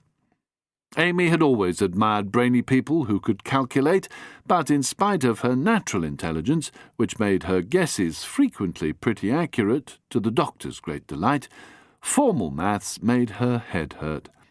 Migia's astonishing gravitation, which kept her stable under conditions which would have long since destroyed any other star system, permitted her satellites to orbit in a complicated pattern around her, although at a considerable distance from their parent star. By similar flukes of mass and evolution, she made her eccentric progress through the countless variations of the multiverse. How this had come to be was equally mysterious. Her inexplicable adaptive qualities had hardly been guessed before her settlers, of which there were relatively few, discovered to their horror that she began quite literally to fade gradually from our universe, only to reappear in another universe, then another, ad infinitum. Those still living in the system were adapted descendants of the original descendants. Only a handful of newcomers had settled there in recent centuries. That her planets had kept their orbit as faithfully as she kept hers was another of her qualities still mostly unexplained. The doctor told Amy that the Migia system had a way of orbiting the multiverse and surviving. The only human being to come close to formulating a satisfactory theory had been an early guide sensor, the semi-legendary Lord Renark of the Rim, who had led, it was said, a huge percentage of the entire human race out of its original universe and into another which had then been thought to represent the multiverse. Renark had disappeared, as had his expedition. Some believed he was still in the black hole, others that the entire expedition had been recreated as a computer program using an earlier form of nanotechnology whose secret had also been lost. Every few years, some optimistic soul would seek to recreate Renark's experiment and disappear in turn. If there was a way through to what some still called Renark's multiverse, there was certainly no way back, leading to what certain theoretical astrophysicists still referred to as Renark's dilemma. Many a gig of text had been written in the attempt to solve that particular puzzle. Some argued that Renark had reproduced himself, deliberately or accidentally, on every multiversal plane. Others believed he had gone beyond the radius into the black hole itself, where he now hung for eternity, neither dead nor alive.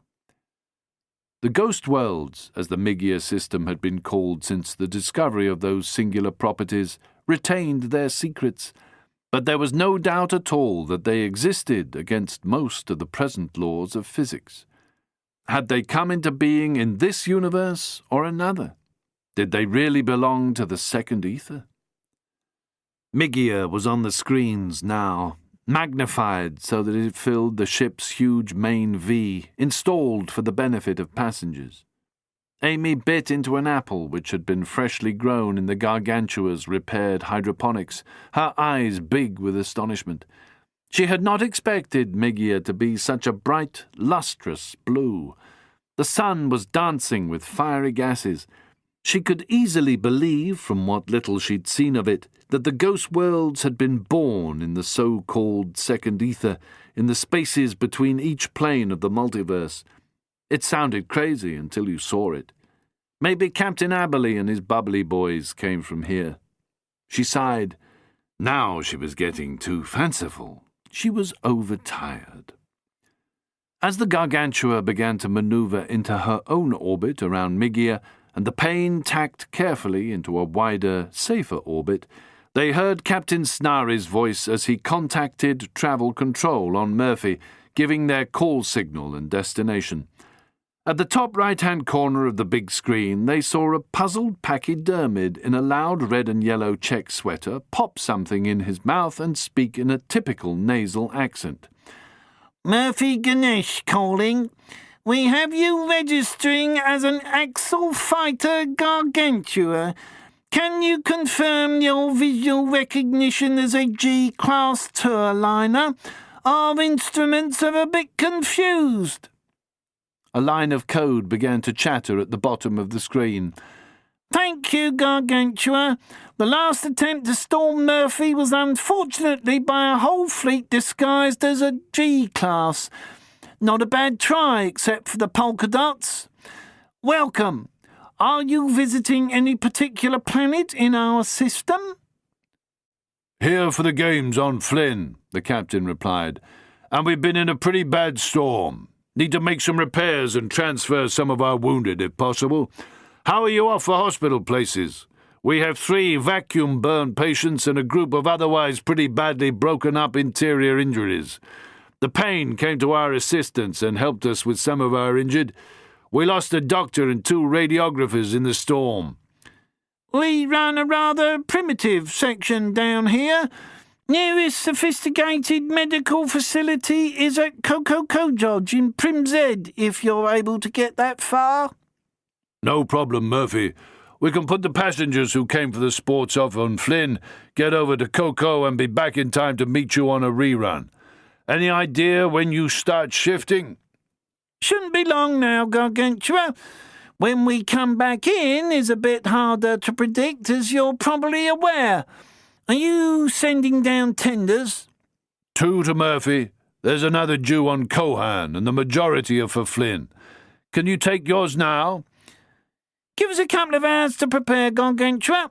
There's always a chance that we'll start shifting before we know it, and we need to build a few emergency procedures into our receptors, okay? Go ahead, Murphy. We'll wait. Hearing a sound behind her, Amy turned to see that Captain Cornelius had joined them on the V. He had discarded his papier-mâché arlecchino and was wearing the simple metal mask which had given him his nickname, Iron Face. Strangely, it humanized him more. Amy could see why some of the V's about him called him handsome. He was taller than anyone on the ship and exuded the air of self-containment she had first noticed about him. He wore the same dark blue uniform he had worn when they had first met. "Hello, Captain Cornelius. What can we do for you?" The doctor was concentrating on the other screens. "Forgive me for interrupting, Doctor," Cornelius spoke softly. "I'm curious to see Miggy. I've heard so much about her over the years, but of course it has never been possible for my ship to come in so close. She's an impressive star. Shall you be going down to Murphy?"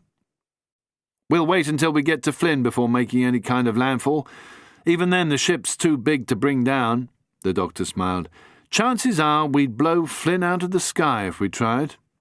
The Gargantua was built in the K.H. Brunner off-world yards and, like most big ships, has never flown through an atmosphere. We'll be using tenders to get all the passengers down. Has the pain ever made planetfall?" Cornelius smiled slowly. "Only in Never Never Land, Doctor." Amy was surprised by this reference. "I didn't know you were a fan of Peter Pan, Captain." "I wouldn't say I was a fan exactly. But we took a ship many years ago which was carrying a couple of time capsules a collector had found on one of old Earth's neighbors. Not only the discs they use, but a small player also. I transferred them to my V-files, part of my personal collection at home." "So, home isn't your ship?" "Let's say the pain's one of my homes," he smiled. "I doubt if Captain Hook himself was anxious to publicize everywhere he lived." Amy realized she was dropping her guard. She had to be careful. Even on the V screen, Captain Cornelius was proving too charming to be trusted. After Murphy had taken their remaining wounded, the ship began to warm up and turn for the next part of their journey, to Cohan, where they stopped very briefly before continuing on to Flynn, a matter of hours. And there she was. She did look very Earth-like. Soon they would be standing on her surface. Amy began to feel very excited. Flynn had been their destination for such a long while, and there had been so many setbacks along the way that she had begun to feel she would never see the world where the reenactment games were traditionally played. The Terraphiles themselves, of course, did not know the world except from what they had seen on the V, where Murphy, O'Brien and Cohan had all been terraformed on Irish themes. Flynn had been terraformed to model the English Cotswolds and the Hobbitoid Shire, with rolling grassy drumlins, woods, lakes and rivers, thatched cottages of butter-coloured stone, villages and greens, crooked chimneys blowing friendly smoke, all of it resembling a fantasy landscape even more comfortably nostalgic than the Pier TM planets. Now they neared Flynn. She could see that parts of the planet were thickly forested and full of the kind of wildlife which had once occupied the countryside where she had spent most of her life. Unexpectedly, she felt a pang of homesickness for the world she had left behind. Why on earth should she feel so sad? It wasn't as if she would never see her village again. Or was it? Bucolic as she looked, Flynn was part of the shifter system, the ghost worlds, and the ghost worlds could be very dangerous indeed. She, the Doctor, and the Terraphiles would not be the first to ride the Migia worlds on their sideways orbit through the multiverse and never return. She had to remind herself that the TARDIS had been programmed to rendezvous on Flynn, but what had happened to those missing people she had no idea, though it was thought they had disembarked on one of billions of possible planes and either settled there or perhaps even been killed. Amy experienced a rare moment of self-pity. She was far too young to die. There was so much more for her to see before she returned to the old familiar places, if she ever returned. Hadn't the Doctor told her that the dark tide could start spreading out, backwards and forwards, engulfing everything that had ever existed or would ever exist in that strange, destructive gravity? "Pull yourself together, Amy Pond," she told herself, not for the first time since she had met the Doctor, in her back garden some 50,000 years in the past. And she felt the familiar pang that she might never be able to tell anyone about her adventures and all the things she had seen. Maybe it was for the best. What did it mean if every single world of the multiverse were to die? Never to have been, never to be. That was, after all, logical. She imagined the dark tide as a kind of overflowing lake of nothingness, which engulfed existence and then somehow engulfed itself. She became aware of Captain Cornelius still on the V. His smile was melancholy, filled with a peculiar longing. "Are you looking forward to putting your feet on a real planet, Captain?" she asked. He shook his head regretfully. "You're keeping my celestial necklace, I suppose?" She still hoped he had only borrowed it. He shook his head briefly, his eyes still melancholy, sardonic, bowed and said, "I hope to return it next time we meet in person, assuming all our coordinates." The signal faded. He disappeared, replaced by an image of his ship. An hour later the PA sounded, warning them to be ready for planetfall. A tremor ran through the Gargantua as the monstrous vessel was prepared again for a disembarkation. Amy had her bag packed like the rest and had suited up for safety during their descent.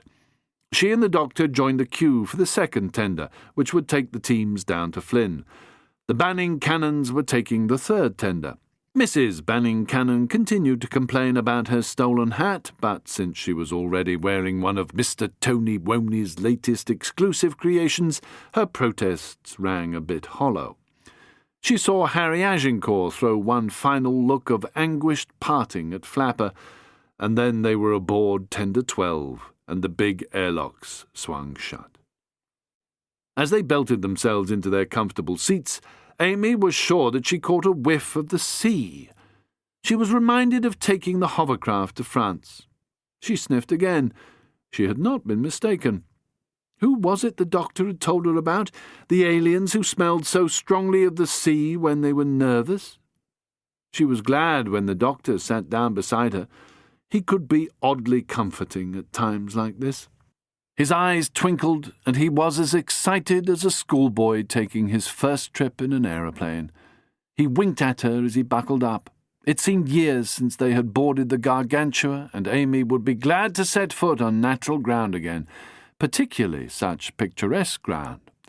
She wondered what Flynn had originally looked like before the terraformers had changed her.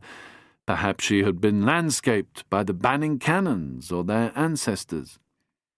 Behind her, Bingo Loxley slid into his seat. Jolly exciting, what? He frowned over his buckles and straps and eventually got the hang of them. We're going to have to play awfully well. He turned to Pom Ik, one of the tourists' best fielders, whose normally yellow scales had turned a faint greenish blue, showing that he was nervous. You worrying about the games, old boy, or just the trip down?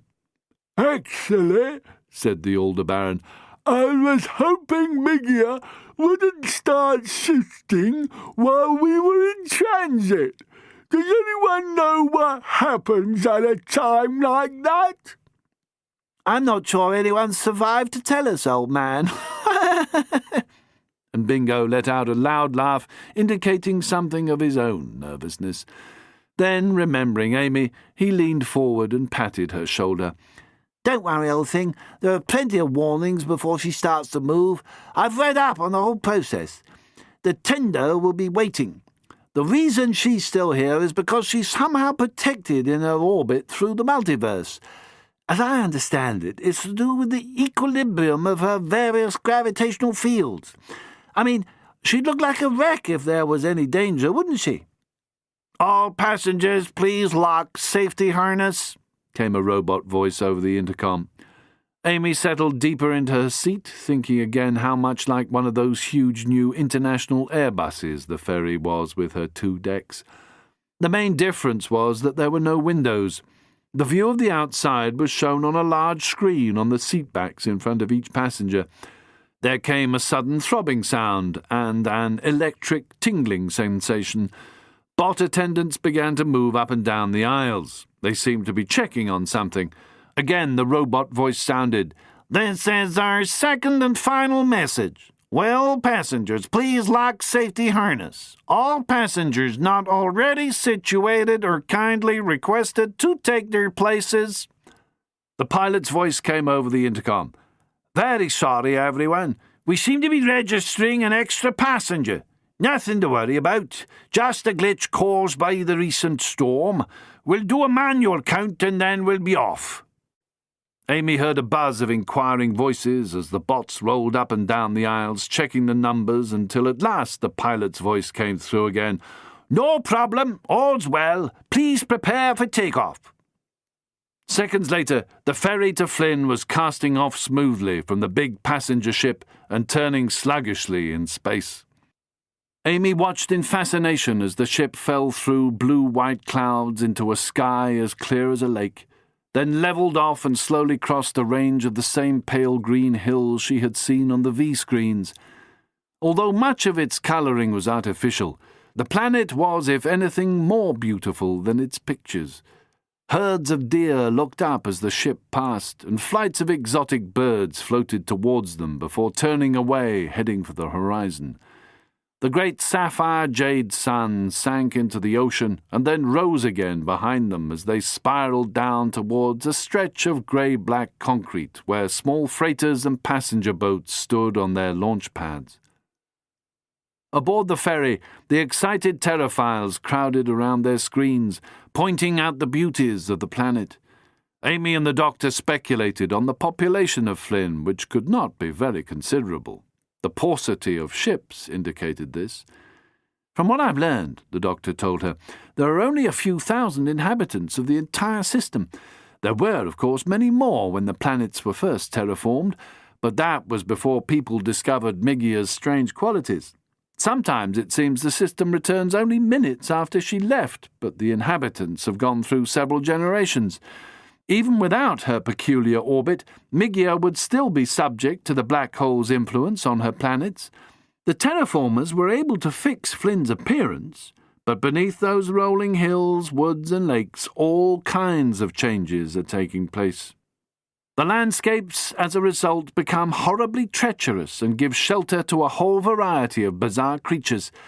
Outside the settlements, you must be wary at all times.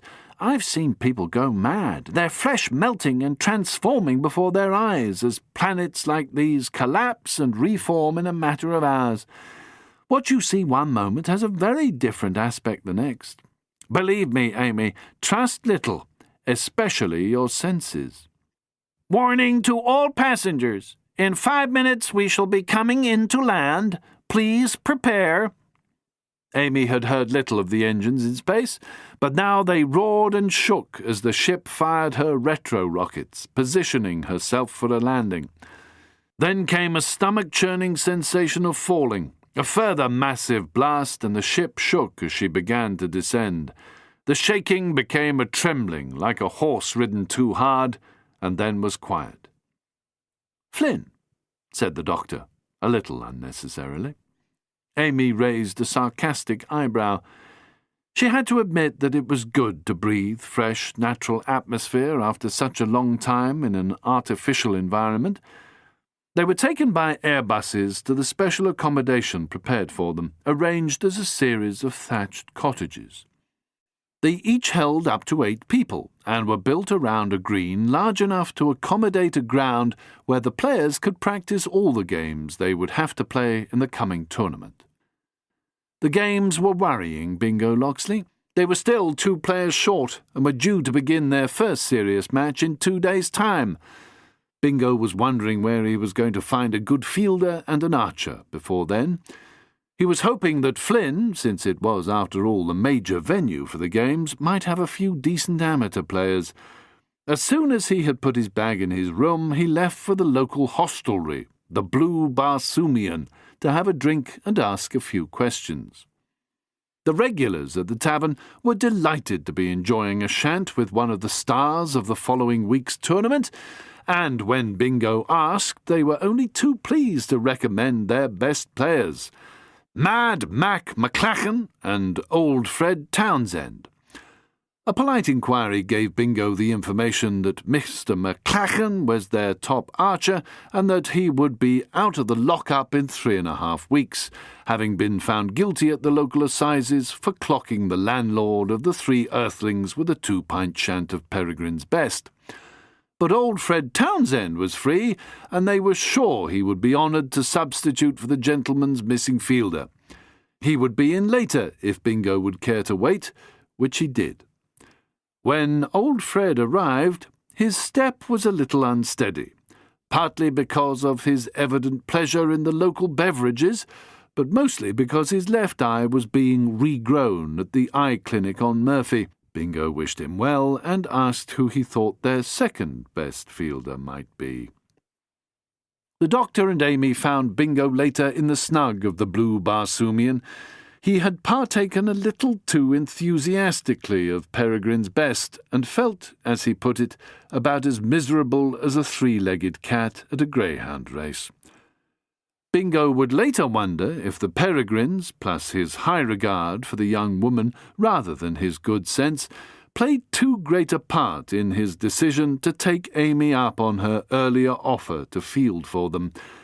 And since it had seemed churlish to ask one of the women and not the other, had it been the wisest choice he could have made? Had he been nuts to suggest to Flapper that she might like to try out her archery skills at the targets the following morning? End of Disc 7. Disc 8. Chapter 21. The Tournament of Terraphiles. The coins being tossed and the order of team play determined, all the Terraphiles, the gentlemen, the visitors, and the tourists, retired to Flynn's lavishly appointed pavilion to enjoy a few friendly pints of vortex water before beginning the serious business of broadswording, jousting, quintaining, nut-cracking, and ultimately whacking. Amy and Flapper, having done pretty well that morning, were now officially members of the first 15, allowing the gentlemen to qualify, and had confided, one to the other, that they weren't at all sure about their own sanity, having volunteered to play in matches which, the doctor had told them, might well determine the fate of the multiverse. At this stage, the various species tended to group together. The 7 humans of the gentlemen consisted rather contradictorily of W.G. Grace, Flapper Banning Cannon, Amelia Pond, Old Bill Told, Harry Agincourt, Bingo Loxley, and the Doctor. By far the largest non-human group were Jadoon, who were inclined to link arms and sing very loudly songs which, happily, only Jadoon knew to be utterly filthy. The gents' complement of rhinocerids were 3 superb and highly aggressive all-rounders. Their only canine teammate, an aphid from Sirius, tended to prefer the company of humans. Nuff-OK was an outstanding what's-it-keeper, able to catch arrows in all 4 hands, his mouth and his prehensile tail. His best friend was the handsome centaur Hahani. The bovine waxwoman, Nahoo, was inclined to hang out with the younger Jadoon, who were all secretly in love with her. The 2 avians were Ark, the massive hawk person, and Cee, the equally large sparrow man, whose skills at archery were the subject of many songs on his own planet, where at least 80 statues had been erected for him. That said, Cee was considered boastful, and while he had been cleared by a court of his peers several years earlier, was thought somewhat cold-blooded and insufficiently remorseful of an accidental death during a friendly with another avian team on his home planet. He and Ark were not close, and Cee was at the far end of the bar, chatting up an attractively crested Twittarian, one of the tourists' best whackers. The energies of most of the humans in their team was spent telling Amy and Flapper that they were rather good, and nobody could have known from their playing at the practice nets the previous couple of days that they weren't seasoned professionals. Harry and Bingo, in particular, devoted most of their waking time to getting the pair's game up to scratch. They had, in truth, become pretty passable players. Everyone was speculating on the next morning's weather. Flynn had in fact been picked in part on account of its variable weather, which was thought to be caused by Migia's relationship to the multiverse. The evening ended early with much shaking of hands and slapping of backs and assurances of good luck, best teams winning, and so forth. Everyone went to their beds early. Only the Doctor stayed up later than the others, his eccentric and complex brain rattling away like a downhill express. He had a feeling that this tournament was going to be the most important in the history of existence. Unless he put the pieces of the puzzle he had been working on since he and Amy first heard that oddly familiar voice from the area of the Sagittarian Schwarzschild radius, only nothingness would extinguish their past, present, and future, leaving a true, cold, silent void. What part did Captain Cornelius play in all this? And most important of all, what caused the running of the dark tides through the universe, perhaps the multiverse, creating horrendously destructive storms, stealing the very light from all the worlds? How, if at all, were these events connected? Wasn't it stupid of him to play these apparently frivolous tournaments and place so much importance on winning the so-called Arrow of Artemis? Surely it couldn't be the mysterious Rugulator.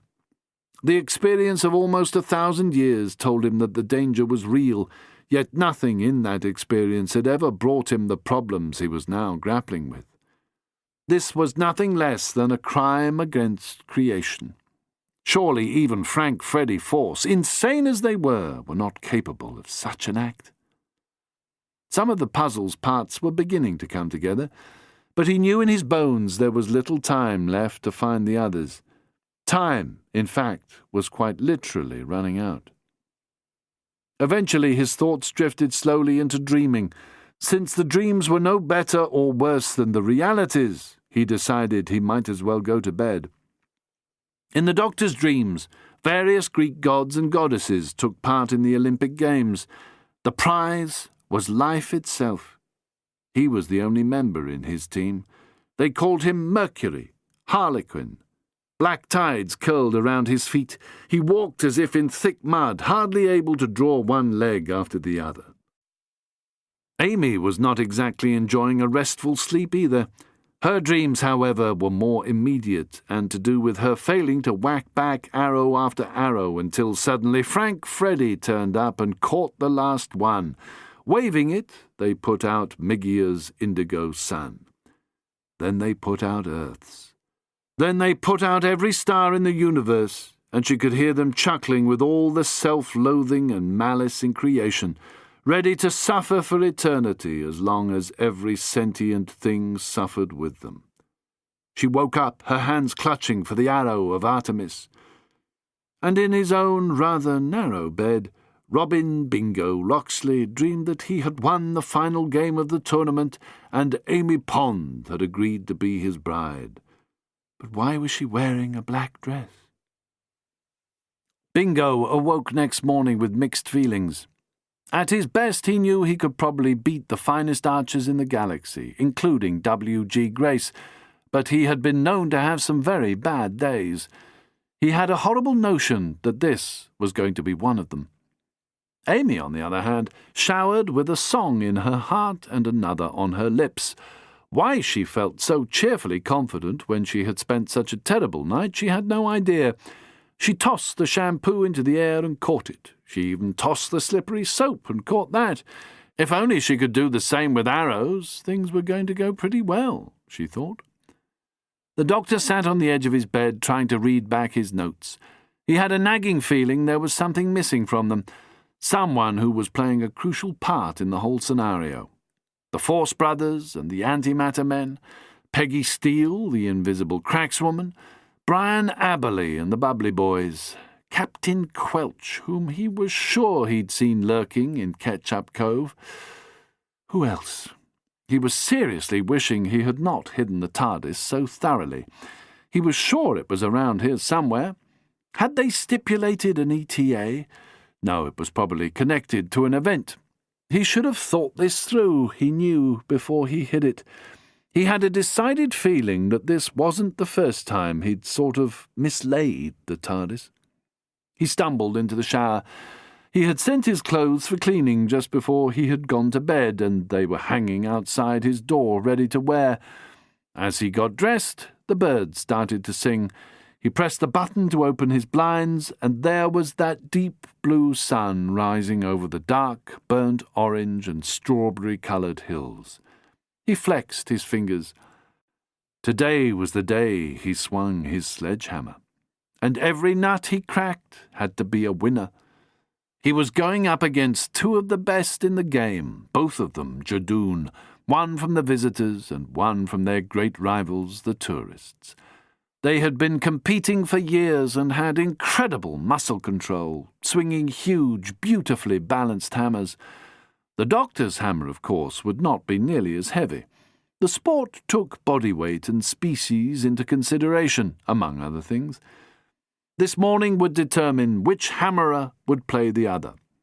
He felt more confident than he had done the day before, even though when he checked his V, the bookies were favouring both Jadoon over him.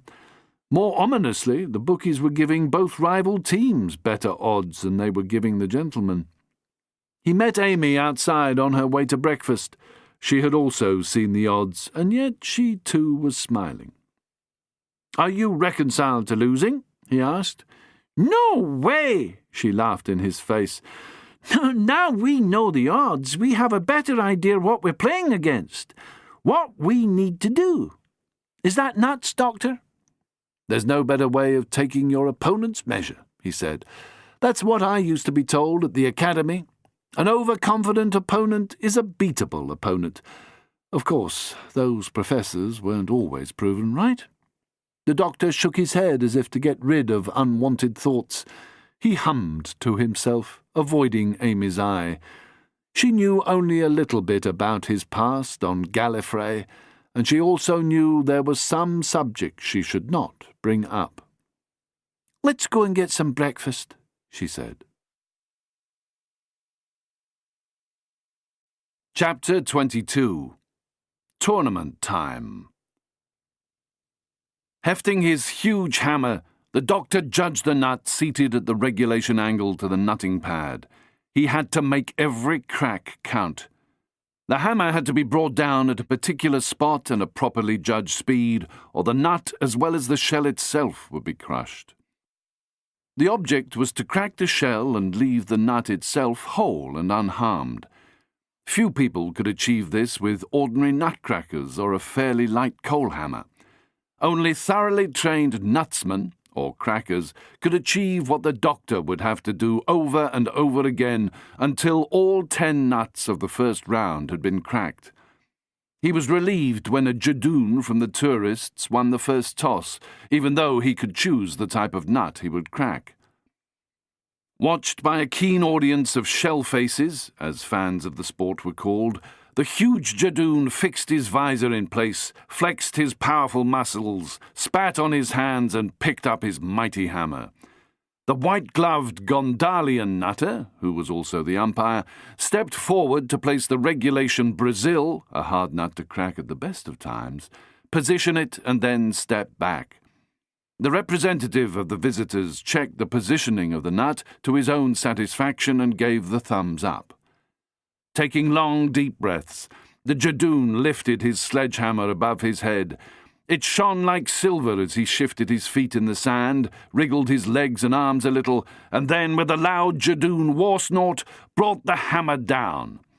The tough shell appeared to be untouched by the hammer as he stepped back. Then it fell into 2 neat halves, revealing a pristine nut ready to eat. The crowd applauded loudly and enthusiastically with cries of, "Well cracked, sir!" and "Nutted!" A popular player with the crowd, the jadoon acknowledged its applause with a modest, for a jadoon, bow and stepped back courteously as the second coin was tossed and called. Once more the doctor lost the toss and watched keenly while a second jadoon lumbered up to the nutting pad, cheered by a large number of the audience. He lifted his hammer in acknowledgement. He was very definitely the favourite. Again the Brazil was placed and a white-gloved representative of the visitors checked it. Again the huge jadoon judged it with the naked eye, hefted his sledgehammer and swung suddenly, expertly, and the nut fell into 2 perfect halves. Wild cheers again for the favourite. When his turn came, the doctor felt like a midget up against giants. His only applause came from his team's immediate supporters. His hammer felt like lead. For a moment he hesitated, then adjusted his hands on the shaft while the white-gloved nutter stepped forward. The Brazil was placed, and Bingo, representing the gents, came to observe and then accept the positioning. Now the doctor stepped up, lifted his hammer high over his head, shifted his feet a little in the sand, and struck. There came a gasp from the audience, and for a moment he felt he had checked the blow too soon. Then, in relief, he saw the 2 sides fall and heard his supporters cheer. The first round was a draw. Place, swing, crack! Place, swing, crack! The doctor's turn came round again. So far the cracksmen were level. All were aiming for a clean round. The doctor was beginning to gain confidence, but he knew he had to be careful and marshal all the skill he had. The game had already begun to slow. Characteristically, jadoon were naturally competitive, but tended to lose self-control if put in a weak position. The doctor knew that his best chance was to draw ahead by even the smallest margin and use the jadoon's natural impatience against them. So far, he knew he had been lucky. That luck would not hold much longer, especially at change of nut, when the next of the 4 kinds of competition nuts was brought into play. Sadly, on his 4th swing, he proved this spectacularly. The hammer came down on his first walnut. Somehow he misjudged. The muscles of his upper left arm twitched uncontrollably, and the hammer descended with huge force on the nut, smashing it to pieces and sending fragments showering all over the place. One of his opponents said something so rude in Jadoon that he spluttered and almost choked on his own grunting laughter.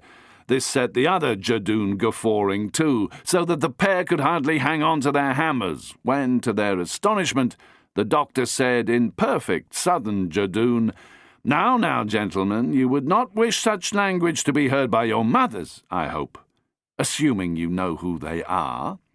Whereupon the first Jadoon asserted that he would be happy to use the doctor's head for his next turn with the hammer, if that would make him feel any better, and the second added that if his rival Jadoon cared to knock it off, he would gladly give that head to the village children to use for their next polo match. And so on. Until the doctor asked him if his horn had come loose and been lost amongst bits of shell, because it had been so small it was impossible to tell. This made the Jadoon turn bright brown. If there is one thing guaranteed to upset a member of his great race, it is a disparaging remark about his horn. He offered that he would be more than willing to give the doctor an idea about the size of his horn by, in his own coarse phrase, sticking it where the sun didn't shine. He followed this remark with a noise vaguely reminiscent of a speedboat running aground on mud, which the doctor recognized immediately as the Jadoon version of what the English once called a raspberry, the Americans knew as a Bronx cheer, and the mole people of Juneau Major knew as a reverse froomp. Eventually, the umpire stepped in and insisted all three contestants shake hands like gentlemen and apologize, which was done, not without a moment's hesitation on the part of the two Jadoon. Both Jadoon then embarrassed themselves considerably by smashing their own nuts rather noisily and drawing some loud laughter not only from the doctor's supporters but from their own. The doctor saw that he now had the advantage. Worse than being booed for making a fault, the Jadoon feared becoming the subject of amusement. The next 3 games were won by the doctor and then each of the 2 Jadoon, so that the gentlemen were still 1 game behind. The final change of nut was to a pecan, the hardest regulation nut to crack with a sledgehammer, owing to the relative softness of its shell. This would be the deciding change, unless they came to a draw between 2 of the players, in which case a tiebreaker would be brought out, the most difficult of all, a chestnut. By some miracle, as the doctor saw it, the visitor's Jadoon was eliminated. The final was now between him and the Jadoon from the tourists. The chestnut was brought out. Place, swing, crack! Place, swing, crack! Another chestnut. Place, swing, crack! Place, swing, crack! The doctor was sweating visibly, and both competitors were flagging, yet still no clear winner had been decided. Place, swing, crack! The Jadoon was puffing and panting, frustrated that he could not easily beat the doctor. Muttering and fuming, smelling noticeably of sweat salt, the Jadoon took careful aim, swung his hammer, and smashed the chestnut to pulp. The play had taken all afternoon. To his own utter amazement, the doctor had squeaked into first place. The next day would be the first of the equine events played by all teams, involving the quintain, while the final event would be the jousting. This would be followed by the broadswording event. Only on the 4th day would the serious team game begin, and the first of several whack-it matches be played, each lasting at least 3 days. The doctor was glad that there was no other part of the tournament likely to rest entirely on his shoulders, though with untried substitutes, the gentlemen were bound to have a very hard time of it indeed. That evening in the saloon bar of the Blue Barsoomian, the doctor was feted by teammates who no longer wore the air of a team which had already lost. Amy proposed a toast which was seconded by Flapper and Harry. "To the doctor! Saving the day!" The doctor had never felt at once so pleased and so burdened by responsibility. While the gentlemen celebrated the winning of their first round, he was already wondering what strategy their captain, Bingo Loxley, planned for the whack-it matches. And so far, in spite of his promises to produce the missing rugulator, Captain Aberley had not yet made his appearance. Had he been lying about knowing where to find it? Did Quelch have it? Quelch always liked to pretend he was a major player when in fact he rarely was. Or had he, the doctor wondered, been completely deceiving himself? So what do you think, Bingo? Will we get the arrow if we win? He spoke to the Earl of Locksley, but he was looking hard at Mr. Banning Cannon. The Earthman seemed startled. We're bound to win, said Bingo. So we're bound to get the silver arrow, Doctor. I admire your confidence, sir. Mr. Banning Cannon held up a guilty shant. He had misjudged these lads. Spending so much time in their company, he had developed something of a liking for the Terraphiles. He would be taking some great ideas home. Money in the bank this trip. Can I get anyone anything? The arrow will be ours. It will, Bingo said. I know it. We'll win it. Do you know why, chaps? Why, Bingo? Asked Amy, smiling at him. She had to love his innocent confidence. Because it's so important to us, he said. You need it, don't you, Doctor? To straighten the multiverse out. That's what you're doing for us. I told you I admired your confidence, broke in Mr. B.C., who was enjoying himself increasingly. Humans are remarkable in that respect. Bingo was surprised. You speak as if you're not one of us. But you are, aren't you? Almost. Mr. B.C. gestured with his glass and laughed loudly. Ha ha! Half human, anyway, according to my wife. He offered the decanter. Better not, said Bingo. You know, important game tomorrow and all that. You want us to do what's right, don't you? I can tell you're a decent chap at heart. One of us. You want to see Mrs. B.C. presented to the winning team, eh? And you want that team to be... Mrs. Banning Cannon's powerful voice rang out from the private bar. All I want to find out is who stole my hat. The authorities here are absolutely useless. I was in the magistrate's office half the day, and could they offer so much as a clue? They gave me nothing but lame excuses. They said it was stolen outside their jurisdiction. I told him that all the likely suspects were bound to be here. We left no one on the ship, did we? Except bots. I have learned a great deal about the police forces of half the universes on this trip. Where's my daring doctor? He'll know what to do. The doctor was heading for the door. Early night, he said. Big game tomorrow. I think I'd better call it a day too, said Amy and about half the others there in chorus. Mrs. Banning Cannon was left wondering why the pub had suddenly emptied. Chapter 23. The Rising Sun. For a time the tournament followed a leisurely, predictable course. Everywhere you looked were people in the formal greens, which showed them to be professional Terraphile reenactors.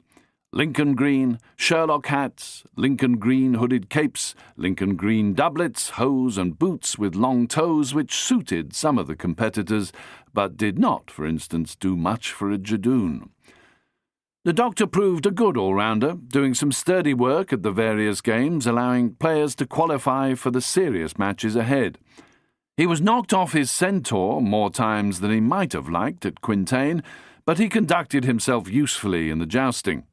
Amy and Flapper were, they both agreed, lucky to qualify, but they made it. Nanotech tabs had helped them enormously, but natural skill could not be taught. Flapper, in fact, discovered a genetic talent for skipping the landlord, and Amy was unpleasantly surprised by how well she did at hanging the surf, a straw one these days. Real ones wriggled and cursed too much for a family sport. The beautiful deep blue of the sun spread its gorgeous light across amber and rust-coloured hills. Apart from the colours, Flynn might have been old Earth, dreaming in some perpetual summer. The doctor said nothing of his own discomforting thoughts, remembering Edwardian England confident in her power to spread peace and justice across the world at the very moment before the First Great War began. He did his best to smile and join in the fun. Everyone's attention was on the games. The spectators were having a good time. Only someone who took pleasure in spreading anxiety would possibly want to spoil this mood. After all, he thought, forcing a grin and accepting a pint in the Blue Barsoomian the day before the first whack-it match, this might be the last time they ever actually enjoyed life again. The choice of order of play went to the tourists, who chose as first opponents the visitors, believing they could pretty easily defeat the gentlemen if they first beat the other team. They would be fresh for the first game. This gave the gentlemen little to do but practice and observe. Both their rivals had second 15s they could draw upon, though the rules concerning this were a bit complicated, which gave them a further advantage, and both were pretty much on top form. The players in their fresh greens, some dressed in green armour, consisting of leg, arm and body covering, huge helmets with visors and shoulder pads, made their way from the pavilion to the pitch. They looked magnificent, outlined against the pulsing disk of the sun. The first day's play had a few surprises, however. When Jun, a Saurian who was the visitors' second-best archer and a useful whacker, was caught by an arrow shot by Jaime Pollux, the famous half-spoonie, known as the battling bowwright because he had made his own equipment as a poor boy in the infamous Jelly Ghetto on Ethel. Pollux took 4 more targets that afternoon, establishing a sticky-off 100 which could not be regained in a hurry, though Argentino, the visitors' star, would do it if anyone could. In fact, Argentino had been watching from the pavilion, and Amy could almost hear him gearing himself up to get that supplemental and change it in for spins. But meanwhile, the spectators were applauding on both sides. After that, things settled into a good, calm thwick-slamp of arrows being shot and arrows being whacked, with the visitors keeping their lead for the next day and into the following morning, until the captain decided to bring in Argentino. No one could have guessed that Argentino's mother had been a lab rat.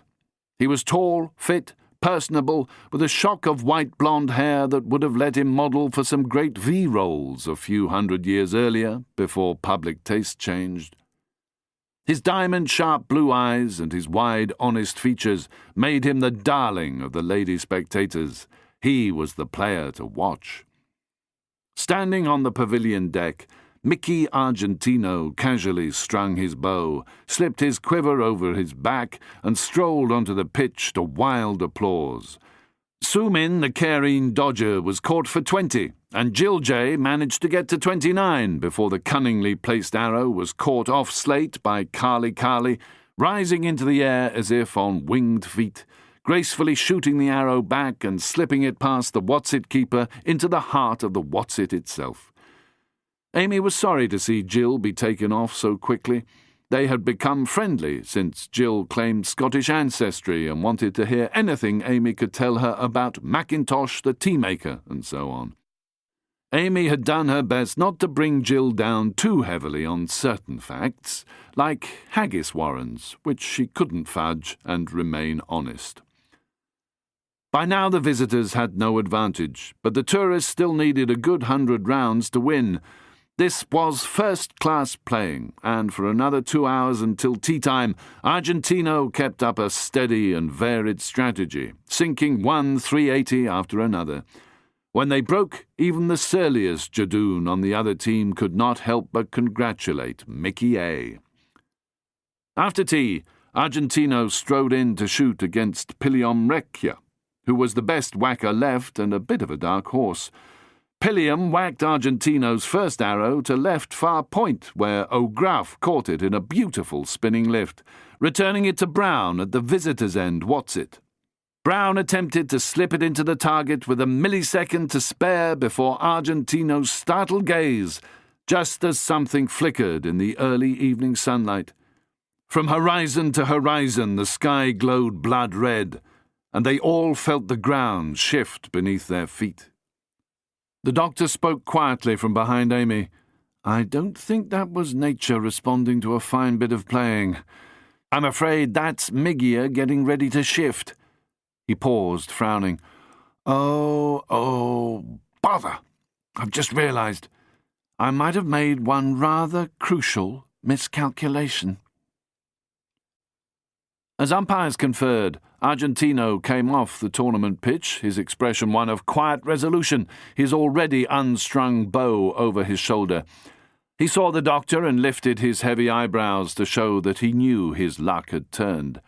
He didn't blame the sun any more than he would blame the rain, which now began to pour from sudden black clouds with tropical force. Besides which, he had scored the equaliser and left his team considerably better off. With the rain thundering down and everyone hurrying for the pavilion shelter, the teams would play again with more or less equal strength, now that Argentino was out of the shooting at least. He would be whacking, given the chance, when fresh targets were set up in the morning. Gathering under the deck's roof, the teams and spectators had temporarily forgotten the game as they watched the great, brilliant blue sun seem to rock across the bloody horizon, back and forth, forcing some of the watchers towards the bathroom facilities, unable to hold the contents of their stomachs down. Amy had been told by the doctor about the first signs of the ghost worlds beginning their orbit through the multiverse, but she had felt he was talking about a dream or a story. The reality was more spectacular and more terrifying than anything she had expected. The rain stopped as suddenly as it had started, and a delicious scent of wet grass and wild flowers filled the air. The black cloud passed, and the remaining clouds were purple, breaking occasionally to let shafts of blue sunlight spear their way to the ground. Pitchmen hurried to put a force field over the whole grounds and turn up the heat within to begin drying the pitch.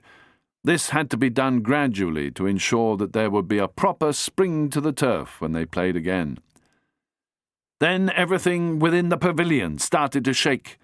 Amy wondered if this was an earthquake, and the doctor laughed. He had that wild look he got in his eye when something big was about to happen, something dangerous. "This is it!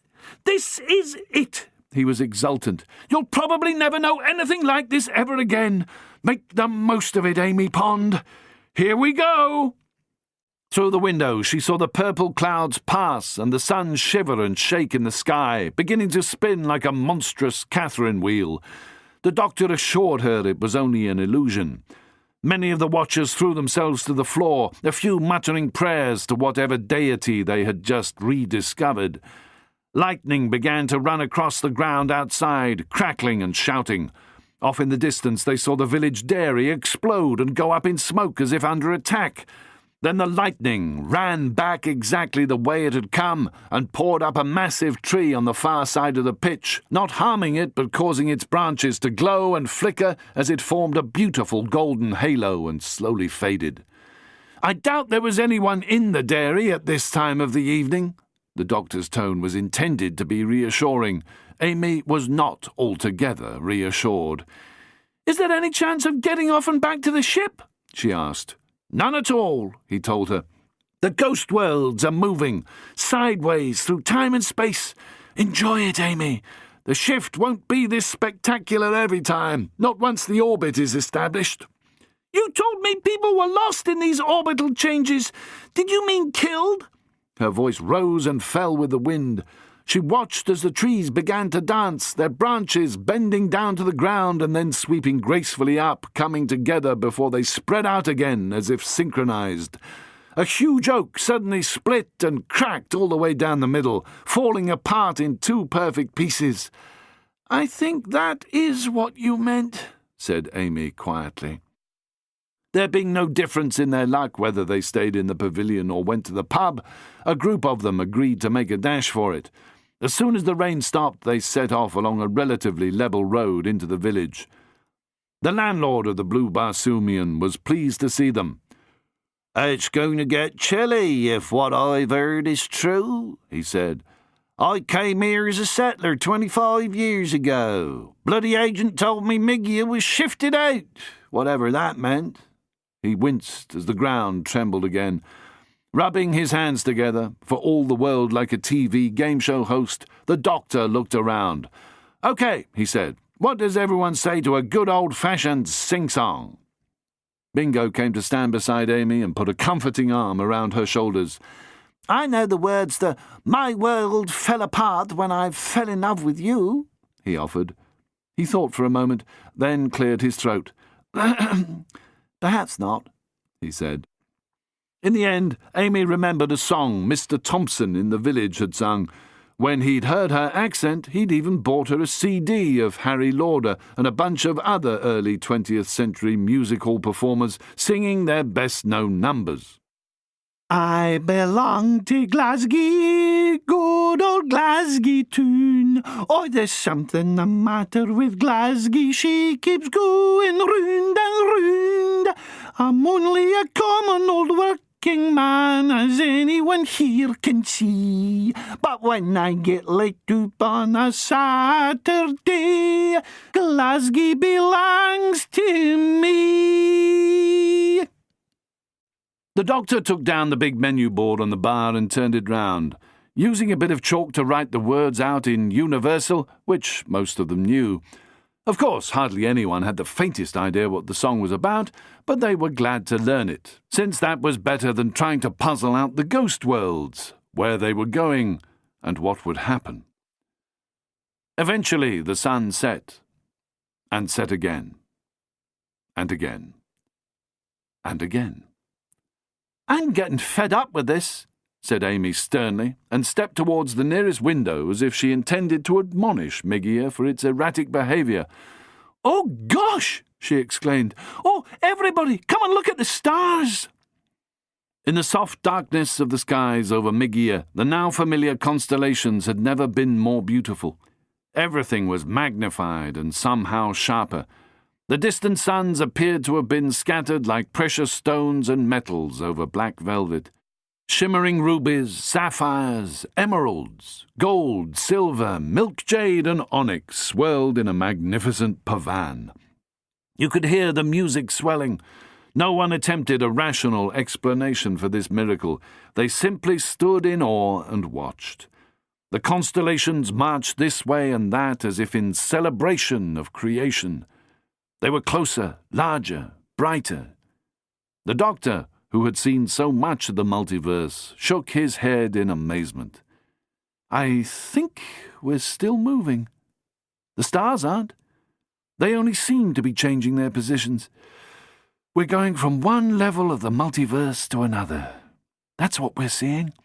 And we're keeping our atmosphere, our positions around Miggia. It's happening."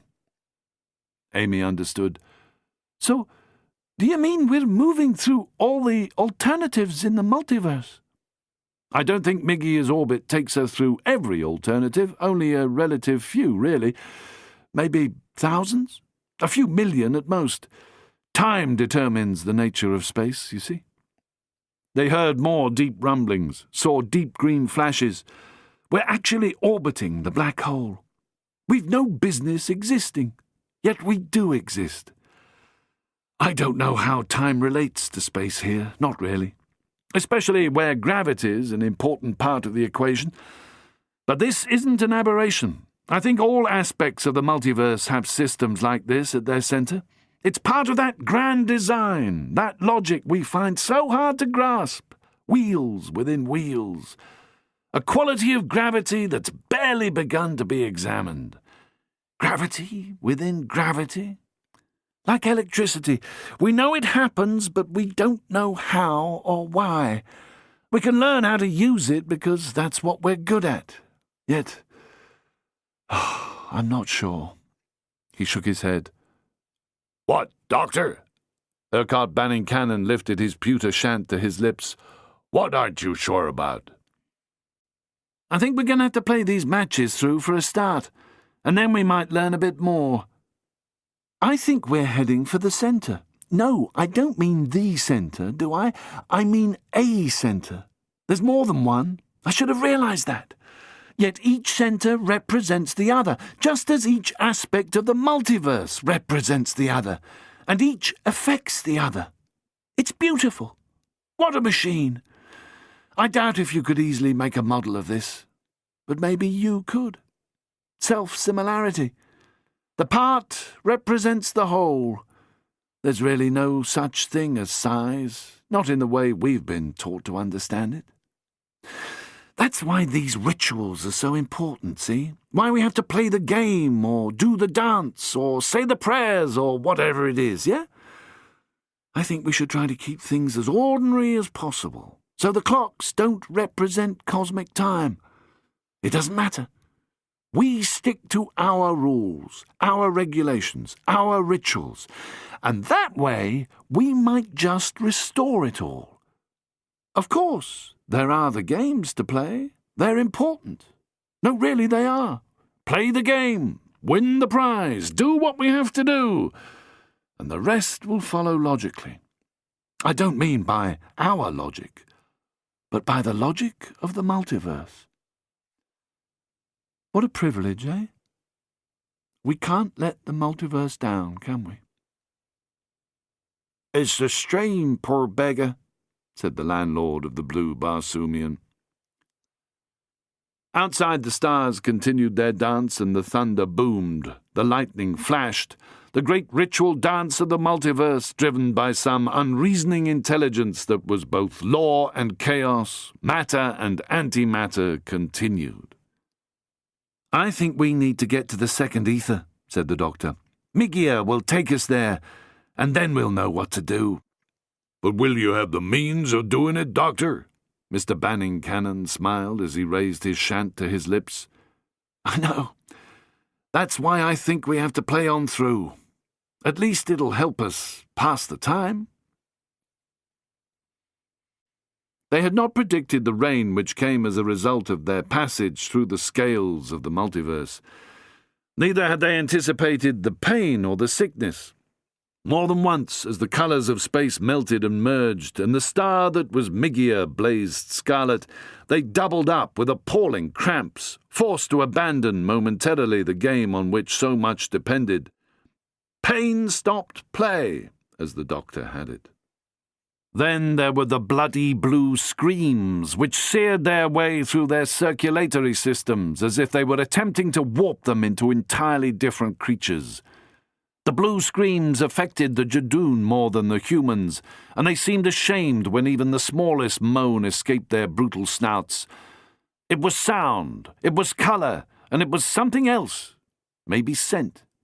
Nobody could easily describe it, nor the bubbling mauve fizz associated with phasing from one scale to another, which took over their muscles and made them good for something other than their original purpose, causing exhilaration. When a good whack was scored, then came pleasure, glowing through them from feet to face, all gorgeous blues, the colour of the sun.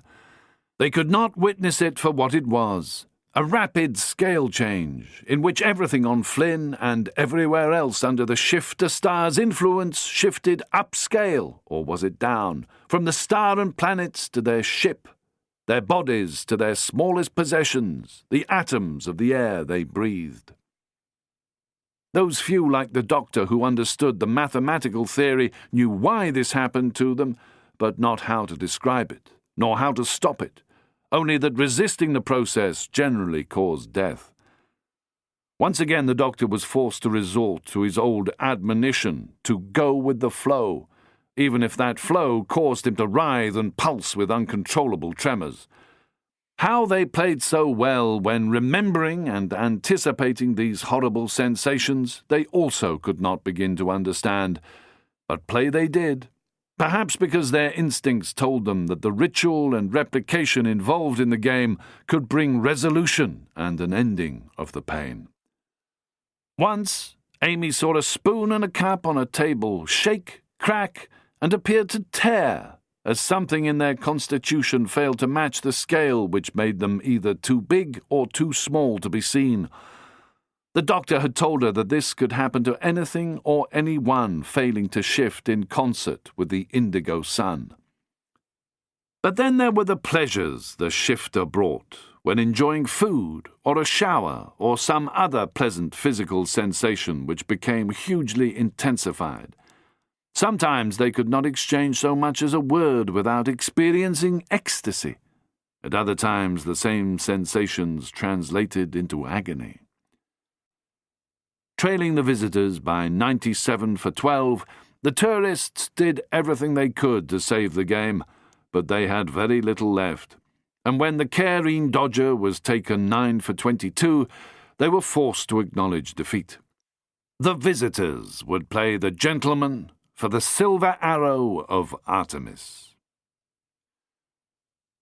The final match of the tournament opened on a golden day when countless planets filled the sky with glorious reflected light and seemed to be jostling to get a view of the match between those old rivals. Captain Bingo decided to put Harry Agincourt in to defend the Whatsit, while a Jadoon fast archer went up against him. Both players were on top form, and Harry kept his ownership of the Whatsit firmly against arrow upon arrow, hitting high 6s and 10s until he looked like a distraught hedgehog, with shafts sticking from every part of his well-padded armour. The Jadoon did not break down his defence until just before tea time, when an arrow, whacked for 6 into the lower screens, was caught smoothly before Harry saw it out of the corner of his eye and rammed by the keeper deep into the 180 quarter, causing a huge wave of applause from the gentlemen's supporters. At tea time, Harry was congratulated by the tourists for a fine score, which they promised to even up.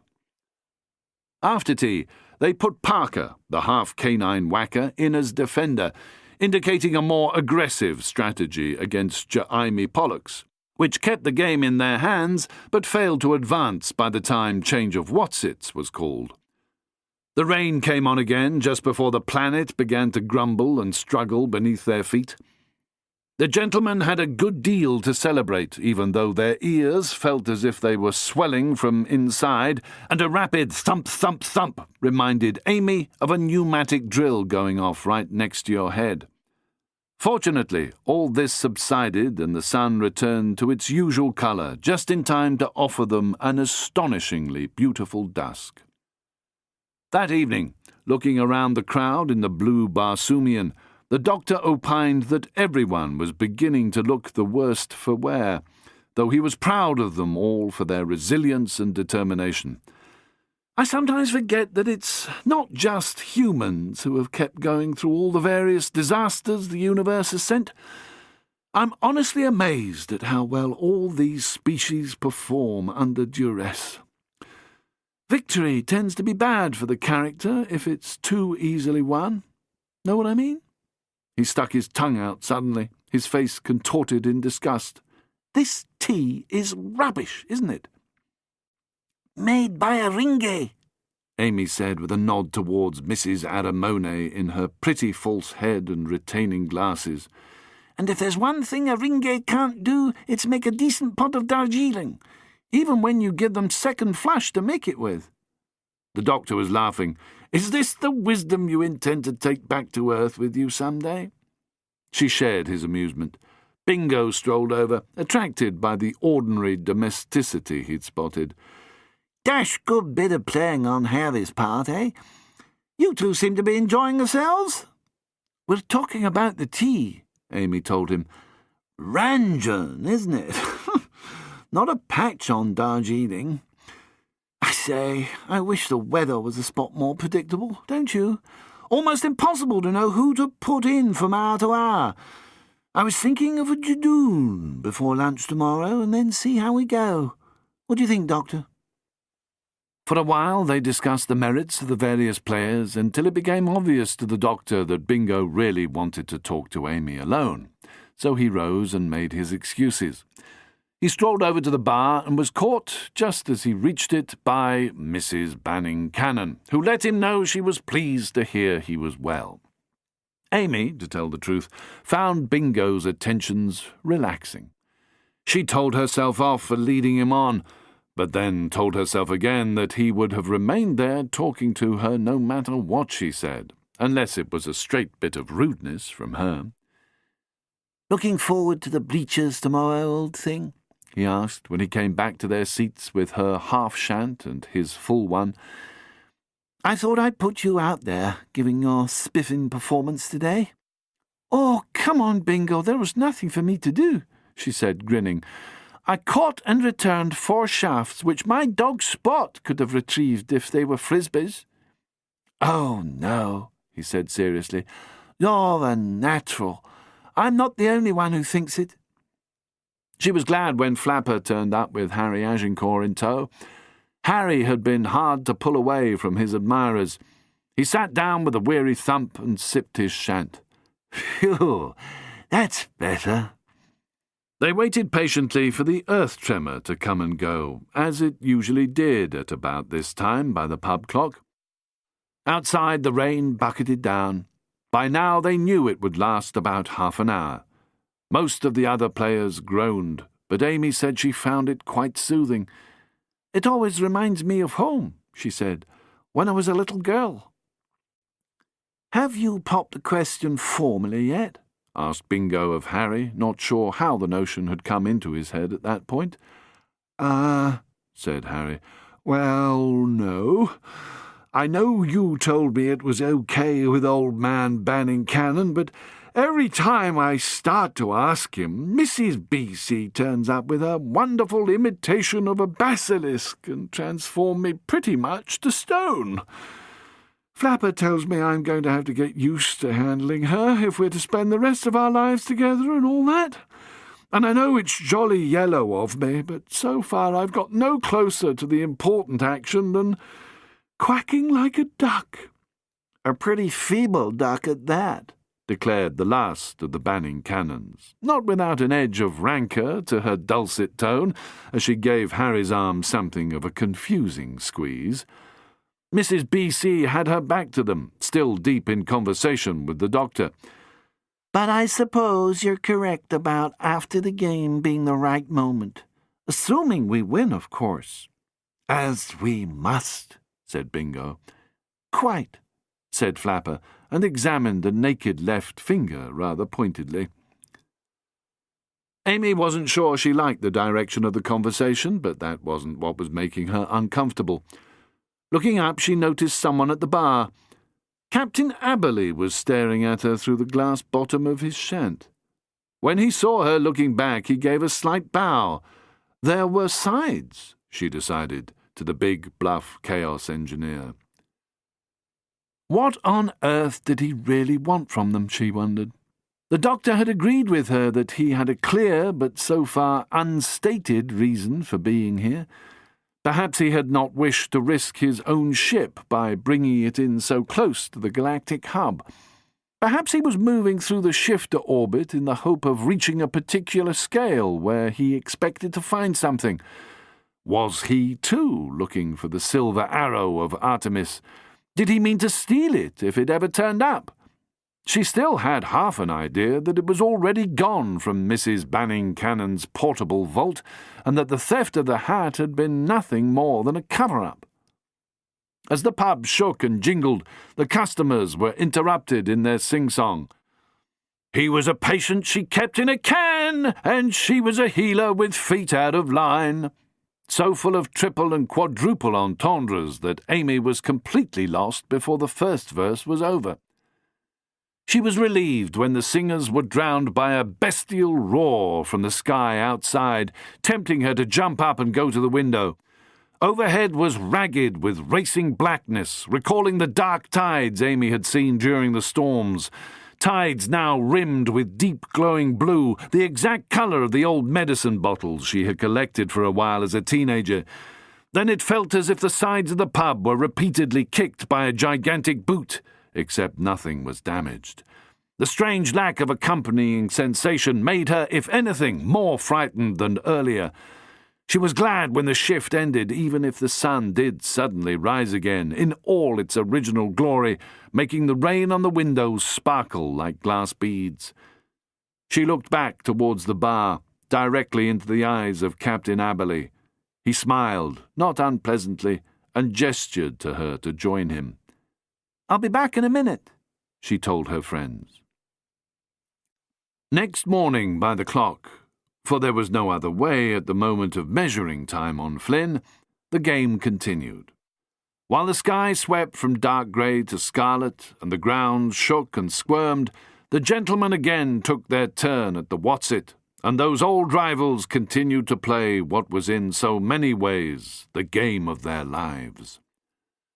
The gentlemen stayed ahead for most of the day, but at tea time their luck changed drastically and they lost 4 whackers to Grimtock, the visitors' number 5 archer.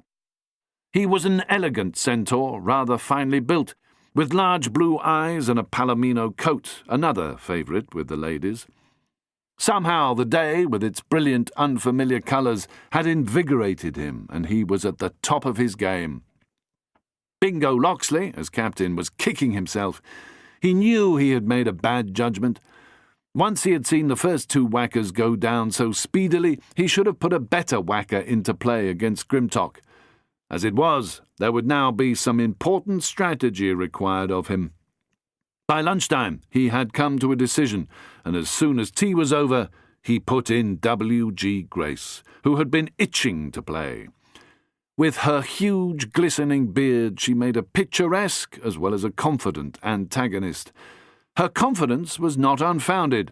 Within 20 minutes of taking up her whacking bat, she had sailed a beautiful arrow to Amy, who sent it back to Flapper in Whatsit, who tucked it neatly into the visitor's target, as Grimtock galloped triumphantly around the stand, coming to a sudden stop as, open-mouthed, he heard the unexpected, "How's that?" And then the sun went out. The pavilion's floodlights came on automatically as Grimtock cantered slowly back, while Amy and Flapper did their best to maintain their gravitas when what they really wanted to do was hug each other and jump up and down in celebration of their own unexpected success. With the centaur's run of luck over, the gentlemen and the visitors found themselves more or less level pegging. The sun eventually appeared in the sky, but now there was no point in continuing until the next day. Back in the pavilion, and later the pub, Amy and Flapper were feted by their fellow team members. Though they protested that Grimtock had been unlucky, and everyone privately knew that it was more to do with the fact that the centaur had been playing on better form than he had ever demonstrated before, there was still good reason for congratulations, given that until a short while earlier both women had been amateurs. The doctor was the most enthusiastic of all, not counting Bingo, of course, who was ecstatic both as team captain and as suitor. Amy felt more than a little overwhelmed by the attention she was receiving, so when Mrs. Banning Cannon burst into the pub wearing not only a triumphant smile, but also a large, somewhat battered hat, she was relieved. "Where did you get that hat?" she asked. "Where did you get that tile?" asked the doctor. "Isn't it a lovely one?" Grimtock said, squinting through the mist which was now curling through the air of the pub like smoke. "It's no longer in style," said Mrs. Banning Cannon firmly. "That's not the reason, of course, that I'm wearing it." "No?"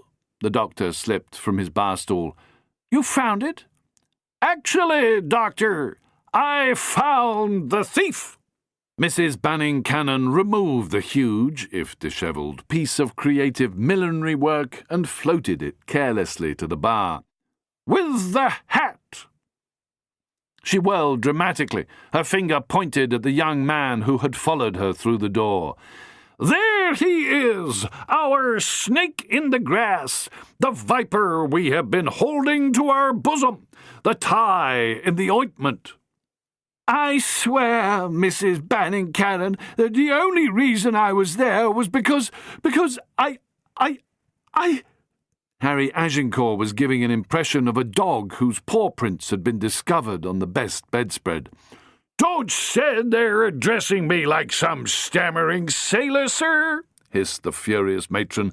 "I caught you red-handed." She took a step towards him. Harry flinched. "Honestly, the only reason I was outside your door was because I couldn't find you. I was about to knock when—" "Liar! You were leaving our apartments where you had left the hat in the hope that you would not be discovered with it." "Hang on," the doctor shook his head, puzzled. "You have your hat back, Mrs. Banning Cannon?" "Not that the hat is any longer the slightest importance. Catching the thief, however, still remains an issue. or did before I caught him. That wasn't why I was there, Harry declared desperately. What other reason would you have for being there? I had come, you bullying old bat, to ask for your daughter Jane's hand in marriage. Harry stopped himself, frowning. He wondered if he had phrased his reply quite as diplomatically as he might have done. I mean... But Flapper had thrown herself into his arms. Although she did not say the words, "My hero," it was pretty clear that's what she was thinking.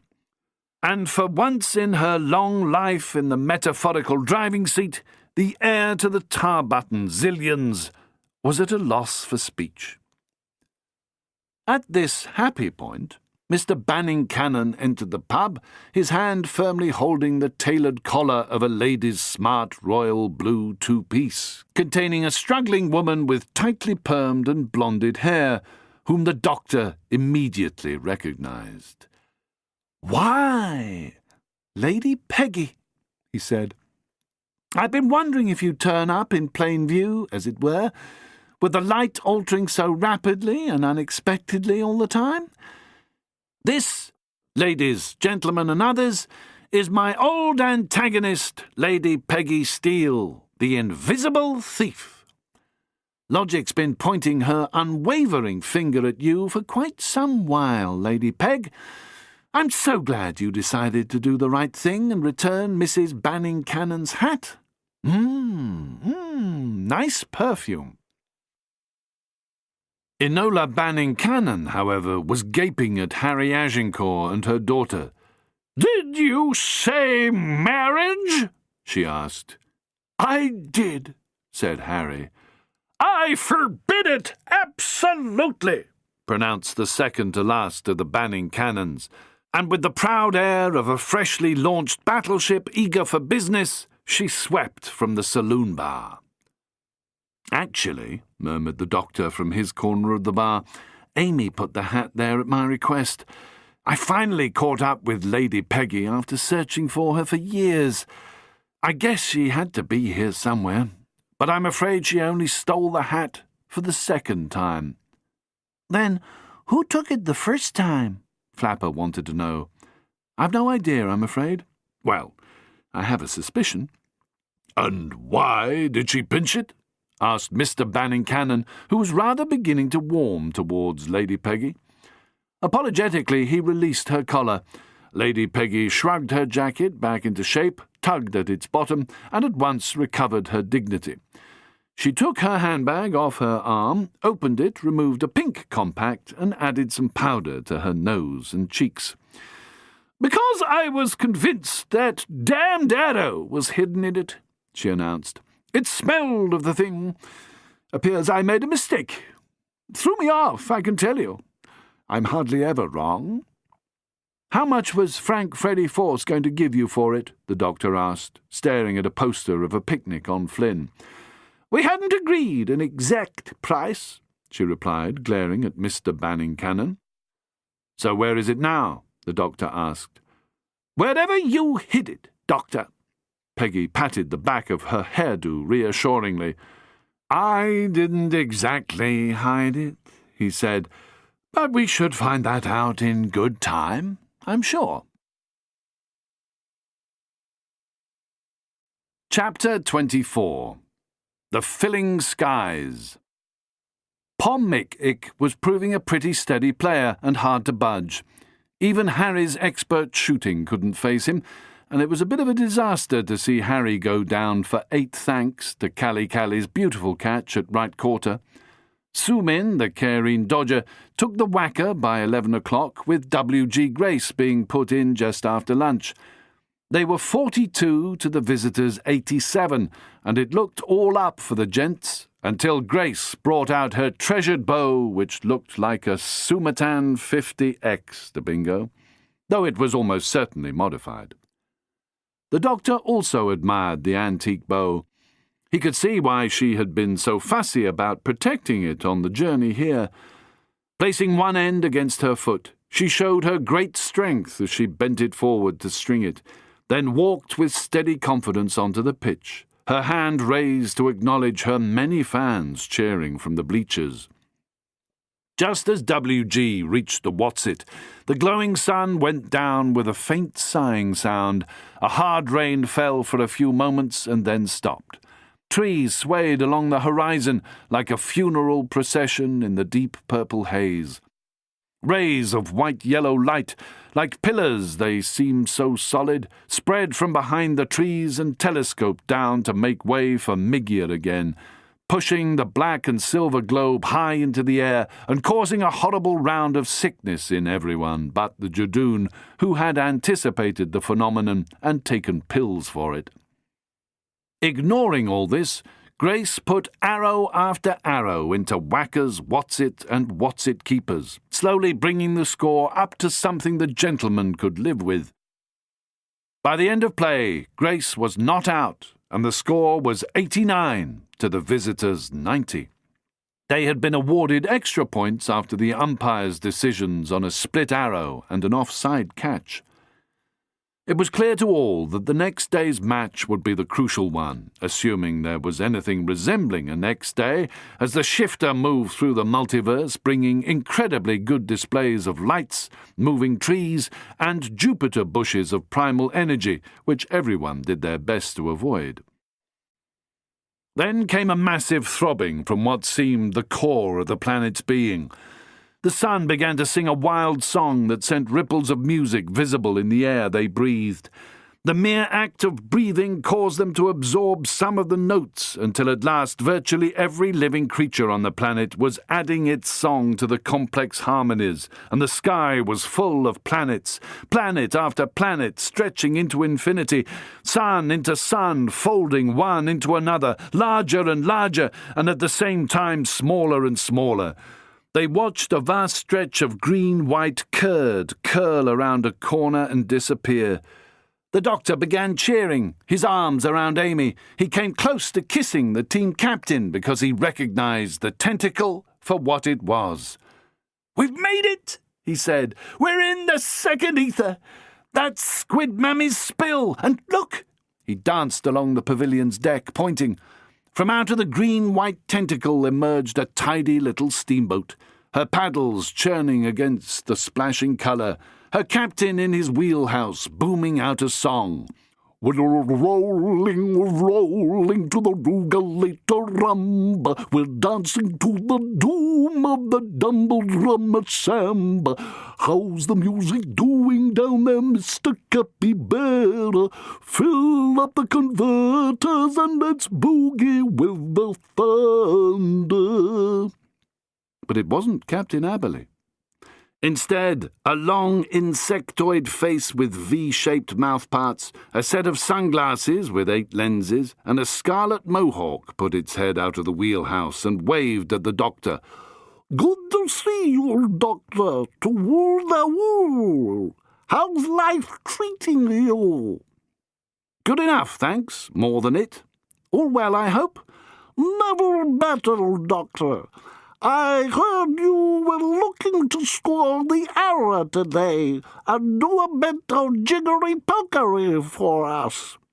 "Hoping, young it. We've the rest of our game to play." "You're safe enough at the centre for the time being, if you don't mind over-vivid colours. They make my eyes ache, you know." "Do your best, partner.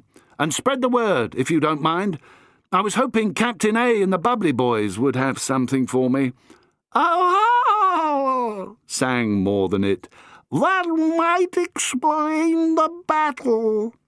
Good luck, Doctor." The paddle-wheeler steamed off through the sky. "Let's keep this game going." Sumin, the Careen Dodger, was impatient.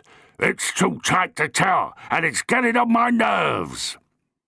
The two captains conferred and agreed to play on.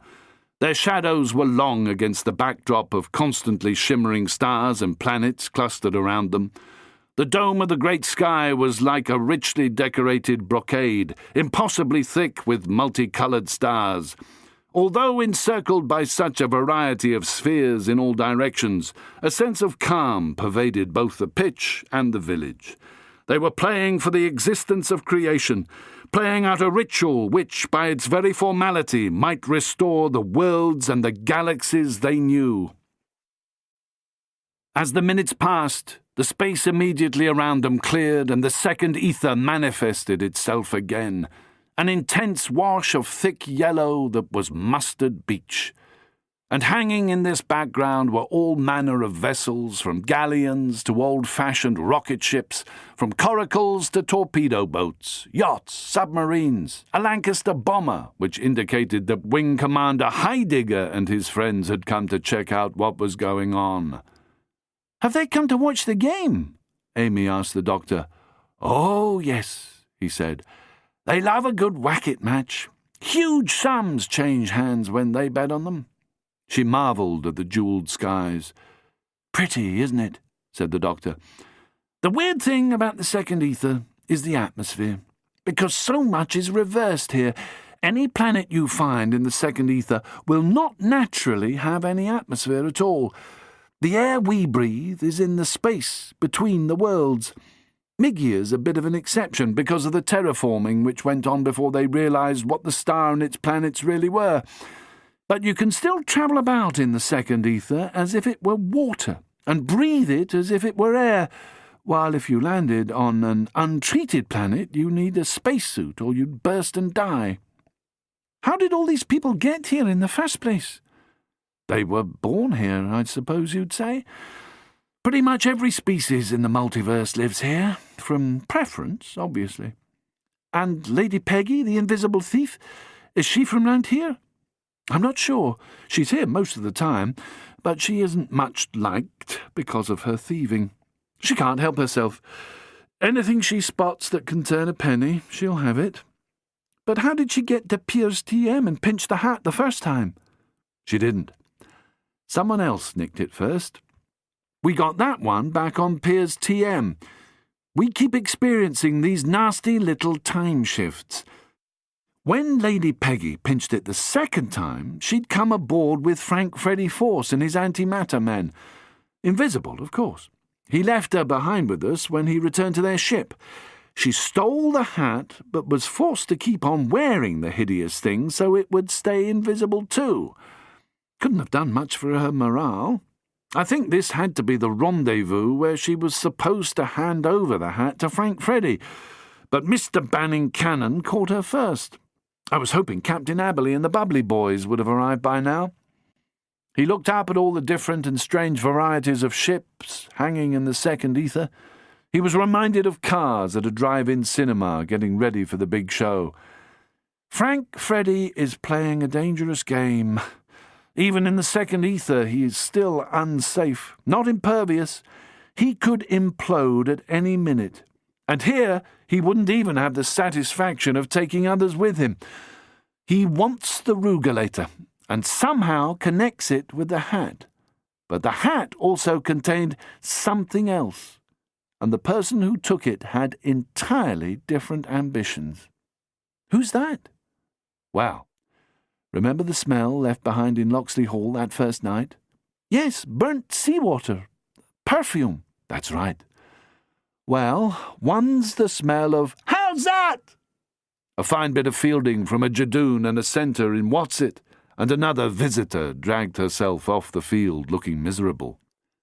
The Bubbly Boys were crucial to the search for the hat because, for some reason, probably to do with their being born in the second ether, they can see the invisible when others can't. Amy looked a bit smug. "I've worked that out." "And very clever you were, too." "Oh, well played, that Jadoon." And so the game continued. 210 for 8 on the visitors' board at lunchtime, and 198 for 6 on the gentlemen's. It could go either way. End of Disc 8. Disc 9. Chapter 25. Dr. Whack. The doctor found himself with his bow strung and his first 12 arrows in the quiver, ready to go into shoot with a jadoon at the other end. Amy was in field again, and Jane was in what's-it. Although the doctor conducted himself well, with arrow after arrow sent down to the visitors' whackers with never-ending skill, he could not score more than the odd what's-it. But by the time the doctor was caught ABW in the 4th innings, he felt he had done his best, even though his best hadn't been quite good enough. Amy was looking pretty exhausted, and Flapper was a little grim around the gills. Happily, lunch was called, and the players stumbled into the pavilion. "I'm sorry, Bingo," the doctor said as he climbed wearily up the steps. "Not a bit, old man, what? You've broken their run. All we have to do now is take up on the advantages you've left us." After lunch, Bingo put himself in bow and Grace at what's-it. A pretty good bit of strategy with only a few hours to go. They turned out to be a decidedly dynamic duo. It was Bingo's finest moment, and when he wasn't demonstrating some superb bowmanship, W.G. Grace took over. The visitors never had a chance. They were stunned by Grace's amazing skill. Arrow after arrow slammed into the whatsits, leaving them as little more than heaps of hay wrapped in a bit of tattered material. The visitors' captain put his best people in, but it was hopeless. Grace's scores advanced relentlessly. That ebony and ivory composite thrummed in victorious voice.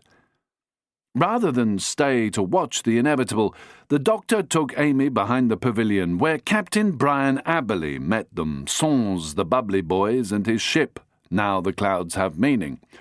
"What ho, Doctor? A good day today, lass. Nicest bit of whacker what's-it I've seen in many a year. We'll all be there to see the finale. Was a time I wasn't so bad at the good old whack myself. Any road, thou have the cargo by close of play, Doctor. Thou knows to trust us, happen." "I'll wait for you, Captain. There's a lot depending on you and the boys."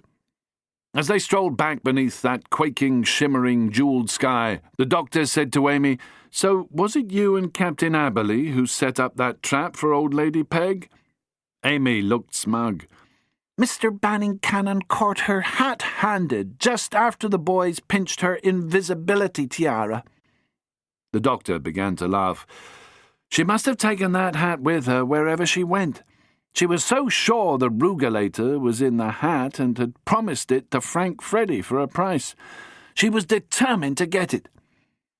They met on Venice shortly before the Pain arrived to take tribute. They'd found out where the star map they were looking for was, in the hands of an antiquarian who was able to carry it to the Pain before they caught him. They needed to get to Ironface's ship and persuade him to join forces with them to find the rugulator, once Frank, Freddy and co. were sure it wasn't in the hat or on Venice.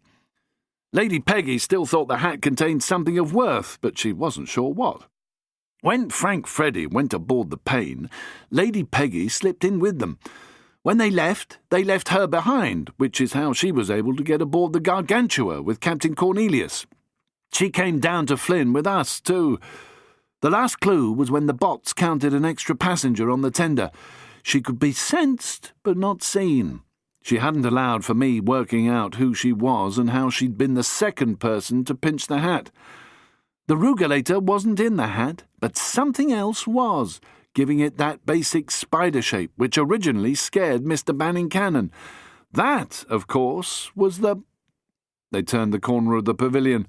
Amy groaned loudly when she saw the scoreboard. WG was out. Admittedly for a century and a half, but they had no other players of her class left to put in. WG tramped desolately back to the pavilion. Moodily she handed her bow to Bingo as they passed on the pavilion steps. "Here, see if she brings you more luck than she brought me." The visitors were drawing ahead with a combination of luck and good playing. Bingo looked harried as he graciously accepted WG's loan of her beautiful antique bow. He paused as Amy and the doctor came up. "We're in a bit of a spot, chums. I'm last archer in, and we need to make a clear 75 to have any chance of beating him. Wish me luck." Bingo began with a tremendous shot. It put Pommick the Aldebaran out for 27. Jiljay went down next for 18. Then Pilium Recchia was out for a turkey. The doctor and Amy left briefly to get a quick drink and some conversation in the pavilion. They came back to the game in time to see Bingo loose a splendid shot straight into the visitors' What's-It. Another score from Flapper in What's-It took a tremendous automatic 10. Even Mrs. Banning Cannon had emerged to show a far keener interest in the game and was cheering heartily for the gentleman. "When it comes time to award the Arrow of Lore, I shall of course do my duty," she declared, "but I shall not be amused if the gentlemen lose." Bingo, aware how much depended on him, was shooting like a demon. What's-It after What's-It fell to his relentless arrows. The bow, loaned him by WG, was in fact helping him to perform a wizardry far above his usual fine archery. Twang, thump, twang, thump. Only occasionally now was Tarkus, a four-armed tireless Thark wacketeer, able to deliver a hefty thwack and keep the moment of defeat at bay. Slowly the gentleman's score mounted, aided by some fine catches and returns once Bingo had put in Amy and the other best fielders. But Bingo was tiring. The day was a warm one and the heat was getting to the Earl of Sherwood. One arrow after another found its target, and then Loxley to Tarkus. Tarkus whacked an easy 7. Pond in the far coaxings leapt up and sideways to catch the deflected arrow. Her hand closed around the shaft. She fitted it to her bow, took steady aim, and "How's that?" she screamed her triumph as her arrow took the What's-It at maximum score. The umpire delivered the verdict, 380! And it was all over for the visitors. Between them, Bingo and Amy had saved the day.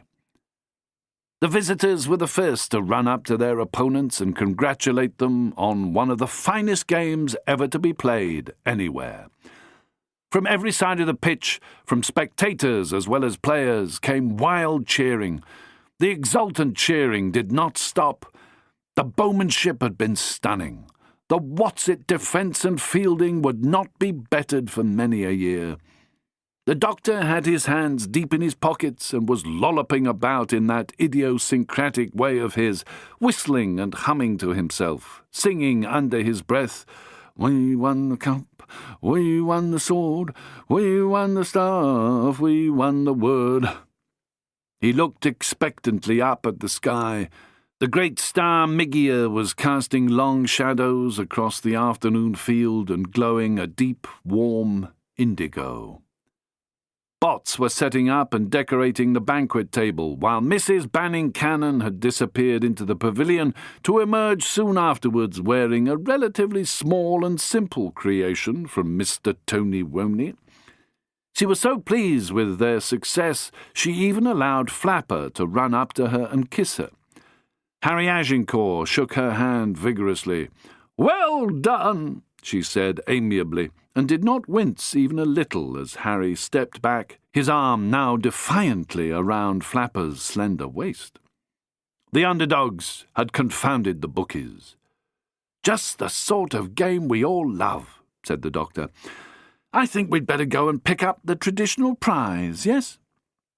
He drew a deep breath of pleasure and advanced towards the table, whistling the same silly little repetitive tune.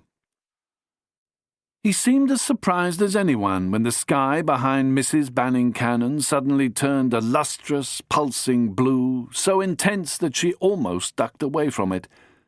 The doctor stopped whistling. "This is all right, isn't it, Amy?" He winked at her. Then he began to whistle a more complicated tune. "Know it? Duke Ellington. I saw him live at the Apollo in, So what's going on?" she demanded firmly. "What would you call that colour?" He indicated the sky. She suddenly understood. "Oh," she said, "indigo." "Bingo!" he said triumphantly, and laughed. The baffled team captain turned to see who was calling him. His head whirled round again as everyone else gasped. He followed the doctor's gaze.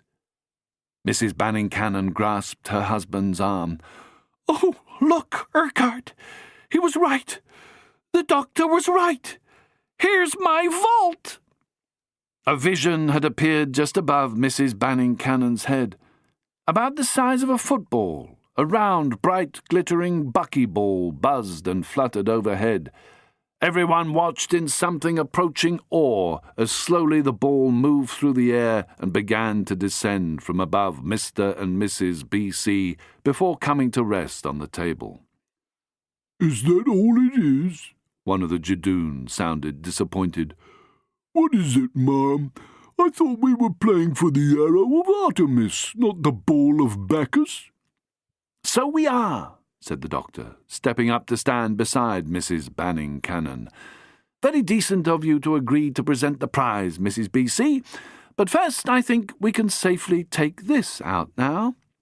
He reached into the sparkling ball up to his elbow and brought out what looked like a toy of some kind. Indigo. And on his palm, for all to see, stood a tiny TARDIS, about 15 centimetres high, its little roof light flashing an intense blue. The crowd watched intently as the doctor bent and placed it on the ground. "There she is. Good hiding place, don't you think?" Amy could not remember a time when she'd been so pleased to see it. "But it's so tiny, Doctor. How?" "Scale is determined by all sorts of factors in the multiverse, remember?" He frowned. "As long as you can get everything to match up on the different planes, of course. But for now, here's the most important thing."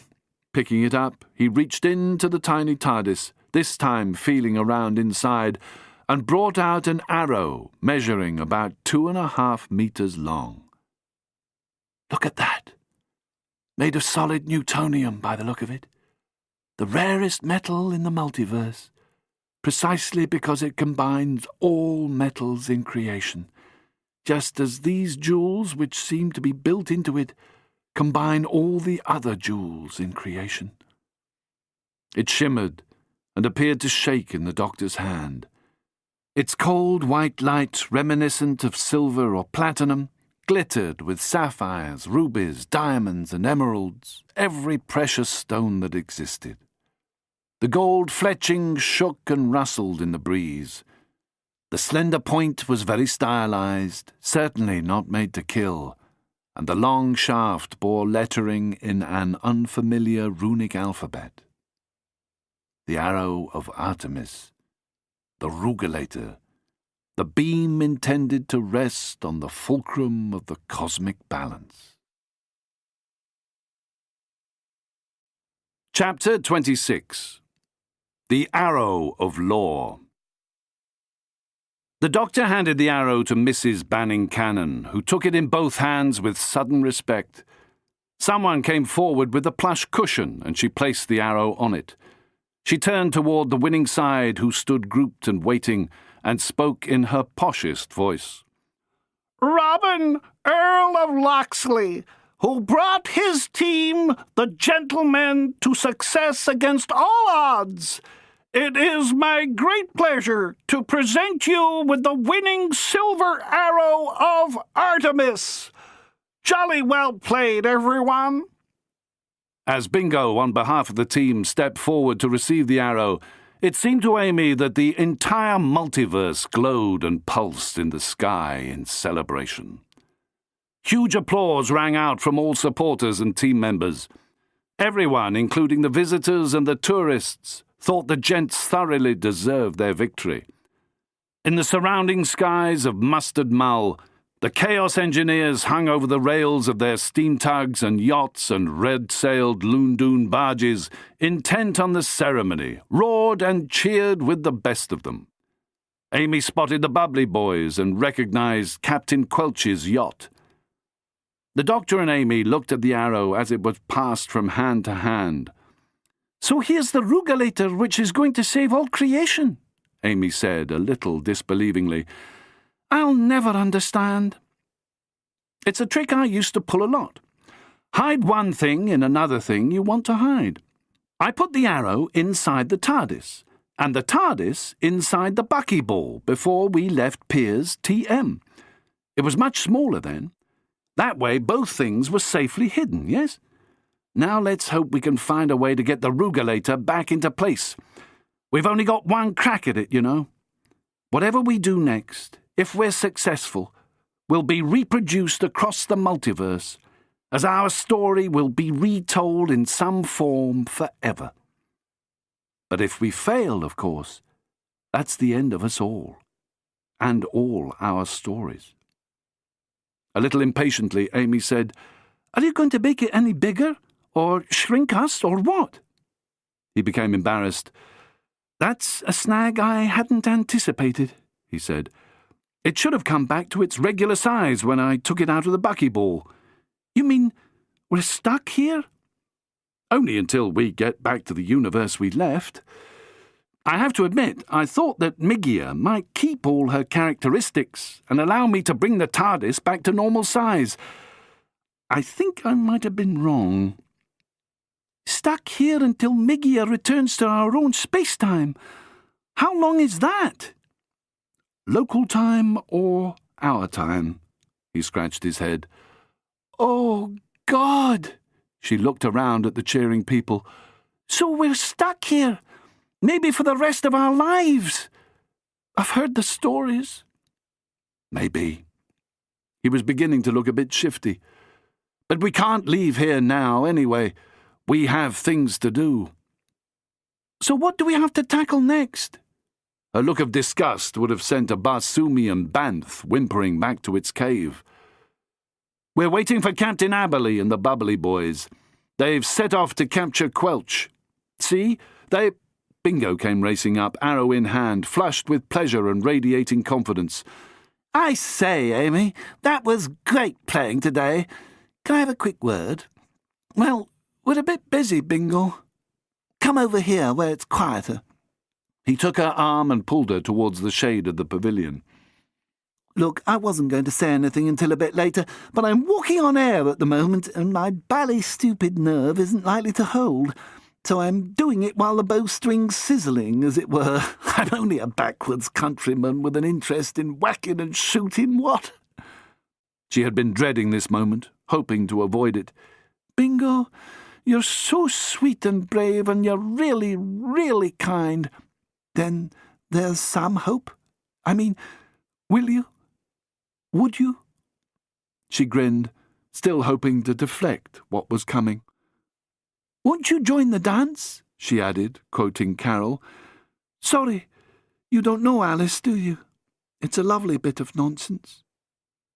"Amy, this isn't nonsense," Bingo gurgled. He fingered his bow. He seemed to be offering her the silver arrow. He kicked fiercely at the ground.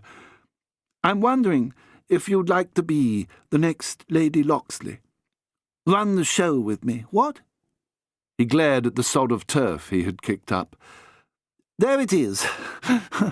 I've said it." He stood panting like a retriever who has fetched at least 3 ducks in one go. Amy could dodge and weave no longer. "Bingo," she began, "you're a super bloke, a catch for any smart woman. But, oh dear, Bingo, I'm afraid I can't accept. You see, oh gosh, I've really made an ass of myself, haven't I?" Bingo was once again giving his celebrated impression of a stoplight. "You've already got someone at home, or—" "Oh, law, not the doctor. I thought he was just your boss or something." "It's very complicated, actually, and it would be hard to give a complete explanation. But I'm not free to—" "Dash it, I've turned up too late as usual." Bingo kicked another large lump out of the turf. "Missed the jolly old boat, what?" "Oh, Bingo, you're a smashing bloke. A girl couldn't want anything more than what you offer. You're sweet, generous, funny, good-looking. Most women would snap you up. But not this particular woman," he said. He looked rather like a punctured airship, the picture of deflation. She kissed his cheek and squeezed his arm. "Not this particular one," she said. "Sorry." She felt so wretched as she watched him slump away. Then, to her astonishment, she saw the doctor come racing up, spot Bingo, grab the arrow out of his hand and carry on running. "Come on, Amy, what on earth's happened to him? He promised." There was the faint lowing of a steam whistle. "Sounds like him now." The doctor perked up. "Can you see him, Amy?" "Hey!" cried Bingo behind them. A familiar ship suddenly poked its prow out of the surrounding yellow matter of mustard mull. Amy recognized the "now the clouds have meaning" as the boat swung round and lay bobbing at anchor. With his bow in one hand, the silver arrow in the other, the doctor waved. Brian Aberley saluted him back. "How do, Doctor? I see you've brought up Rugalator. Shall we get on with it?" Bingo followed them up the ladder. "I say, Doctor, that arrow." Captain Aberley gave the arrow an approving once-over. "That's Tip Beggar, all right. Our sweet old Rugalator. Nice going, chaps." He looked from the doctor to Bingo to Amy. "But is that all you have? It's no good." "What do you mean?" The doctor looked totally bewildered. "I brought the ancient arrow of law, and it's embedded with the equally timeless jewels of chaos. It's the blooming Rugalator, boys. It's what makes the worlds go round, keeps the clocks ticking. We've been defending it against all comers. We played the game of our lives to win it, just in time. Another few moments and we'll all be dissipating dust, at best. We've brought it as close to the centre of the multiverse as anyone's ever dared, and you're telling us it's useless?" "I didn't say it was useless, Doctor. To rods to beam, to stars to fulcrum, and to bloomin' planets are to pans. Everything matches, see? But just having to arrow is like having an H-bomb. It's no good without a delivery system. That's what thar's missing, old chum. To delivery system." Chapter 27. Running for the centre. "Delivery system?" Now the doctor looked as deflated as Bingo. Amy was baffled too. "Of course! That's why they were after the hat!" The doctor laughed aloud. "That's what Frank Freddy knew they needed, and why we've been confused about this all along. It was hidden in the hat. Diana of Loondoon's own. She disguised it. What was in it?" Amy remained baffled. "I don't know. Lace, feathers, rings and things, buttons and—" "Oh, wow! Exactly! I was using it. I had it in my hands, and she had it all along, under our noses." The doctor vaulted over the side of the little steamboat. Followed by Amy and Bingo, he ran back towards the pavilion where triumphant players were still gathered discussing the win. In the middle of these, strutting her stuff a little, as she had every right to do, stood the great W.G. Grace, leaning on her antique bow and shaking hands with her team and its opponents. "Very kind," she said. "I didn't think I could do it at first. The bow's not really my strong point." "You were never sure, were you, W.G.? The doctor leaned forward and snatched the bow from her unsuspecting hands. "But now you are sure, you won't want that. I need it rather more than you do. In fact, everyone needs it more than you." "Eh? Have you gone balmy, Doctor?" Harry Agincourt stepped forward, but the bearded lady was no longer triumphant. Indeed, she looked a little downcast. "So you worked it out, eh, Doctor?" She moved to the railing of the pavilion and leaned against it. From somewhere nearby a steam whistle sounded. Its note was urgent. "Yes, it was me." I recognized the bow as the famous bow of Diana, which, according to legend, was lost with the Elgin marbles in the British Museum centuries ago. I was disgusted, I have to say. I was going to liberate the bow from that dreadful hat shop when we stopped over in Lundoon. It was obscene what they were doing. I planned to buy it, but Mrs. B.C. got to it first. She had no intention, she said, of ever selling it.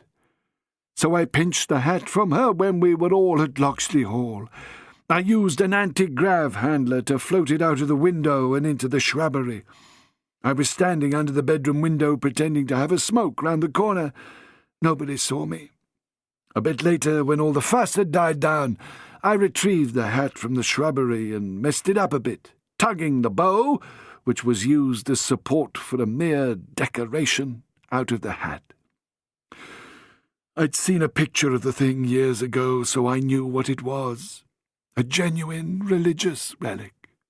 She used it in that ridiculous hat, which was nothing less than blasphemy. How she came by it, I'll never know. My plan was to donate it to the Archery Museum on Twang in Calypso. But I thought I'd use it first, to see if it improved my shooting, which it did. I remember now. You and the first 15 were going round the shops at the same time I was. Mrs. Banning Cannon glared. You only had to ask. I think that's what Diana found on Venice and took back to old Earth with her, said the doctor. I wish I'd realized. Still, it might never have come here if you hadn't wanted to improve your bowing, W.G. I suppose we have you to thank. But I think Diana knew what the bow was and how to get it here. Where's Diana now, Mrs. Banning Cannon?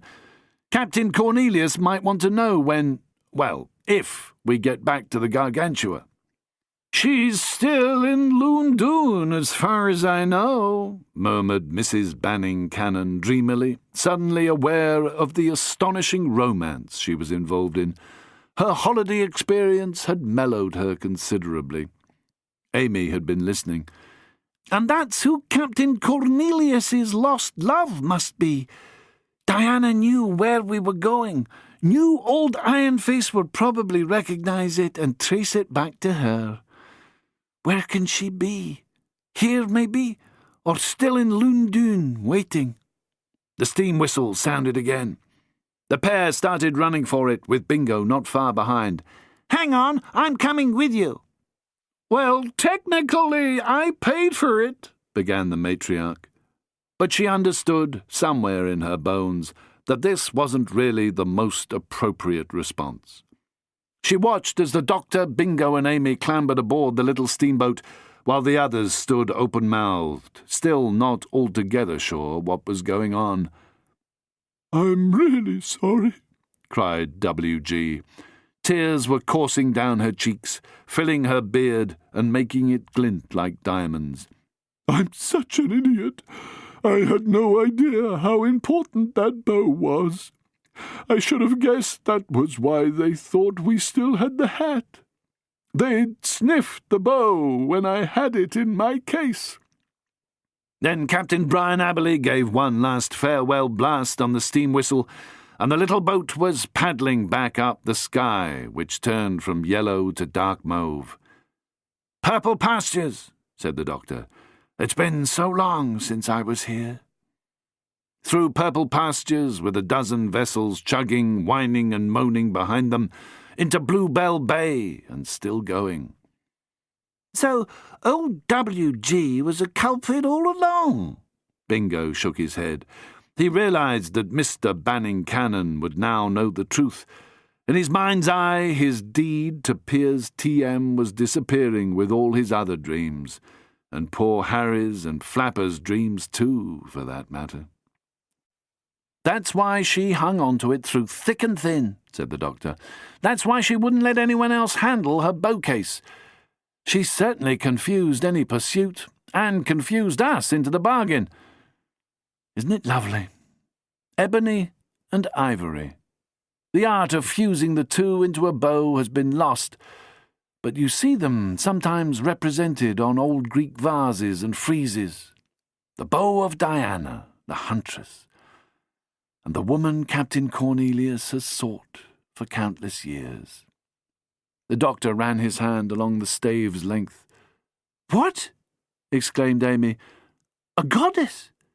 A real goddess?" "Real enough for Cornelius," he said.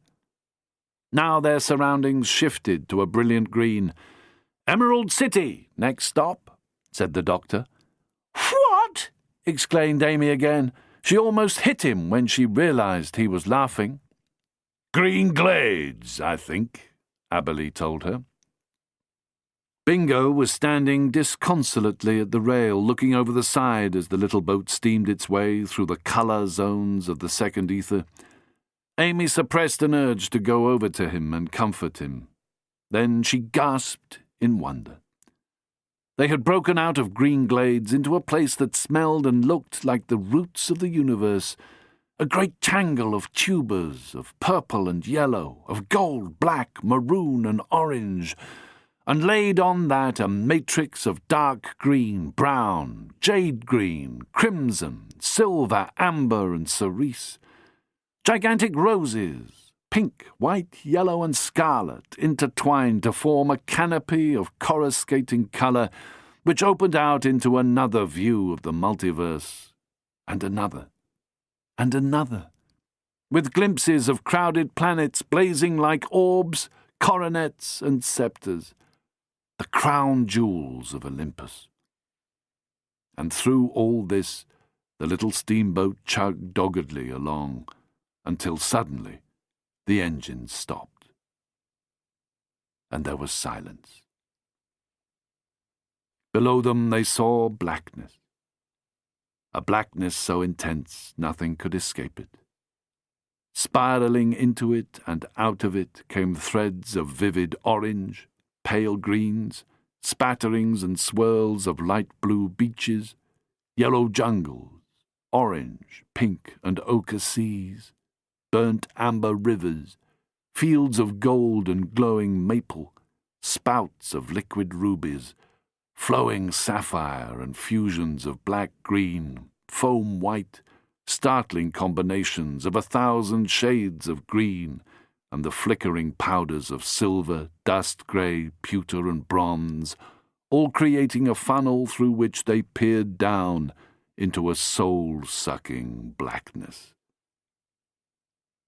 "What is it, Doctor?" Bingo asked, his heartbreak momentarily forgotten. "We're looking through the Sagittarian Schwarzschild radius from the perspective of the second ether," explained the doctor. "I doubt if it would be possible for people like us to do this under any other circumstances. The heart of it down there is the black hole, which represents the centre of our multiverse, and all black holes and universes everywhere to quasi-infinity, although there is, paradoxically, no centre to the multiverse, and yet countless centres. But that's what began to go wrong millennia ago." "When Lugalater were pinched," muttered Captain Aberley. "Some damned fool got in there, don't ask how, and stole that beam from the fulcrum which regulates the great balance. I'll thank thee not to ask me, because I can't explain it. But that's t' form it takes for us." "Because this isn't just physics we're talking about." The doctor's eyes gleamed with fascinated curiosity. "It's metaphysics. It's the only way we can understand reality. And both are represented by mythology, by legends, by the shamanistic power of humanity to tell a story that is an absolute lie, beneath which hides an absolute truth. Life and death, law and chaos, matter and antimatter. What a species! A poem creates a formula. A formula becomes material. And so it goes on. And now, one of us must do his duty. And shoot that arrow into the very heart of the black hole, said Captain Aberley. Probably up to me, eh? I don't think so, Captain, said the doctor. I'm the one who got us into this. I'm the one who has to shoot it. Correct me if I'm wrong, said Captain Aberley. I've seen what happens to anyone who goes into the Schwarzschild radius. Wouldn't it be instant death, lad, to shoot that arrow down there? Not necessarily, said the doctor. He bent to pick up a long coil of rope which Captain Aberley had brought on deck. He tied one end of the rope to a capstan. See, if we can shoot the arrow accurately enough and ensure a minimum reaction, we just might be able to haul me back up. Doctor, you can't. Amy was genuinely scared. I don't care what happens. You just can't risk it. I'm a pretty good shot. Why don't I? No. Bingo shook his head. You couldn't do it, if you'll forgive me saying so, Amy. And you're just not that good an archer, Doctor. I've watched you. Admittedly, you're a very solid shot, but not a great one. And you won't know your bearings once you're over the side. I'm sorry. I've got a handy recognition chart in my wheelhouse, Captain Aberley frowned, but given as, well, it's my idea, and I'm going to be the one who does it. The doctor took off his coat. He was shaking a little. He handed the bow and the arrow to Captain Aberley. Hang on to these for a minute. I'll need to check that chart, just to be certain. Did you say I'd find them in the wheelhouse? At the captain's nod, he ran up the short companionway. A sudden menacing rumbling erupted from the region of the black hole. The swirling stars shivered briefly. Thin black threads were tightening around the multiverse. The doctor seemed very tired as he disappeared up the steps. Bingo! Amy's voice was a scream of anguish. The doctor came barreling out of the wheelhouse. He saw exactly what had happened. His voice joined hers. No! Bingo was climbing slowly and deliberately down the rope. The bow of Diana slung over one shoulder and the arrow of Artemis clutched firmly between his teeth. He had a fixed, deliberate look in his eyes and only looked up once when Amy cried, Bingo! No, come back! He made a muffled response which might have been, Sorry, old thing, and then coiled the rope more firmly around his left leg. He continued to inch down, his image wavering and growing suddenly larger, then smaller, while Amy continued to call to him, and the doctor shouted at him not to be such an idiot. Only he wasn't an idiot, as they all knew. They watched him as he seemed to lose his hold on the rope for a moment, the arrow dropping from his teeth only to be caught by an expert hand, as Bingo used all the skills he had ever learned to keep moving bit by bit into position.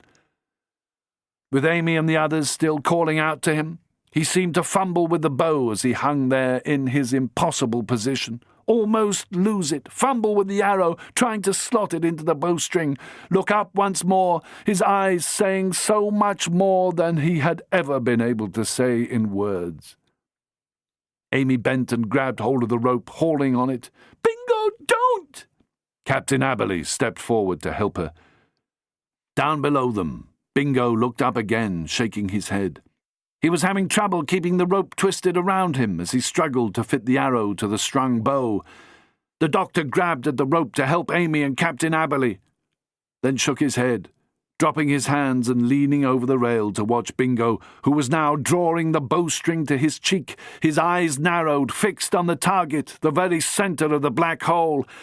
Captain Aberley had given up. There seemed to be tears in the old space dog's eyes. He turned his head away. No! You can't let him! Amy still held the rope, trying to pull Bingo back in, but the doctor moved suddenly, grabbing it from her hands and then dropping it to the deck. Too dangerous now, he said. We'd kill him and everyone else. And he sat down suddenly with his head in his hands. What an idiot! He was berating himself. Look, Doctor! Amy clutched the rail, her other hand pointing. Wearily he hauled himself upright and joined Amy and Aberley at the side. By some trick of the dragging chasm, they could all see Bingo, his feet spread wide in the nothingness of all space, the bowstring pulled back with the gleaming Newtonium arrow of Artemis, long and silver and bright, ready to shoot, the ebony and ivory bow curving deeper as he took careful aim along the shaft. Then, framed by a dark aura, Robin Locksley, Earl of Sherwood, let fly. The arrow left the bow. It flew straight for the middle of the black hole. As it flew, it grew longer and longer still, until it was no more than a slender rod of silvery light, growing thinner and longer until it touched, then pierced the exact centre of the black sphere. Without thinking, Amy made a dash for the rail, grasped the rope again with every muscle straining. It slackened. Weeping, she pulled at the rope, hauling it in. But all was gone. Gone into what the Mercurian poet Stark called the Lake of the Gone Forever.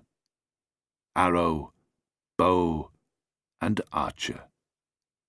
Alive for eternity. Dead for eternity. Conscious for eternity. All gone. The little steamboat bucked and swayed. The doctor's attention shifted and he ran back to the wheelhouse, this time to help Captain Aberley keep the boat in order.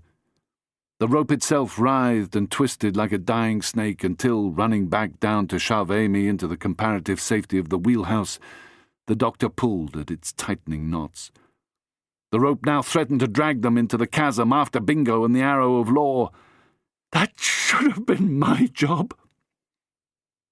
The doctor produced a knife and cut the last knot. Suddenly the ship righted herself, already chugging away from the mooring. The doctor joined them in the wheelhouse.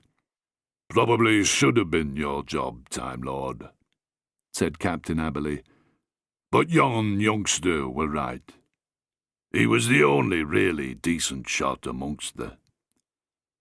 Besides, there's tons of Bingos in the multiverse, and only one doctor." Chapter 28. The Multiverse Restored.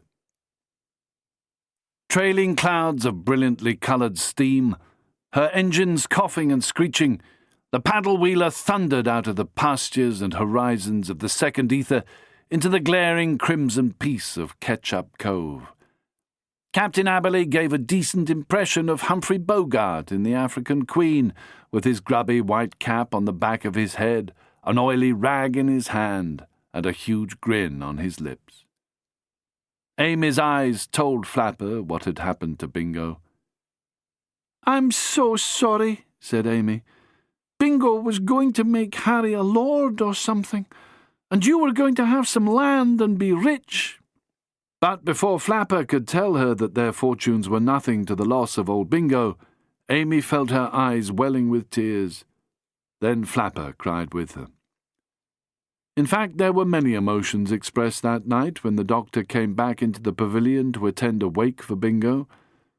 The doctor proudly told them that dear old Robin Bingo Locksley had saved creation, good and bad, sweet and sour, ugly and beautiful, the whole of it, from the centre to the rim, top to bottom, side to side. In short, the quasi-infinite was no longer under threat of an early death and/or transfiguration. "Well, good for Bingo," said many of his friends, sipping thoughtful shants. As well as feeling sorry for their departed captain, they were now worrying how they were going to get off the ghost worlds and back to their various homes. They had all assumed that the Gargantua's tenders would simply return them to the mother ship, if necessary, with the doctor's help.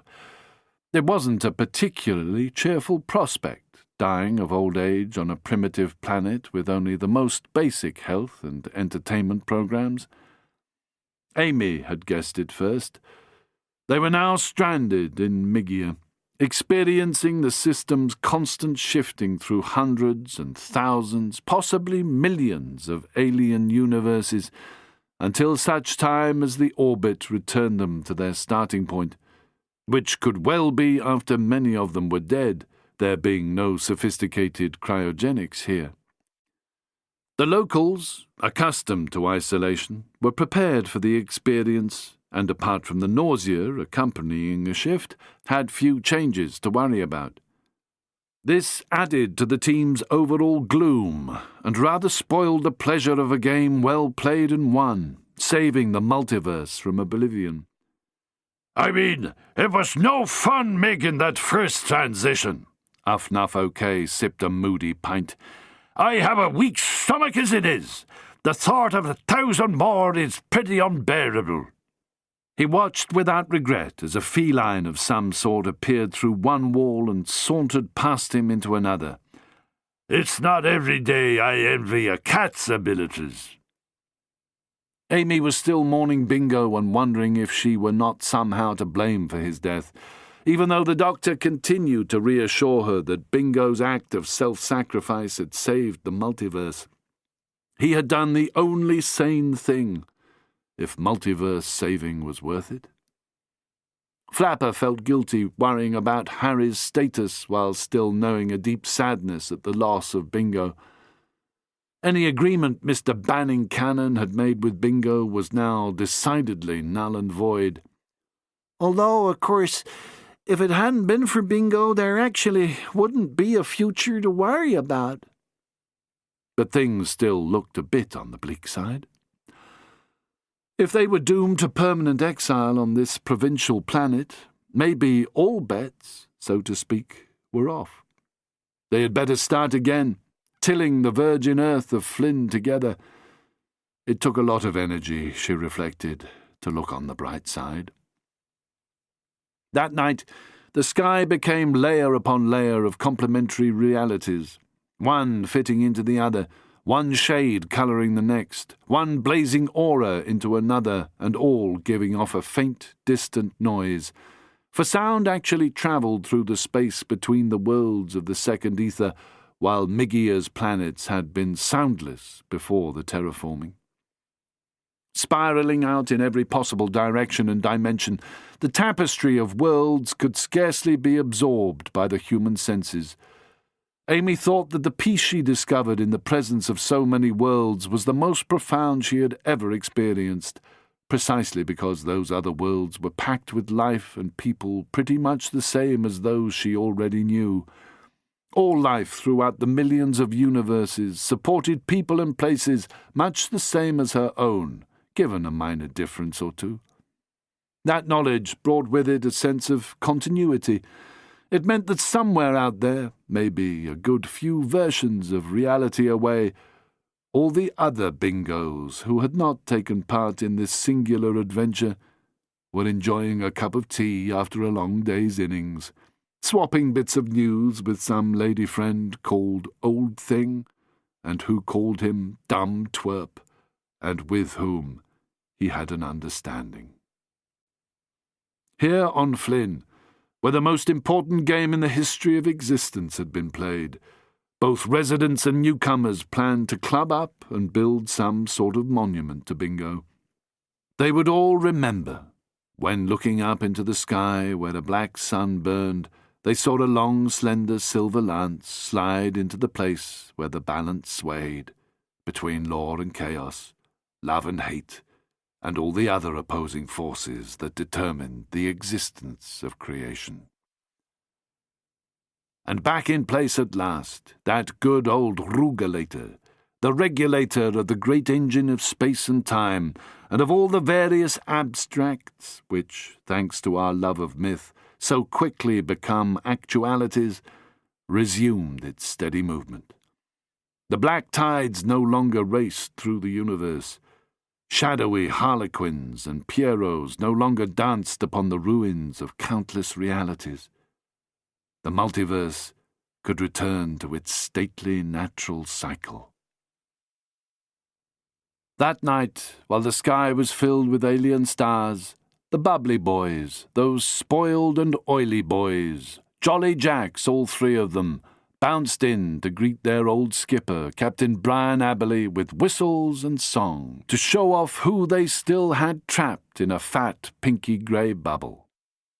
None other than General Frank Freddy Force and his scowling antimatter men, who had turned against their leaders for mistakes of judgment and blamed this last ignominy on them as well. They raged and quarrelled within the bubble like vari-coloured hamsters. Time bends again, decided the Doctor. They shared Invisible Peggy's disgust for his failures, and were glad General Force had his reward, even if they had to suffer it with him. A sense of justice now infects the multiverse. The Force twins and their followers would soon begin the same arc across the Schwarzschild radius, which Robin Sherwood had made when he restored the Rugulator, which could change its own shape to preserve its existence, which maintained the order of eternity, and which employed mortals in its and therefore their own salvation.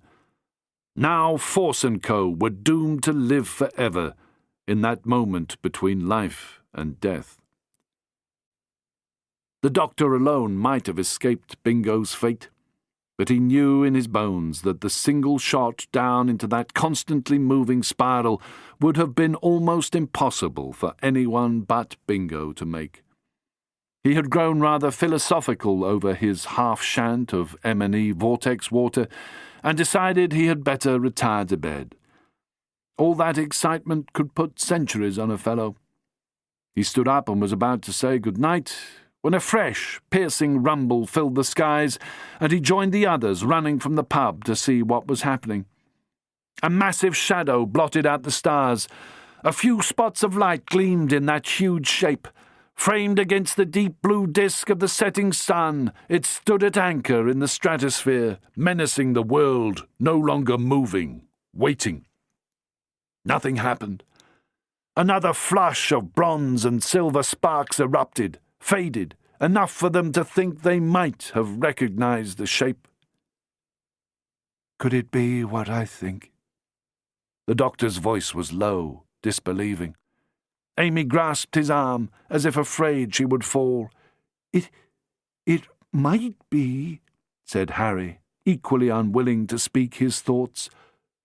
A cosmic pause. "We'll take a stroll to the landing field in the morning," said the Doctor. Good idea, said Amy.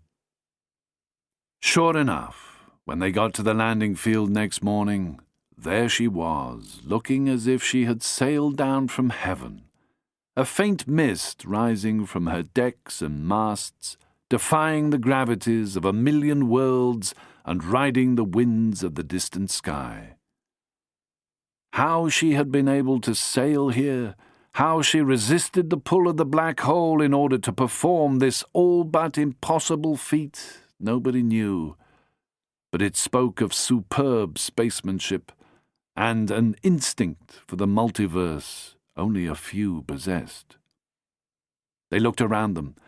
2 black and brass boats had already landed on the space field, joining the other beautiful slender space tender, steaming, bright brass and silver, in the cool dawn air, where high overhead, her sails reefed, lay the Star Clipper.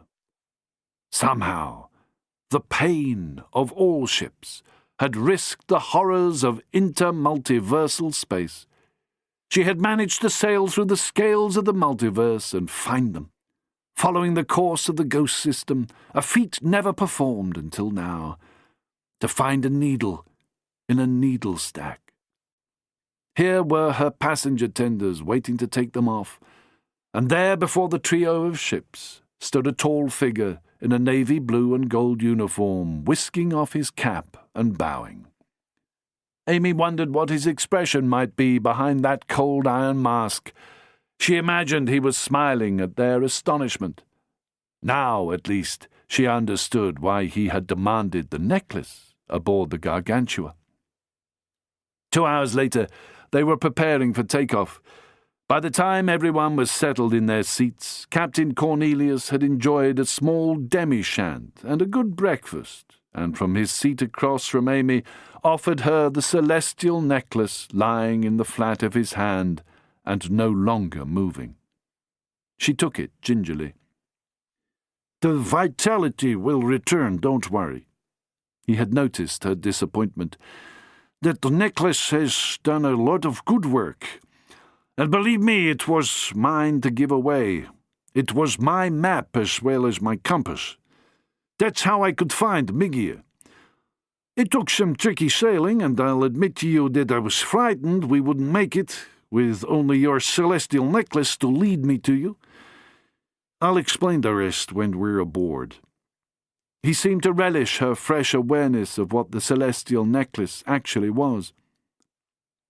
An hour later, in his spacious and comfortably austere cabin aboard the Pain, Captain Cornelius explained how the necklace had been his. "A gift from my Diana. She wanted to be sure I was here when you needed me. She left it with an antiquarian on Venice when she decided it was time to leave, presumably for Lundun. Stolen by Frank Freddy Force when they visited me. They knew what it was, of course. There's nothing stupid or uneducated about General Force. That's what makes them so dangerous." She had left Ironface the map not to lead him to her, but to help him find Migia. Somehow she knew he would play a part in the cosmic drama, knew he would either take them to Migia or be there to save them from being marooned in Migia once they had fulfilled their task and used the bow of Diana to shoot the arrow of Artemis into the heart of the multiverse. "I have to say, you did a wonderful job, steering your way through all those different systems to reach us," said the doctor.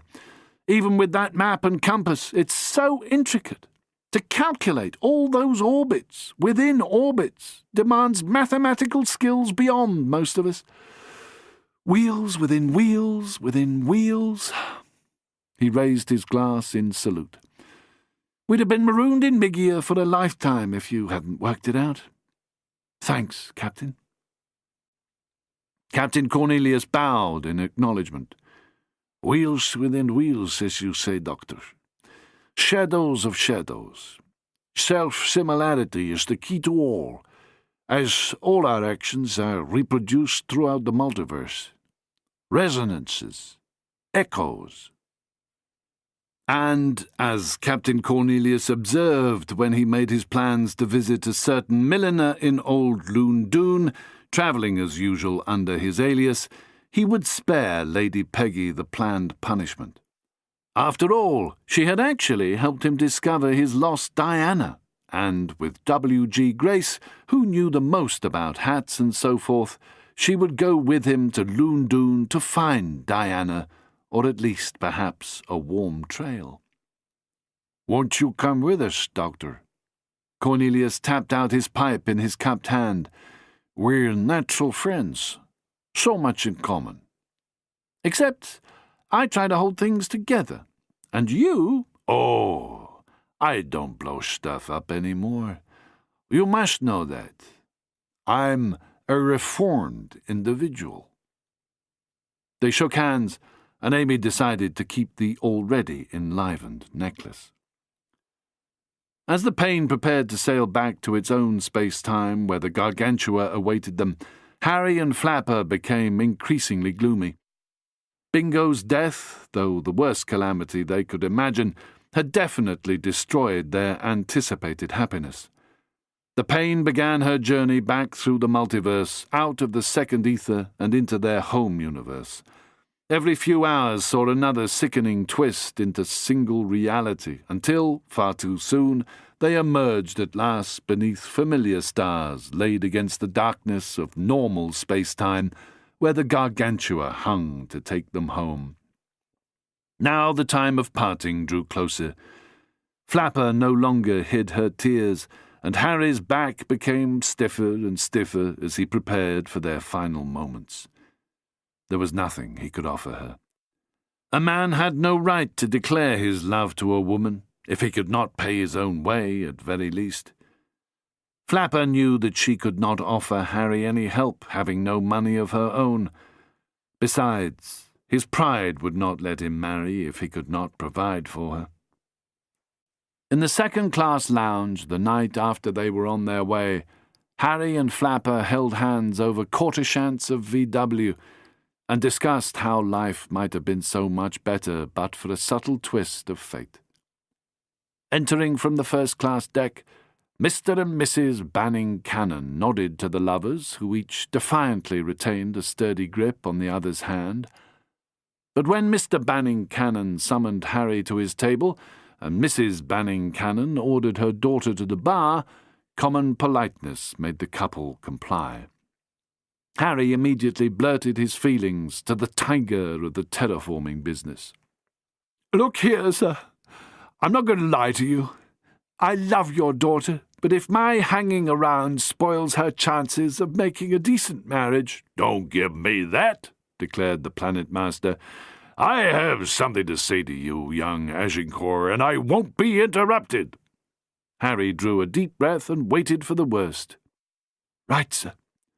"Good. Now, you and Lord Robin were the best of friends, I take it?" "Like brothers, sir, since we were nippers." "Exactly. And he had no relatives, I'm told, except a distant uncle who is a magistrate in your neck of the woods." "That's right, sir. He isn't wealthy, unfortunately. Rather depends on his stipend." Yes. Well, you'll be able to sort all that kind of thing out. I was going, as you might be aware, to give Lord Robin the deeds to the planet, lock, stock, and barrel."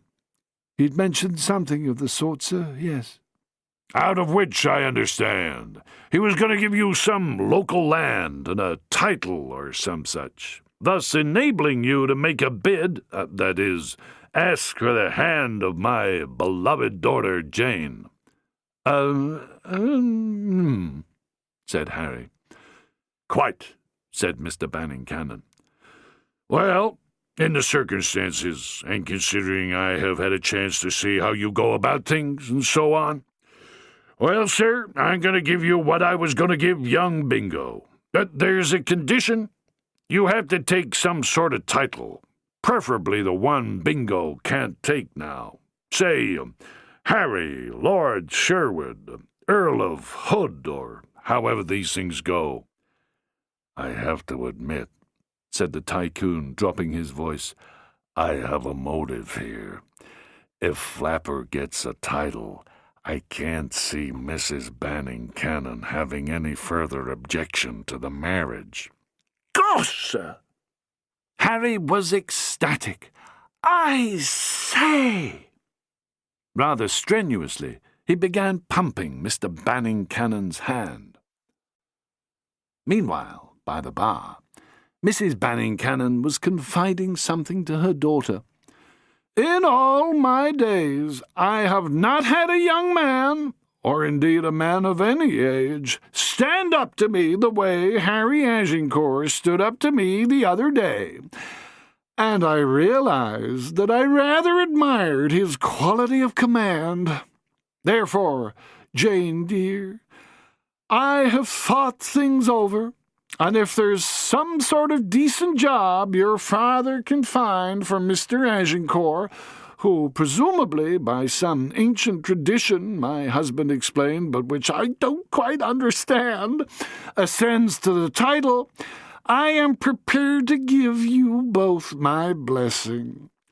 As for your dowry, well, I have something rather disgraceful to admit to you." She coloured a little and sipped her drink.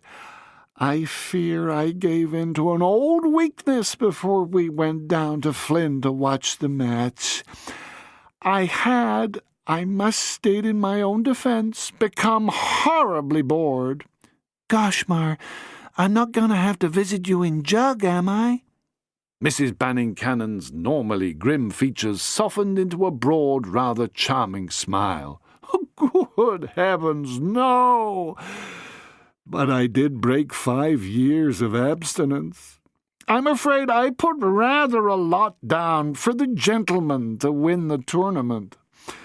As a result, I returned to the Gargantua to discover that I had won a somewhat handsome sum of bluebacks.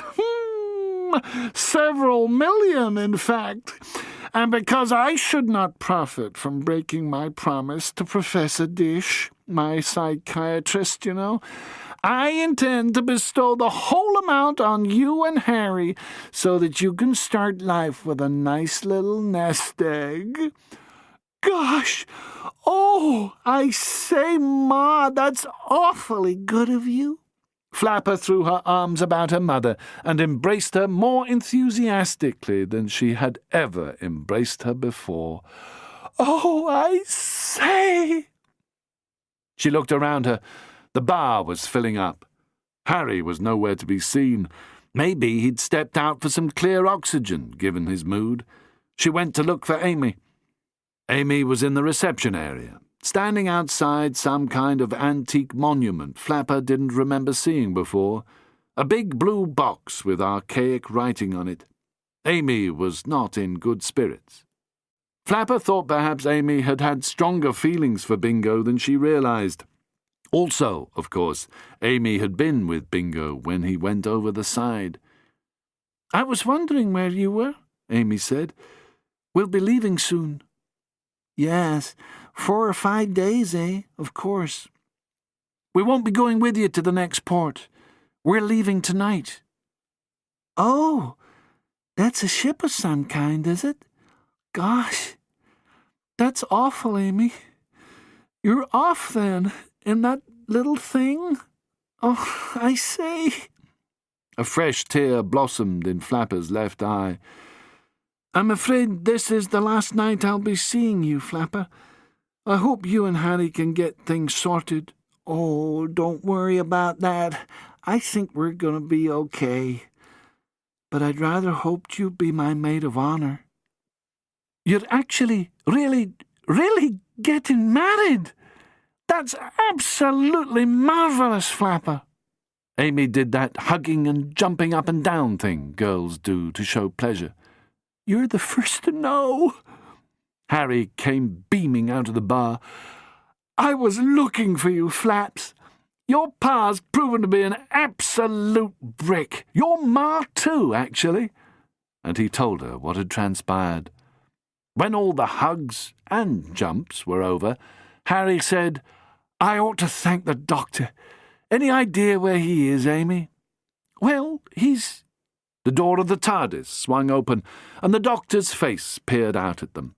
His eyes were positively sparking. "Everything shipshape and Bristol fashion, Jim lad. Ready to come aboard?" "Aye, aye, Captain." She gave him a mock salute. A few minutes later, they stood together in the TARDIS while the doctor fiddled with some old electrical equipment, complete with big vacuum tubes, an antique microphone, and a pair of head cans. "Now I understand a bit better how you think," she said. "Who you are." "How's that, Amy Pond?" "I think it's because of you being one of a kind," she said. "Yeah? Put your finger on that for a minute, could you?" "Well, anyway, I hated Bingo going the way he did, but I was glad it was him, and not the rest of us. Do you know what I mean?" "Yup," said the doctor. "Pass me that hammer, would you?" "So in all these universes, there might be more Amy Ponds. More, I don't know, Jonathan Rosses and Will Smiths and Gabe Burns." "Yup, more or less." "And more doctors?" "Ah. Well." "You really are the only one?" Time Lord. The Time War got a bit desperate towards the end. "But you said our actions were echoed over and over again, as if to infinity." "But by us? I'm not sure. There are people who take the same actions, fulfill, if you like, the same destinies. Everywhere, throughout the multiverse, there are people like us trying to put things right, or sometimes just trying to stop things getting any worse. echoes of echoes, shadows of shadows. Call some archetypes. Jung did, but maybe we're all archetypes. Maybe there's no such thing as an original. Maybe the multiverse has no original. The world snake eats its own tail, no beginning and no end. He looked into her eyes. He grinned. We carry on forever, paradox upon paradox. That's a thought, she said. Then she clapped her hands together and looked businesslike. So, where are we going? She again gave her attention to the controls.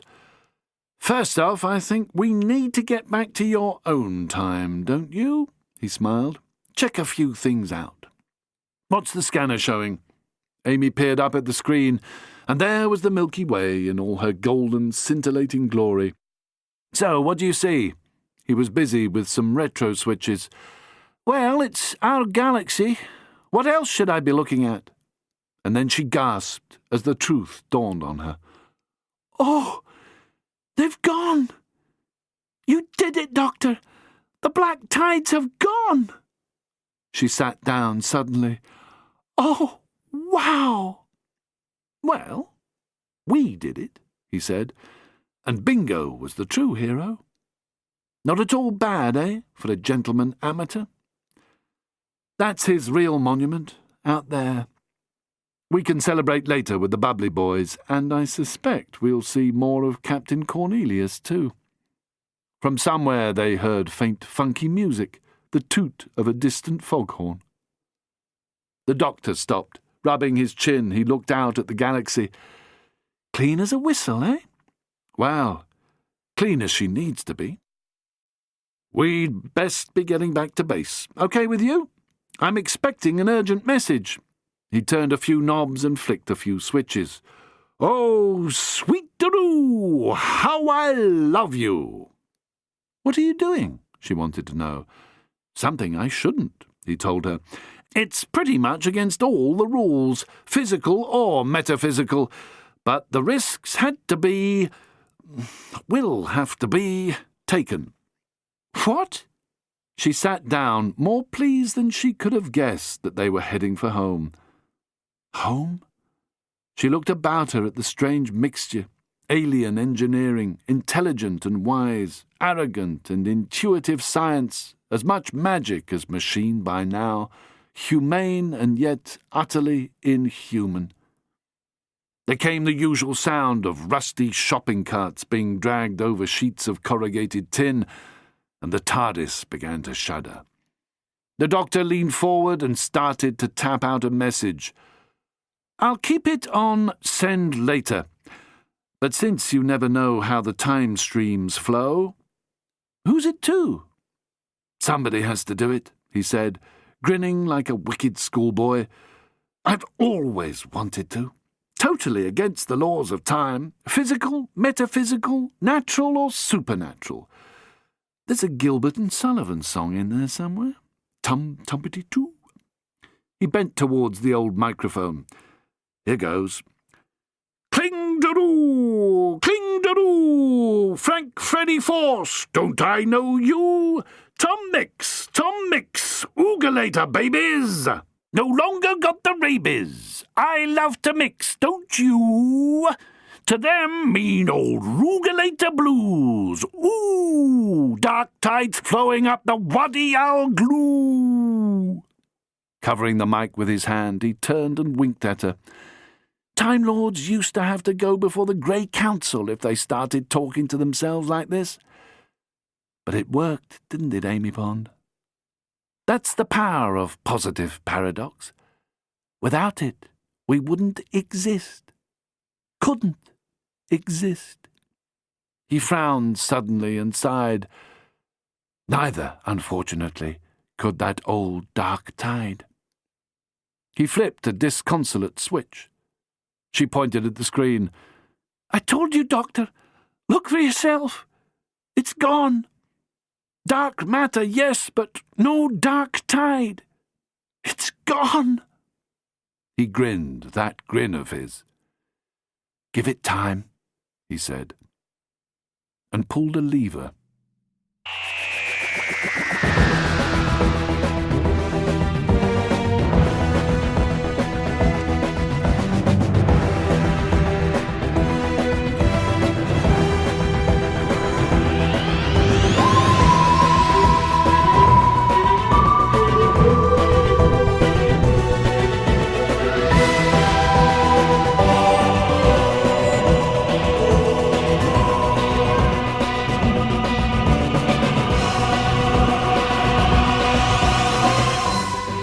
Doctor Who, The Coming of the Terraphiles, or Pirates of the Second Ether, by Michael Moorcock, was read by Clive Mantle.